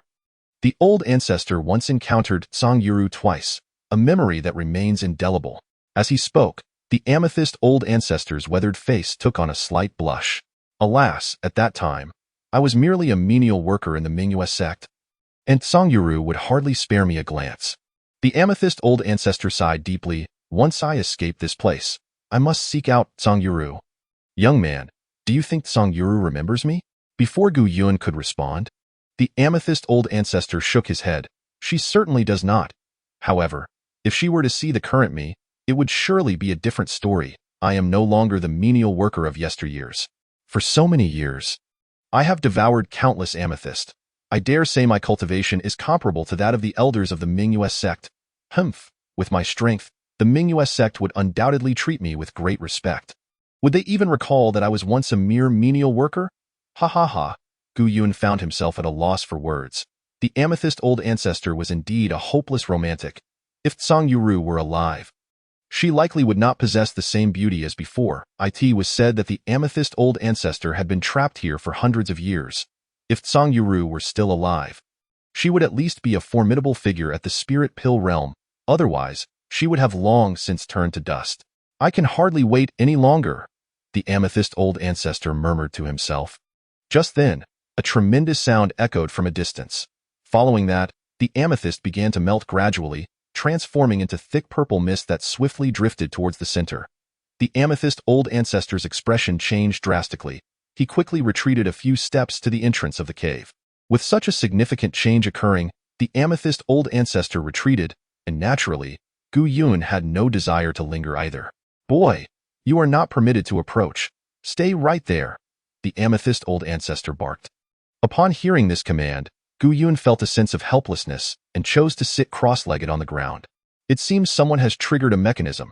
This place is indeed no ordinary location. The amethyst old ancestor narrowed his eyes, gazing into the distance. My caution has proven to be well-founded. The purple mist continued to converge towards the center, gradually revealing the full expanse of the cave. It was an exceedingly vast cavern, seemingly boundless. The cave's periphery was entirely surrounded by shining black rock walls, and above the cavern hung a massive black vortex, with purple mist collecting beneath it, slowly flowing and ultimately beginning to coalesce. In the distance, the figures of the four individuals who accompanied the amethyst old ancestor became increasingly distinct, while beneath the black vortex stood the Yu sisters, both displaying expressions of horror. They had spent many years within the belly of the devouring beast.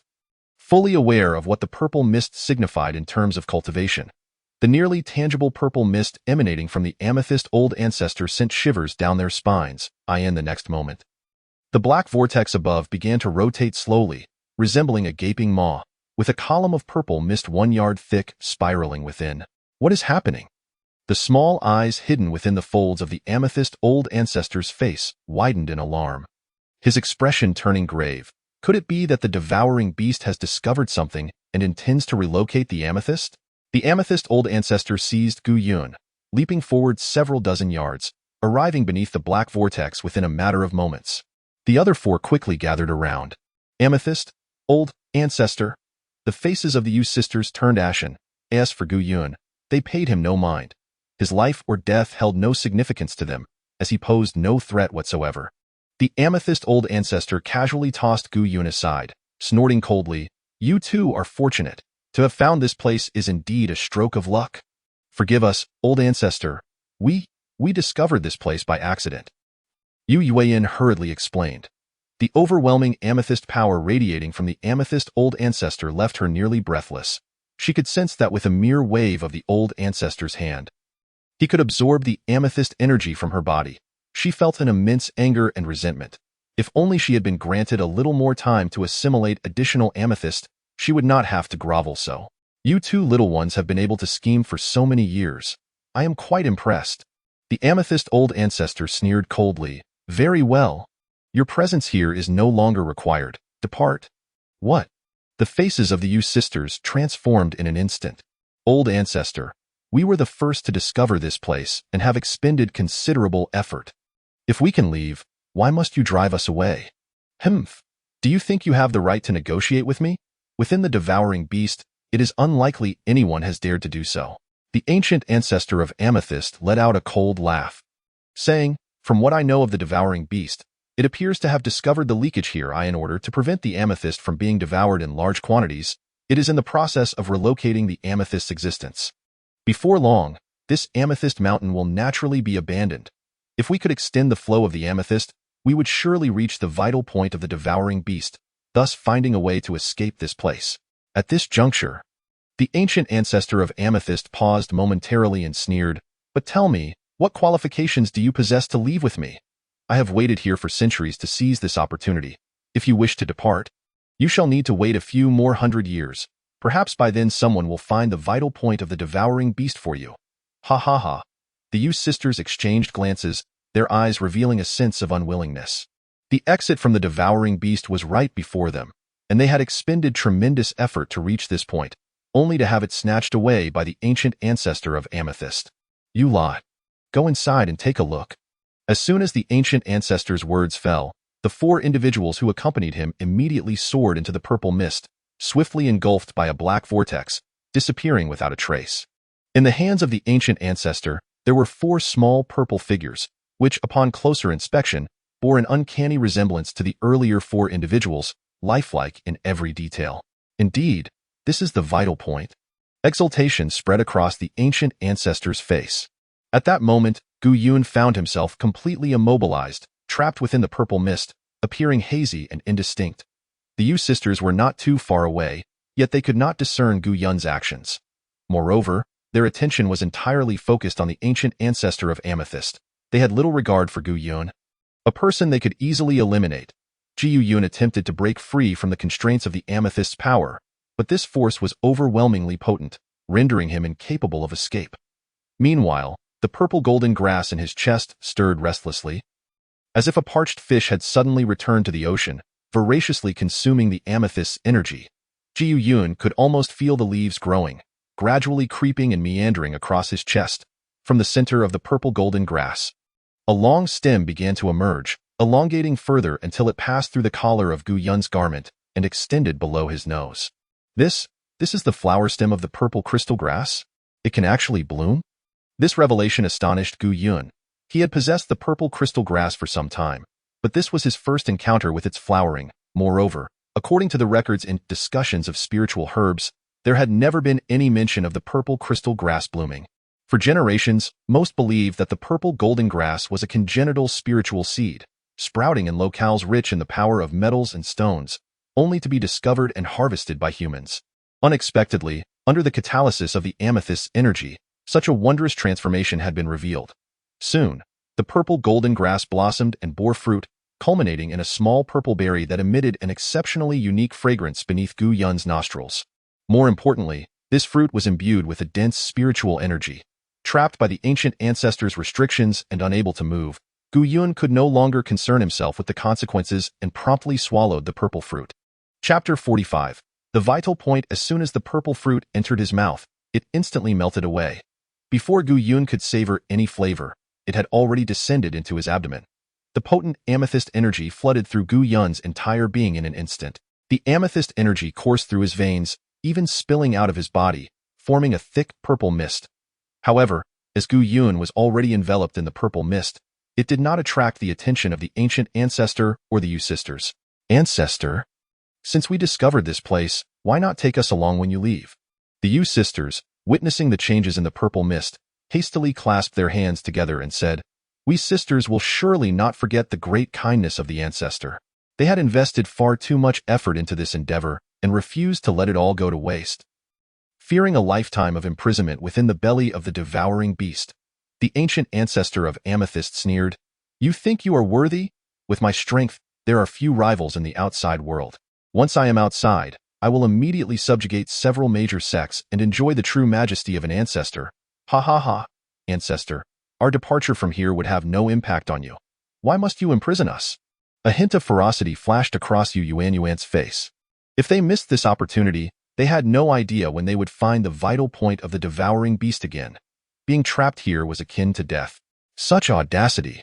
The ancient ancestor of Amethyst chuckled coldly, extending his hand, and a beam of purple light immediately enveloped Yu Yuanyuan's entire body. Ah! In an instant, Yu Yuanyuan began to wail in agony. Her face contorted in pain as the light purple layer on her body peeled away like a silken cocoon. Ancient ancestor? Since you refuse to grant us sisters a way out, I shall fight to the death to ensure you do not leave here. Yu Yuanyin cried out fiercely, suddenly producing a small spherical object in her hand.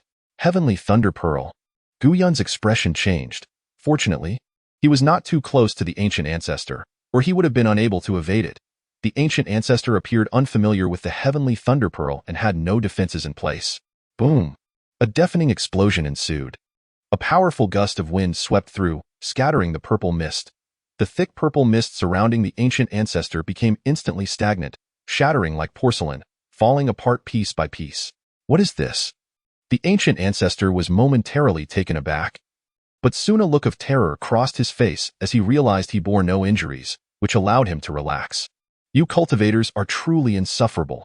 I must kill you before I leave. Rage flickered in the ancient ancestor's eyes.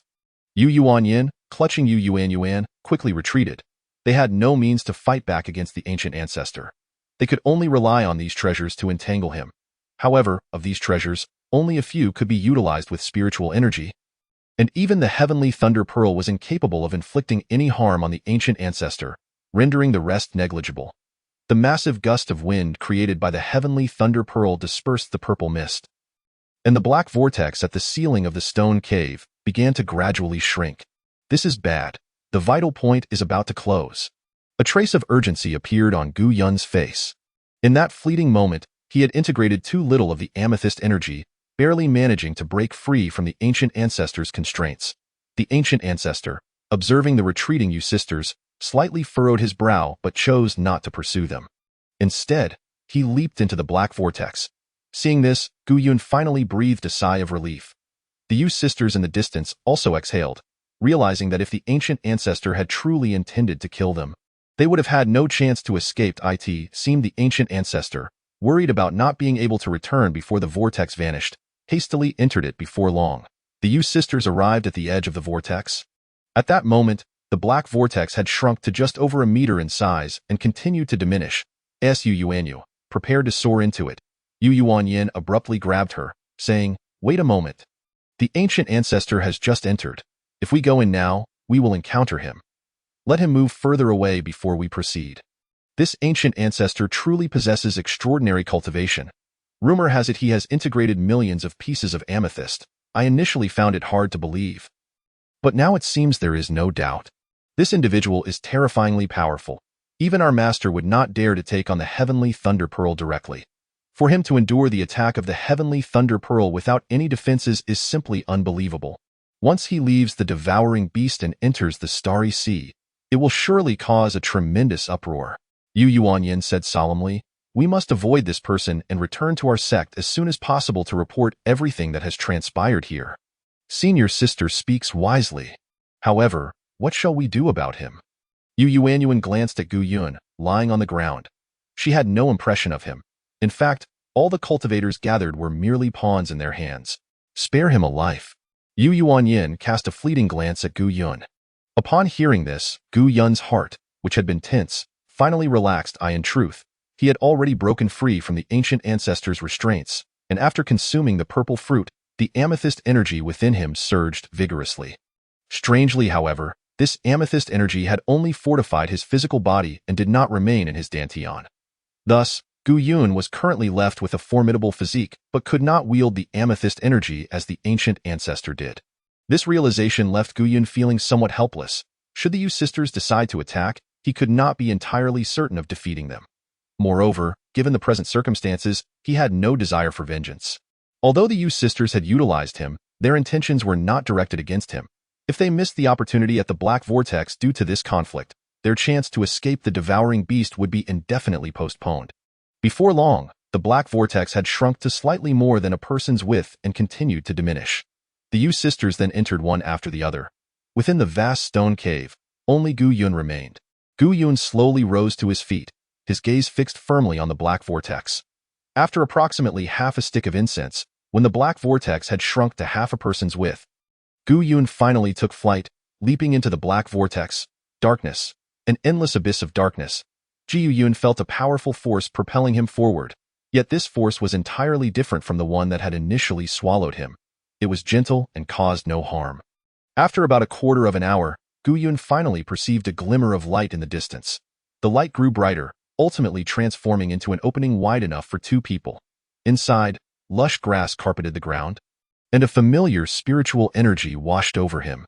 Spiritual energy? There is actually spiritual energy here? Gu Yun could not help but feel a surge of joy. Could it be that I have reached the outside world? This seems almost too easy. Upon entering the cave, the sight before Gu Yun caused him to furrow his brow slightly. Kill my astonishment. This place remains a cavern, though it is now overgrown with vegetation. Not far away, the two sisters of the Yu family are seated in a lotus position. Opposite them are the venerable Zijing Laozu and his four subordinates. This is the crucial point of the devouring beast. It must be here. You, my boy, are indeed fortunate. Jin Yuan, the ancient deity, exclaimed with palpable excitement. To master the devouring beast means we can traverse the vast cosmos, and the restoration of divine power is imminent. Splendid. Simply splendid. Quickly, seek out the beast's life pearl, lest others seize it from you.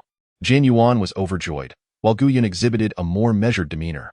The Yu sisters and Zijing Laozu were not adversaries he could easily contend with.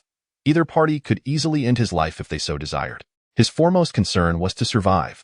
Upon noticing Gu Yun's arrival, the expressions of the Yu sisters and Zijing Laozu shifted to one of mild surprise. Come here, boy. Zijing Laozu gestured with his hand. Gu Yun. My friend, Zijing Laozu is not a practitioner. He is narrow-minded. We must collaborate to escape this place. Yu Yuan proclaimed loudly. The hawk-nosed man scrutinized Gu Yun for a few moments before speaking in a low voice. You are Gu Yun? Those two have exploited you before. Do you still trust them? Following the Laozu is the righteous path. Once we leave the devouring beast, he will undoubtedly become a formidable lord, and we shall greatly benefit. Gu Yun surveyed his surroundings and discerned signs of recent conflict. Due to the presence of spiritual power in this area, the Yu sisters could naturally employ various spiritual techniques and treasures, suggesting their formidable cultivation, enabling them to stand against Zijing Laozu. His presence had disrupted the balance, prompting both parties to vie for his alliance. After a moment's contemplation, Gu Yun inquired, What is your purpose? Naturally, it is to leave this place. The hawk-nosed man replied with a cold snort. If all desire to depart, why engage in conflict? Are there dangers here? How do we escape? Gu Yun continued with his inquiries. If we persist in fighting, none may exit. To be frank, Gu Yun held no trust for any of them. The Yu sisters had previously taken advantage of him, and these two were equally unworthy of trust. As for Zijing Laozu, he was undeniably a treacherous individual. Regardless of whom he allied with, Gu Yun was unlikely to gain any advantage. Since both factions were evenly matched, he had no qualms about maintaining this precarious equilibrium. What do you mean by that? Zijing Laozu glared at Gu Yun. Collaboration. Let us work together to find the exit. Once we leave safely, we can consider other matters. Do you wish to remain here for decades? After a brief silence, Yu Yuan was the first to respond. You speak wisely. I agree. I concur as well. Zijing Laozu nodded. Having endured centuries within the devouring beast and wishing to avoid further imprisonment, since all agree to my proposal, let us search separately for the true life gate of the devouring beast. Gu Yun pondered momentarily before adding, The devouring beast is an ancient creature of unimaginable power. Even if we locate the life gate, it may not guarantee our escape. I have perused an ancient tome that describes the life gate of the devouring beast. How could Gu Yun know the location of the life gate? He merely relied on Jin Yuan's knowledge of the beast. For the extent of Jin Yuan's understanding, he himself might not be entirely certain. Chapter 46. The uncontrollable power. Upon hearing Gu Yun's words, the eyes of the others brightened with intrigue. The method to control the life gate of the devouring beast? They were unaware that Gu Yun was merely speaking offhandedly. He had no comprehension of such techniques and was solely relying on Jin Yuan's insights. Jin Yuan had long asserted that once the life gate was found, he could subdue it, thus facilitating their escape. It would be disingenuous to claim that the Yu sisters and Zijing Laozu were uninterested in Gu Yun's method. However, given the current circumstances, they dared not act against him hastily. Firstly, Gu Yun had regained his spiritual power and was no longer as defenseless as before. Secondly, should either side initiate an attack, Gu Yun would undoubtedly side with the other, disrupting their fragile balance. As you suggested, we shall search separately. However, the one who finds the life gate shall have the right to leave first, Zijing Laozu stated solemnly. This space was vast and lush, and for 8 individuals to locate the life gate would not be a simple task. Moreover, no one knew what form this life gate would take. Remarkably, you are far more astute than I had anticipated. The one who was initially the weakest has seized the initiative merely through these words, Jin Yuan remarked. Gu Yun had no desire to engage in idle chatter with him. Elder, where is the life gate of the devouring beast, and what should we do once we find it?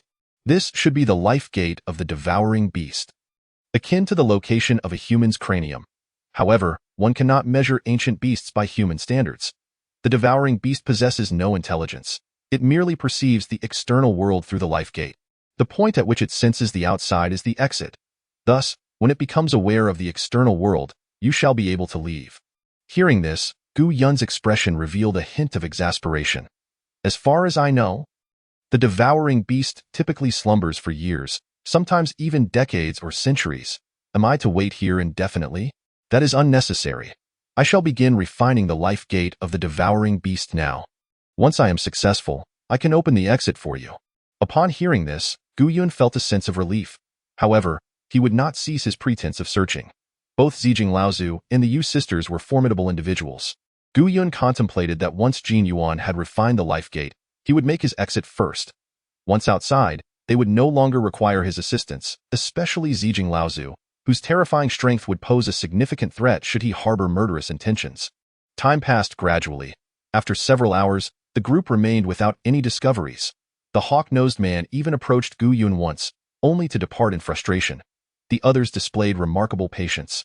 After all, they had been imprisoned for decades or even centuries.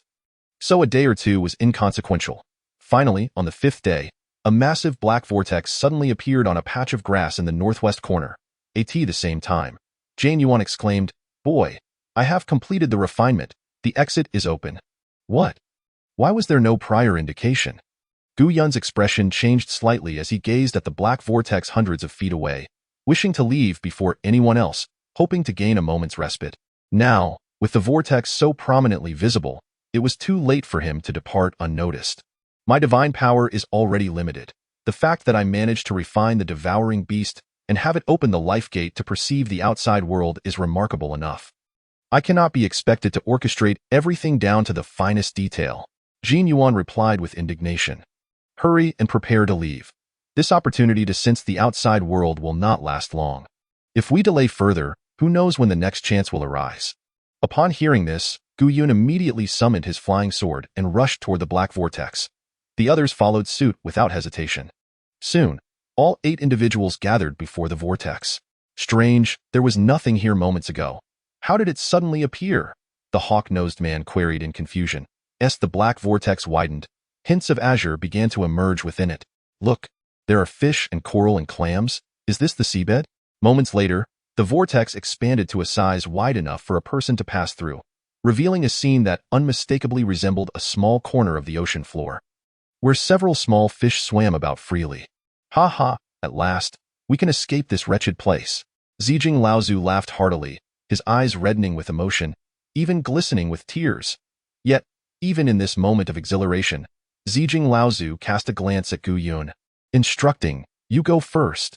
Gu Yun's mind raced as he replied, "This life gate's opening is exceedingly peculiar. It differs entirely from the records. I will not leap into the unknown without caution.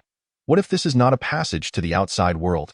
Boy, you have no choice. Will you exit, or would you prefer death?"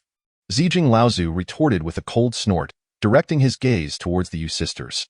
"Gu Yun, do you still wish to live once we are outside?" Yu Yuanyuan replied with a haughty scoff. Her words rang true, and they echoed Gu Yun's deepest fears. In truth, Jane Yuan had already confirmed that this was indeed the exit, and there was no cause for concern. He surmised that Gu Yun's feigned hesitance was merely a ploy to gain the upper hand. The more Gu Yun hesitated, the more cautious the others became, to the extent that they might wait for him to venture out for a while before daring to follow. "You, You! Gu Yun's face contorted with irritation as he leaped into the vortex. Hurry! The hawk-nosed man urged. In an instant, a chilling current enveloped Gu Yun's entire being. Salty, wet, and fluid sensations. These were the feelings of the ocean. He had escaped, finally freed himself. Gu Yun gazed at the vast expanse of seawater, his heart brimming with elation. He had finally evaded the devouring beast, a feat that few had accomplished in hundreds, even thousands of years. There was no time to linger. Gu Yun swiftly darted several dozen feet away, eager to distance himself. Once the Yu sisters and Zijing Laozu emerged, they might very well turn against him. Just then, a sudden, intense pain radiated from his dantian, followed by a sensation as if his entire body were on the verge of exploding, with purple mist seeping from his skin. What is happening? Gu Yun gritted his teeth against the agony, yet his body remained immobile.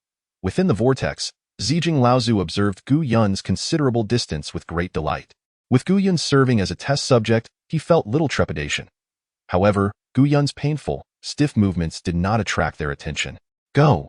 The man with the eagle nose and his companions immediately leapt out. The purple crystal ancestor swiftly followed behind them, exclaiming, "Ha ha ha, Mingyue sect, I have arrived. Song Yuru, do you still remember me? I am no longer the person I once was. Before he could finish his words, the smile on the purple crystal ancestor's face froze. Suddenly, streams of purple smoke erupted from his body, dyeing the seawater a deep violet. As he ascended towards the surface of the sea, the purple mist increased exponentially, and even a piece resembling an ice spear shot forth from his dantian. Ah! The purple crystal ancestor let out a pained groan, his eyes wide with confusion, utterly unaware of what was transpiring. The other four individuals fared no better than the purple crystal ancestor. Although they did not experience the violent expulsion of purple crystals, the purple mist rapidly surged forth from their bodies, leaving scarcely a patch of intact skin. Not far away, Gu Yun's eyes widened in horror. He was only slightly affected by the purple mist, and although he could not move, he was not as severely compromised as the purple crystal ancestor and the others. In the swirling vortex, the Yu sisters, poised to escape, exhibited expressions of sheer disbelief. The transformation of the purple crystal ancestor rendered them nearly incapable of comprehension. Is it possible that the power of the purple crystal cannot be taken outside? Yu Yuan exclaimed, once we leave the belly of the devourer beast, it will shatter and separate. Indeed, the ease of merging with the purple crystal to enhance one's strength was astonishingly simple, requiring virtually no cultivation in the external world. Such a swift enhancement of one's abilities was utterly inconceivable. The two sisters stood frozen, the exit lay right before them. Yet they dared not take that fateful step, fearing that their fate might mirror that of the purple crystal ancestor. At that moment, they found themselves envying Gu Yun. Elder, what on earth is happening? Gu Yun bellowed. The golden origin ancient god wore a grave expression. It was clear that the situation had surpassed his expectations. The power of the devourer beast's purple crystal rivals that of ancient divine powers. Perhaps during your merging, it was not a true amalgamation, but merely resided within your bodies. Once you leave the devourer beast, your physical forms cannot withstand such tremendous power, causing it to separate. Gu Yun clenched his teeth. As the intense pain subsided, he regained a modicum of mobility. It was no surprise, for Gu Yun had only merged with a little over 1,000 purple crystals, most of which had simply fortified his exterior. There was none within his dantian. Thus he endured the agony of his skin, but began to recover slowly after releasing the purple crystal power. Nevertheless, Gu Yun could still sense that he was not overly weakened, likely due to the effect of the purple gold grass fruit. The spiritual energy absorbed from the fruit had not dissipated. The purple crystal ancestor and his companions had merged with an unfathomable number of purple crystals, suffering immense damage. Simultaneously, as the purple crystal power waned, they began to age rapidly, dark patches surfacing on their skin, which also became slack. Bereft of the purple crystal power, the purple crystal ancestor, now merely immortal, was nearing the end of his lifespan. Once the purple crystal power completely dissipated, it was likely that the purple crystal ancestor would meet his demise. The purple crystal ancestor floated helplessly in the water, his gaze fixed on Gu Yun. Gu Yun, carefully holding a brocade box, gently collected the purple crystals that had erupted from the purple crystal ancestor's body. Such treasures were exceedingly rare. Allowing them to dissolve in the seawater would be a grievous waste. Gu Yun, the purple crystal ancestor managed to utter, his strength utterly spent, finding even the act of parting the water a monumental task. Meanwhile, the eagle-nosed man and the other three had long since ceased to draw breath. All my strength has vanished. I feel as though I am about to die, the purple crystal ancestor lamented in a heavy voice. Chapter 47. A heart like an arrow returning home. The Yu sisters, trapped within the belly of the devourer beast, dared not make a move. The exit lay directly before them, yet stepping beyond it was fraught with uncertainty regarding life and death. The purple crystal ancestor, once a formidable being, was now a shadow of his former self, likely with but a quarter of an hour left to live. The wave of envy and jealousy surged within the Yu sisters. Had they known? They should have dissipated the purple crystal power within them, but now it was too late. The vortex was shrinking, rapidly approaching dissolution, and they had lost this precious opportunity. The next chance was uncertain. Gu Yun, what are you afraid of? I am on the brink of death. How could I possibly threaten you? The purple crystal ancestor said with a bitter smile. Might I inquire what guidance the ancestor has? Gu Yun asked cautiously, not daring to approach too closely. I sense the purple crystal power within me is draining swiftly. Reflecting now, I realize how ridiculous I was. This power belongs to the devourer beast. I am merely a parasite within it. And once I leave, I cannot retain this power, let alone survive. The purple crystal ancestor spoke self-deprecatingly, his face a mask of resignation. I am filled with hatred. Why can I not preserve this power? Even for a month or a day, I want those who once looked down on me to witness my strength as the purple crystal ancestor. Yet, this is merely a dream. Gu Yun remained silent, empathizing with the purple crystal ancestor's plight. Young man, I wish to make a transaction with you.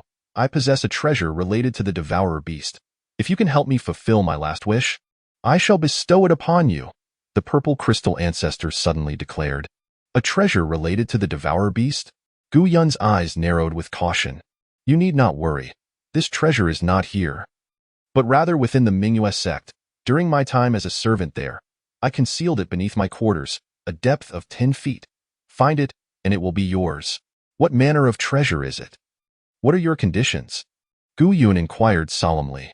Back then, I was merely a servant, not a cultivator.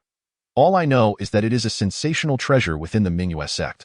Unfortunately, they could never have imagined that it would fall into my hands, the purple crystal ancestor said, a sly smile creeping onto his face.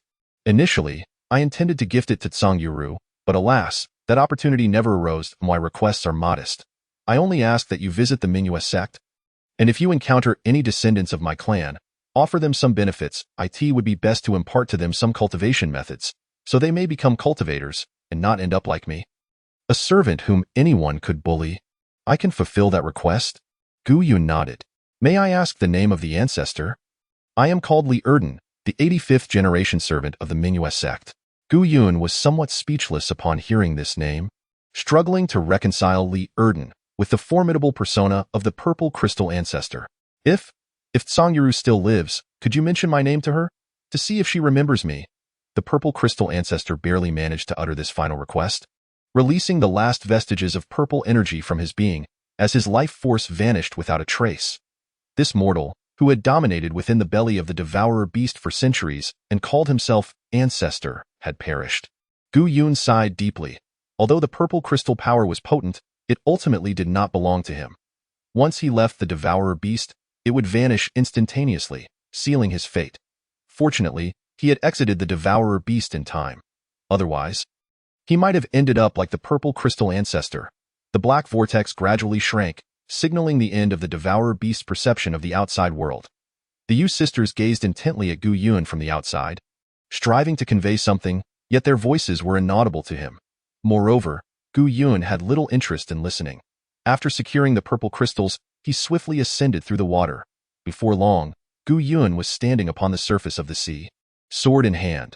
The vast expanse of azure water stretched before him, with a few distant islands barely discernible, accompanied by the calls of several seabirds. At last, he had escaped the devourer beast. Though the duration was not particularly long, this experience would leave an indelible impression on Gu Yun for the rest of his life. He retrieved several sea charts, obtained from the local strongmen on the island of the Umu clan. This area was known as the Starluo Sea. The expansive sea was dotted with countless islands, Home to various cultivation sections, the place where Gu Yun gathered medicinal herbs was considered the most remote region of the Starluo Sea. With few visitors, moreover, the herb-gathering expeditions occurred every 3 years, lasting only a short time, making it exceedingly rare to encounter cultivators from the Starluo Sea. Perhaps this was a deliberate measure by the Feng clan's elder. They likely wished to prevent their descendants from mingling with the cultivators of the Starluo Sea. After spending several days, Gu Yun finally discerned his position. The distance to the teleportation array was not too far. With a heart full of urgency, he lingered not in the Starluo Sea, continuing his journey on his sword. 10 days later, Gu Yun finally arrived at the island of the Umu clan. To his disappointment, he found no sign of Umu Ruoruo, having searched numerous nearby islands without a trace of her. There was not even a remnant of a fire for cooking, but the absence of any signs of battle offered him a modicum of reassurance. All indications suggested that Umu Ruoruo had long since departed. With a heart like an arrow returning home, Gu Yun understood that after being devoured by the devourer beast, his family had lost their last bastion of support. What would the Feilu clan do without him? Gu Yun could scarcely fathom. His heart raced with urgency. The Feng clan's teleportation array only activated once every 3 years. Gu Yun could not afford to wait, and thus resolved to take a chance. Within the Feng clan, a gathering of elders convened, their faces etched with grave concern. If anyone were to witness this, they would be astonished. This assembly of over 10 elders were all formidable practitioners at the Spirit Pill realm. Upon her return from the Starry Sea, Feng Yaoyu exhibited no signs of advancing as a spiritual master, and she has secluded herself day in and day out, neglecting family affairs. I propose that her qualification as the leader of the outer clan be revoked. The second elder. We have all witnessed Yaoyu's efforts over the years, one of the elders interjected. Perhaps she simply lacked fortune and did not receive the true teachings from our ancestor during her time in the Starry Sea. Humph. To be stuck at the mere realm of spiritual mastery for so many years has utterly tarnished the reputation of the Feng family. Those girls from the inner clan, while lacking in ambition, managed to advance to spiritual masters before the age of 10, an elderly woman scoffed. How can the outer clan be compared to the inner clan? Over the years, all the spiritual medicines we have gathered have been used to concoct pills for the inner clan, leaving only inferior local herbs for the outer clan. That Yaoyu has managed to achieve this level of cultivation is commendable in itself, and she has handled the various matters of the outer clan with great efficiency, sparing us much worry. Enough? The elders seated at the center spoke, causing the others to cease their discussions. We should not be overly harsh on the outer clan. Remember, our Feng family came to this remote place to recuperate and prepare for our return to the Starry Sea, not to debate whether an outer clan disciple can advance to a spiritual master. Matters concerning the outer clan should be managed by themselves, as long as they can provide us with pills and spirit stones. Our return to the Starry Sea is imminent, so cease any further disputes and focus on how to better utilize the cultivators of the South Yu Kingdom. What the Grand Elder says is absolutely correct. We shall heed his words. Grand Elder. The array equipment has been fully prepared, and all the teleportation tokens left by our ancestor are also ready. However, arranging them properly will require some time. The Grand Elder nodded in acknowledgement. He then turned to a short, elderly man. Feng-san, the next steps are entrusted to you. Understood. Reporting to the Grand Elder and esteemed elders, members of the Xiaoyao Alliance have come knocking several times in recent days, demanding that we activate the teleportation array. Claiming that their young alliance master, Zhang Xiaoyao, has yet to return, a young woman, appearing to be no more than 17 or 18 years old yet already at the mid-level of spiritual mastery, spoke. Qingming, you have worked hard these past few days. The Grand Elder's face softened with affection. You have been dealing with family affairs continuously, which must have delayed your cultivation. The Grand Elder is too kind. As a member of the Fengming family, it is only natural for me to share in our burdens. From this day forth, return to the inner clan for your cultivation. I shall handle the affairs of the outer clan. The Grand Elder declared solemnly. As for the Xiaoyao Alliance, we shall proceed as they request. What is this Xiaoyao Alliance but a mere upstart? They have merely gathered a few alchemical practitioners and have become overconfident. We should simply eradicate this Xiaoyao Alliance. Otherwise, they might mistake our Fengming family for easy prey. Moreover, Zhang Xiaoyao must surely be dead. Otherwise, why has he not returned after all this time? The Grand Elder shook his head. While I do not regard the Xiaoyao Alliance highly and could easily extinguish them, we must consider that they are one of the 5 major sects of the South Yu Kingdom. Any action against them would surely provoke a stir in the cultivation community. Our Fengming family has come here not to establish a sect, but to recuperate. As long as the actions of other sects are not excessively outrageous, let them be. If they wish to activate the teleportation array, they may do so, but they must provide the required spirit stones. Understood. After a moment of contemplation, the Grand Elder continued, Our Fengming family's return to the Starry Sea is imminent, and I desire no external disturbances. Once we return, we will undoubtedly face significant challenges from other families. Thus, we must ensure we have a sufficient number of disciples. I intend to leverage marriages to incorporate more individuals into the Fengming family. Marriages? Indeed, marriages. The Xiaoyao alliance was quite interested in that girl, Feng Yaoyu, was it not? Unfortunately, their young alliance master perished in the Starry Sea. Not only the Xiaoyao alliance, but several other sects as well. Have the outer clan immediately discuss marriage arrangements and solidify relationships with these sects. Chapter 48. Return in the Feilu family. Within the Grand Hall, Feilu Zhenwang and Gu Feilong sat across from one another. Here's to a fruitful collaboration between our two families. Feilu Zhenwang raised his teacup.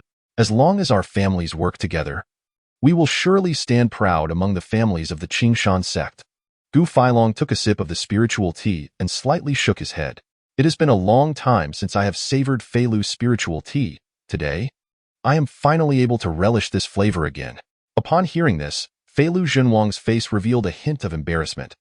Had he not placed immense value on his collaboration with Gu Feilong, he would not have been willing to offer his cherished spiritual tea. Ever since he gifted the spiritual tea tree to Gu Yun, his source of spiritual tea had been cut off. The current tea was merely from years past, and each sip diminished his supply. However, he felt too bashful to voice this concern. In truth, Feilu Zhenwang had not anticipated Gu Yun's untimely demise. He had thought himself to be leaning against a sturdy tree, only to find that the tree had fallen before it had matured. All his prior efforts had been rendered futile. The news of Gu Yun's fall was hard to believe, but as time passed, it became evident. Even the Qingshan sect acknowledged Gu Yun's death. Feilu Zhenwang privately rejoiced that he had only contacted Gu Yun in secret and had not turned against the Gu family, thus allowing their collaboration to continue. Gu Feitian, look at you now, Gu Feilong sneered as he gazed at the bound man outside. A hint of mockery on his face. Your son Gu Yun is dead, his bones scattered. Do not harbor any more false hopes. Gu Feilong taunted. What a pity. Our Gu family's most talented member has met such an end. I refuse to believe it. I refuse to believe that Yun'er is dead. I cannot accept it. Gu Feitian's face was a mask of anguish. Just days prior, he and his family had been imprisoned in the Feilu dungeon, enduring torment. What was even more unbearable was receiving the news of Gu Yun's demise from a guard. This revelation struck him like a bolt from the blue. Gu Feitian could not accept it. Countless times, he had wished to sacrifice his own life in exchange for Gu Yun's. Feilu, this man cannot be spared. As long as he remains alive, the Gu family will be plagued by dissent. Now that we have formed an alliance, we must act decisively and eliminate him, Gu Feilong declared with a cold huff. Feilu Zhenwang frowned slightly and replied softly, It is not that I do not wish to, but the spiritual master of the Qingshan sect, Shangwan, has already instructed me to spare the Gu family for a year. The year has not yet passed, so besides Shangwan Tao, Feilu Zhenwang was also cautious of Yujian, who had shown considerable care for Gu Yun. While he would not risk breaching sect rules to involve himself in the conflict between the Feilu family and the Gu family, it was wise to remain prudent. Shangwan, you mean that alchemist spiritual master? Gu Feilong's eyes also revealed a hint of caution. This person held a status comparable to that of the Qingshan sect's master. Rest assured. My brother, I believe Shangwan does not wish to interfere in this matter. Otherwise, he would not have said a one-year period. Once the year is up, we can pledge our alliance in blood. To pledge in blood. Ha ha ha! The Fengming family's teleportation array suddenly glowed with brilliance in the square. Moments later, a figure gradually emerged within the array. They have arrived. They have truly returned? A disciple clad in the Xiaoyao Alliance attire exclaimed, quickly. Report to the Alliance Master. The young Alliance Master has returned? After a brief moment, the white light slowly faded, revealing a handsome young man who appeared at the center of the array. Initially, his face reflected surprise. This individual was none other than Gu Yun, who had returned via the teleportation array. Although Gu Yun was aware that the teleportation array opened only once every 3 years, he had ventured forth with a glimmer of hope, and to his delight, the array was indeed operational. Who are you? The exuberant disciple of the Xiaoyao alliance suddenly found his smile frozen, for the person before him was neither Zhang Xiaoyao, nor even a member of the Xiaoyao alliance, but a stranger. Yu Yun surveyed his surroundings, confirming that he was indeed within the Fengming family, and then clasped his hands in greeting. I am Gu Yun of the Qingshan sect. From the Qingshan sect? Were you not devoured by a giant beast? How can this be? The disciple's expression grew increasingly grim. To think that this presumed dead individual had returned, while others had not. Do you have anyone else with you?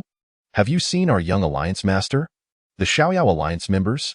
A fleeting caution flickered in Gu Yun's eyes before he returned to normal. All the members of the Xiaoyao alliance had perished at his hands. It was impossible for them to return.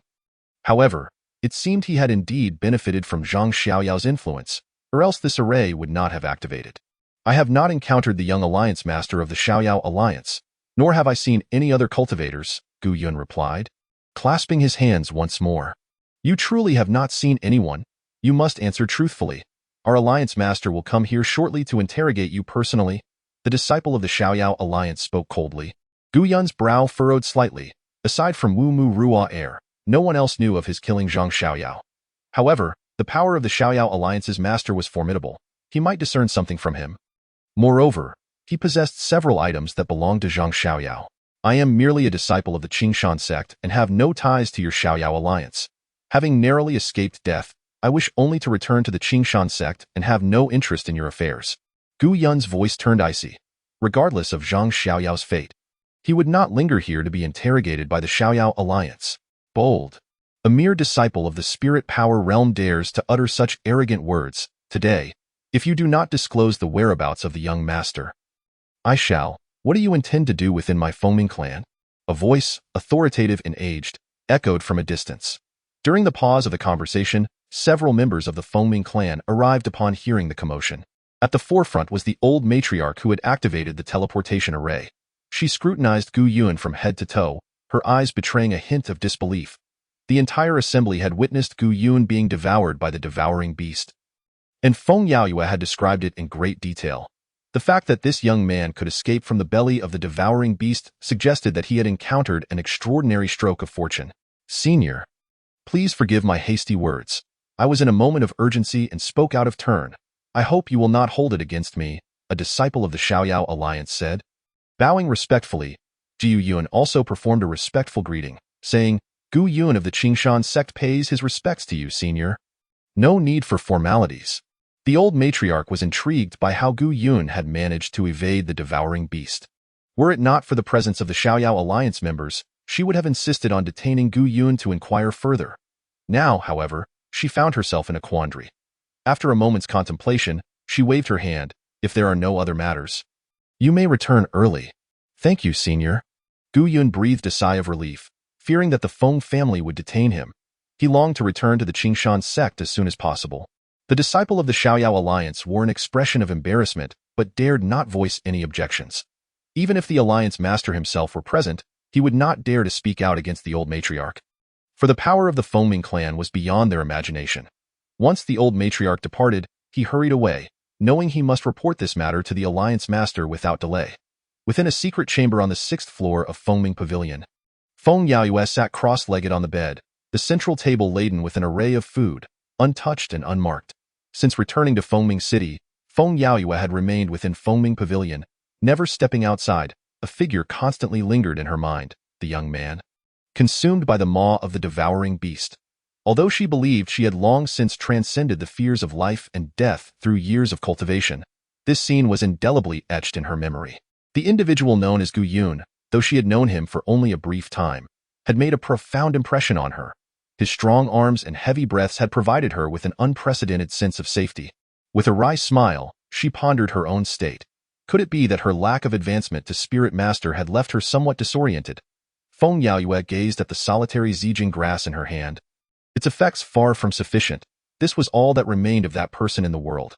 Shaking her head, she mused, that individual was already dead. The family records stated that those consumed by the devouring beast could never escape. Yet why could she not forget him? Suddenly, the door swung open, and a young girl entered. Young mistress, why have you not eaten again? Although you are at the pinnacle of the 10th level of spirit power, you cannot enter a state of fasting. If you continue to abstain from food and drink, it will adversely affect your physical body, making cultivation even more difficult. Feng Yaoyue tucked the Zijing grass into her bosom. All right. You may clear away the food. There is no need to bring meals every day. I will inform you when I wish to eat. Young mistress, you cannot do this. I have heard that some elders from the inner clan are dissatisfied with you. The girl said with a worried expression. As Feng Yaoyue's personal maid, her fortunes were tied to the young mistresses. If Feng Yaoyue were to lose her title as the outer clan's young mistress, her own status would plummet.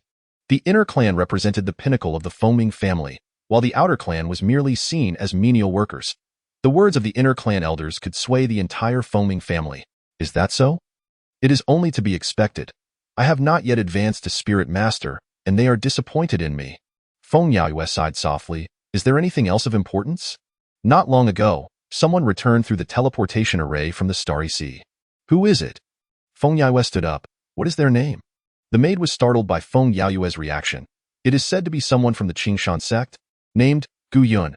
A member of the Xiaoyao alliance stopped him from leaving, but thankfully, the elder steward intervened. Gu Yun? A look of delight spread across Feng Yaoyue's face. Are you certain? Gu Yun has truly returned? He is not dead?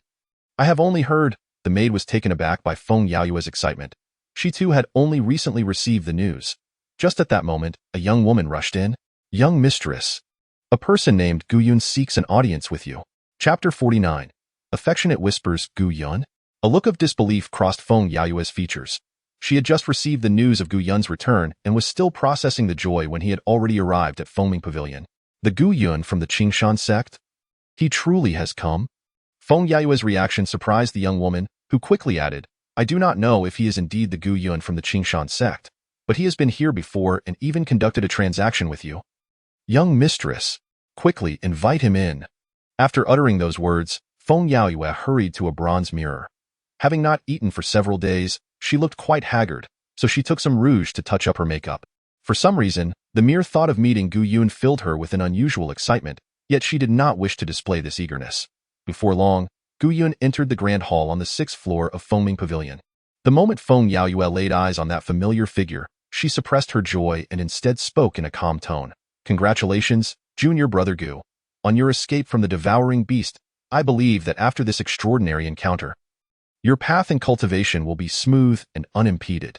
Gu Yun cupped his fists, feeling a uniquely special sensation upon seeing Feng Yaoyue again. The memories of their escape from the devouring beast lingered vividly in his mind. Thank you. Upon saying this, an unexpected silence enveloped the room, both of them silently gazing at each other, words unspoken. After a few moments, Feng Yaoyue's heart fluttered slightly before she spoke. I wonder what brings you here, junior brother Gu? Is there a quicker way to reach the Qingshan sect? Perhaps through a teleportation array? Gu Yun inquired. After leaving the Fengming clan, he had sensed he was being followed, undoubtedly by members of the Xiaoyao alliance.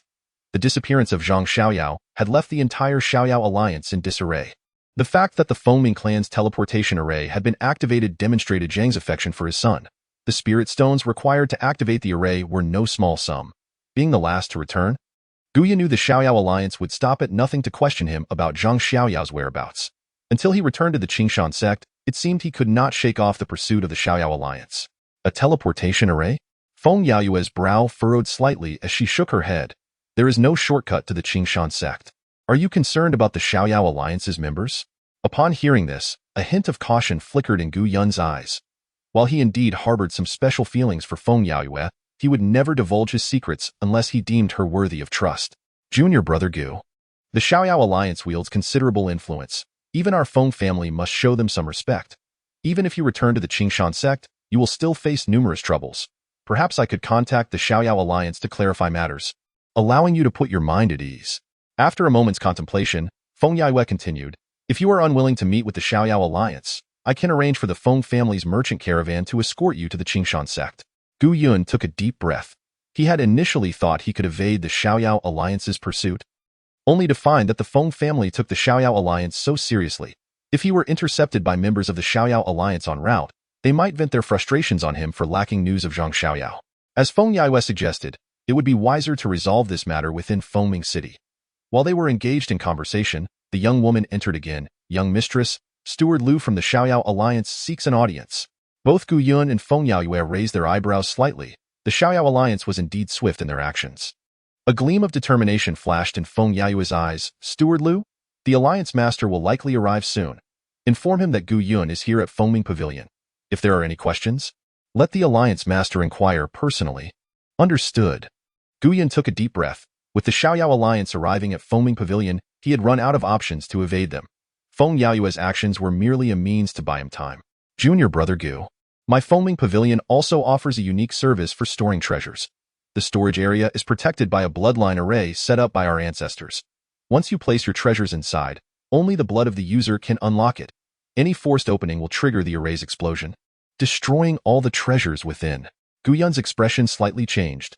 What did Feng Yaoyue mean by this? Did she know he had killed Zhang Xiaoyao? That was impossible. Aside from Wu Mu Ruar, no one else could know. Nevertheless, one thing was clear.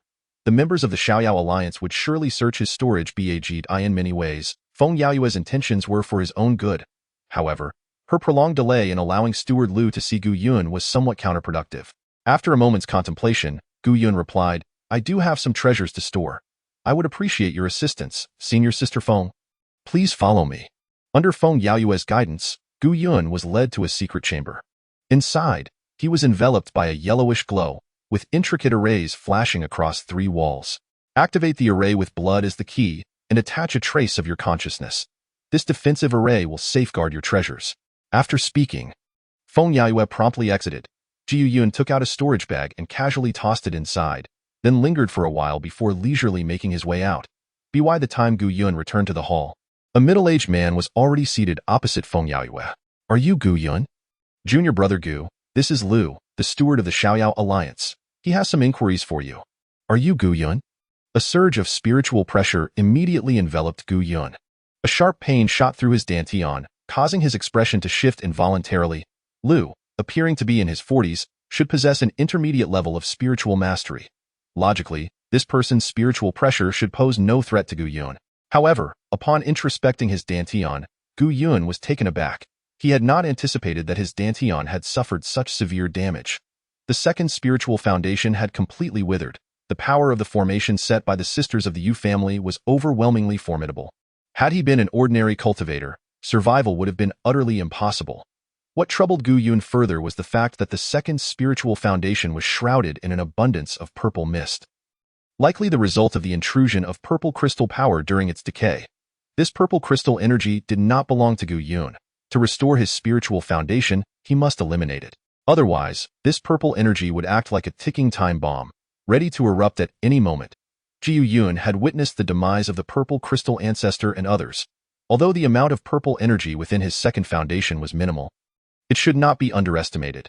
Observing the anguish on Gu Yun's face, Lu wore a faint smirk. In his view, Gu Yun's cultivation was far too feeble, and his trivial methods could inflict such suffering that he need not fear Gu Yun withholding the truth. Steward Lu, Gu Yun is my guest. Your actions seem rather inappropriate. Feng Yaoyue spoke in a stern tone. You are overthinking it, clan leader Feng. I merely wish to assess the cultivation of young friend Gu. Within Fengming Pavilion, I would not dare to act recklessly, Lu replied with a slight smile. However, our alliance leader is quite concerned about the young alliance master. He is prone to impulsiveness, and should anything occur, I fear no one would be able to intervene. Feng Yaoyue's expression darkened. Do you Xiaoyao alliance members dare to act within Fengming City? Are you seeking to oppose my Fengming clan? Dear niece Yaoyue, such words cannot be spoken lightly. A deep voice resonated from an unknown source. Moments later, a figure entered from outside. It was a middle-aged man clad in a light blue brocade robe, appearing to be in his 40s. With a radiant complexion and enveloped in a dense aura of spiritual energy. Behind him followed a woman from Fengming Pavilion, her face displaying panic as she looked toward Feng Yaoyue. We pay our respects to the alliance leader. Lu rose immediately to bow. Feng Yaoyue hurriedly stood and clasped her hands. It is an honor to have alliance leader Zhang in attendance. I beg your pardon for my rudeness. Niece Yaoyue, I have come uninvited. You won't hold it against me? Will you? The middle-aged man's voice was booming yet exceptionally kind, instantly evoking a sense of warmth. Even Gu Yun felt a measure of goodwill towards him. It is indeed a joyous occasion for alliance leader Zhang to grace Fengming Pavilion with his presence. I am overjoyed. Despite her youth, Feng Yaoyue had managed Fengming Pavilion for many years, and her words were quite appropriate. Speaking of which, I must express my gratitude to the Feng family. The Xiaoyao alliance has not returned, and I have been quite anxious. Thanks to the kindness of your clan's elders, the formation has remained active.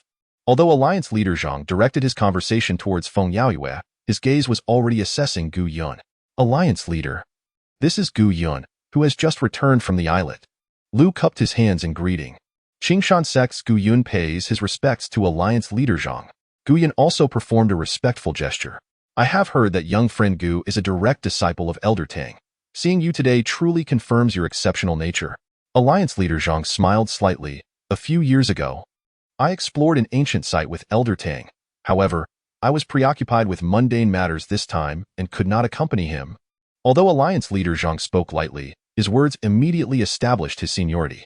Moreover, with Elder Tang absent from Nanyue Kingdom, Gu Yun found himself lacking support. Jiu Yun remained silent, his expression unchanged, adopting the demeanor of one receiving guidance from an elder.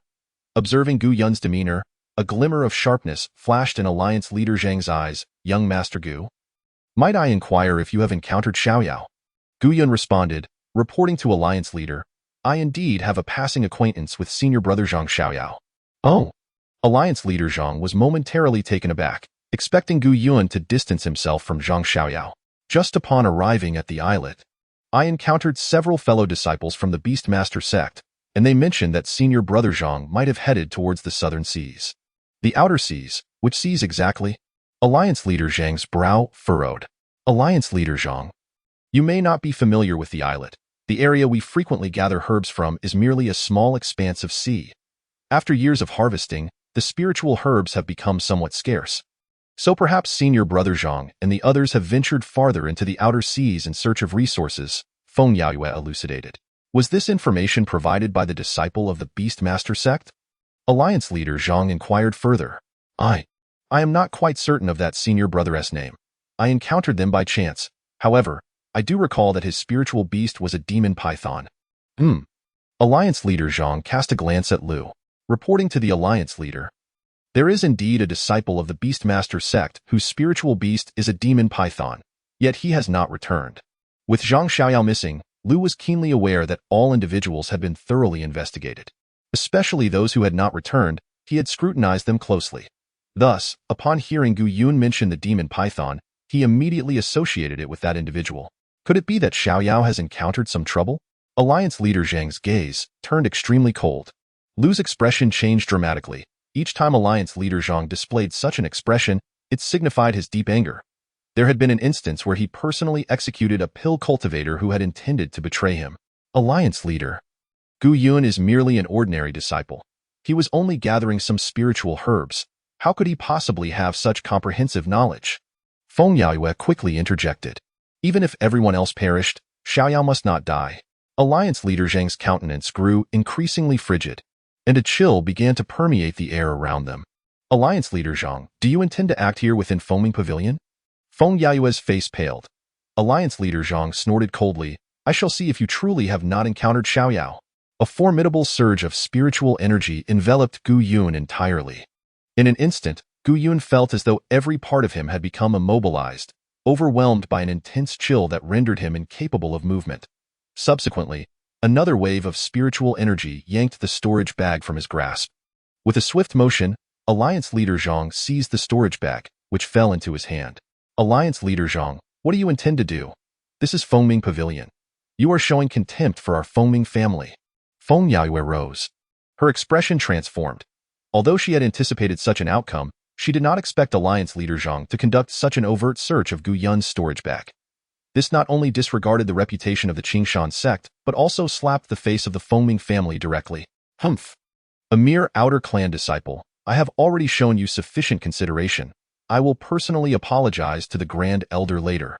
Alliance leader Zhang snorted coldly. After briefly inspecting the storage bag, a cold smile emerged on his face. The bag was empty, containing only a few spiritual stones.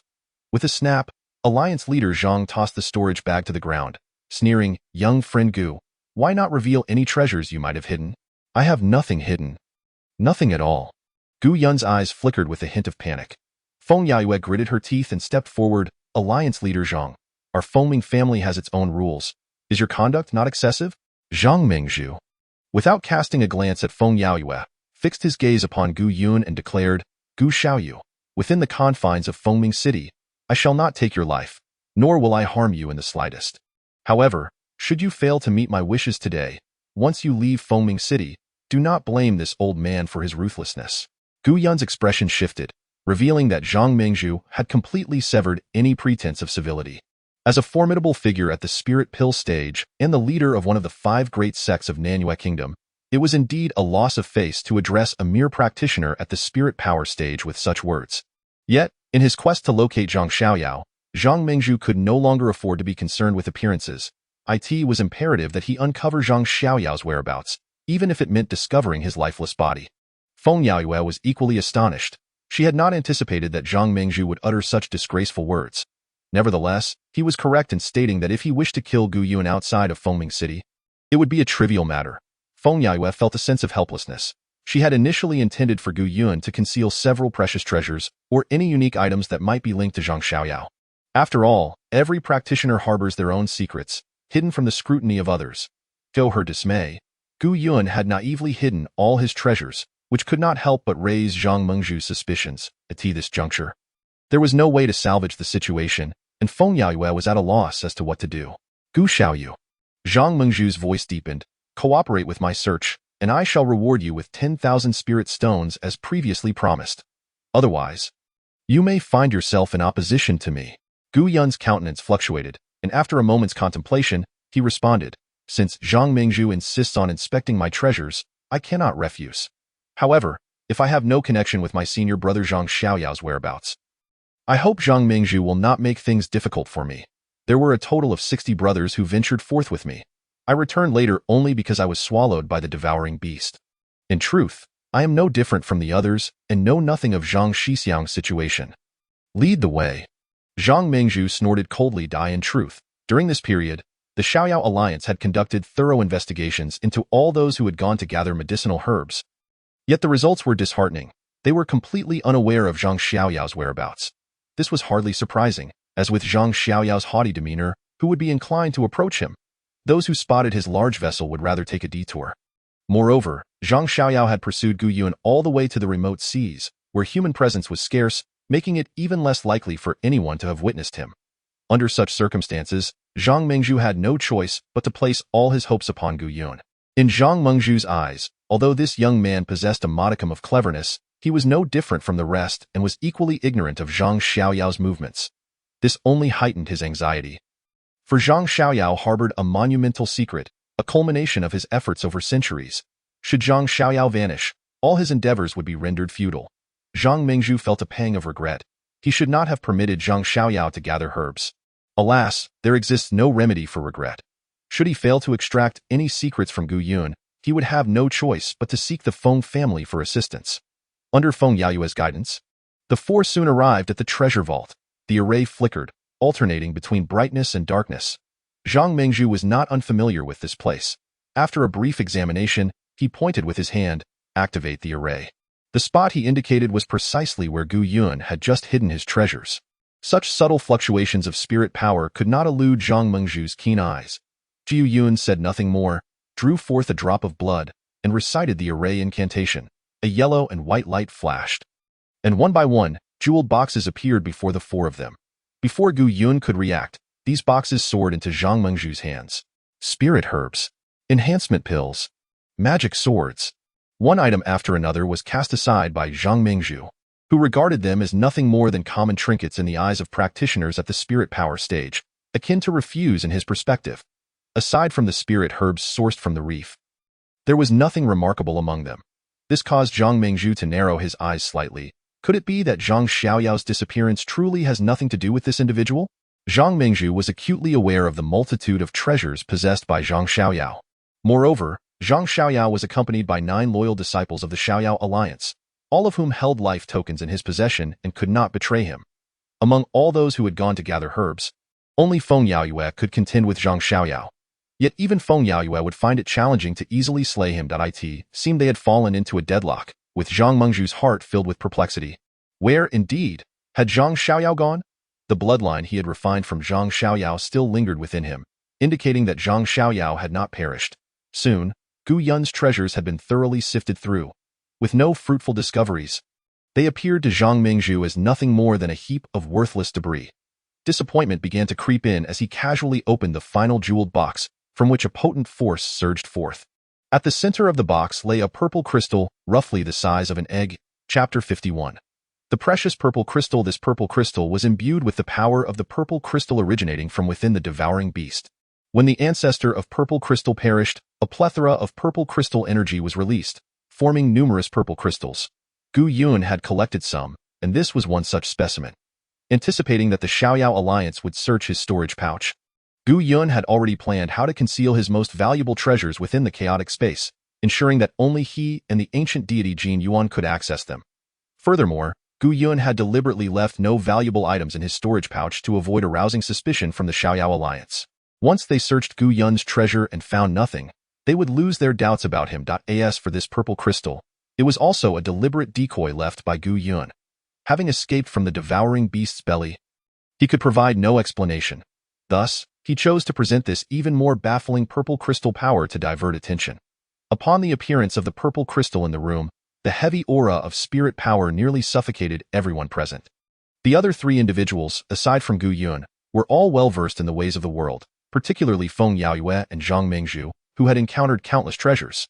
Yet, they had never before encountered an object that radiated such a potent spirit power.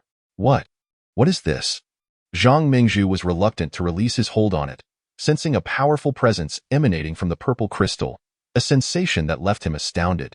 This item is my acquisition from within the belly of the devouring beast.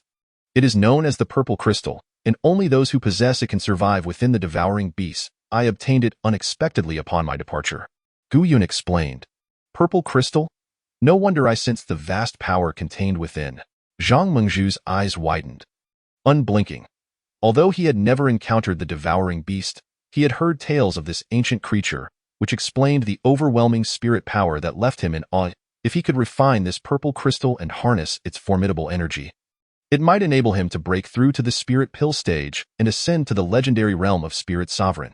Undoubtedly, the emergence of the purple crystal immediately redirected Zhang Mingzhu's attention. Although Zhang Xiaoyao was of great importance to him, Gu Yun indeed bore no traces connected to the Xiaoyao alliance or Zhang Xiaoyao. Continuing to interrogate him would yield no further significance. However, the purple crystal gave Zhang Mingzhu a sense of having made this journey worthwhile. It seems you have spoken nothing but the truth. I shall reward you with 10,000 spirit stones as promised. Zhang Mingzhu casually tossed a storage pouch. Despite his words, he held onto the purple crystal box, showing no inclination to relinquish it. After a moment of silence, Zhang Mingzhu continued, Gu Xiaoyu, I find myself intrigued by this artifact. Name your price. Gu Yun secretly scoffed but feigned difficulty on his face. This purple crystal can be found everywhere within the devouring beast's body. I am not particularly knowledgeable about it. Feng Yaoyue's expression shifted at this revelation. She had not anticipated that Gu Yun would be so uninformed as to entertain the notion of selling such a rare treasure, one born from the ancient beast. Its value could not be measured in spirit stones. Even for Zhang Mingzhu, let alone a spirit sovereign, it would be an object of great desire. Even if it were of no immediate use to them, it could provide insights into the devouring beast. Moreover, the potent spirit power emanating from the purple crystal left no room for doubt regarding its preciousness. Junior brother Gu, my Feng family hails from the Xinglua Sea and possesses extensive knowledge regarding the devouring beast. I am very interested in purchasing this item for 200,000 spirit stones. Feng Yaoyue spoke in a low voice. What? 200,000 spirit stones? Gu Yun exclaimed in astonishment. Feng Yaoyue raised an eyebrow slightly. When she had previously purchased the purple gold grass from Gu Yun, he had not reacted with such surprise. Observing Feng Yaoyue's frown, Gu Yun inwardly cursed his luck, realizing that he had perhaps overplayed his hand. Zhang Mingzhu, absorbed by the allure of the purple crystal and oblivious to Feng Yaoyue's odd expression, felt a twinge of dissatisfaction at her offer. However, he could not voice his discontent. After all, Feng Yaoyue represented the Feng family, and such an extraordinary treasure would undoubtedly pique their interest.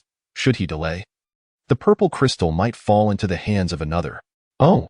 Zhang Mingzhu regarded Gu Yun with renewed interest, a glint of sharpness in his eyes. What are your thoughts, Gu Xiaoyu? Who do you wish to sell it to? This? Gu Yun glanced at Feng Yaoyue, his demeanor appearing quite agitated. Yet he hesitated to speak. I shall also offer 200,000 spirit stones. Zhang Mingzhu tossed out another storage pouch. To him, such spirit stones were inconsequential. He would gladly spend any amount in exchange for a rare treasure. Zhang Mingzhu. Junior brother Gu has yet to state to whom he intends to sell the item. Furthermore, I have already placed a bid of 200,000 spirit stones. If you wish to make a purchase, your offer must exceed mine. Feng Yaoyue declared solemnly to at this moment. It was impossible for her to inform the ancestors of the Feng family. However, for the sake of her clan, she still intended to strive for the best outcome. Even if she could not secure the item herself, she could at least help Gu Yun raise the price. Lord Zhang let out a cold laugh. This treasure belongs to young friend Gu. How he chooses to sell it is entirely his prerogative, and it is not for you to dictate. He then turned to Gu Yun and remarked, 200,000 spirit stones is quite a substantial sum. Sufficient for you to cultivate to the later stages of spirit stone refinement. Being excessively greedy is not wise. Gu Yun clenched his teeth, seemingly making a monumental decision. After a long pause, he finally spoke. If it were not for Lord Zhang activating the formation, I would not have returned. Therefore, to express my gratitude, a flicker of joy appeared on Lord Zhang's face as he tossed a storage bag into Gu Yun's hands.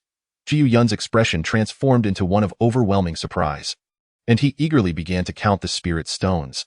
However, soon a trace of fear crept across his face. Lord Zhang, is it not too much to offer 200,000 spirit stones? Perhaps you could reclaim some. Young friend Gu, I am sincerely trading with you. What I say is what I mean. Rest assured, the members of the Carefree Alliance will not trouble you any further. Really? Gu Yun's face lit up with joy. Thank you, Lord Zhang. He meticulously collected the treasures from the ground, along with the newly acquired 201,000 spirit stones, and returned them to his treasure vault. However, he could not suppress the elation on his face. Observing this, Lord Zhang's last shred of doubt regarding Gu Yun dissipated entirely. In his view, Gu Yun appeared to have no connection with Zhang Xiaoyao. This individual seemed to be a novice in cultivation, with all his emotions plainly visible on his face, and he appeared timid and fearful. Such a person could hardly be linked to Zhang Xiaoyao. Yet, a peculiar expression crossed Feng Yaoyue's face. In her recollection, Gu Yun was certainly not of such a disposition. Could it be that he was merely feigning this behavior to deceive Lord Zhang? Meanwhile, Gu Yun's heart brimmed with joy. Not only had he successfully distanced himself from Zhang Xiaoyao, but he had also diverted Lord Zhang's attention with the purple crystal, confident that in the time to come, Lord Zhang would be preoccupied with refining it. After some time, he would blend in seamlessly with the other disciples gathering medicinal herbs. Unafraid of any troubles from Lord Zhang, the treasures concealed within the chaotic space would remain untouched by Gu Yun. Should they be discovered, it would surely invite dire consequences. Lord Zhang, elated with the purple crystal, departed. In the hall, only Gu Yun and Feng Yaoyue remained. Today's great favor shall be repaid in kind on another day, Gu Yun said, cupping his hands in gratitude, clearly acknowledging Feng Yaoyue's repeated efforts to defend him. Regrettably, Feng Yaoyue was hardly regarded by Lord Zhang. She shook her head. Even if I were not here today, Lord Zhang would not have made things difficult for you. The two fell into a prolonged silence, neither speaking. After a sufficient interval, Gu Yun finally said, I take my leave. Farewell. After exiting Fengming Pavilion, Gu Yun meandered a few circles within Fengming City, confirming that he was not being followed, before hastily departing the city and speeding away. Although his second spirit foundation had been damaged, it did not significantly impede his cultivation. He was still capable of flying with his sword, and his speed remained swift. With a heart full of longing, several days later, Gu Yun finally returned to Qingshan sect. However, he did not head back to the sect immediately, but made his way directly to the Feilu family. Within the sect, aside from his swordmaster, there was no one else he was concerned about, whereas in the Feilu family, he had his father, mother, and the members of his own Gu family. While trapped in the belly of the devouring beast, Gu Yun began to worry about how his family would be treated by the Feilu family should news of his demise reach Qingshan sect. Before long, Gu Yun arrived at the valley behind the Feilu family estate. The thatched cottage where the Gu family once resided was now deserted, and Gu Yun's expression instantly changed. Who are you, and how did you come to be here? A middle-aged man exclaimed in shock upon seeing Gu Yun. Where are the members of the Gu family? Gu Yun's eyes glinted with a cold light. The Gu family? The middle-aged man shivered involuntarily. Unable to meet Gu Yun's gaze, a profound fear overwhelming him. The Gu family members have long been imprisoned in the Feilu dungeon. Good, very good. The murderous intent in Gu Yun's eyes intensified. If Gu Yun is dead, what use is there in keeping them alive? The middle-aged man suddenly realized that he was in the Feilu family's rear mountain, and as a mere steward, he was terrified of this young man before him. Who exactly are you to dare invade the rear mountain of my Feilu family? The middle-aged man brandished a silver spear, lunging towards Gu Yun. Intruders who trespass here shall die. Is that so? Gu Yun coldly snorted, waving his hand. An invisible surge of spiritual energy swept forth. Poof!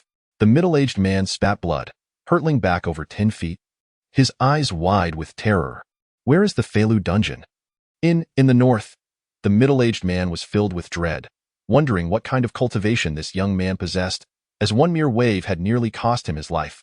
I did not recognize your status. Please spare me. Has anyone from the Gu family been injured or killed? This, I am not certain. The dungeon is guarded by specialized personnel. I only manage the rear mountain. This is not my concern. The middle-aged man desperately tried to rise and bow, but he was utterly devoid of strength, unable to move. Gu Yun's eyes were filled with icy intent as he rose on his sword, hastening towards the direction of the Feilu dungeon. For every one of my Gu family harmed, I shall kill 10 from the Feilu family. For each of my Gu family slain, I shall slay 100 from the Feilu family. I will ensure the Feilu family meets its end. A resounding crash echoed through Feilu Mountain. Akin to a thunderclap. In the Feilu Great Hall, Feilu Zhenwang was savoring spirit tea with pleasure while perusing the account books before him. Ever since collaborating with Gu Feilong, the Feilu family had seen considerable profits. Report to the clan leader. Gu Yun has arrived. What? Gu Yun, what did you say? Feilu Zhenwang sprang to his feet, astonishment etched across his face. Isn't Gu Yun already dead? A thunderous voice resounded above. For every one of my Gu family harmed, I shall kill 10 from the Feilu family. For each of my Gu family slain, I shall slay 100 from the Feilu family. I will ensure the Feilu family meets its end. The spies from Qingshan sect have reported nothing. How can this be possible? Another individual rushed in. Report to the clan leader. Gu Yun is headed towards the dungeon. Feilu Zhenwang, having momentarily regained composure from his shock, felt his expression darken considerably. After receiving the news of Gu Yun's supposed death, he had imprisoned the Gu family members in the Feilu dungeon. This action had severed all ties with Gu Yun, and no matter what treasures he offered, he could never hope to mend the enmity Gu Yun now bore. Gu Yun, such audacity, daring to declare the extermination of my Feilu family? A sinister expression crossed Feilu Zhenwang's face. Gu Yun is but one man? Yes. Only he alone. Then let us kill him. Feilu Zhenwang sneered. Summon all Feilu disciples to the dungeon. Surround and eliminate Gu Yun. As long as we kill him, who will know it was my Feilu family that did it? In the Feilu dungeon, a middle-aged man lay half submerged in mud and water, his face ashen. Clan leader, please save him. A woman clutched the head of the middle-aged man tightly, tears streaming down her face. Jiu Feitian scanned the area, observing dozens of family members either sitting or standing in the muddy water. His heart twisted in unbearable pain. These were his beloved kin, even the children of merely a few years old. Cast into this mire-filled prison, day after day without seeing the sun, swarmed by mosquitoes, several family members had already perished within just a few short days. It would not be long before even the weak among them, let alone those like him who practiced spiritual power, would meet a grim fate. The voice of the Feilu jailer echoed in his ears. Your son Gu Yun has long since died. Do not harbor any illusions. No. Gu Yun is not dead. I feel he is still alive. Gu Feitian, as the patriarch of the Gu family, how could you possibly not have a few spirit stones hidden away? Just tell us the location of your stash, and we brothers will make things easier for you. A Feilu jailer outside the cage sneered, having visited this place numerous times. I am the patriarch of the Feilu family. How could I possibly hoard wealth? Gu Feitian replied coldly. Gu Feitian, you are courting death. My patience is limited. Since you are so stingy, I shall let you taste the pain of losing your loved ones. Bring him here. A 5-year-old child was pulled from the crowd. Speak up, or I shall kill him first. Let you witness the blood. You are all beasts. If you have the guts, kill me. Gu Feitian's eyes nearly blazed with fury, but he was helplessly confined within the cage. Ha ha ha. Without spirit stones, then die. The jailer laughed heartily, drawing forth his dagger. Poof! A muffled sound echoed. The jailer suddenly coughed up blood, disbelief etched across his face as he collapsed to the ground. A young man dressed in azure strode forward. Behind him lay a haphazard array of corpses. This person was none other than Gu Yun. The moment he stepped into the Feilu dungeon, his heart blazed with fury. This place was nothing short of hell. Dozens of torture devices surrounded the chilling sight of bleached bones. Each cage was half buried in muddy water, with prisoners gasping for breath all around. Xiao Wu, do not fear. No one can harm you. Gu Yun gently cradled the child, whispering, Brother Gu Yun. Gu Yun. Gu Yun has arrived. Gu Yun, I knew you would come to rescue us. Yuner, how could you come to such a place? Hurry, leave us be. The Feilu family can do anything. Gu Feiyin initially expressed delight, but soon a flicker of fear appeared in his eyes. I have come to take you home, to return home in broad daylight. Home. Such simple words, yet for those imprisoned within the Feilu dungeon, they represented a dream scarcely hoped for. Brother Gu, take us away. We are willing to serve you like oxen or horses. Friends of the Gu family, grant us a path to survival, and we shall never forget your kindness. Within the Feilu dungeon, not only were the Gu family members imprisoned, but there were also numerous others. These individuals appeared haggard, some even on the brink of death. However, they were likely not ordinary beings. Had they been, they would have perished long ago. With a casual wave of his hand, Gu Yun conjured forth tongues of fire, melting the iron chains as thick as his arm, which then clattered into the muddy water with a hissing sound. Amidst the expressions of gratitude, Gu Yun cradled Xiao Wu and stepped forward, one foot after the other, with the Gu family members and a group of ragged prisoners trailing behind him. Outside the Feilu dungeon, Feilu Jinwang stood poised for battle. The sight of two deceased guards at the dungeon's entrance transformed his expression into one of sheer fury. Since the establishment of the Feilu dungeon, no one had ever breached its walls, let alone escaped alive. This was a point of pride for the Feilu family. In recent years, the Feilu family had not produced any formidable spirit masters, which is why he had chosen to align himself with Gu Yun. However, he merely viewed Gu Yun as a tool, never intending to truly submit. Sons of the Feilu family. Feilu Zhenwang gazed at over 100 disciples from the Feilu family, most of whom possessed a cultivation level above the second tier of spirit power.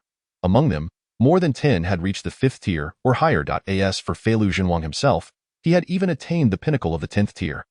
For years, he had concealed his true strength, hoping to one day break through to the realm of spirit masters and lead the Feilu family back to glory. Gu Yun dares to invade my Feilu dungeon. This is a disgrace unseen since the founding of the Feilu family. Gu Yun must die. He must die. He must die. Countless voices echoed from all directions. Gu Yun is the direct disciple of Elder Tang, a paragon of the Qingshan sect. Are you afraid? We are not afraid. Kill. Kill. Kill. Leave no survivors within the Feilu dungeon. Kill them all. Feilu Zhenwang uttered coldly. 1 step, 2 steps, 3 steps. Gu Yun gradually emerged from the mouth of the Feilu dungeon, the icy chill about him dissipating slowly. Countless days and nights, his father, mother, kin, and these children had endured the frost within this chilling cave, wading through mud that reached their knees. Many had perished in captivity.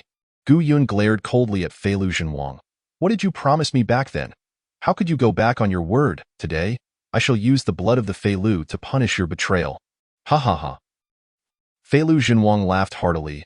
Gu Yun, had you visited the Qingshan sect first, perhaps I would have feared you. Now, I will kill you and leave no trace. Who would know it was I? Since you seek death, I shall grant it. Not a single one left. Kill Gu Yun and reward 1,000 spirit stones. Dozens of disciples from the Feilu family rushed forward, armed with various weapons. Jiu Yun snorted coldly and waved his hand, unleashing a fire serpent that instantly zipped past the necks of these dozens of individuals. The speed was so rapid that it was nearly imperceptible. The figures of the Feilu disciples froze in place. After a breath, with a thud, one of the disciples collapsed to the ground. Thud, thud, thud. One by one, those touched by the fire serpent fell, leaving only a fine red line as thin as a hair at their necks. This. A look of horror spread across Feilu Zhenwang's face. He never imagined that Gu Yun could so effortlessly slay dozens of disciples from the Feilu family. Though their cultivation was not high, how could so many fall in the blink of an eye? A wave of astonishment rippled through the Gu family members behind Gu Yun, as well as the skilled prisoners present. They too were left incredulous by the scene. This lad possesses an exceptional spiritual treasure. Whoever kills him will claim it as their own. Feilu Zhenwang felt a surge of anguish. The Feilu family was already not numerous, and every individual present was an elite, the future of the family. The loss of any one of them would wound Feilu Zhenwang deeply. Everyone else retreat. Feilu Zhenwang urged urgently, then turned to a few individuals beside him. You have cultivated to the 8th tier for several years. Gu Yun is of comparable strength, but he may possess Elder Tang's bestowed treasure. Can you take him down? Rest assured, Patriarch. No matter how powerful his treasure is, he cannot withstand the 5 of us.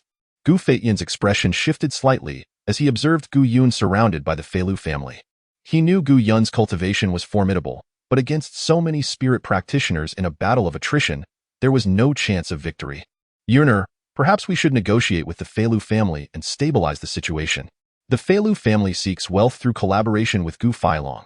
We too can forge an alliance. There is no need for that. Gu Yun replied sternly. Yuner, it matters not if we die. You are the future of the Gu family. As long as you live, our bloodline will endure. Gu Feitian took a few steps forward, positioning himself beside Gu Yun, ready to fight alongside his son. Father, from this moment forth, the Gu family shall never compromise with anyone. Gu Yun gazed at his father's frail shoulders, his eyes misting with emotion.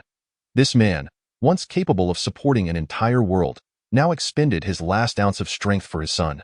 Father, from now on, I shall be a true man, a genuine son of the Gu family. Well said. Gu Yun, sons of the Gu family, let us stand against the Feilu family. We would rather die than endure their humiliation. In the blink of an eye, 5 disciples from the Feilu family closed in. Clad in defensive robes and wielding swords, they were undeterred despite Gu Yun's earlier display of power. They would not underestimate him, yet they were not overly concerned, even if Gu Yun had reached the 10th tier. Could he truly contend with 5 seasoned fighters? They had trained for years, having slain hundreds over the years. This brash young lad lacked any combat experience.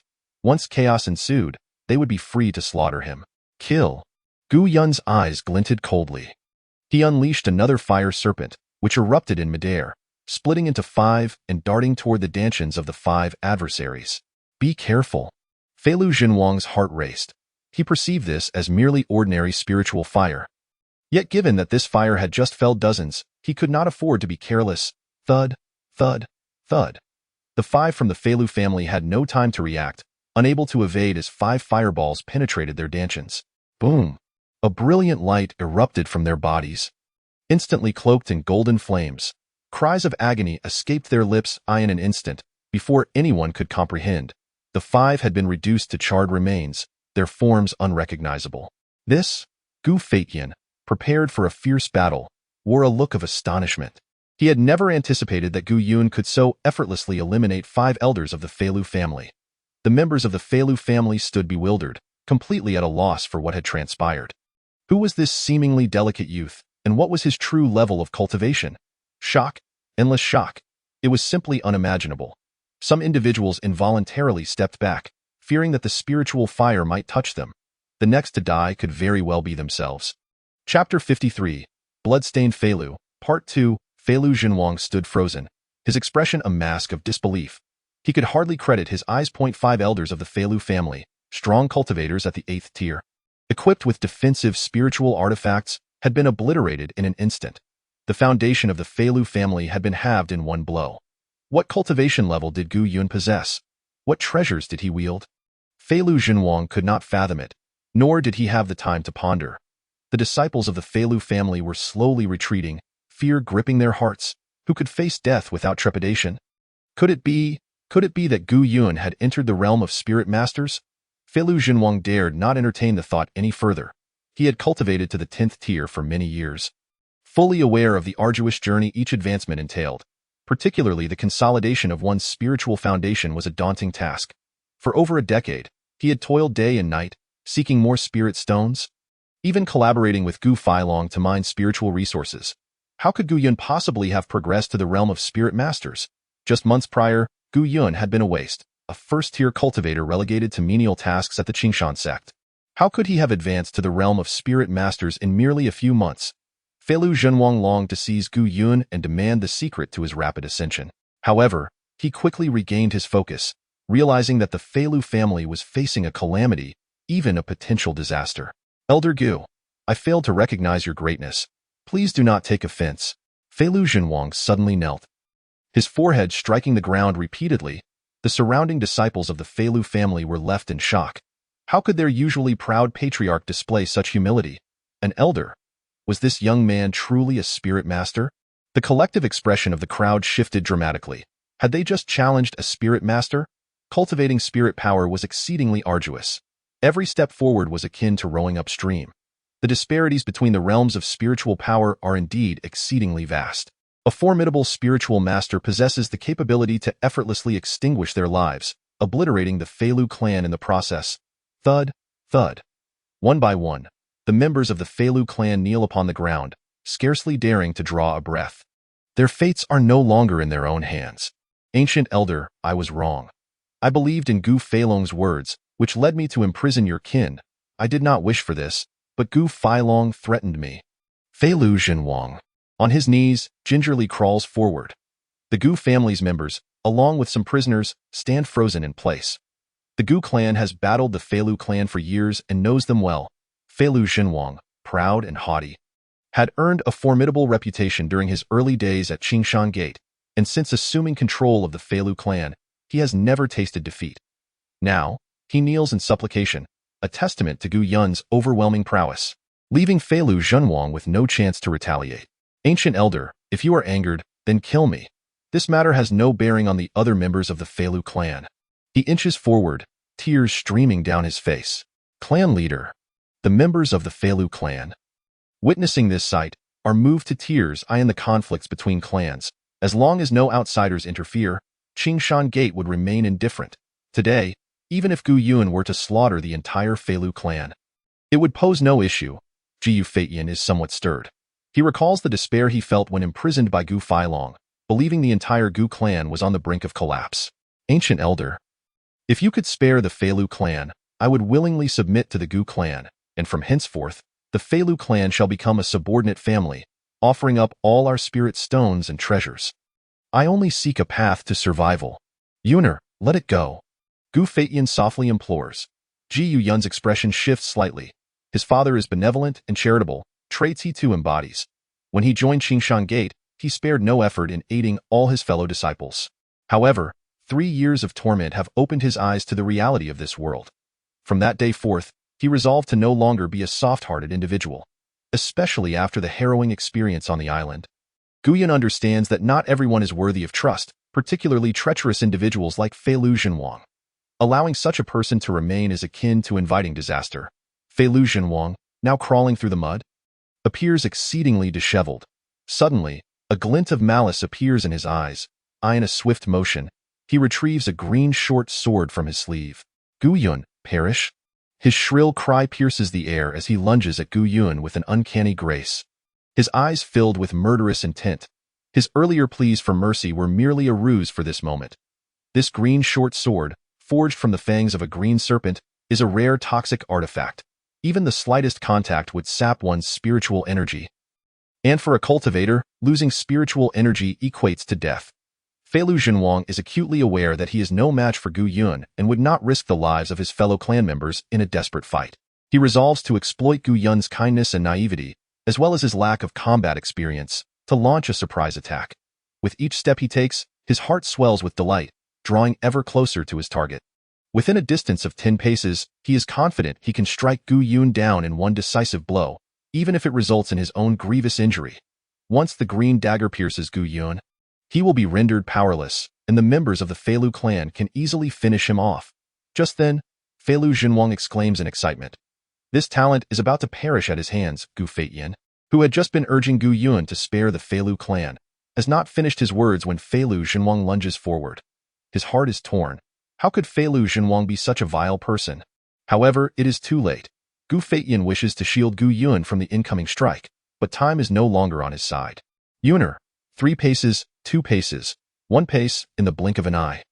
The green dagger is poised to plunge into Gu Yun's throat, mere millimeters away. when suddenly, Feilu Zhenwang's movements falter, his body losing control as if ensnared by an unseen force, rendering him utterly immobile. All present stare in astonishment. The rapid turn of events has left them bewildered. At this moment, Gu Yun stands still, hands clasped behind his back. Feilu Zhenwang hovers in midair, performing a strange motion. The green dagger is a mere inch from Gu Yun's throat. Die! A low voice emanates from Gu Yun's throat. Feilu Zhenwang. It echoes like a roar from the depths of the earth. Chilling his heart, he cannot fathom how Gu Yun has managed to bind him. A powerful force surges within Feilu Zhenwang's dantian, tearing apart his nascent spiritual foundation. You have truly reached the realm of a spiritual master. Fear flashes in Feilu Zhenwang's eyes. He cannot comprehend how this young man has completed in mere months the journey he himself could not achieve in a lifetime. A powerful spiritual master. To think he is confronting a powerful spiritual master.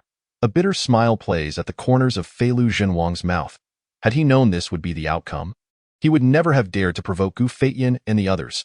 His original plan to align with Gu Yun seemed foolproof. With Gu Yun's strength, the Feilu clan could only grow stronger. Alas, it is far too late for regrets. Bang! A tremendous explosion reverberates as Feilu Zhenwang's dantian shatters, his lifeless body collapsing to the ground, his eyes wide open, still filled with terror. Gu Yun reaches out, seizing the green dagger and Feilu Zhenwang's storage bag. A wave of astonishment washes over the crowd. A spiritual master. Gu Feiyan can scarcely believe that this is his son as he remembers him. For every life of the Gu clan taken, the Feilu clan shall pay with 100.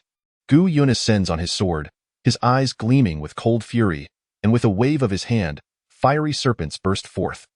Wherever the flames reach, cries of anguish fill the AI. No one can escape in the presence of a powerful spiritual master. The disciples of the Feilu clan lose even the will to flee, for escape is utterly impossible. Blood flows freely. The once blood-soaked Feilu prison, which had witnessed so much suffering, now faces the consequences, as the blood of hundreds of Feilu cultivators stains the earth crimson. Gu Yun waves his hands. Fire serpents erupting from his fingers, a suffocating stench of blood rising from the ground. Yuner. Gu Feiyan watches Gu Yun, who appears somewhat deranged, a flicker of concern in his eyes. Gu Yun hears nothing but the blood and the rising miasma of death. A world drenched in red envelopes him, tendrils of bloodthirst seeping into his being. Yuner. Gu Yun hears his father's voice as if from a distant place. His eyes are bloodshot, yet he clings to the last vestiges of his sanity. Within the chaotic space, the ancient god of gold Yuan sits cross-legged. Suddenly, countless beams of blood light surge from all directions, rapidly flowing into the fire dragon larva. In an instant, the entire fire dragon larva becomes drenched in blood. A dark, ominous light begins to emanate from its eyes. What is happening? The demonic seed is actually sprouting. The ancient god of gold Yuan retreats hundreds of paces, his eyes filled with terror. The blood-red fire dragon larva emits clouds of black smoke, enveloping its entire form. Impossible. The chaotic space is isolated from the outside world. How did this evil energy enter? The ancient god of gold Yuan murmurs to himself while cautiously observing the fire dragon larva. Could it be Gu Yun? His expression shifts dramatically. He can actually transfer blood energy in here? Has he uncovered the secret of the chaotic world? Does he possess control over it? No. I cannot allow this boy to discover the secret. Damn the demonic seed. Why did I not dispose of it earlier? I was too greedy, thinking. Under the watchful gaze of the ancient god of gold Yuan, the black gas surrounding the fire dragon larva forms a cocoon, completely encasing it. Then, the black cocoon plummets to the ground, disappearing into the yellow chaotic soil, leaving no trace behind. The ancient god of gold Yuan's expression grows increasingly grim. Chapter 54. The demonic artifact. Gu Yun, what on earth do you intend to do? A voice of fury resonates within his consciousness, jolting Gu Yun to awareness. As he opens his eyes, he is met with concerned faces, while scattered bodies lie in disarray around them, devoid of any blood. The ancient god of gold Yuan also notes the strange occurrences in the outside world. His heart sinking as he realizes, has this boy inadvertently absorbed the blood energy, awakening the demonic seed? This is troubling news for the ancient god of gold Yuan. He knows he cannot afford to turn against Gu Yun. The demonic seed. The demonic seed. The ancient god of gold Yuan feels restless. It is akin to a ticking time bomb, and he finds himself at a loss for how to address the situation. Is there any guidance you can offer? Elder, enough, it is of no consequence now, but you must refrain from excessive killing in the future. It will not benefit your cultivation. The ancient god of Gold Yuan states, leaving Gu Yun somewhat baffled. I only slay those who deserve it. I will never indiscriminately kill the innocent. Gu Yun's eyes flash with cold determination. The Feilu clan has been eradicated. These commoners must vacate the Feilu mountain range, for from this day forth, the Feilu clan shall no longer exist. Yuner, are you all right? Rest assured, I am fine. Gu Yun offers his father a slight smile. Let us return home. Home. Home. No matter the trials endured, the yearning for home remains unquenchable. The Gu clan is their root, an unforgettably sacred place. Suddenly, a sound of slicing air resonates from above. A white figure approaches rapidly. Gu Yun. Is it truly you? The newcomer is none other than Yujian. Yujian Shixiang. Gu Yun's face was alight with joy. How wonderful, you have returned. The moment I received the news, I rushed over immediately, observing the scene before him. Yujian seemed to comprehend the gravity of the situation. In truth, upon learning of Gu Yun's visit to the Feilu family, his heart had been engulfed with worry. Feilu Zhan had forsaken his cultivation for years and possessed formidable strength. Though he often wore a smile, he was, in reality, quite treacherous. Yujian feared that Gu Yun might encounter misfortune here. Shitty, this is my fault. As soon as I learned of your being devoured by the swallowing beast, I entered seclusion immediately. I even sent a message to the Feilu family, but to my dismay, Shixiang, there is no need for you to blame yourself. The conflicts between families are beyond the interference of outsiders. Gu Yun replied solemnly. At that moment, Yujian noticed the body on the ground, and his expression shifted slightly. Shitty, your cultivation, I should have reached the half-master realm, Gu Yun stated, a hint of helplessness creeping into his voice. Having cultivated 2 spiritual foundations was commendable enough, and given time, he would surely become a spiritual master. However, he never anticipated that the second spiritual foundation would wither due to the scheming of the sisters from the Yu family. Although he possessed a spiritual foundation now, the path to becoming a true spiritual master seemed distant. Nevertheless, his current level surpassed that of ordinary spiritual cultivators, qualifying him as a half-master. Ha ha ha. Little Shitty, you truly are remarkable. Within the entire Qingshan sect, perhaps only you can rival me. With such a pace in your cultivation, when our master returns, he will undoubtedly be overjoyed and reward you handsomely. Yujian exclaimed, his face beaming with excitement. Indeed, for the majority, Gu Yun's speed of advancement was nothing short of astonishing. Half-master realm. Gu Feilong muttered these words, a rare smile gracing his face. The half-master realm signified that they were merely a small step away from becoming a spiritual master. Once that step was crossed, the Gu family would boast a powerful spiritual master, sufficient to ensure their prosperity for a century. The released prisoners also wore expressions of shock. They had just inquired about Gu Yun's recovery from the 7th tier of spiritual power a few months prior. Such a rate of cultivation was unheard of. And it was no wonder Gu Yun dared to infiltrate the Feilu prison. Shitty, what are your plans for the next step? Yujian glanced at the bodies of the Feilu family members, his brow furrowing slightly. In his heart, he believed these Feilu individuals deserved their fate. However, since the Feilu family was still one of the affiliated families of Qingshan sect, if Gu Yun went too far, it would surely provoke the discontent of the elders. Return to the Gu family and reclaim what rightfully belongs to us. Gu Yun enunciated each word clearly. Shixiang, I happen to be free and will accompany you. Yujian replied cheerfully, finally relieved, for it seemed Gu Yun still retained a semblance of kindness and had not harmed the ordinary folk. His decision to accompany Gu Yun to the Gu family stemmed from concern for Gu Yun's recent advancement. His realm was still unstable. If Gu Feilong or others had any treasures or traps, Gu Yun would undoubtedly be in peril. Thus, he intended to follow, ready to assist should danger arise. The group marched forward with great momentum. The prisoners previously held by the Feilu family did not depart. Instead, they unanimously sought to join the Gu family. Viewing this as a remarkable opportunity several hours later, at the Gu family residence, Gu Feilong's expression fluctuated between gloom and joy, while several elders beside him appeared pale. Not dead? Why is Gu Yun not dead? Didn't you assert that Gu Yun was dead? What now?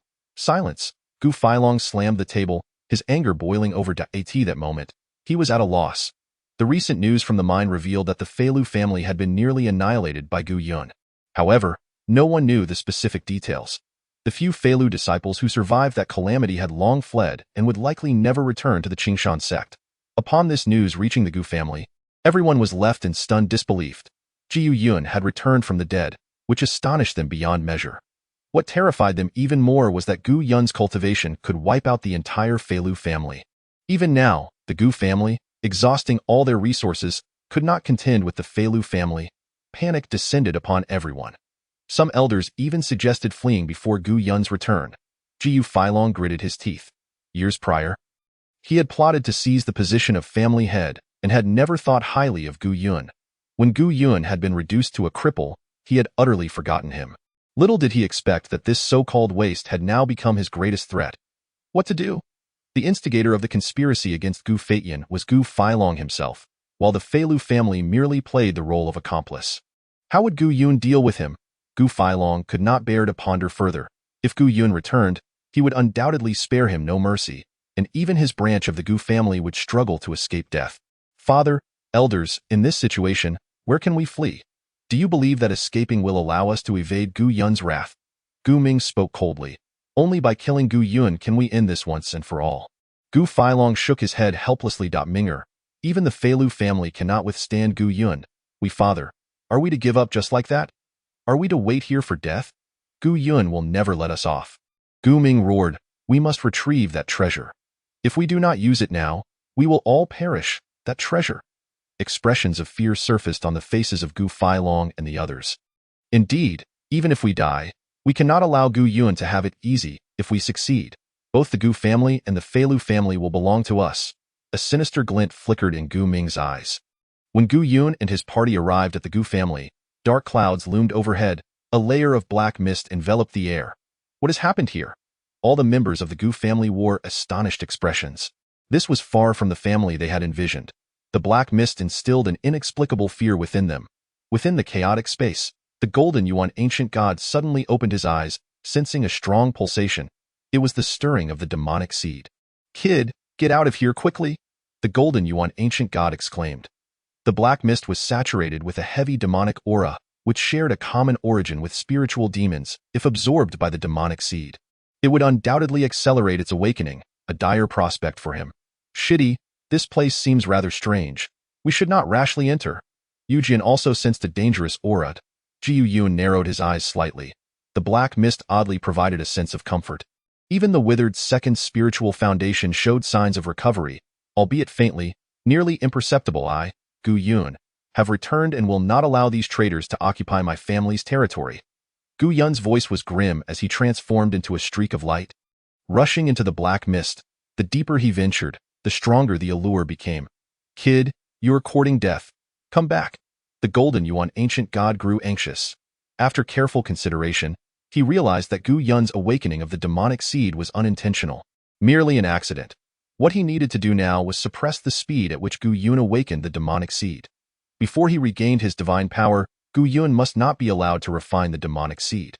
Otherwise, Gu Yun could potentially seize control of the chaotic world, leading to his own ruin. However, the golden Yuan ancient god dared not obstruct too forcefully, fearing that Gu Yun would detect any trace of his presence. Unfortunately, Gu Yun's reasoning was impeccable. As they approached the Gu family's residence, the black mist thickened, and they occasionally encountered dazed Gu family members, standing vacantly in place. Jiu Feilong, come out, Gu Yun bellowed, his voice resonating like thunder in the sky. Even the black mist quivered in response. Within the black mist, a dark current surged wildly, causing Gu Feilong and the others' expressions to flicker between light and dark. Each of them gritted their teeth, able to hear their teeth creaking. Jiu Yun, you have finally arrived. Gu Feilong clenched his jaw, mustering his courage to speak. He held a long black box in his hands, and behind him stood several elders of the Gu family, each adorned with a green leaf atop their heads. Yet, despite this, the heavy black mist entwined around them, rendering the scene exceedingly bizarre. Demonic artifact? The golden Yuan ancient god exclaimed in astonishment. Chapter 55. The Demon Box. Demonic artifacts are not refined treasures but rather celestial treasures formed from the nurturing of the heavens and earth during the primordial chaos. Such innate treasures are extraordinarily mysterious and exceedingly rare, each possessing immense power, typically wielded by spiritual demons, hence the name demonic artifact. Even at the height of his power, the golden Yuan ancient god had never possessed a demonic artifact. However, he had encountered a spiritual demon in possession of one. which nearly led to his own annihilation and the destruction of his divine essence. The memory of that painful experience haunted him, prompting him to choose 1,000 years of slumber to gradually forget it. A memory more terrifying than his current downfall. Upon seeing the demonic artifact, the golden yuan ancient god was initially engulfed in extreme fear. Yet, he quickly realized that this was merely a barren planet, devoid of any formidable presence. The humans before him were merely at the realm of spiritual power and could not possibly wield a demonic artifact. The golden yuan ancient god was also greatly surprised. He never expected that in such a place. Not only was there the presence of a demonic seed, but also a demonic artifact. Was it possible that a certain ancient demon had perished here, leaving behind both the demonic seed and the demonic artifact? When Gu Yun beheld the black box, his eyes nearly glazed over. He felt an unusual allure that ensnared him, akin to an illusion or enchantment, compelling him to desperately wish to open the box. Observing Gu Yun's entranced demeanor, Gu Feilong's eyes sparkled with a hint of delight. Without the ethereal leaves of the cleansing tree, it is indeed challenging to withstand this treasure. Father, hasten your actions, Gu Ming exclaimed as he witnessed Gu Yun advancing step by step. A dark energy pressed down upon his crown, a formidable force that seemed poised to invade his very mind. Gu Yun, perish? Gu Feilong gritted his teeth and spat out a mouthful of essence blood. Instantly, a velvety darkness emanated from the black box before them. The other elders promptly followed suit, and the black mist enveloping the box thickened, gradually revealing a fissure in its center. Oh, vast cosmos, what are they doing? They dare to attempt to activate a demonic artifact? Jan Yuangu, the ancient deity, was filled with astonishment. Although he was unaware of the specific intricacies of this artifact, he understood that the power of any such relic was immensely potent, capable of obliterating this minuscule planet with ease. These mortals, despite their feeble spiritual prowess, evidently possessed a method to manipulate the artifact. Were they truly courting their own demise? Despite his profound aversion to demonic artifacts, Jan Yuangu could no longer remain idle. He had no desire to meet his end, nor did he wish to fall into a slumber again due to Gu Yun's demise. A flash. A beam of golden light pierced through the black mist. Brat, swiftly eliminate them. They must not be allowed to wield the demonic artifact. Jan Yuangu bellowed. A golden ray shot forth from him, penetrating into Gu Yun's crown. In an instant, the golden radiance emanating from Jan Yuangu dimmed considerably, and an expression of profound regret crossed his features. The force that had entered Gu Yun was one of the last remnants of his divine power. Under such circumstances, only through divine energy could Gu Yun be awakened. Suddenly, a powerful force surged within Gu Yun, rushing into his dantian. The previously withered second dantian began to expand, akin to cracked earth rejuvenated by a mountain spring. Hurry! Minger! Gu Feilong shouted, eyeing the slightly ajar black box. Father! No! I refuse. Gu Ming retreated frantically, his face etched with terror. Jiu Feilong and the other elders were ghostly pale, shrouded in thick black mist. Jiu Ming could see them aging rapidly, their hair turning white strand by strand. Stop them at once, Jan Yuangu implored before retreating into the chaotic void, realizing that expending such divine power would necessitate a prolonged slumber for him to recuperate. Gu Yun gazed at the peculiar black box and the swiftly changing countenance of Gu Feilong and the others, alongside Jan Yuangu's urgent warning. Particularly, Jan Yuangu, though seemingly allied with Gu Yun, had always manipulated him. This time, he had infused his most treasured divine energy into Gu Yun's body. It appeared that this box was far from benign. With a swift motion, Gu Yun unleashed a serpentine blaze. In that instant, the black box erupted with a sudden flash of darkness, revealing strange cloud-like patterns. Ah! The elders cried out in anguish. An astonishing scene unfolded as Gu Yun and the ancient elders gradually became indistinct, ultimately transforming into wisps of black mist, vanishing into nothingness. Jiu Yun had witnessed a similar occurrence before Zhang Xiaoyao's demise. Spirit demon? Gu Yun's eyes widened in surprise. The darkness surrounding the box intensified, levitating in the air, slowly advancing. No, stay away. Gu Ming fled, but stumbled and fell, tears streaming down his face. How could this happen? It shouldn't be like this. It wasn't like this last time. The black box trailed behind Gu Ming at a steady pace, while he seemed devoid of strength, crawling on the ground and pleading for help. Moments later, the black box reached above Gu Ming's head, and the verdant leaves exploded with a resounding crack. Dense black mist erupted from Gu Ming, wholly absorbed by the black box. Like Gu Feilong and the others, Gu Ming too dissipated into nothingness. This is dire, Gu Yun thought to himself. The black box surged toward him. Having witnessed its power, he had no time to ponder how Gu Feilong had acquired it. There could be no retreat. Behind him were his parents, his kin, and his sword brother. Should the black box come into contact with them, it would spell certain doom. Resolutely, Gu Yun dashed to the left, contemplating whether he could lure the black box beyond the black mist and regain control over it. Gu Yun's speed was impressive. Yet the black box's velocity surpassed his OWN. The blink of an eye. The black box was upon Gu Yun's back. Whoosh, a streak of black light flashed, and the box penetrated Gu Yun's body. His form plummeted from the air, landing cross-legged upon the ground. An inexplicable force coursed through him.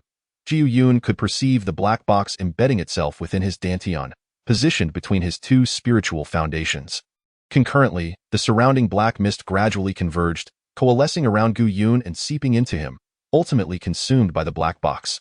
Outside the mist, Gu Feiyan and Eugiana waited anxiously, regretting their decision to allow Gu Yun to venture in alone. Once the black mist began to dissipate, they could no longer delay and rushed into the Gu family estate. The once vibrant estate was silent, devoid of any presence. An ominous feeling surged within their hearts. Look, it's Gu Yun, Eugen exclaimed upon spotting Gu Yun sitting cross-legged. Wasn't it said that Gu Yun was devoured by a colossal beast? Could that have been mere rumor? The sect issued an announcement. Could it all be false? Gu Yun is soaring through the air on a sword. Has he truly ascended to the rank of spiritual master? What spiritual master? Are you out of your mind? Gu Yun just entered the fold 3 years ago. It has only been months since he regained his spiritual power. How could he possibly become a spiritual master? It's the flying sword. It must be the one Elder Tang specifically forged for him. With that sword, even at a lower level of spiritual power, one can ride the sword. How impressive it is to have such a master. Some murmured, their voices tinged with envy. Even if one possesses an exceptional flying sword, it requires a spiritual power of the 10th level to wield it effectively. Simply bestowing you a flying sword would not enable you to soar. A few keen-eyed disciples, upon seeing the ancient cloud soaring on his sword, were struck with astonishment. Had it not been for the flying sword accompanying him, they would have found it utterly unbelievable. Liu Tianba stood amidst a throng of disciples, basking in their flattery. After his recent herb-gathering venture, he had acquired another spirit soul pill, significantly boosting his hopes of advancing to the rank of spirit master. The disciples of the spiritual power realm never missed an opportunity to curry favor with Liu Tianba, showering him with compliments and seeking his insights on cultivation. Although Liu Tianba regarded their reverence with disdain, he maintained a facade of gentleness, which only served to elevate his status within the Qingshan sect, making him the acknowledged eldest senior brother, with some even dubbing him the foremost individual in the spiritual power realm of the sect and a future spirit master. Suddenly, a sound of something piercing the air echoed from a distance. As two familiar figures approached rapidly, I wonder which two esteemed seniors are in such a hurry. Could there be some significant matter at hand? Liu Tianba mused inwardly as the figures drew near. A look of horror crossed his face. That familiar silhouette, was it not the ancient cloud that had been devoured by the devouring beast? Liu Tianba could swear on his life that he had witnessed the enormous head of the beast swallow the ancient cloud whole. The ancient cloud was undoubtedly dead. Liu Tianba had initially believed that this was the end of the matter, lamenting only the loss of the fire attribute treasure on the ancient cloud's person. However, for him, this was the best outcome.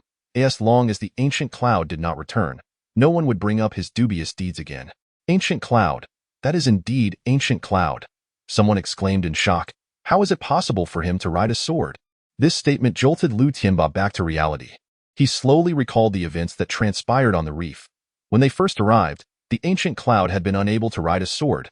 It was only after their second encounter with the indigenous girl that the ancient cloud had seemingly gained the ability to soar. What could have transpired in just a few short days? No one knew. Liu Tianba's mind went blank, and suddenly, his face twitched violently.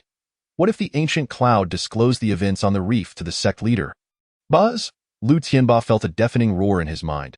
He must prevent the ancient cloud from doing so. But how could he stop him? Within the grand hall of Qingshan sect, a robust middle-aged man with a ruddy complexion sat at the center. This was the sect leader, Lai Hong. Though he had only reached the latter stages of the spirit master rank, He commanded the trust of the elders of Qingshan sect. Greetings, senior brother. Greetings, sect leader. Upon entering the grand hall, the ancient cloud and the sword rider immediately paid their respects. Unlike the sword rider, the ancient cloud was not well acquainted with the sect leader, hence addressing him more cautiously. Senior brother, ancient cloud has returned? The sword rider exclaimed with evident delight. Moreover, he has made significant gains on this journey, reaching the semi-master realm, and it won't be long before he advances to spirit master. Indeed. Lai Hong's expression remained unperturbed, devoid of any emotion. It is good to have him back. Otherwise, I would have had difficulty explaining to our master. He then scrutinized the ancient cloud, and the grand hall fell into a contemplative silence. After a substantial pause, Lai Hong finally spoke. Ancient cloud, before your arrival, did you encounter Zhang, the leader of the Carefree Alliance? The ancient cloud briefly recounted the events that transpired in Foaming City, emphasizing the purple crystal while omitting other details. After listening to the ancient cloud, Lai Hong nodded slightly. You have done well. The Carefree Alliance wields considerable power, with experts aplenty. Several elders of our Qingshan sect are currently absent. Senior brother, does the Carefree Alliance dare to target our Qingshan sect? Do they wish to dominate the southern Yu Kingdom alone? The sword rider interjected indignantly. Sword rider, there are matters you do not fully comprehend. Lai Hong shook his head, aware that his junior brother was rather naive and inexperienced. However, as the sect leader, he could not afford to overlook the broader implications. Upon learning that Zhang had not returned, Lai Hong was genuinely alarmed. Suspecting that the southern Yu Kingdom might be on the brink of turmoil, Sword Rider, you may return. I have some matters to discuss with Ancient Cloud. Lai Hong waved his hand. The Sword Rider displayed a peculiar expression but still respectfully bowed before departing. Ancient Cloud, I have just received a message from the Foaming family. Lai Hong gestured toward a jade slip on the table. The Foaming family wishes to establish a marriage alliance with our Qingshan sect. After much consideration, I believe you would be the most suitable candidate. What? A flicker of astonishment crossed the Ancient Cloud's eyes as this development took him by surprise. Most disciples of your cultivation level are considerably older, some even having families of their own, Lai Hong continued gravely.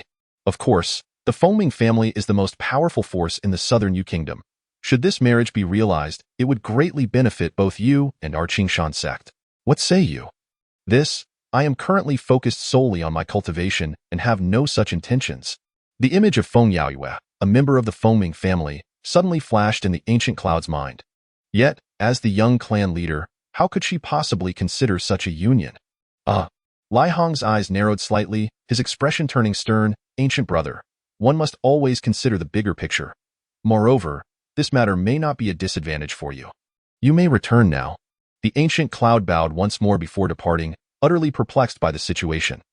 He had not heard of such news during his time in Foaming City. It must have transpired while he was on his way back. The messenger's cultivation level must have been considerable to arrive at Qingshan sect before him. This indicated that the Foaming family held the marriage alliance in high regard. With these thoughts, the Ancient Cloud slowly made his way toward the back mountain. Ancient brother, greetings. A throng of disciples had gathered outside the grand hall. Their expressions varied as they beheld the Ancient Cloud's emergence. Just moments ago, rumors had circulated within the sect regarding his demise. Senior brother Liu, did you truly witness Ancient Cloud being devoured by the massive beast? How could he be standing here in one piece? Liu Tianba's face shifted between shades of green and white, unsure of how to respond. It seemed the entire sect regarded him as a liar. However, it was not only he. Others in Qingshan sect, even from other sects, had witnessed the event. How had the Ancient Cloud survived? The Ancient Cloud clasped his hands in greeting, offering no further response. Suddenly, Liu Tianba's figure appeared before him, and in his eyes, the Ancient Cloud detected a hint of panic. The Ancient Cloud smiled faintly, saying nothing, and departed amidst the envious gazes of the crowd. Upon returning to his long-absent cave dwelling, the Ancient Cloud finally exhaled in relief. During this period, he had been in a constant state of tension, scarcely daring to relax. This herb-gathering expedition had fundamentally altered his previous views on cultivation. As a cultivator, one must contend against fate and vie with others for treasures, rendering relaxation impossible. Life within the Qingshan sect was tranquil and devoid of conflict, yet such a path in cultivation would yield limited achievements.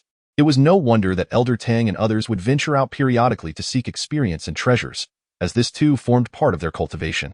After calming his mind, the ancient cloud began to scrutinize his own body. A bitter smile graced his face. Perhaps no one in the southern Yu kingdom possessed a dantian as complex as his. With 2 spiritual bases, it would suffice. Yet the second spiritual base had withered away. If it were to vanish completely, it would be acceptable, but there were no signs of such a disappearance. Should the ancient cloud wish to advance further, he must restore his second spiritual base. What left the ancient cloud feeling particularly helpless was the black box he possessed. As an external object, how could it reside within his dantian? It would be hard for anyone to believe if he spoke of it. The ancient cloud had inquired of the golden yuan ancient god, but the latter remained tight-lipped, claiming he needed to enter seclusion for cultivation. This left the ancient cloud utterly exasperated. As for others, he had no intention of disclosing these secrets. However, this ordeal had not been without its benefits. The physical enhancement he experienced within the devouring beast had not dissipated. His bodily strength had multiplied several times over, even rivaling that of body-refining cultivators of similar rank, placing him in an invincible position against those of the same tier. Moreover, he had collected a significant number of purple crystals. While these crystals could not be directly utilized, they could be absorbed through the purple crystal grass for his benefit. As for treasures, the ancient cloud had made notable gains.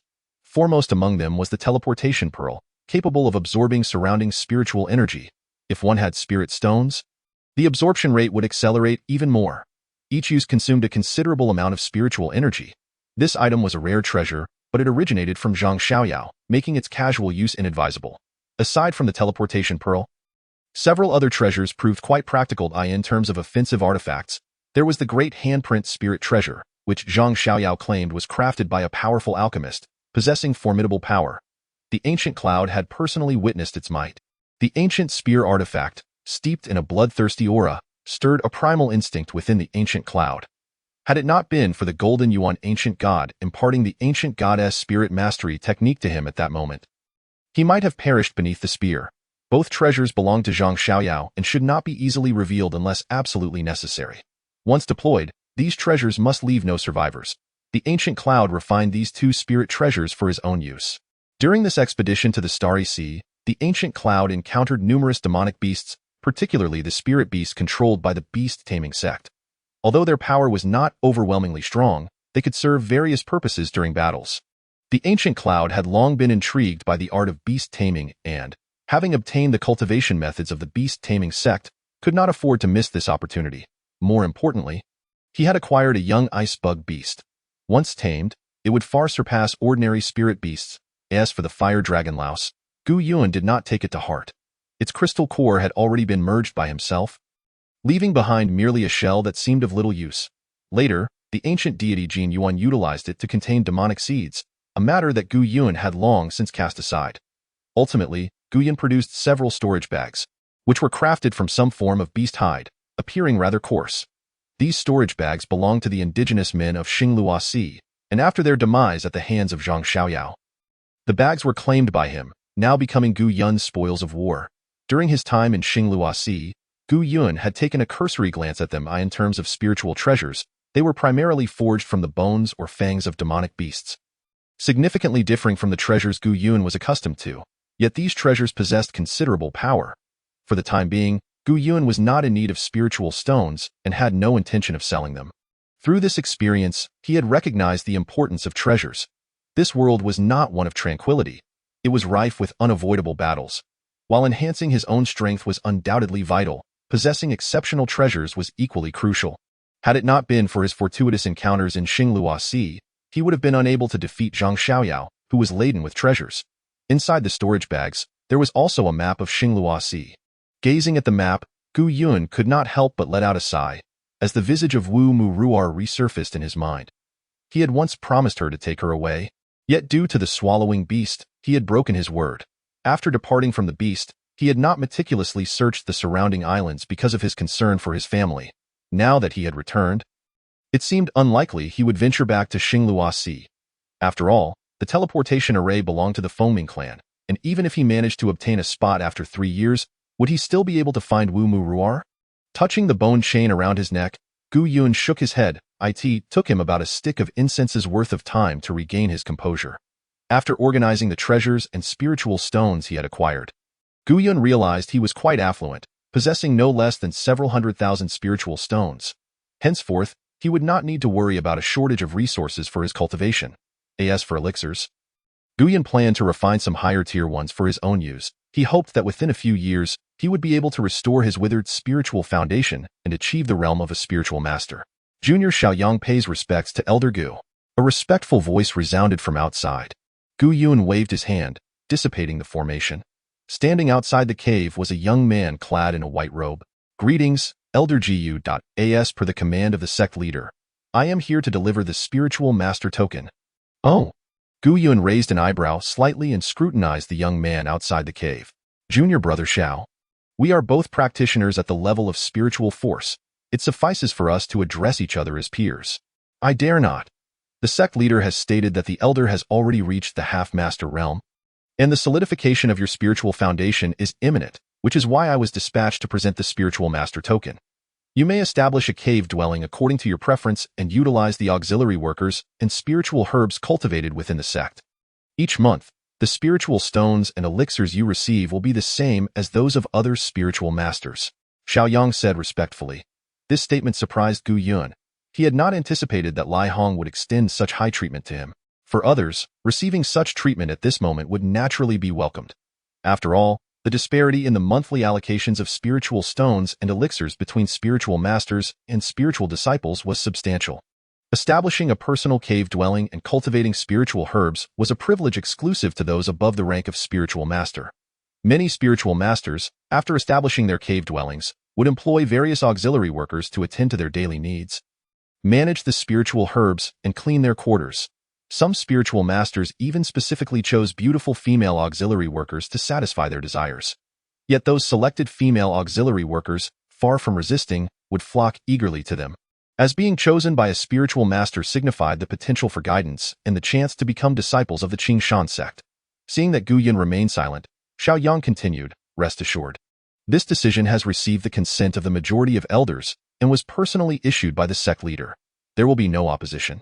Upon hearing this, Gu Yun nodded slightly, pondering the underlying intent of Lai Hong.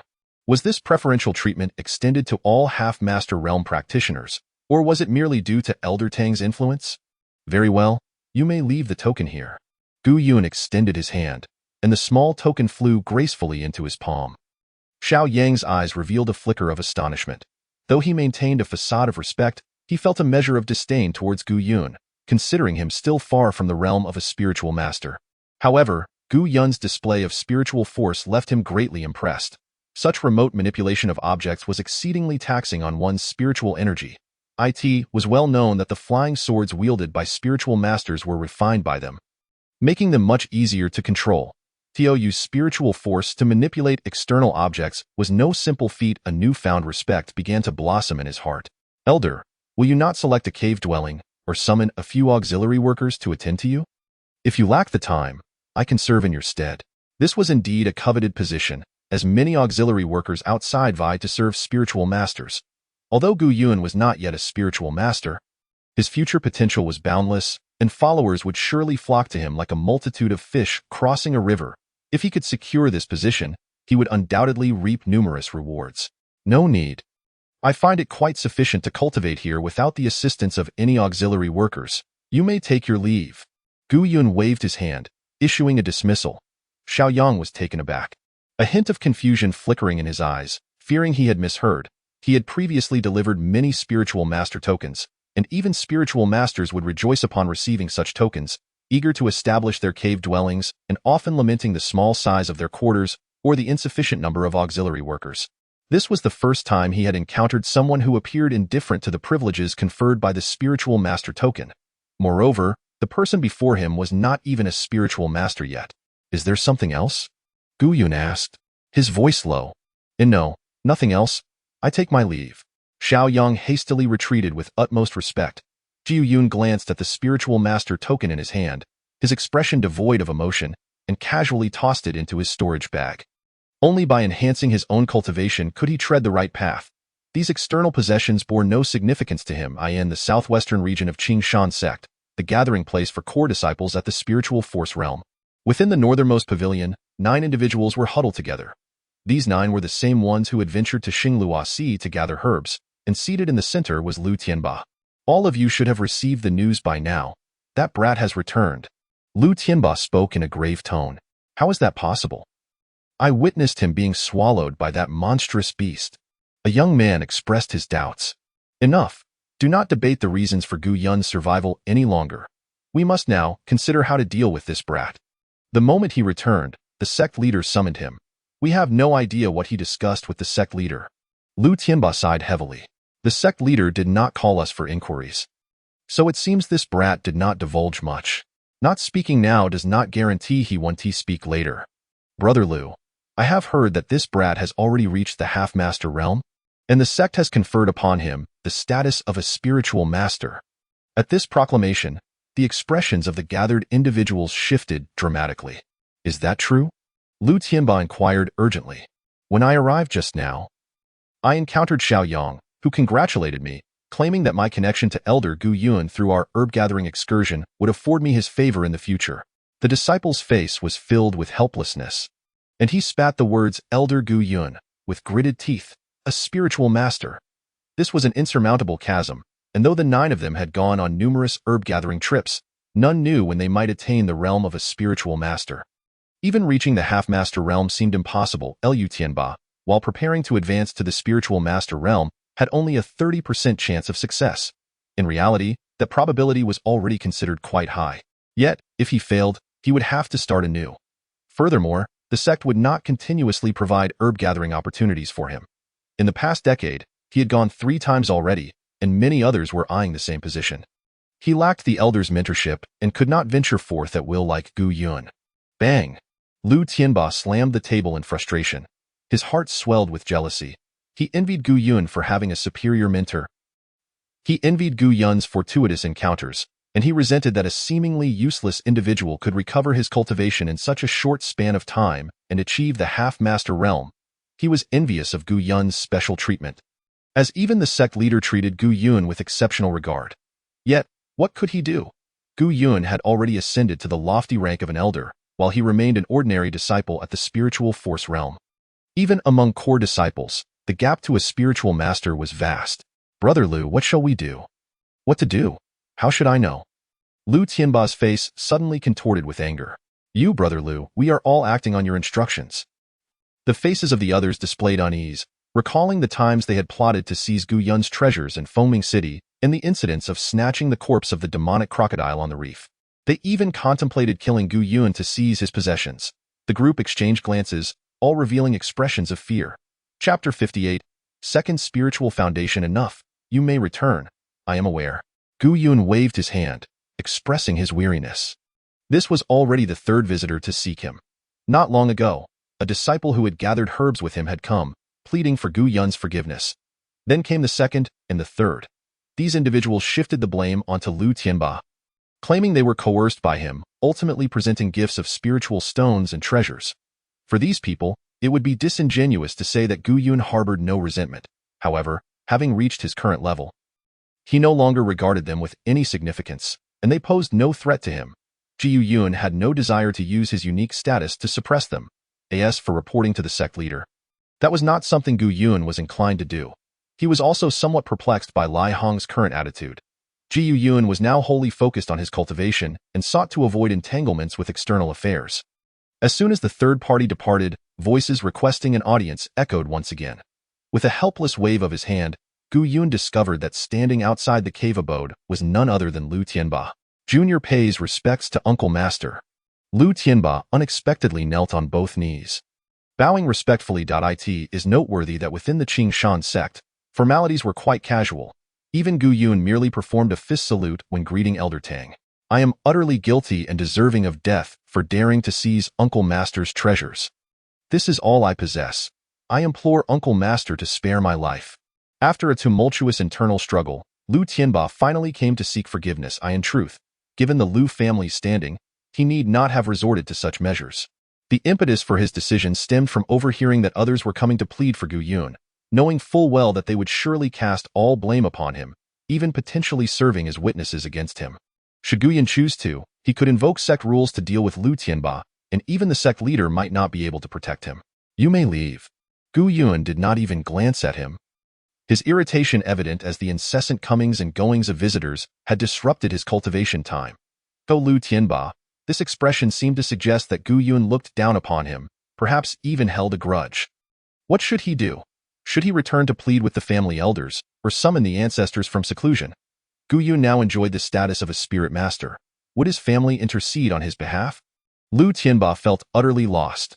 He could not place his hopes in his family and must find a way to placate Gu Yuan as long as he could advance to spirit master.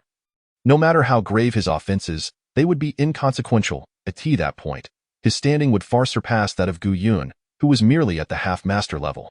Uncle Master, we have never met, and there is no enmity between us. Have you ever pondered why I would target you? You are Elder Tang's disciple and the sect leader's junior brother. What audacity would I possess to act against you? Lu Tianba trembled internally. His voice tinged with despair. It is all because of Lu Tianhua. I know this rascal is exceedingly troublesome. After you injured him, the family insisted that I seek revenge on your behalf. I was left with no choice. I now realize my folly.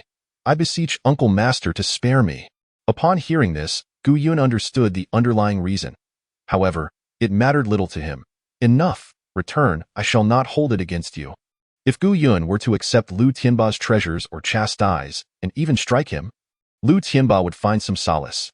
Yet, Gu Yun's nonchalant demeanor only served to intensify Lu Tianba's trepidation. He emptied his storage bag, and thousands of spirit stones tumbled to the ground. Senior, these are all my spirit stones. I give them to you. And these spirit treasures, all collected over many years. Lu Tianba continued to produce one spirit treasure after another, as if recounting cherished heirlooms. Gu Yun felt slightly exasperated. Just as he was about to expel Lu Tianba, a particular spirit treasure caught his eye. Was a bell, specifically a soul-settling bell. Gu Yun had seen this item at an auction long ago, and later obtained another from Elder Tang's treasure vault. He was astonished to find yet another in Lu Tianba's possession. Having acquired the soul-settling bell, Gu Yun had not used it but had studied it for a time. Compared to other spirit treasures, the crafting of the soul-settling bell was remarkably unique, seemingly not the work of an ordinary artisan. Gu Yun extended his hand, and the bell fell into his grasp. Strikingly, this soul-settling bell was identical to the one in his storage bag, with not a hint of difference. All right, I shall accept this treasure. You may leave. Oh. Lu Tianba appeared bewildered, not anticipating that Gu Yun would take away the least valuable item. Uncle Master, you truly will not hold my misdeeds against me? Lu Tianba still found it hard to believe.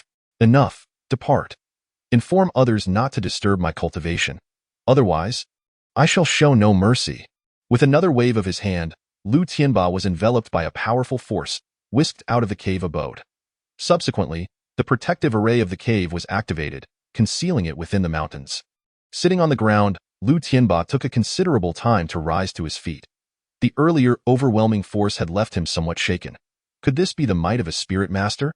A bitter smile crossed Lu Tianba's face. It seemed Gu Yun truly would not pursue his transgressions, for Gu Yun did not regard him at all. In the ensuing period, Gu Yun devoted himself to cultivation within the cave. Initially, discussions regarding the newly ascended spirit master Gu Yun circulated within the Qingshan sect, especially among the disciples who had entered the sect alongside him, recounting his remarkable transformation from genius to waste and his subsequent resurgence. In truth, even the newly admitted disciples were quite aware of this, having witnessed Gu Yun's prowess during the entrance competition. However, at that time, Gu Yun possessed merely a 7th-tier spirit power. In just a few short months, he had made astonishing progress to become a formidable half-master.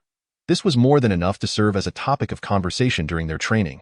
Yet, this newly minted spirit master seemed remarkably low-key. Since returning to the sect, he had not made a single appearance, not even a whisper of his activities. This left those intrigued by Gu Yun sorely disappointed. As days turned into weeks, the fervor began to wane, and people gradually accepted the situation.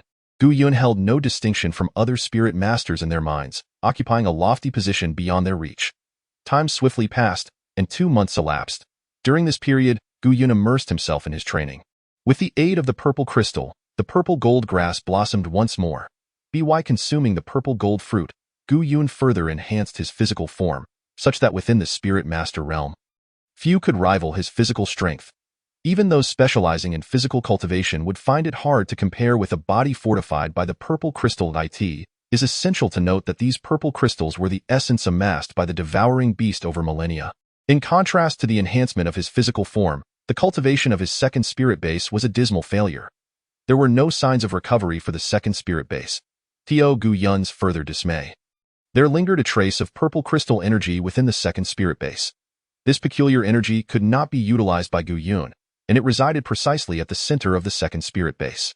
As long as this trace of purple crystal energy existed, Gu Yun would be unable to repair the second spirit base. Am I destined to remain trapped at the half-master level for the rest of my life? Gu Yun sighed softly.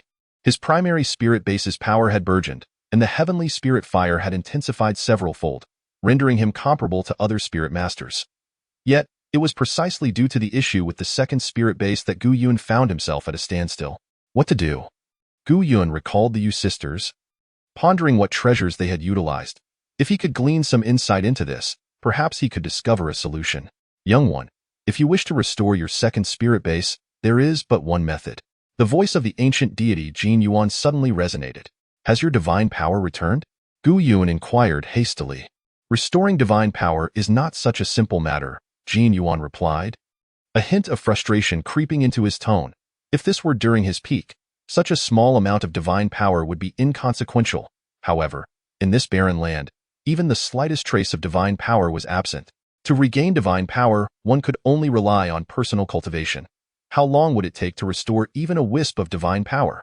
Observing Gu Yun's gradual ascent in strength, Jin Yuan felt a creeping sense of urgency. What truly troubled him was the demonic seed within the chaotic space, as well as the demonic artifact residing within Gu Yun's dantian. Both were akin to two colossal bombs, leaving Jin Yuan restless.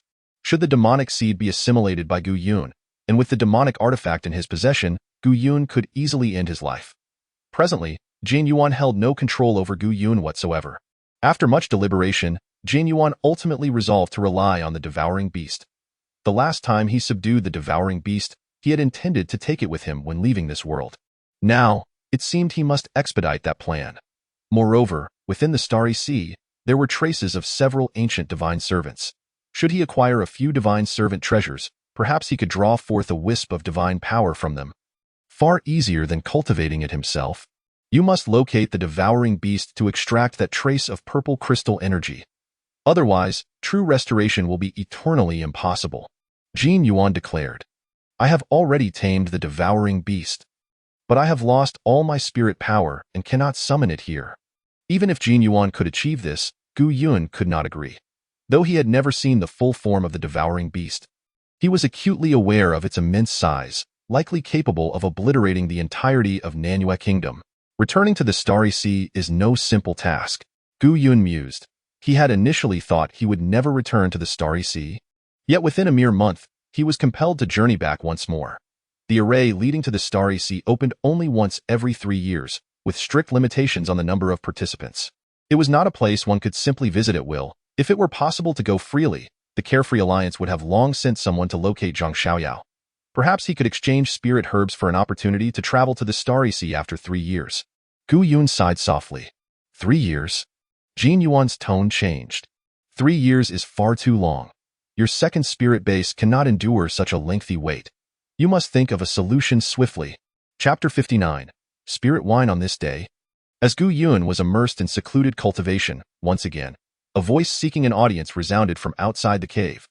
The visitor was a disciple from the alchemy pavilion, who respectfully announced, Senior Uncle Shangwan requests Junior Uncle Gu to attend a meeting. This disciple was exceedingly courteous. While many spirit masters resided within the Qing Shan sect, few could elicit an invitation from Shangwan Tao.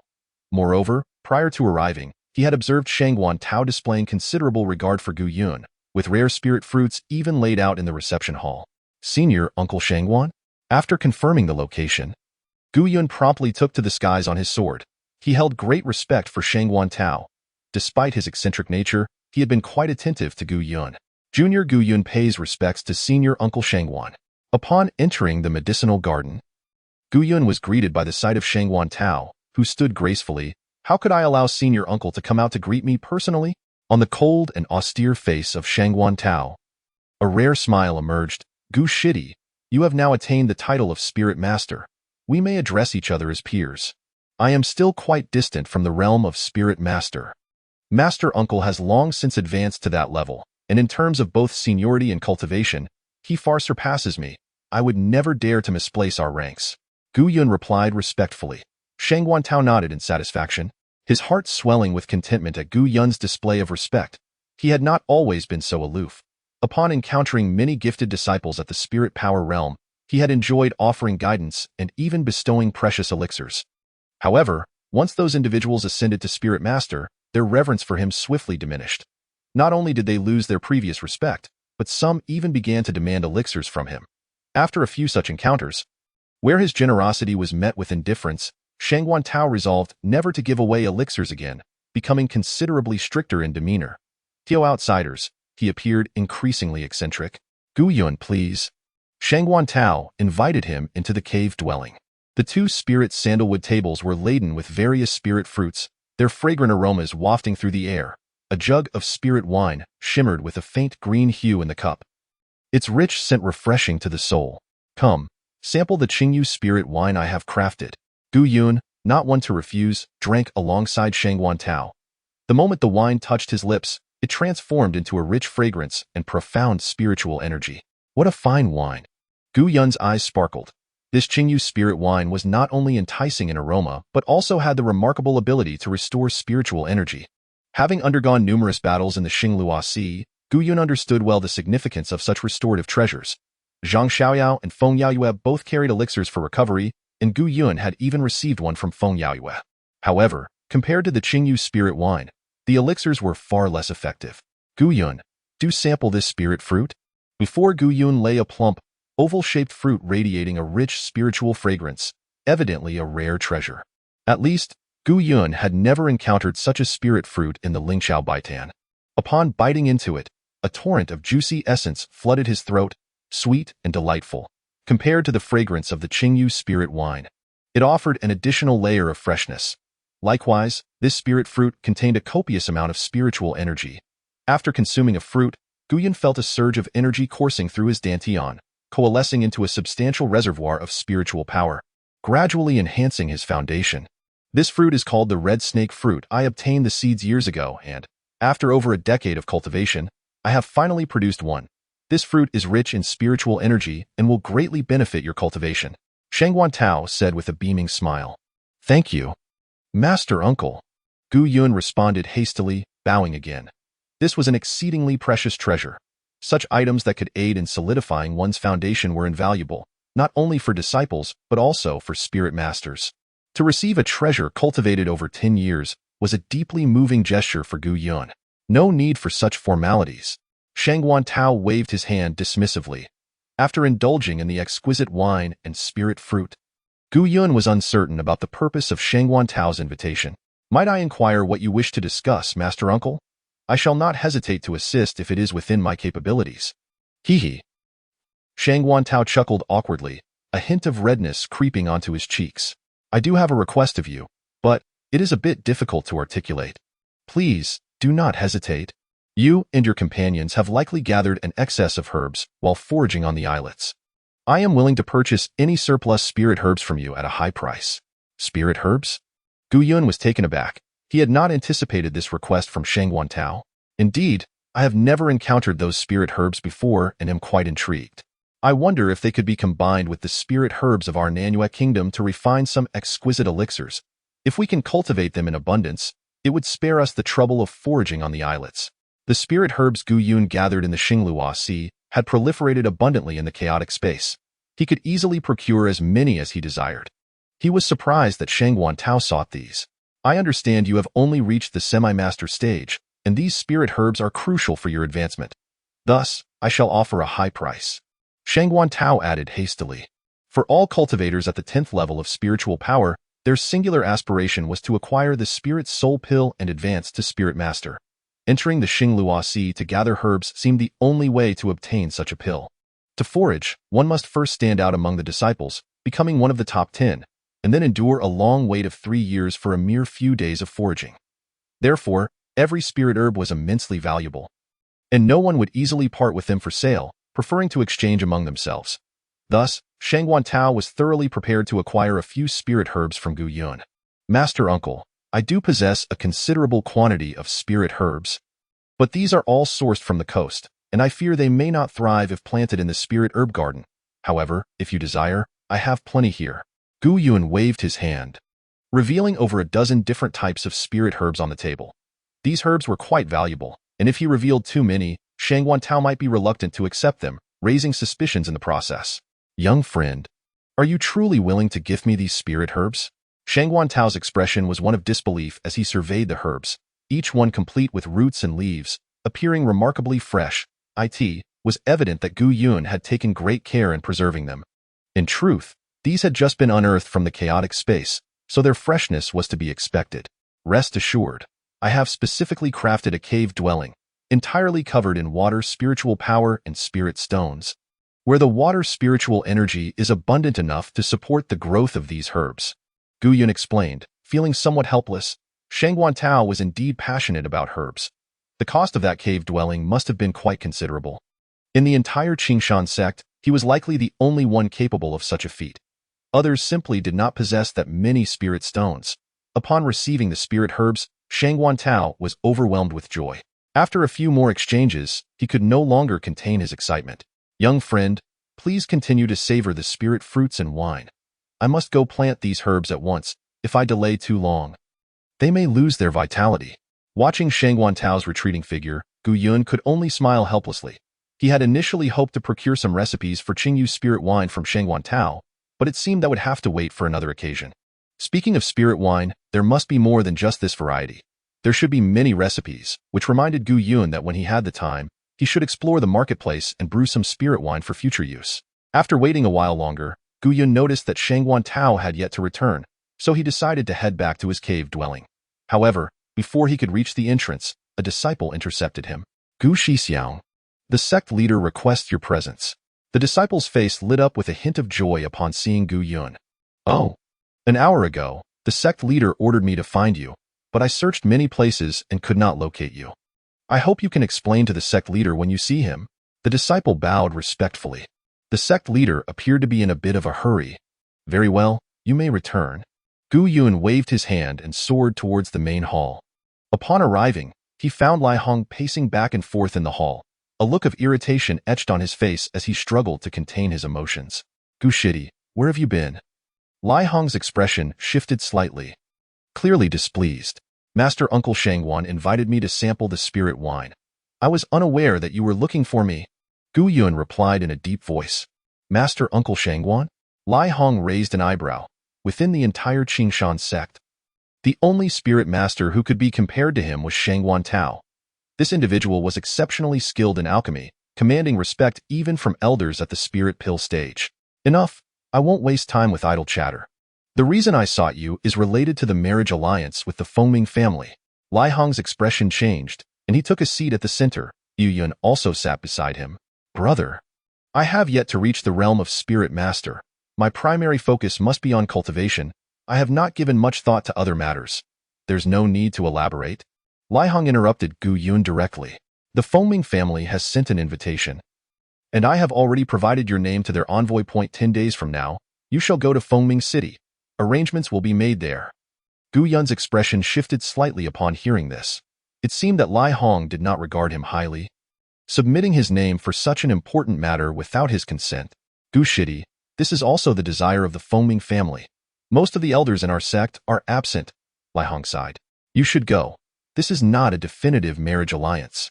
In fact, the Fengming family has sent invitations to all major sects and families. Go and see for yourself. If you do not perform well, you may not be chosen. At this point, Lai Hong added, Gu Shidi, you are still young and may not know much about the cultivation world. The Fengming family is one of the premier sects in our Nanyue kingdom, while our other 5 sects can only look up to them. If you were to form an alliance with the Fengming family, it would not only greatly benefit our Qingshan sect, but also pose no harm to your future cultivation. Who knows, it might even provide you with an opportunity to soar to new heights. With such a statement, Gu Yun found it difficult to refuse. Rest assured, brother, I will make the trip. Chapter 60. The strange token. Gu Yun held no interest in the marriage alliance with the Fengming family. Although the Xiaoyao alliance did not have significant suspicions about him, he preferred to remain low-key. However, since Lai Hong insisted on his attendance, Gu Yun had no excuse to decline.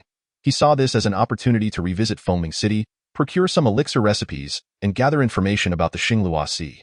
3 years later, Gu Yun was undoubtedly determined to find a way to visit once more. A few days later, he held the token of the Foaming family and soared on his sword towards Foaming City once again.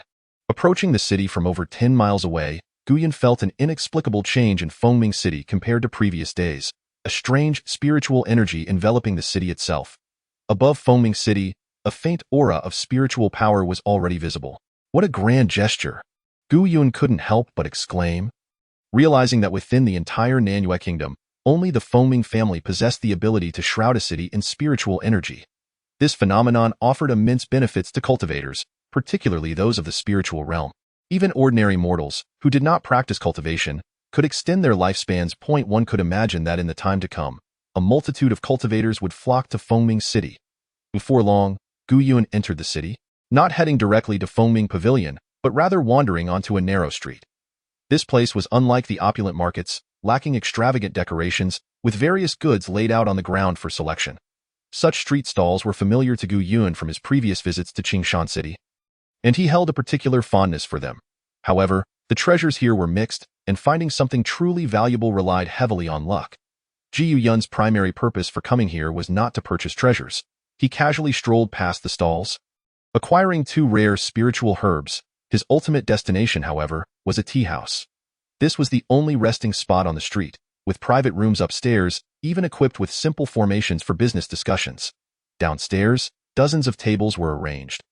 At this moment, the tea house was already bustling with patrons. Ji Yun chose a secluded table and ordered a pot of spiritual tea. Speaking of spiritual tea, within the chaotic space, he possessed a lingxi tea tree, which had flourished and could now produce spiritual tea. However, due to his limited time recently, he had only managed to brew a few pots of spiritual tea during his leisure moments, which greatly benefited his cultivation. In the center of the tea house, a group of cultivators clad in red robes sat prominently, engaging in animated discussions. Ji Yun noticed that they all bore an embroidered fire character on their chests, indicating they were disciples of the Fire Dragon sect. During his trip to Xinglua Sea to gather herbs, Gu Yun had encountered a few disciples from the Fire Dragon sect, who were notably low-key, almost forgettable. I wonder which lady from the Foaming family is being courted this time. I've heard that the most beautiful among them is Feng Yaoyue. If only she could take a liking to me, haha. Just you? Another young man laughed heartily. With your looks, unless Feng Yaoyue is blind, how could she ever fancy you? She might consider me instead. Enough, you too. A man in his 30s interjected with a light cough. In public, is it really appropriate to speak so casually about junior sister Feng? The sect leader places great importance on this union. We must make every effort. Are you friends of the Fire Dragon sect? A young man in white suddenly stood up from a nearby table. He held a folding fan and wore a feathered crown, exuding an air of elegance. Who are you? One of the Fire Dragon sect disciples frowned slightly. I am Rua Yun, the young man in white replied with a gentle smile and a respectful gesture. Rua Yun? Are you from the Rua family? The man's eyes glinted with interest.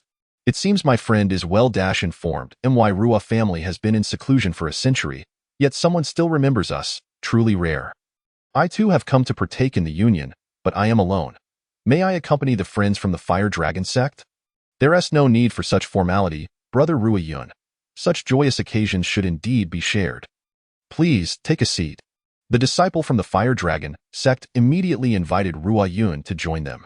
The Foaming family's union does not discriminate by age or cultivation level. Having lived a solitary life for half a century, might as well take a chance. This declaration shocked everyone present. The speaker was an elderly man with white hair, his visage withered, appearing to be in his 70s or 80s. Ha ha ha. Old man, can you even walk? You're here to join the fun? A young cultivator from the Fire Dragon sect laughed boisterously. The Foaming family has not declared that someone of my age is ineligible. The elder retorted coldly, exuding a formidable aura of spiritual power. The laughter of the young Fire Dragon disciple abruptly ceased. I beg your pardon, esteemed elder, I meant no offense. The slightly older disciple of the Fire Dragon sect quickly bowed in apology. A glimmer of brilliance flickered in Gu Yun's eyes as he discerned that the elder's cultivation was likely not inferior to his own. However, it was unclear why he had not yet advanced to the realm of a spiritual master. Perhaps he was akin to Gu Yun himself, a half-master. No wonder the disciples of the Fire Dragon sect were taken aback. Jiu Yun lingered in the tea house for an hour, with a constant stream of cultivators coming and going among the 5 major sects. Except for the Free Alliance and Qingshan sect, there were disciples present, and not just 1 or 2. In addition, many families and cultivators previously unknown to Gu Yun appeared as well. Their singular purpose was clear: to partake in the union. This revelation surprised Gu Yun. The impending union seemed far from simple. There must be underlying reasons that he did not yet comprehend, as such a throng would not gather without cause. Moreover, this tea house was merely a humble establishment on a small street in Foaming City. Surely, there were many more people elsewhere. Jiu Yun, who initially planned to gather information, found himself somewhat helpless. He resolved to head to Foaming Pavilion, as he shared a measure of acquaintance with Feng Yaoyue and might glean some useful insights from her. Just as he was about to leave, a middle-aged man approached him suddenly, his face shrouded in mystery as he spoke. "Esteemed elder, I possess a treasure that may pique your interest." "Oh." Gu Yun regarded the unsolicited middle-aged man, who was merely a second-tier cultivator. In Foaming City, such individuals were hardly distinguishable from ordinary folk. "This treasure is something I stumbled upon and might be of use to you." The man spoke in hushed tones, fearful of being overheard. "Let me see it then." Gu Yun did not immediately refuse. "This?" The man's face displayed hesitation. "Esteemed elder, could we perhaps find a more discreet location? This treasure is rather unique. If you wish to sell it, then show it to me. I have no time to waste." Gu Yun replied sternly. In his view, a cultivator of such a low tier could hardly possess anything of true value. Moreover, if he had indeed come across something remarkable, he could easily approach Foaming Pavilion or the shops of the Free Alliance. There was no need to seek out Gu Yun for a sale. The man pondered for a moment, seeing no change in Gu Yun's expression, and finally gritted his teeth. "After you inspect this treasure, if you choose not to buy it, I hope you can keep this matter confidential. If I am uninterested, consider this incident to have never occurred." Gu Yun replied nonchalantly. The man positioned himself against the crowd, shielding his actions from view, and produced a token from his cloak. The moment a corner of it was revealed, Gu Yun's expression shifted dramatically. The token bore the distinctive emblem of the Foaming family, a phoenix head. Roughly the size of 2 palms, its warmth could be felt from a distance, and the intricately carved phoenix head appeared lifelike. As if alive, Jiu Yun could almost hear the resonant cry of the phoenix echoing in his consciousness. This token undoubtedly held significant value and was assuredly a treasure of the Foaming family. The man's extreme caution and reluctance to sell it openly suggested it might have been acquired through dubious means. If discovered by someone from the Foaming family, his life would be forfeit. "You certainly have some nerve." Gu Yun scoffed coldly. The middle-aged man's expression changed instantly. "Esteemed elder, you promised to keep this a secret." "I never said I wouldn't keep it a secret." Gu Yun shook his head. "Enough, you may leave. I cannot accept this treasure." Upon hearing Gu Yun's words, the middle-aged man exhaled deeply, quickly saying, "Esteemed elder, this is absolutely not a stolen item. It was an unintentional discovery. I am fully aware of the treasure's significance, which is why I dared not present it for open sale." "If it wasn't stolen, then where did it come from?" Gu Yun was skeptical. Such a precious item would not be carelessly discarded by the Foaming family. "You must have noticed that Foaming City has changed significantly from before. The spiritual energy is abundant." The middle-aged man's sudden comment left Gu Yun perplexed. He nodded in acknowledgement. "I am merely a low-tier cultivator, and my primary income comes from a spirit-seeking mouse that excavates spiritual materials. 10 days ago, the spiritual energy in Foaming City surged unexpectedly. Out of curiosity, I wondered if some treasure had emerged, so I began digging throughout the city. In a corner of the southern wall, I accidentally unearthed this treasure. If it were any other item, I would have sold it long ago, but this one, marked with the Foaming family's insignia, no one dared to touch." The man paused. "For just 200 spiritual stones, this treasure can be yours, esteemed elder. I will leave Foaming City immediately and never return." For a second-tier cultivator, 200 spiritual stones was indeed a significant sum. However, for Gu Yun, it was negligible.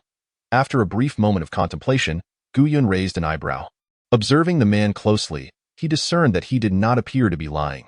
Since it was not stolen, Gu Yun produced 200 spiritual stones and tossed them over. "I'll take it." "Thank you, esteemed elder." The man hurriedly handed the red token to Gu Yun, his face alight with joy. "Esteemed elder, after I unearthed this treasure, the spiritual energy in that area diminished considerably, and soon after, many members of the Fengming family appeared. Therefore, you must be cautious with this treasure, the man hastily warned before departing. Before Gu Yun could respond, the man had already rushed out of the tea house. Chapter 61. The eccentric city of Phoenix's call. After a brief moment of contemplation, Gu Yun's expression shifted to one of caution as he pondered the man's words. Could it be that this token was deliberately placed by the Fengming family? Just then, a cacophony erupted in the street. The middle-aged man who had recently sold the token to Gu Yun was seen sprinting away, closely pursued by several disciples of the Fengming family. Whoosh! A flying sword pierced into the man's shoulder. Pinning him to the ground, he emitted a pained wail, and the Fengming disciples swiftly surrounded him, capturing him. Gu Yun rose from his seat with a leisurely demeanor, exiting through the back of the tea house and vanishing into the throng of people. Upon leaving the tea house, he made his way directly to Fengming Pavilion. The token had been stowed away in his chaotic space, ensuring that any aura it emitted would go undetected and suspicion would not fall upon him. Having only arrived in Phoenix City for a day, the multitude of uncertainties weighed heavily on Gu Yun's mind. When he reached Fengming Pavilion, he found it teeming with people, the crowd seemingly larger than usual. Gu Yun navigated through the throng and finally located a relatively idle servant. I wish to see young Master Feng. I kindly request you to relay my message. The servant glanced at Gu Yun, his expression inscrutable, before cupping his hands and stating, "Senior, I must advise you to return. The young master likely has no time to meet with you." At this remark, Gu Yun raised an eyebrow slightly. Has young Master Feng entered seclusion for cultivation? Senior, I implore you to leave, the servant replied curtly, no longer indulging in conversation. This response irked Gu Yun. While Feng Yaoyue was indeed the actual authority at Fengming Pavilion, not every guest required her personal attention. Only those of significant status, purchasing exceedingly rare treasures, would warrant her presence. Gu Yun's inquiry regarding Feng Yaoyue's potential seclusion was precisely for this reason. It was surprising that the servant had dismissed him without a second thought. How can you ascertain whether young Master Feng would meet me without even relaying my name? Gu Yun's tone turned grave. Relay your message? The servant scoffed. Recognizing Gu Yun's considerable cultivation, but still regarding ordinary practitioners with disdain. There are countless individuals wishing to meet the young master. Just look at this packed room. Everyone desires an audience. Does the young master have the time to meet them all? With a derisive smile, the servant continued, Senior, I advise you to abandon any hopes regarding our young master. In the past, she even turned away Zhang Xiaoyao. Do you think you can compare to him? Upon hearing this, Gu Yun's irritation dissipated. He finally understood why Fengming Pavilion was so crowded. Feng Yaoyue's extraordinary beauty had captivated not just Zhang Xiaoyao but many others as well. Previously, due to her status and the reckless Zhang Xiaoyao, people had refrained from expressing their admiration. Now, with the Fengming family's impending marriage alliance and Zhang Xiaoyao's mysterious disappearance in the Starry Sea, many had turned their affections toward Feng Yaoyue. Consequently, the number of visitors and gift-givers had swelled into the hundreds. Initially, Feng Yaoyue had entertained a few guests, but as the numbers grew, even impacting the operations of Fengming Pavilion, she had resolved not to meet anyone at all. Though these servants of the Fengming family held lowly positions, they admired Feng Yaoyue greatly. Witnessing the throngs of admirers, jealousy naturally brewed within them, leading to their harsh words. Gu Yun sighed wryly, feeling somewhat helpless. If the servant had only relayed his name, Feng Yaoyue would likely have met him.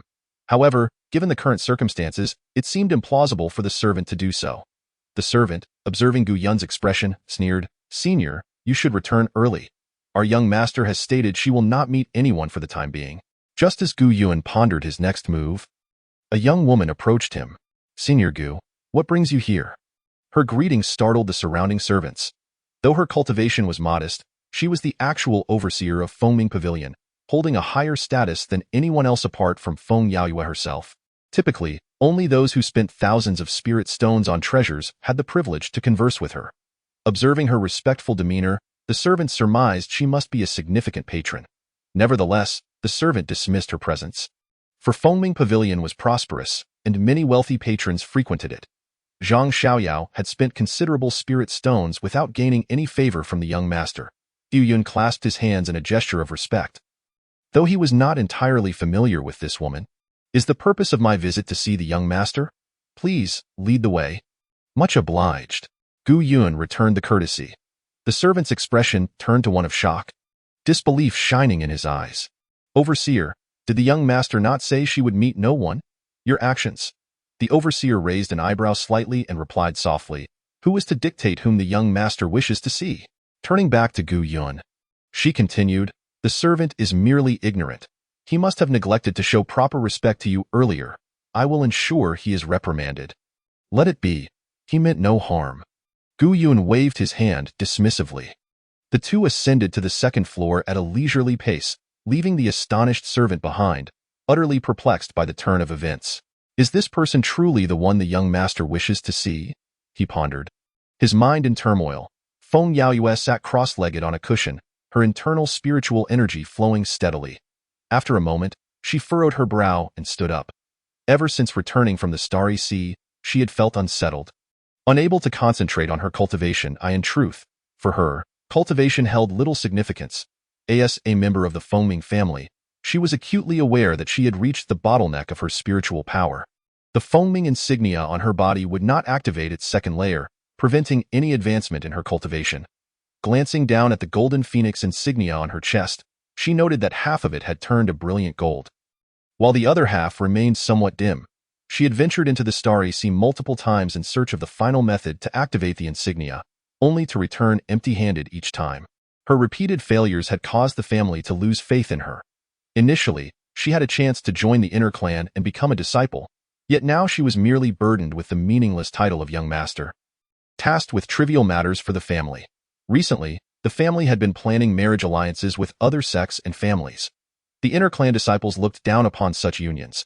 How could the esteemed disciples of the Fengming family possibly marry those from the barbaric lands? Such alliances were reserved for disciples of the Fengming family's outer clan, and even for some children gathered by the family, many of whom had grown into adulthood, with some achieving the 10th level of spiritual power. Feng Yaoyue shook her head, unwilling to accept her fate. She could not bear to be a pawn in a marriage alliance, nor could she resign herself to a lifetime spent among outsiders. Only by becoming an inner clan disciple could she hope to witness broader horizons, to encounter the legendary ancestors, and to pursue the path of immortality. Alas, her destiny did not lie in her own hands. Was a marriage alliance truly inevitable? Suddenly, the visage of that person appeared before her, a familiar face that quickly faded into obscurity. Feng Yaoyue sighed softly. Young master, Senior Gu requests an audience. Gu Yun?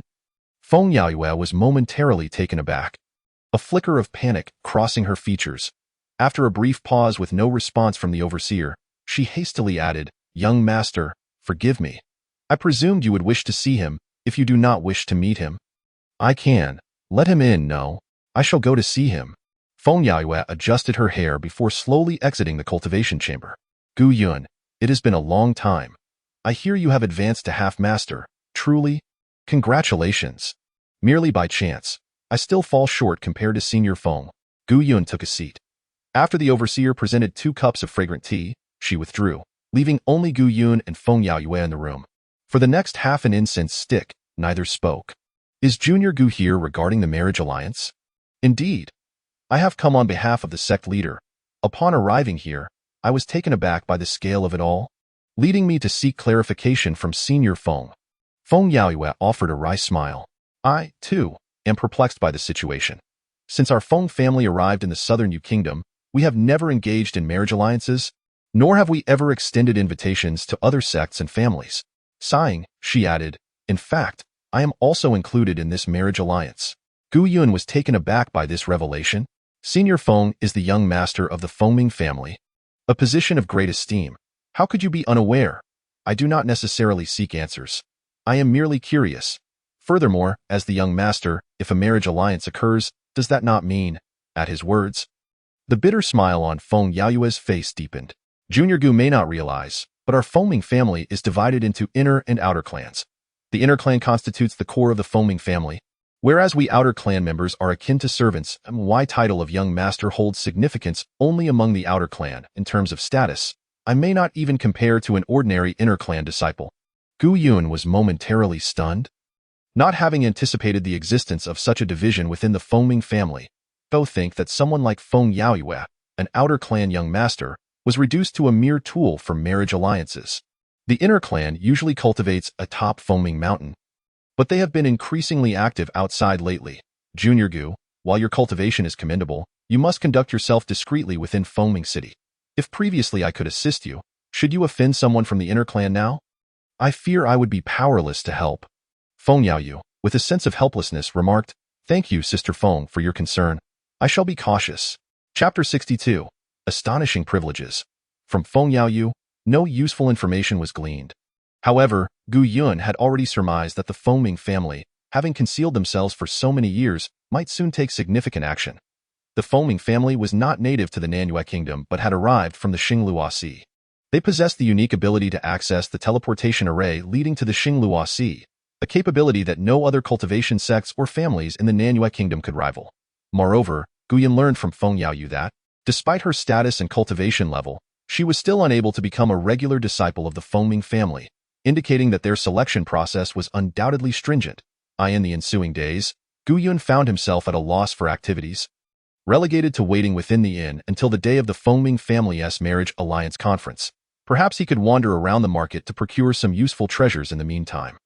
Upon returning to the inn, as Gu Yun ascended to the second floor, he noticed an individual standing before his room. May I inquire if you are Master Gu Yun? The speaker, clad in a modest blue robe, appeared rather unremarkable, and the fluctuations of spiritual energy emanating from him were faint. Yet, Gu Yun could not shake the feeling of being unable to underestimate him. In that fleeting moment, thoughts of the Xiaoyao alliance crossed Gu Yun's mind, along with the token he had received not long ago. Indeed, it is I. May I ask what guidance you seek? Gu Yun replied, cupping his hands in respect. I am Feng Jutian of the Fengming family, sent by an elder to invite you to Fengming Mountain for a discussion. Upon hearing this, Gu Yun's expression shifted slightly, and confusion welled up within him. He was merely an ordinary disciple at the spiritual energy level. Why would an elder of the Fengming family wish to meet him? Despite his doubts and hesitations, Gu Yun found no justifiable reason to refuse. Whether in the Nanyue Kingdom or Fengming City, the Fengming family represented an immensely powerful force, one that the Qingshan sect could not dare to confront. Please, lead the way, Gu Yun replied solemnly. Feng Jutian observed Gu Yun's immediate acceptance to accompany him with a hint of surprise etched upon his face. Shortly thereafter, under Feng Jutian's guidance, Gu Yun arrived at the foot of Fengming Mountain. It was only then that Gu Yun beheld the general outline of the Fengming family's stronghold. The cliffs were steep and forbidding, with only a narrow path leading upward. The entire mountain range was barren, devoid of any flora, presenting a desolate appearance. The location of the previous teleportation array was merely an outer courtyard. Gu Yun, the elder awaits you within the cave ahead. Once your discussion concludes, I shall see you safely away. Thank you for your trouble, Gu Yun replied, offering a polite gesture as he made his way up the mountain. Just as he took his first step, the scenery before him suddenly transformed dramatically. The once barren mountain erupted with abundant spiritual herbs and numerous blooming spiritual flowers. A more vibrant flow of spiritual energy surged forth, causing Gu Yun to pause in astonishment. At a nearby stone table sat a diminutive elder, whose height was scarcely half that of an average person. His hair and beard were white, yet his complexion was remarkably rosy. Ah, young friend Gu has arrived. Please, take a seat. The elder's voice was resonant yet pleasant to the ear, instilling a sense of comfort. I pay my respects, esteemed elder. Gu Yun bowed in greeting, and under the elder's urging, he sat beside him at the stone table. This is spiritual tea brewed from sea serpent gall. Its flavor is somewhat unique compared to other spiritual teas. Do give it a taste.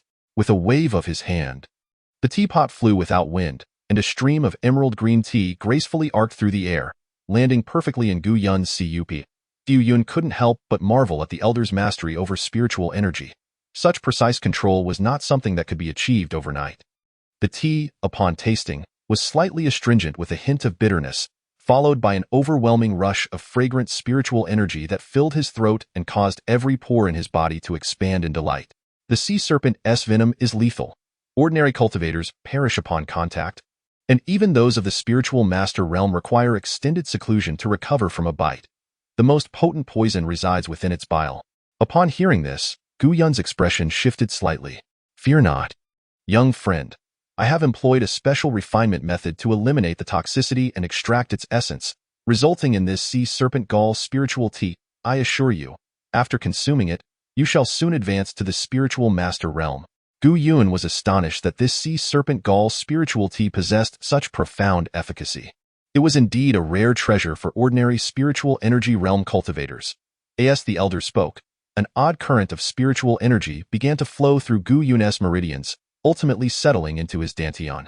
This peculiar energy intertwined with the withered second spiritual foundation within him, and remarkably, the dormant foundation began to awaken slowly, accumulating other forms of spiritual energy from the dantian. This revelation left Gu Yun immensely surprised. The withered second spiritual foundation had always been his greatest concern, and as long as it remained unhealed, he could never advance to the realm of spiritual master. Though this cup of sea serpent gall spiritual tea had not completely restored his second spiritual foundation, it had ignited a glimmer of hope within him. "Thank you, esteemed elder." Gu Yun stood and bowed respectfully. No need for such formalities. After finishing the tea, Gu Yun refrained from further conversation, fully aware that the elder had not summoned him merely for the sake of enjoying tea. True to his expectations, after taking a sip, the elder remarked, "Young friend Gu, I invited you here to inquire about a few matters. Firstly, concerning the devouring beast, I have a friend named Lu Ding, who was swallowed by the devouring beast many years ago. I wonder if you have encountered him?" Gu Yun pondered before responding, "Esteemed elder, the interior of the devouring beast is vast beyond measure. I was merely in a small corner, and my interactions with others were limited, so I have not met the person you mentioned." The elder sighed softly upon hearing this. "Indeed. It has been several hundred years. Perhaps he is no longer among the living. I have heard that you retrieved a treasure called purple crystal from within the devouring beast. Might you still possess some?" Upon hearing this, Gu Yun hesitated. The purple crystal was not particularly useful to him, and he had a substantial quantity of it. Producing 1 or 2 pieces posed no issue. Otherwise, he would not have considered revealing any of the purple crystal's secrets. However, he had previously informed Zhang, the leader of the Xiaoyao alliance, that the purple crystal was one of a kind and had received a considerable sum of spirit stones in return. If he were to produce more purple crystals, it might incite Zhang's ire. The elder was no ordinary figure. Sensing Gu Yun's demeanor, he seemed to glean something. "Young friend, I merely wish to take a look, and I assure you that I will keep it confidential." With that assurance, Gu Yun no longer hesitated and directly produced a piece of purple crystal, handing it to the elder. "This item?" The elder inhaled sharply, surprise flickering in his eyes. He cradled the purple crystal in his hands, his gaze fixed upon it as if fearing it might take flight at any moment. After a lengthy silence, the elder returned the purple crystal, leaving Gu Yun somewhat astonished. The elder indeed honored his word. Unlike Zhang, who had demanded it at first sight, this purple crystal is indeed extraordinary. The richness of the spiritual energy it contains is unlike anything I have encountered in my lifetime. However, the spiritual energy within has been refined, rendering it vastly different from the spiritual energy we cultivators practice. Therefore, it likely holds little value for us." The elder spoke slowly. Jiu Yun was further astonished by the elder's words. This elder was either exceptionally knowledgeable or possessed profound cultivation, as he was able to discern the purple crystal's lack of utility in such a short time. "This item is akin to a chicken rib. It appears enticing but is of little practical use. If you have the opportunity, young friend, you should find it easy to trade it for some spirit stones. Thank you for your guidance, esteemed elder." "No need for such formality." The elder waved his hand dismissively. "Young friend, are you at all interested in the Feng family?" This question took Gu Yun by surprise. You should be aware that the Fengming family has been making notable moves recently, such as the marriage alliance. I wonder which of the Feng family's ladies piques your interest? The elder smiled amiably. "Even if she is an inner family cultivator, I can arrange a match for you." Such forthrightness rendered Gu Yun somewhat bashful. Moreover, he felt a twinge of confusion as to why this elder from the Fengming family would take such an interest in him. If it were merely due to the devouring beast, it would be understandable. However, marriage alliances were typically matters concerning external families, were they not? Were the inner family disciples, the core members, also involved in such alliances? "Very well, young friend, take your time to consider. My offer remains valid indefinitely. Of course, if the lady you fancy happens to be from an external family, I shall promote her to an inner family disciple." After bidding farewell to the elder of the Fengming family, Gu Yun was engulfed in a sea of perplexity. Upon descending the mountain, he found Feng Jutian waiting for him. "Brother Gu, the elder instructed me to extend every courtesy to you." Feng Jutian's tone was markedly more enthusiastic, though it was unclear what the elder had communicated to him. "Your residence is not far from here. Please follow me." "Did the elder instruct you to keep me here?" Gu Yun was taken aback. Feng Jutian chuckled. "Brother Gu, fret not. I am merely arranging accommodations for you. Once settled, you may come and go freely within the Feng family. Few possess the privilege to reside among the inner family. It seems the elder holds you in high regard. Soon, under Feng Jiutian's guidance, they arrive before an opulent pavilion. You may rest here for the next few days, and should you require anything, do not hesitate to send word to me. With a graceful wave of her hand, Feng Jiutian summoned 10 young maidens to her side. From this moment forth, you shall serve Gu Xiong. Should he express even the slightest displeasure, you shall face the consequences. Yes, you may rest now. My friends, I take my leave. Gazing at the opulent pavilion and the 10 young attendants, Gu Yun found himself both amused and perplexed. He needed to discern why he had garnered the favor of that elder. Chapter 63. Feng Qingming. It must be said that Fengming Mountain is a splendid locale for cultivation. The pavilion where Gu Yun resided was suffused with abundant spiritual energy and adorned with gathering arrays. The surging spiritual force comparable to that of a spiritual spring. Even within the Qingshan sect, Gu Yun had never encountered such an exquisite training ground. The 10 maidens were diligent and meticulous, ensuring every chamber was spotless, and each day they provided exquisite and lavish meals, all meticulously prepared from the flesh of magical beasts. Not only were they delectable, but they also greatly benefited one's cultivation. If his sword-wielding senior brother were present, he would undoubtedly be in raptures. Moreover, these maidens subtly hinted at the possibility of spending the night with Gu Yun, yet he chose to remain oblivious. In truth, Gu Yun felt quite anxious. As a mere practitioner of the spiritual energy realm, even among the ranks of spiritual masters, there were countless individuals in the South Yu Kingdom. Why then, was he the sole recipient of such ardent attention? After spending 2 days within the pavilion, Gu Yun resolved to venture outside. This place represented but a fragment of Fengming Mountain, which housed multiple pavilions. Based on Gu Yun's observations, it seemed that all practitioners here were disciples of the Fengming family. Exiting the cluster of pavilions led directly to the outer courtyard of the Fengming clan. A young maiden strolled gracefully, trailed by dozens of anxious attendants, each fearful of inadvertently inciting their mistress's wrath and facing severe punishment. This individual was none other than Feng Qingming, regarded as one of the most talented disciples of the Fengming family, cherished by the ancestors.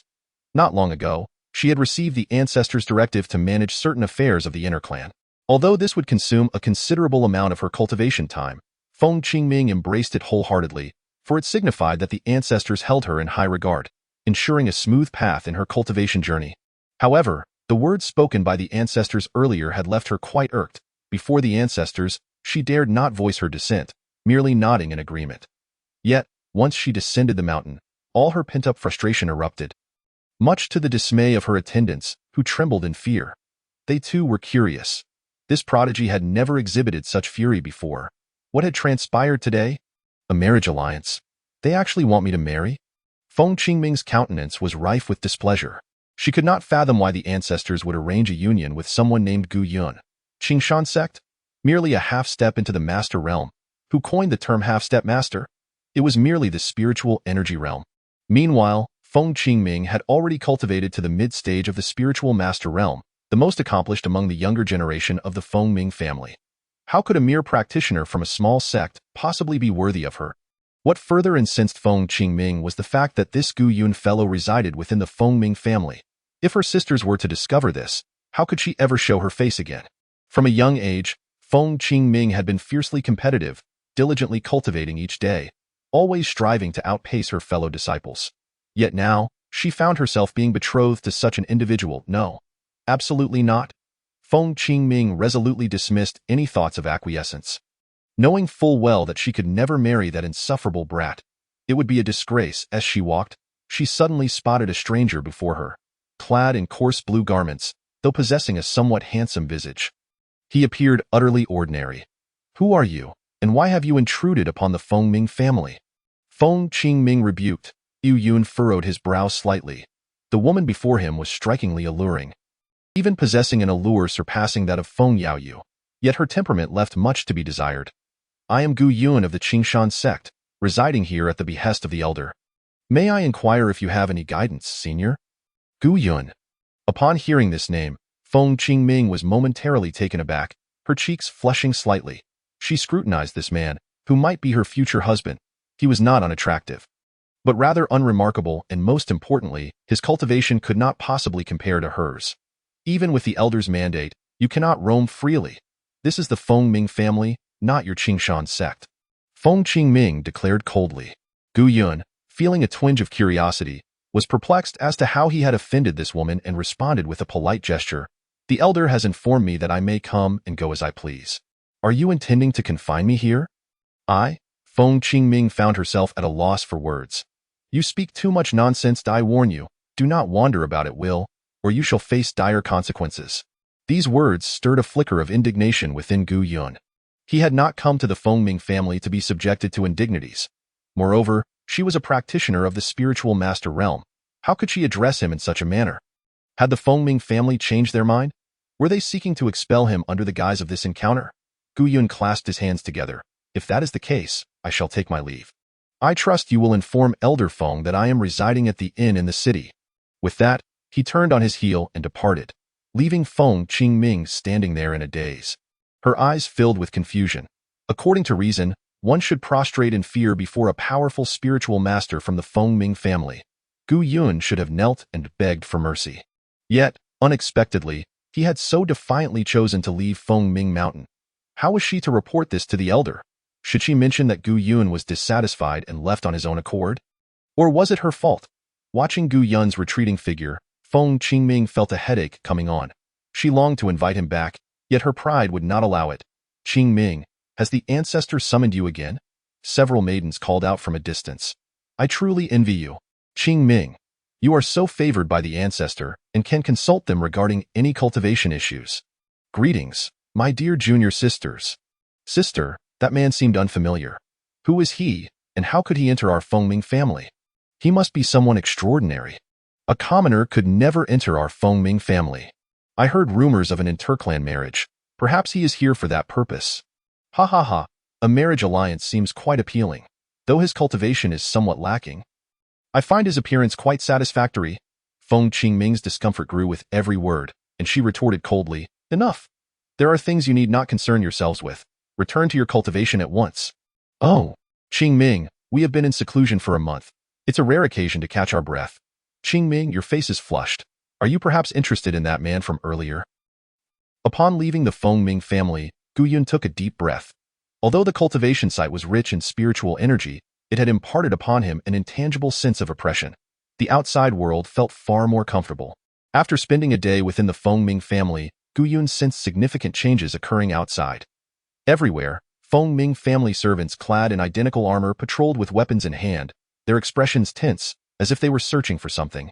These servants could be spotted in nearly every alley, and occasionally, Gu Yun noticed individuals of notable cultivation mingling among them. If possible, Gu Yun wished to leave Feng Ming City as soon as possible.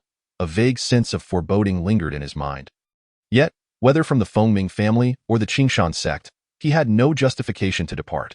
Resolving to push those thoughts aside, Gu Yun ventured to the market today, intent on acquiring alchemical formulas suitable for the spiritual master realm and recipes for brewing spirit wine. As for the elusive sea serpent gall spirit tea, he dared not even entertain the thought. This place was far from coastal reefs, and its existence seemed improbable. Logically, Feng Ming Xian would be the prime shopping destination.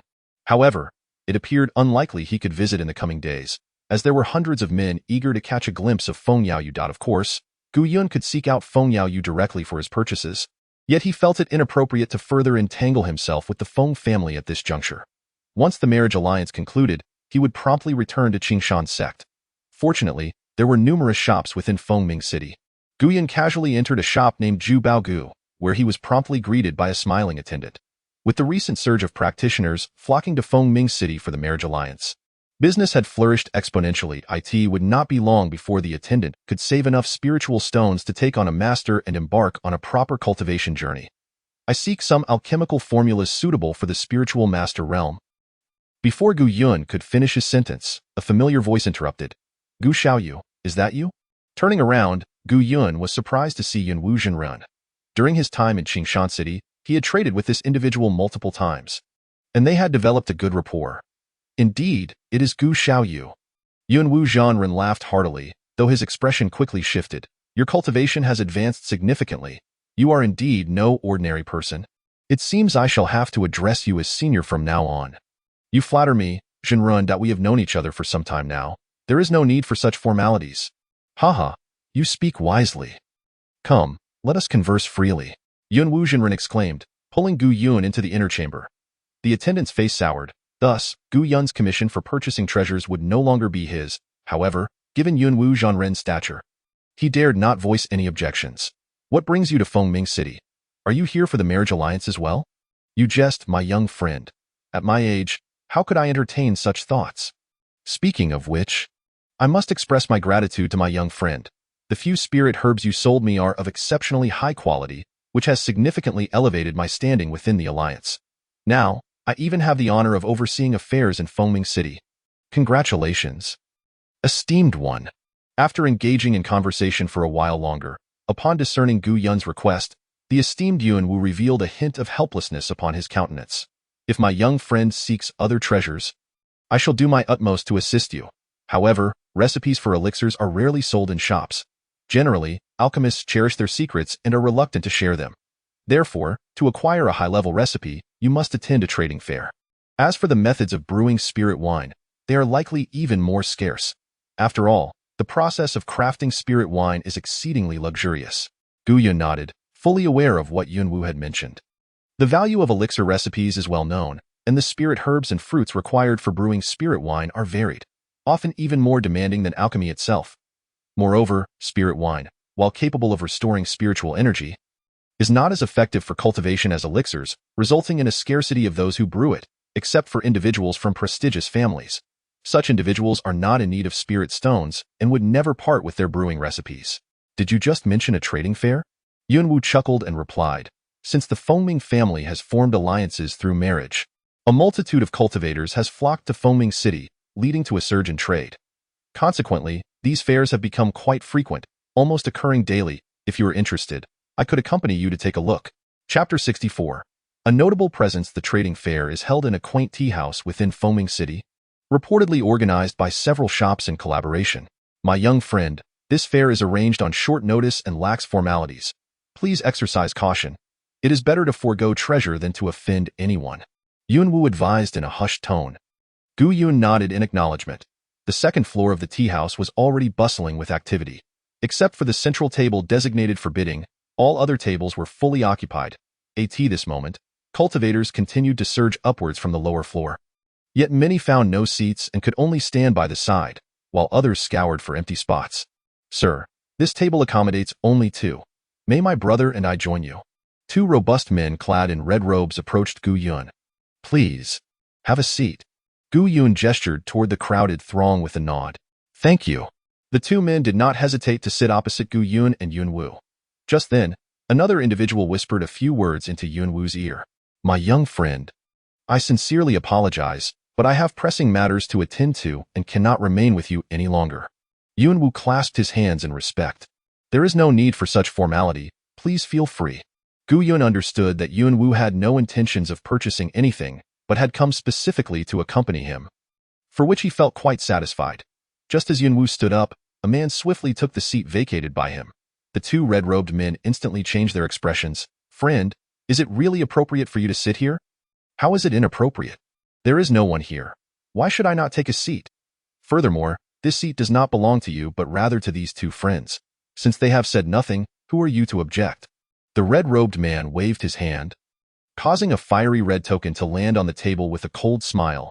Do you wish to make an enemy of my fire dragon sect? Since I am seated here, this position belongs to my fire dragon sect. Fire dragon sect? The man's expression shifted to one of caution. The fire dragon sect is one of the 5 major sects, holding a prominent position. Ordinary loose cultivators or small families naturally would not wish to offend them. The man gritted his teeth and ultimately stood up, choosing to leave the tea house without attending the auction. The two red-robed men wore expressions of triumph, their red token remaining prominently displayed. The seat remained empty, with no one daring to occupy it or even inquire about it. Clearly, the actions of the two members of the Fire Dragon sect had instilled a sense of trepidation in others. Ji Yun observed this scene coldly, choosing to remain silent. He had no desire to entangle himself in such trivial matters. All he sought was a place to sit. Shortly thereafter, another group of cultivators surged in. The red-robed man across from Gu Yun suddenly called out loudly, Brother Sun, Brother Yang, over here. 2 others, similarly clad in red, smiled faintly upon hearing and hurried over. The red-robed man rose, his face beaming with respect. I did not expect Brother Sun and Brother Yang to also attend this trading fair. Since there is nothing else to do, we thought to come and take a look. I doubt there will be anything of real value here, just a means to pass the time. The cultivator surnamed Sun made himself comfortable, occupying the seat of the red-robed cultivator. The other red-robed cultivator immediately offered his position to Brother Yang. Consequently, the two red-robed cultivators were left with only one seat. They exchanged glances, turning their attention toward Gu Yun. At that moment, Gu Yun was savoring a cup of spirit tea, its spiritual energy so faint it was nearly imperceptible. Far inferior to the spirit dawn tea during his time with the foaming family, Gu Yun had brewed some spirit dawn tea out of boredom. Had it not been for the presence of so many cultivators, he would have preferred his own tea. Sir, would you kindly vacate that seat? The red-robed cultivator scrutinized Gu Yun with a discerning gaze, noting his plain attire and lack of any distinguishing features. Perceiving him as possibly a disciple from a lesser family, even if he were from one of the 5 major sects, he would merely be a minor player, and they felt no fear of offending him. Oh, Gu Yun replied, feigning confusion. Please vacate this seat and move far away. The other red-robed cultivator, evidently hot-tempered, barked. However, he was bolstered by the presence of his 3 companions from the Fire Dragon sect, feeling no apprehension toward the youth. Gu Yun soon grasped the intentions of the 2 red-robed cultivators, a bittersweet smile gracing his lips. Gentlemen, this is my seat. I graciously offered you both seats earlier, and now you come to seize mine. Are all members of the Fire Dragon sect so shameless? Impudent! How dare you insult my Fire Dragon sect? The cultivator surnamed Sun roared in fury. Who do you think you are to speak so brazenly to my Fire Dragon sect? Your audacity is astounding. My Fire Dragon sect is not something you can critique. Gu Yun chuckled coldly. That is precisely the case. Now, I kindly ask you to leave. This table is mine, and I do not wish for you to occupy it. I intend to invite other friends to sit. Yours? Humph. The cultivator surnamed Sun sneered, his eyes glinting with malice. As long as I am seated here, this table belongs to me. If I so desire, this entire tea house would be mine. Which family or sect do you belong to? That you would dare to act so recklessly? Those who offend my Fire Dragon sect do not end well. A nearby cultivator whispered, Friend, it is merely a seat. Why bother with them? Offending the Fire Dragon sect is not a trivial matter. If you have the guts, state your name, and let us see which family or sect you hail from. I shall ensure your family's elders come to educate you. The cultivator surnamed Sun smirked, reveling in the attention of the onlookers. As one of the 5 major sects, the Fire Dragon sect acted with great discretion, yet their stature was undeniable. Sun had not anticipated encountering someone so oblivious as to oppose them. Most attendees of the trading fair held no significant status. Faced with the arrogance of the Fire Dragon sect cultivators, they chose merely to observe, as this matter did not concern them. The tea house owner cowered in a corner, silent and fearful of offending anyone. One misstep could jeopardize the establishment itself. Kid, I advise you to leave quickly, or you shall face dire consequences. The red-robed cultivator's face was filled with disdain. This is the first time I have encountered such shameless and ungrateful individuals. Gu Yun retorted coldly. This only serves to illustrate how lacking your Fire Dragon sect truly is. What did you say? The cultivator surnamed Sun erupted in rage. How dare you insult my Fire Dragon sect? You are courting death.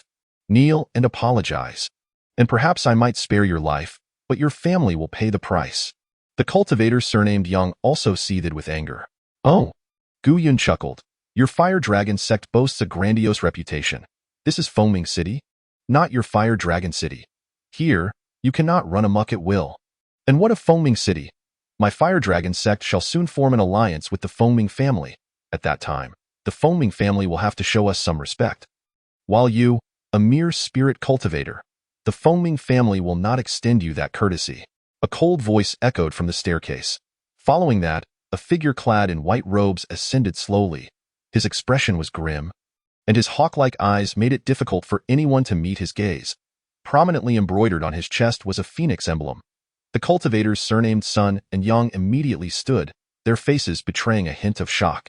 They had indeed spoken too freely, not anticipating the presence of someone from the Foaming family at such a minor trading fair. You have misunderstood, esteemed one. The cultivator surnamed Sun stammered with a forced smile. Feng Jutian scoffed. Misunderstood. I see you are attempting to take advantage of the absence of my foaming family. I was merely speaking to this ignorant youth. I had no other intentions. The cultivator's surnamed son stuttered, panic creeping in. Although the fire dragon sect held a prominent position, it paled in comparison to the foaming family. Should the foaming family engage with the fire dragon sect, he would undoubtedly face severe repercussions. Thus, the cultivator's surnamed son quickly redirected attention to Gu Yun, hoping to shift Feng Jiutian's focus. Brother Gu, I see you are indeed here. Feng Jiutian's eyes lit up upon spotting Gu Yun. He had been tasked by the elders to ensure Gu Yun's safety, and he had not expected to hear news of Gu Yun's departure from Foaming Mountain so early in the morning. Moreover, it was rumored by the female attendants that this matter might be related to Feng Qingming. This was a burden he could not bear. Thus Feng Jiutian immediately began searching for Gu Yun's whereabouts, ultimately locating him here. The 4 members of the Fire Dragon sect, upon hearing Feng Jiutian address Gu Yun with such reverence, were struck with astonishment. Who was this seemingly ordinary youth that commanded such respect from a disciple of the Foaming family? This was no trivial offense against the Foaming family. The cultivator with the surname Sun struggled to articulate his words, stammering several times before finally saying, "Esteemed guest, I was mistaken. I failed to recognize your significance. So it is Fire Dragon sect. You may forego participating in this marriage alliance. I shall report this matter to the elders." Feng Jiutian, already in a foul mood, directed his ire towards these 4 individuals. More importantly, this would endear him to Gu Yun, the elders of the Foaming family. The 4 felt as if a heavy block of ice had fallen within their hearts. Who was this person that could rouse the elders of the Foaming family? Should the elders become enraged, their lives would likely be forfeit. Gu Yun, however, wished to keep the matter from escalating. It was but a trivial issue, hardly worthy of drawing the elders' attention. Enough, you may leave. Gu Yun waved his hand. The 4 remained frozen in place, unsure of what to do. Feng Jiutian approached, gesturing, "Why haven't you thanked Brother Gu yet? Quickly, be gone." At this moment, the 4 finally came to their senses, exclaiming, "Thank you, Brother Gu.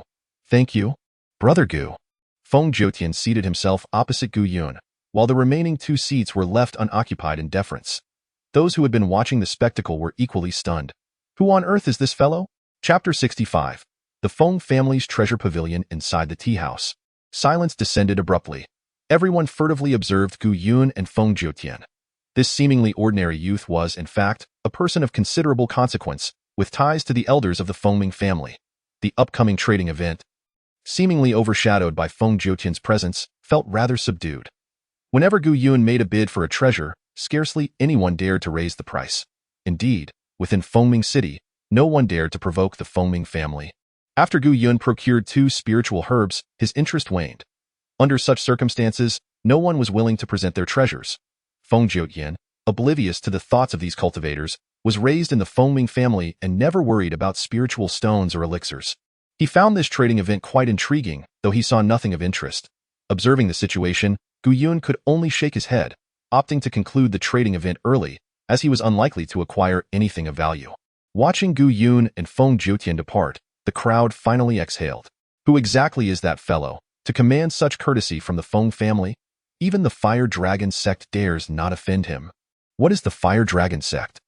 Who does not know that our Nanyue kingdom is the realm of the Foaming family? Moreover, that disciple of the Foaming family was no ordinary individual. His attire and cultivation were remarkable. That fellow must have stumbled upon some extraordinary fortune to be associated with the Foaming family.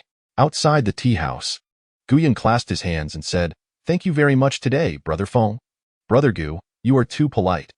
The elder instructed me to take good care of you. It is I who have fallen short. In truth, you need not partake in such a lowly trading event. Our Feng family treasure pavilion holds numerous treasures. Should you desire, you may freely select one." Gu Yun repeatedly waved his hands. "That is out of the question. The treasures of your noble family are not for someone of my background to covet. In fact, my purpose for visiting today was precisely this. The elder has commanded that you may select a treasure from the pavilion. Were it not for the elder's order, I would not dare to grant you access." After speaking, Feng Jiutian added, "I am increasingly curious about your identity. Brother Jiyu, though receive such favor from the elder is quite rare, even among us inner family disciples." Under Feng Jiutian's insistence, Gu Yun accompanied him back to Foaming Mountain. There was no alternative. The elder's esteemed position made it difficult for Gu Yun to refuse, despite his reluctance to remain on Foaming Mountain. Along the way, Gu Yun gleaned some information about the Fengming family's treasure pavilion from Feng Jiutian. The pavilion was established by the family's ancestors and consisted of 9 levels. The first level allowed for free selection of treasures. From the second level onward, there would be traps and formations. Only by passing these tests could one select treasures from within. Over the years, only the favored inner family disciples of the Feng family had qualified to enter the pavilion. Outer family disciples, like Feng Yaoyue, were entirely unqualified. Due to the pavilion's unique nature, most individuals would leave after finding suitable treasures on the first level. Few ventured into the second level. Of course, in the past century, there had been a few rebellious individuals who attempted to acquire more treasures. One managed to reach the 4th level, gaining immense benefits. And after a period of seclusion, advanced to the late stage of spiritual master. Another reached the 5th level, only to vanish without a trace. Since then, the pavilion had become increasingly mysterious in recent years. Treasures on the first level had become scarce, and the number of disciples permitted entry had diminished. Given this context, it was truly perplexing that an elder of the Fengming family would allow an outsider to enter the pavilion to select treasures, leaving Feng Jiutian equally bewildered. Yet, this was not something he could question. He was merely following orders. Shortly thereafter, the two arrived at the foot of Fengming Mountain. Gu Yun hesitated, saying, "Brother Feng, should I not first pay my respects to the elder? After all, this matter. You need not make excuses. The elder has already made arrangements. Moreover, the pavilion does not open every day. Should you miss this opportunity, you would have to wait for the next." Under Feng Jiutian's urging, Gu Yun ascended to the middle of Fengming Mountain. Here, a vast platform had been carved out, stretching several hundred zhong, with a towering pagoda on one side. At its center were inscribed 3 large characters, Treasure Pavilion. At this moment, a considerable number of people had gathered before the pavilion. There is still time. A gleam of joy crossed Feng Jiutian's face. He was anxious not to miss this opportunity. Are these individuals all here to retrieve treasures from the pavilion? Gu Yun inquired curiously. Brother Gu jokes. How could there be so many people? Only 5 may enter this time. You are one of them, while the others have come to offer congratulations. This is a tradition of our Feng family. It seems entering the treasure pavilion is indeed a matter of great significance. Gu Yun mused inwardly, wondering if the Fengming family would truly bestow upon him any precious treasures he might acquire. Why was the Fengming family so exceptionally gracious towards him? Before the pavilion, a crowd had gathered, predominantly composed of female cultivators, as today's entrants were exclusively female. Qingming, congratulations on your entry into the pavilion. I wonder what treasure you will choose. If I were Sister Qingming, I would certainly select a cultivation artifact. Who knows? It might even help me advance to the late stage of spiritual master. Sister Qingming, Feng Qingming was engaged in playful banter with her companions when her gaze fell upon a familiar figure. Was that not Gu Yun? The one she had encountered earlier that very day? Had he not already departed? Why had he returned? Surely, he must be reluctant to part with such a desirable place for cultivation. Oh, look, it's that person. Why is he here? Could he be intending to enter the treasure pavilion? An outsider has no chance of entering the pavilion. Feng Qingming retorted with irritation. Exactly, we do not even possess such qualifications. The young female cultivators, still in their youth, chattered excitedly amongst themselves. Soon after, Feng Jiutian and Gu Yun approached. We greet Sister Feng. Jiutian, who is this person? Why have you brought him here? Feng Qingming's expression turned cold as she spoke sternly. Are you not aware that this is the sacred ground of our Feng family? The treasure pavilion is not a place for just anyone. Feng Qingming glared at Gu Yun, whose expression bore an enigmatic smile, further fueling her ire. Today, she was determined to humiliate Gu Yun thoroughly, making it clear that he should abandon any foolish notions of pursuing her. In her heart, she envisioned a partner of profound cultivation and grace, certainly not a mere youth who had yet to reach the spiritual master realm. How could such a person ever share her life? Ironically, her opportunity to enter the pavilion was granted due to Gu Yun's influence. As the elder had mentioned, she could retrieve a treasure prior to her marriage alliance. The mere thought of having to ally herself with this individual filled Feng Qingming with indignation. And Gu Yun's indifferent demeanor only intensified her frustration. However, she could not defy the elder's command. Sister Feng, I am here on the elder's orders to bring Brother Gu. The elder has specifically permitted him to enter the treasure pavilion to select a treasure. And this is the token. Feng Jiutian retrieved a red jade slip from his storage pouch. What? The gathered disciples of the Fengming family expressed their astonishment. They doubted their ears to an outsider, who was not a member of the Fengming family, had somehow qualified to enter the pavilion. Even outer family disciples lacked such privilege, and most inner family disciples were similarly denied this opportunity. Feng Qingming and the other three, all distinguished for their exceptional talents and mid-stage spiritual master cultivation, enjoyed a high reputation among the inner family disciples. Yet, regardless of their doubts or disbelief, the jade slip from the ancestor was irrefutable. Without it, entrance to the pavilion was impossible. What are you laughing at? What is so amusing? Feng Qingming glowered at Gu Yun. Enough. You five may now enter the treasure pavilion. A man at the late stage of spiritual mastery raised his voice, and an immediate hush descended upon the gathering. Gu Yun felt a twinge of helplessness. He had no intention of entering the treasure vault to claim its riches. After all, opportunities to access the treasure vault were exceedingly rare, and even many of the inner disciples of the Fengming clan were not afforded such a privilege. He knew that his actions would surely incite the displeasure of others. However, he was reluctant to contradict the elders' wishes from the Fengming clan. Gu Yun, you are the last one left, proclaimed the man at the late stage of spiritual mastery. Brother Gu, I wish you success in acquiring the treasures of your desire, chimed Feng Jiutian with a smile. Gu Yun, you are not a member of the Fengming clan, so allow me to enlighten you on the rules. Upon entering the treasure vault, you may freely choose from the treasures on the first level, but you are permitted to select only one. Otherwise, all treasures will be forfeited. Should you wish to advance to the second level, be prepared, for it is fraught with traps and formations. A moment's carelessness could cost you your life. Furthermore, should you fail, you will not be able to take any treasures from the first level. Thank you for your guidance, esteemed elder. Gu Yun replied with a respectful gesture, striding boldly into the vault. As he entered the treasure vault, the scenery before him shifted dramatically. It was evidently yet another grand formation. Before Gu Yun lay hundreds of wooden racks, each displaying an array of treasures, all enveloped in a faint red glow. The moment one touched a treasure, it would be deemed selected, and the opportunity to choose further would be lost. Gu Yun examined each item meticulously. Since he was granted this opportunity, he would not squander it. The precious artifacts of the Fengming clan were indeed formidable, and even a single spirit treasure could astonish outsiders. Here, Gu Yun also observed numerous treasures crafted from the bones of demonic beasts, likely sourced from the Starry Sea. The other four individuals began to search eagerly as well. It was their first time in the treasure vault. Although they had encountered many treasures before, the items here still filled them with delight, each one a masterpiece, leaving them uncertain of which to choose.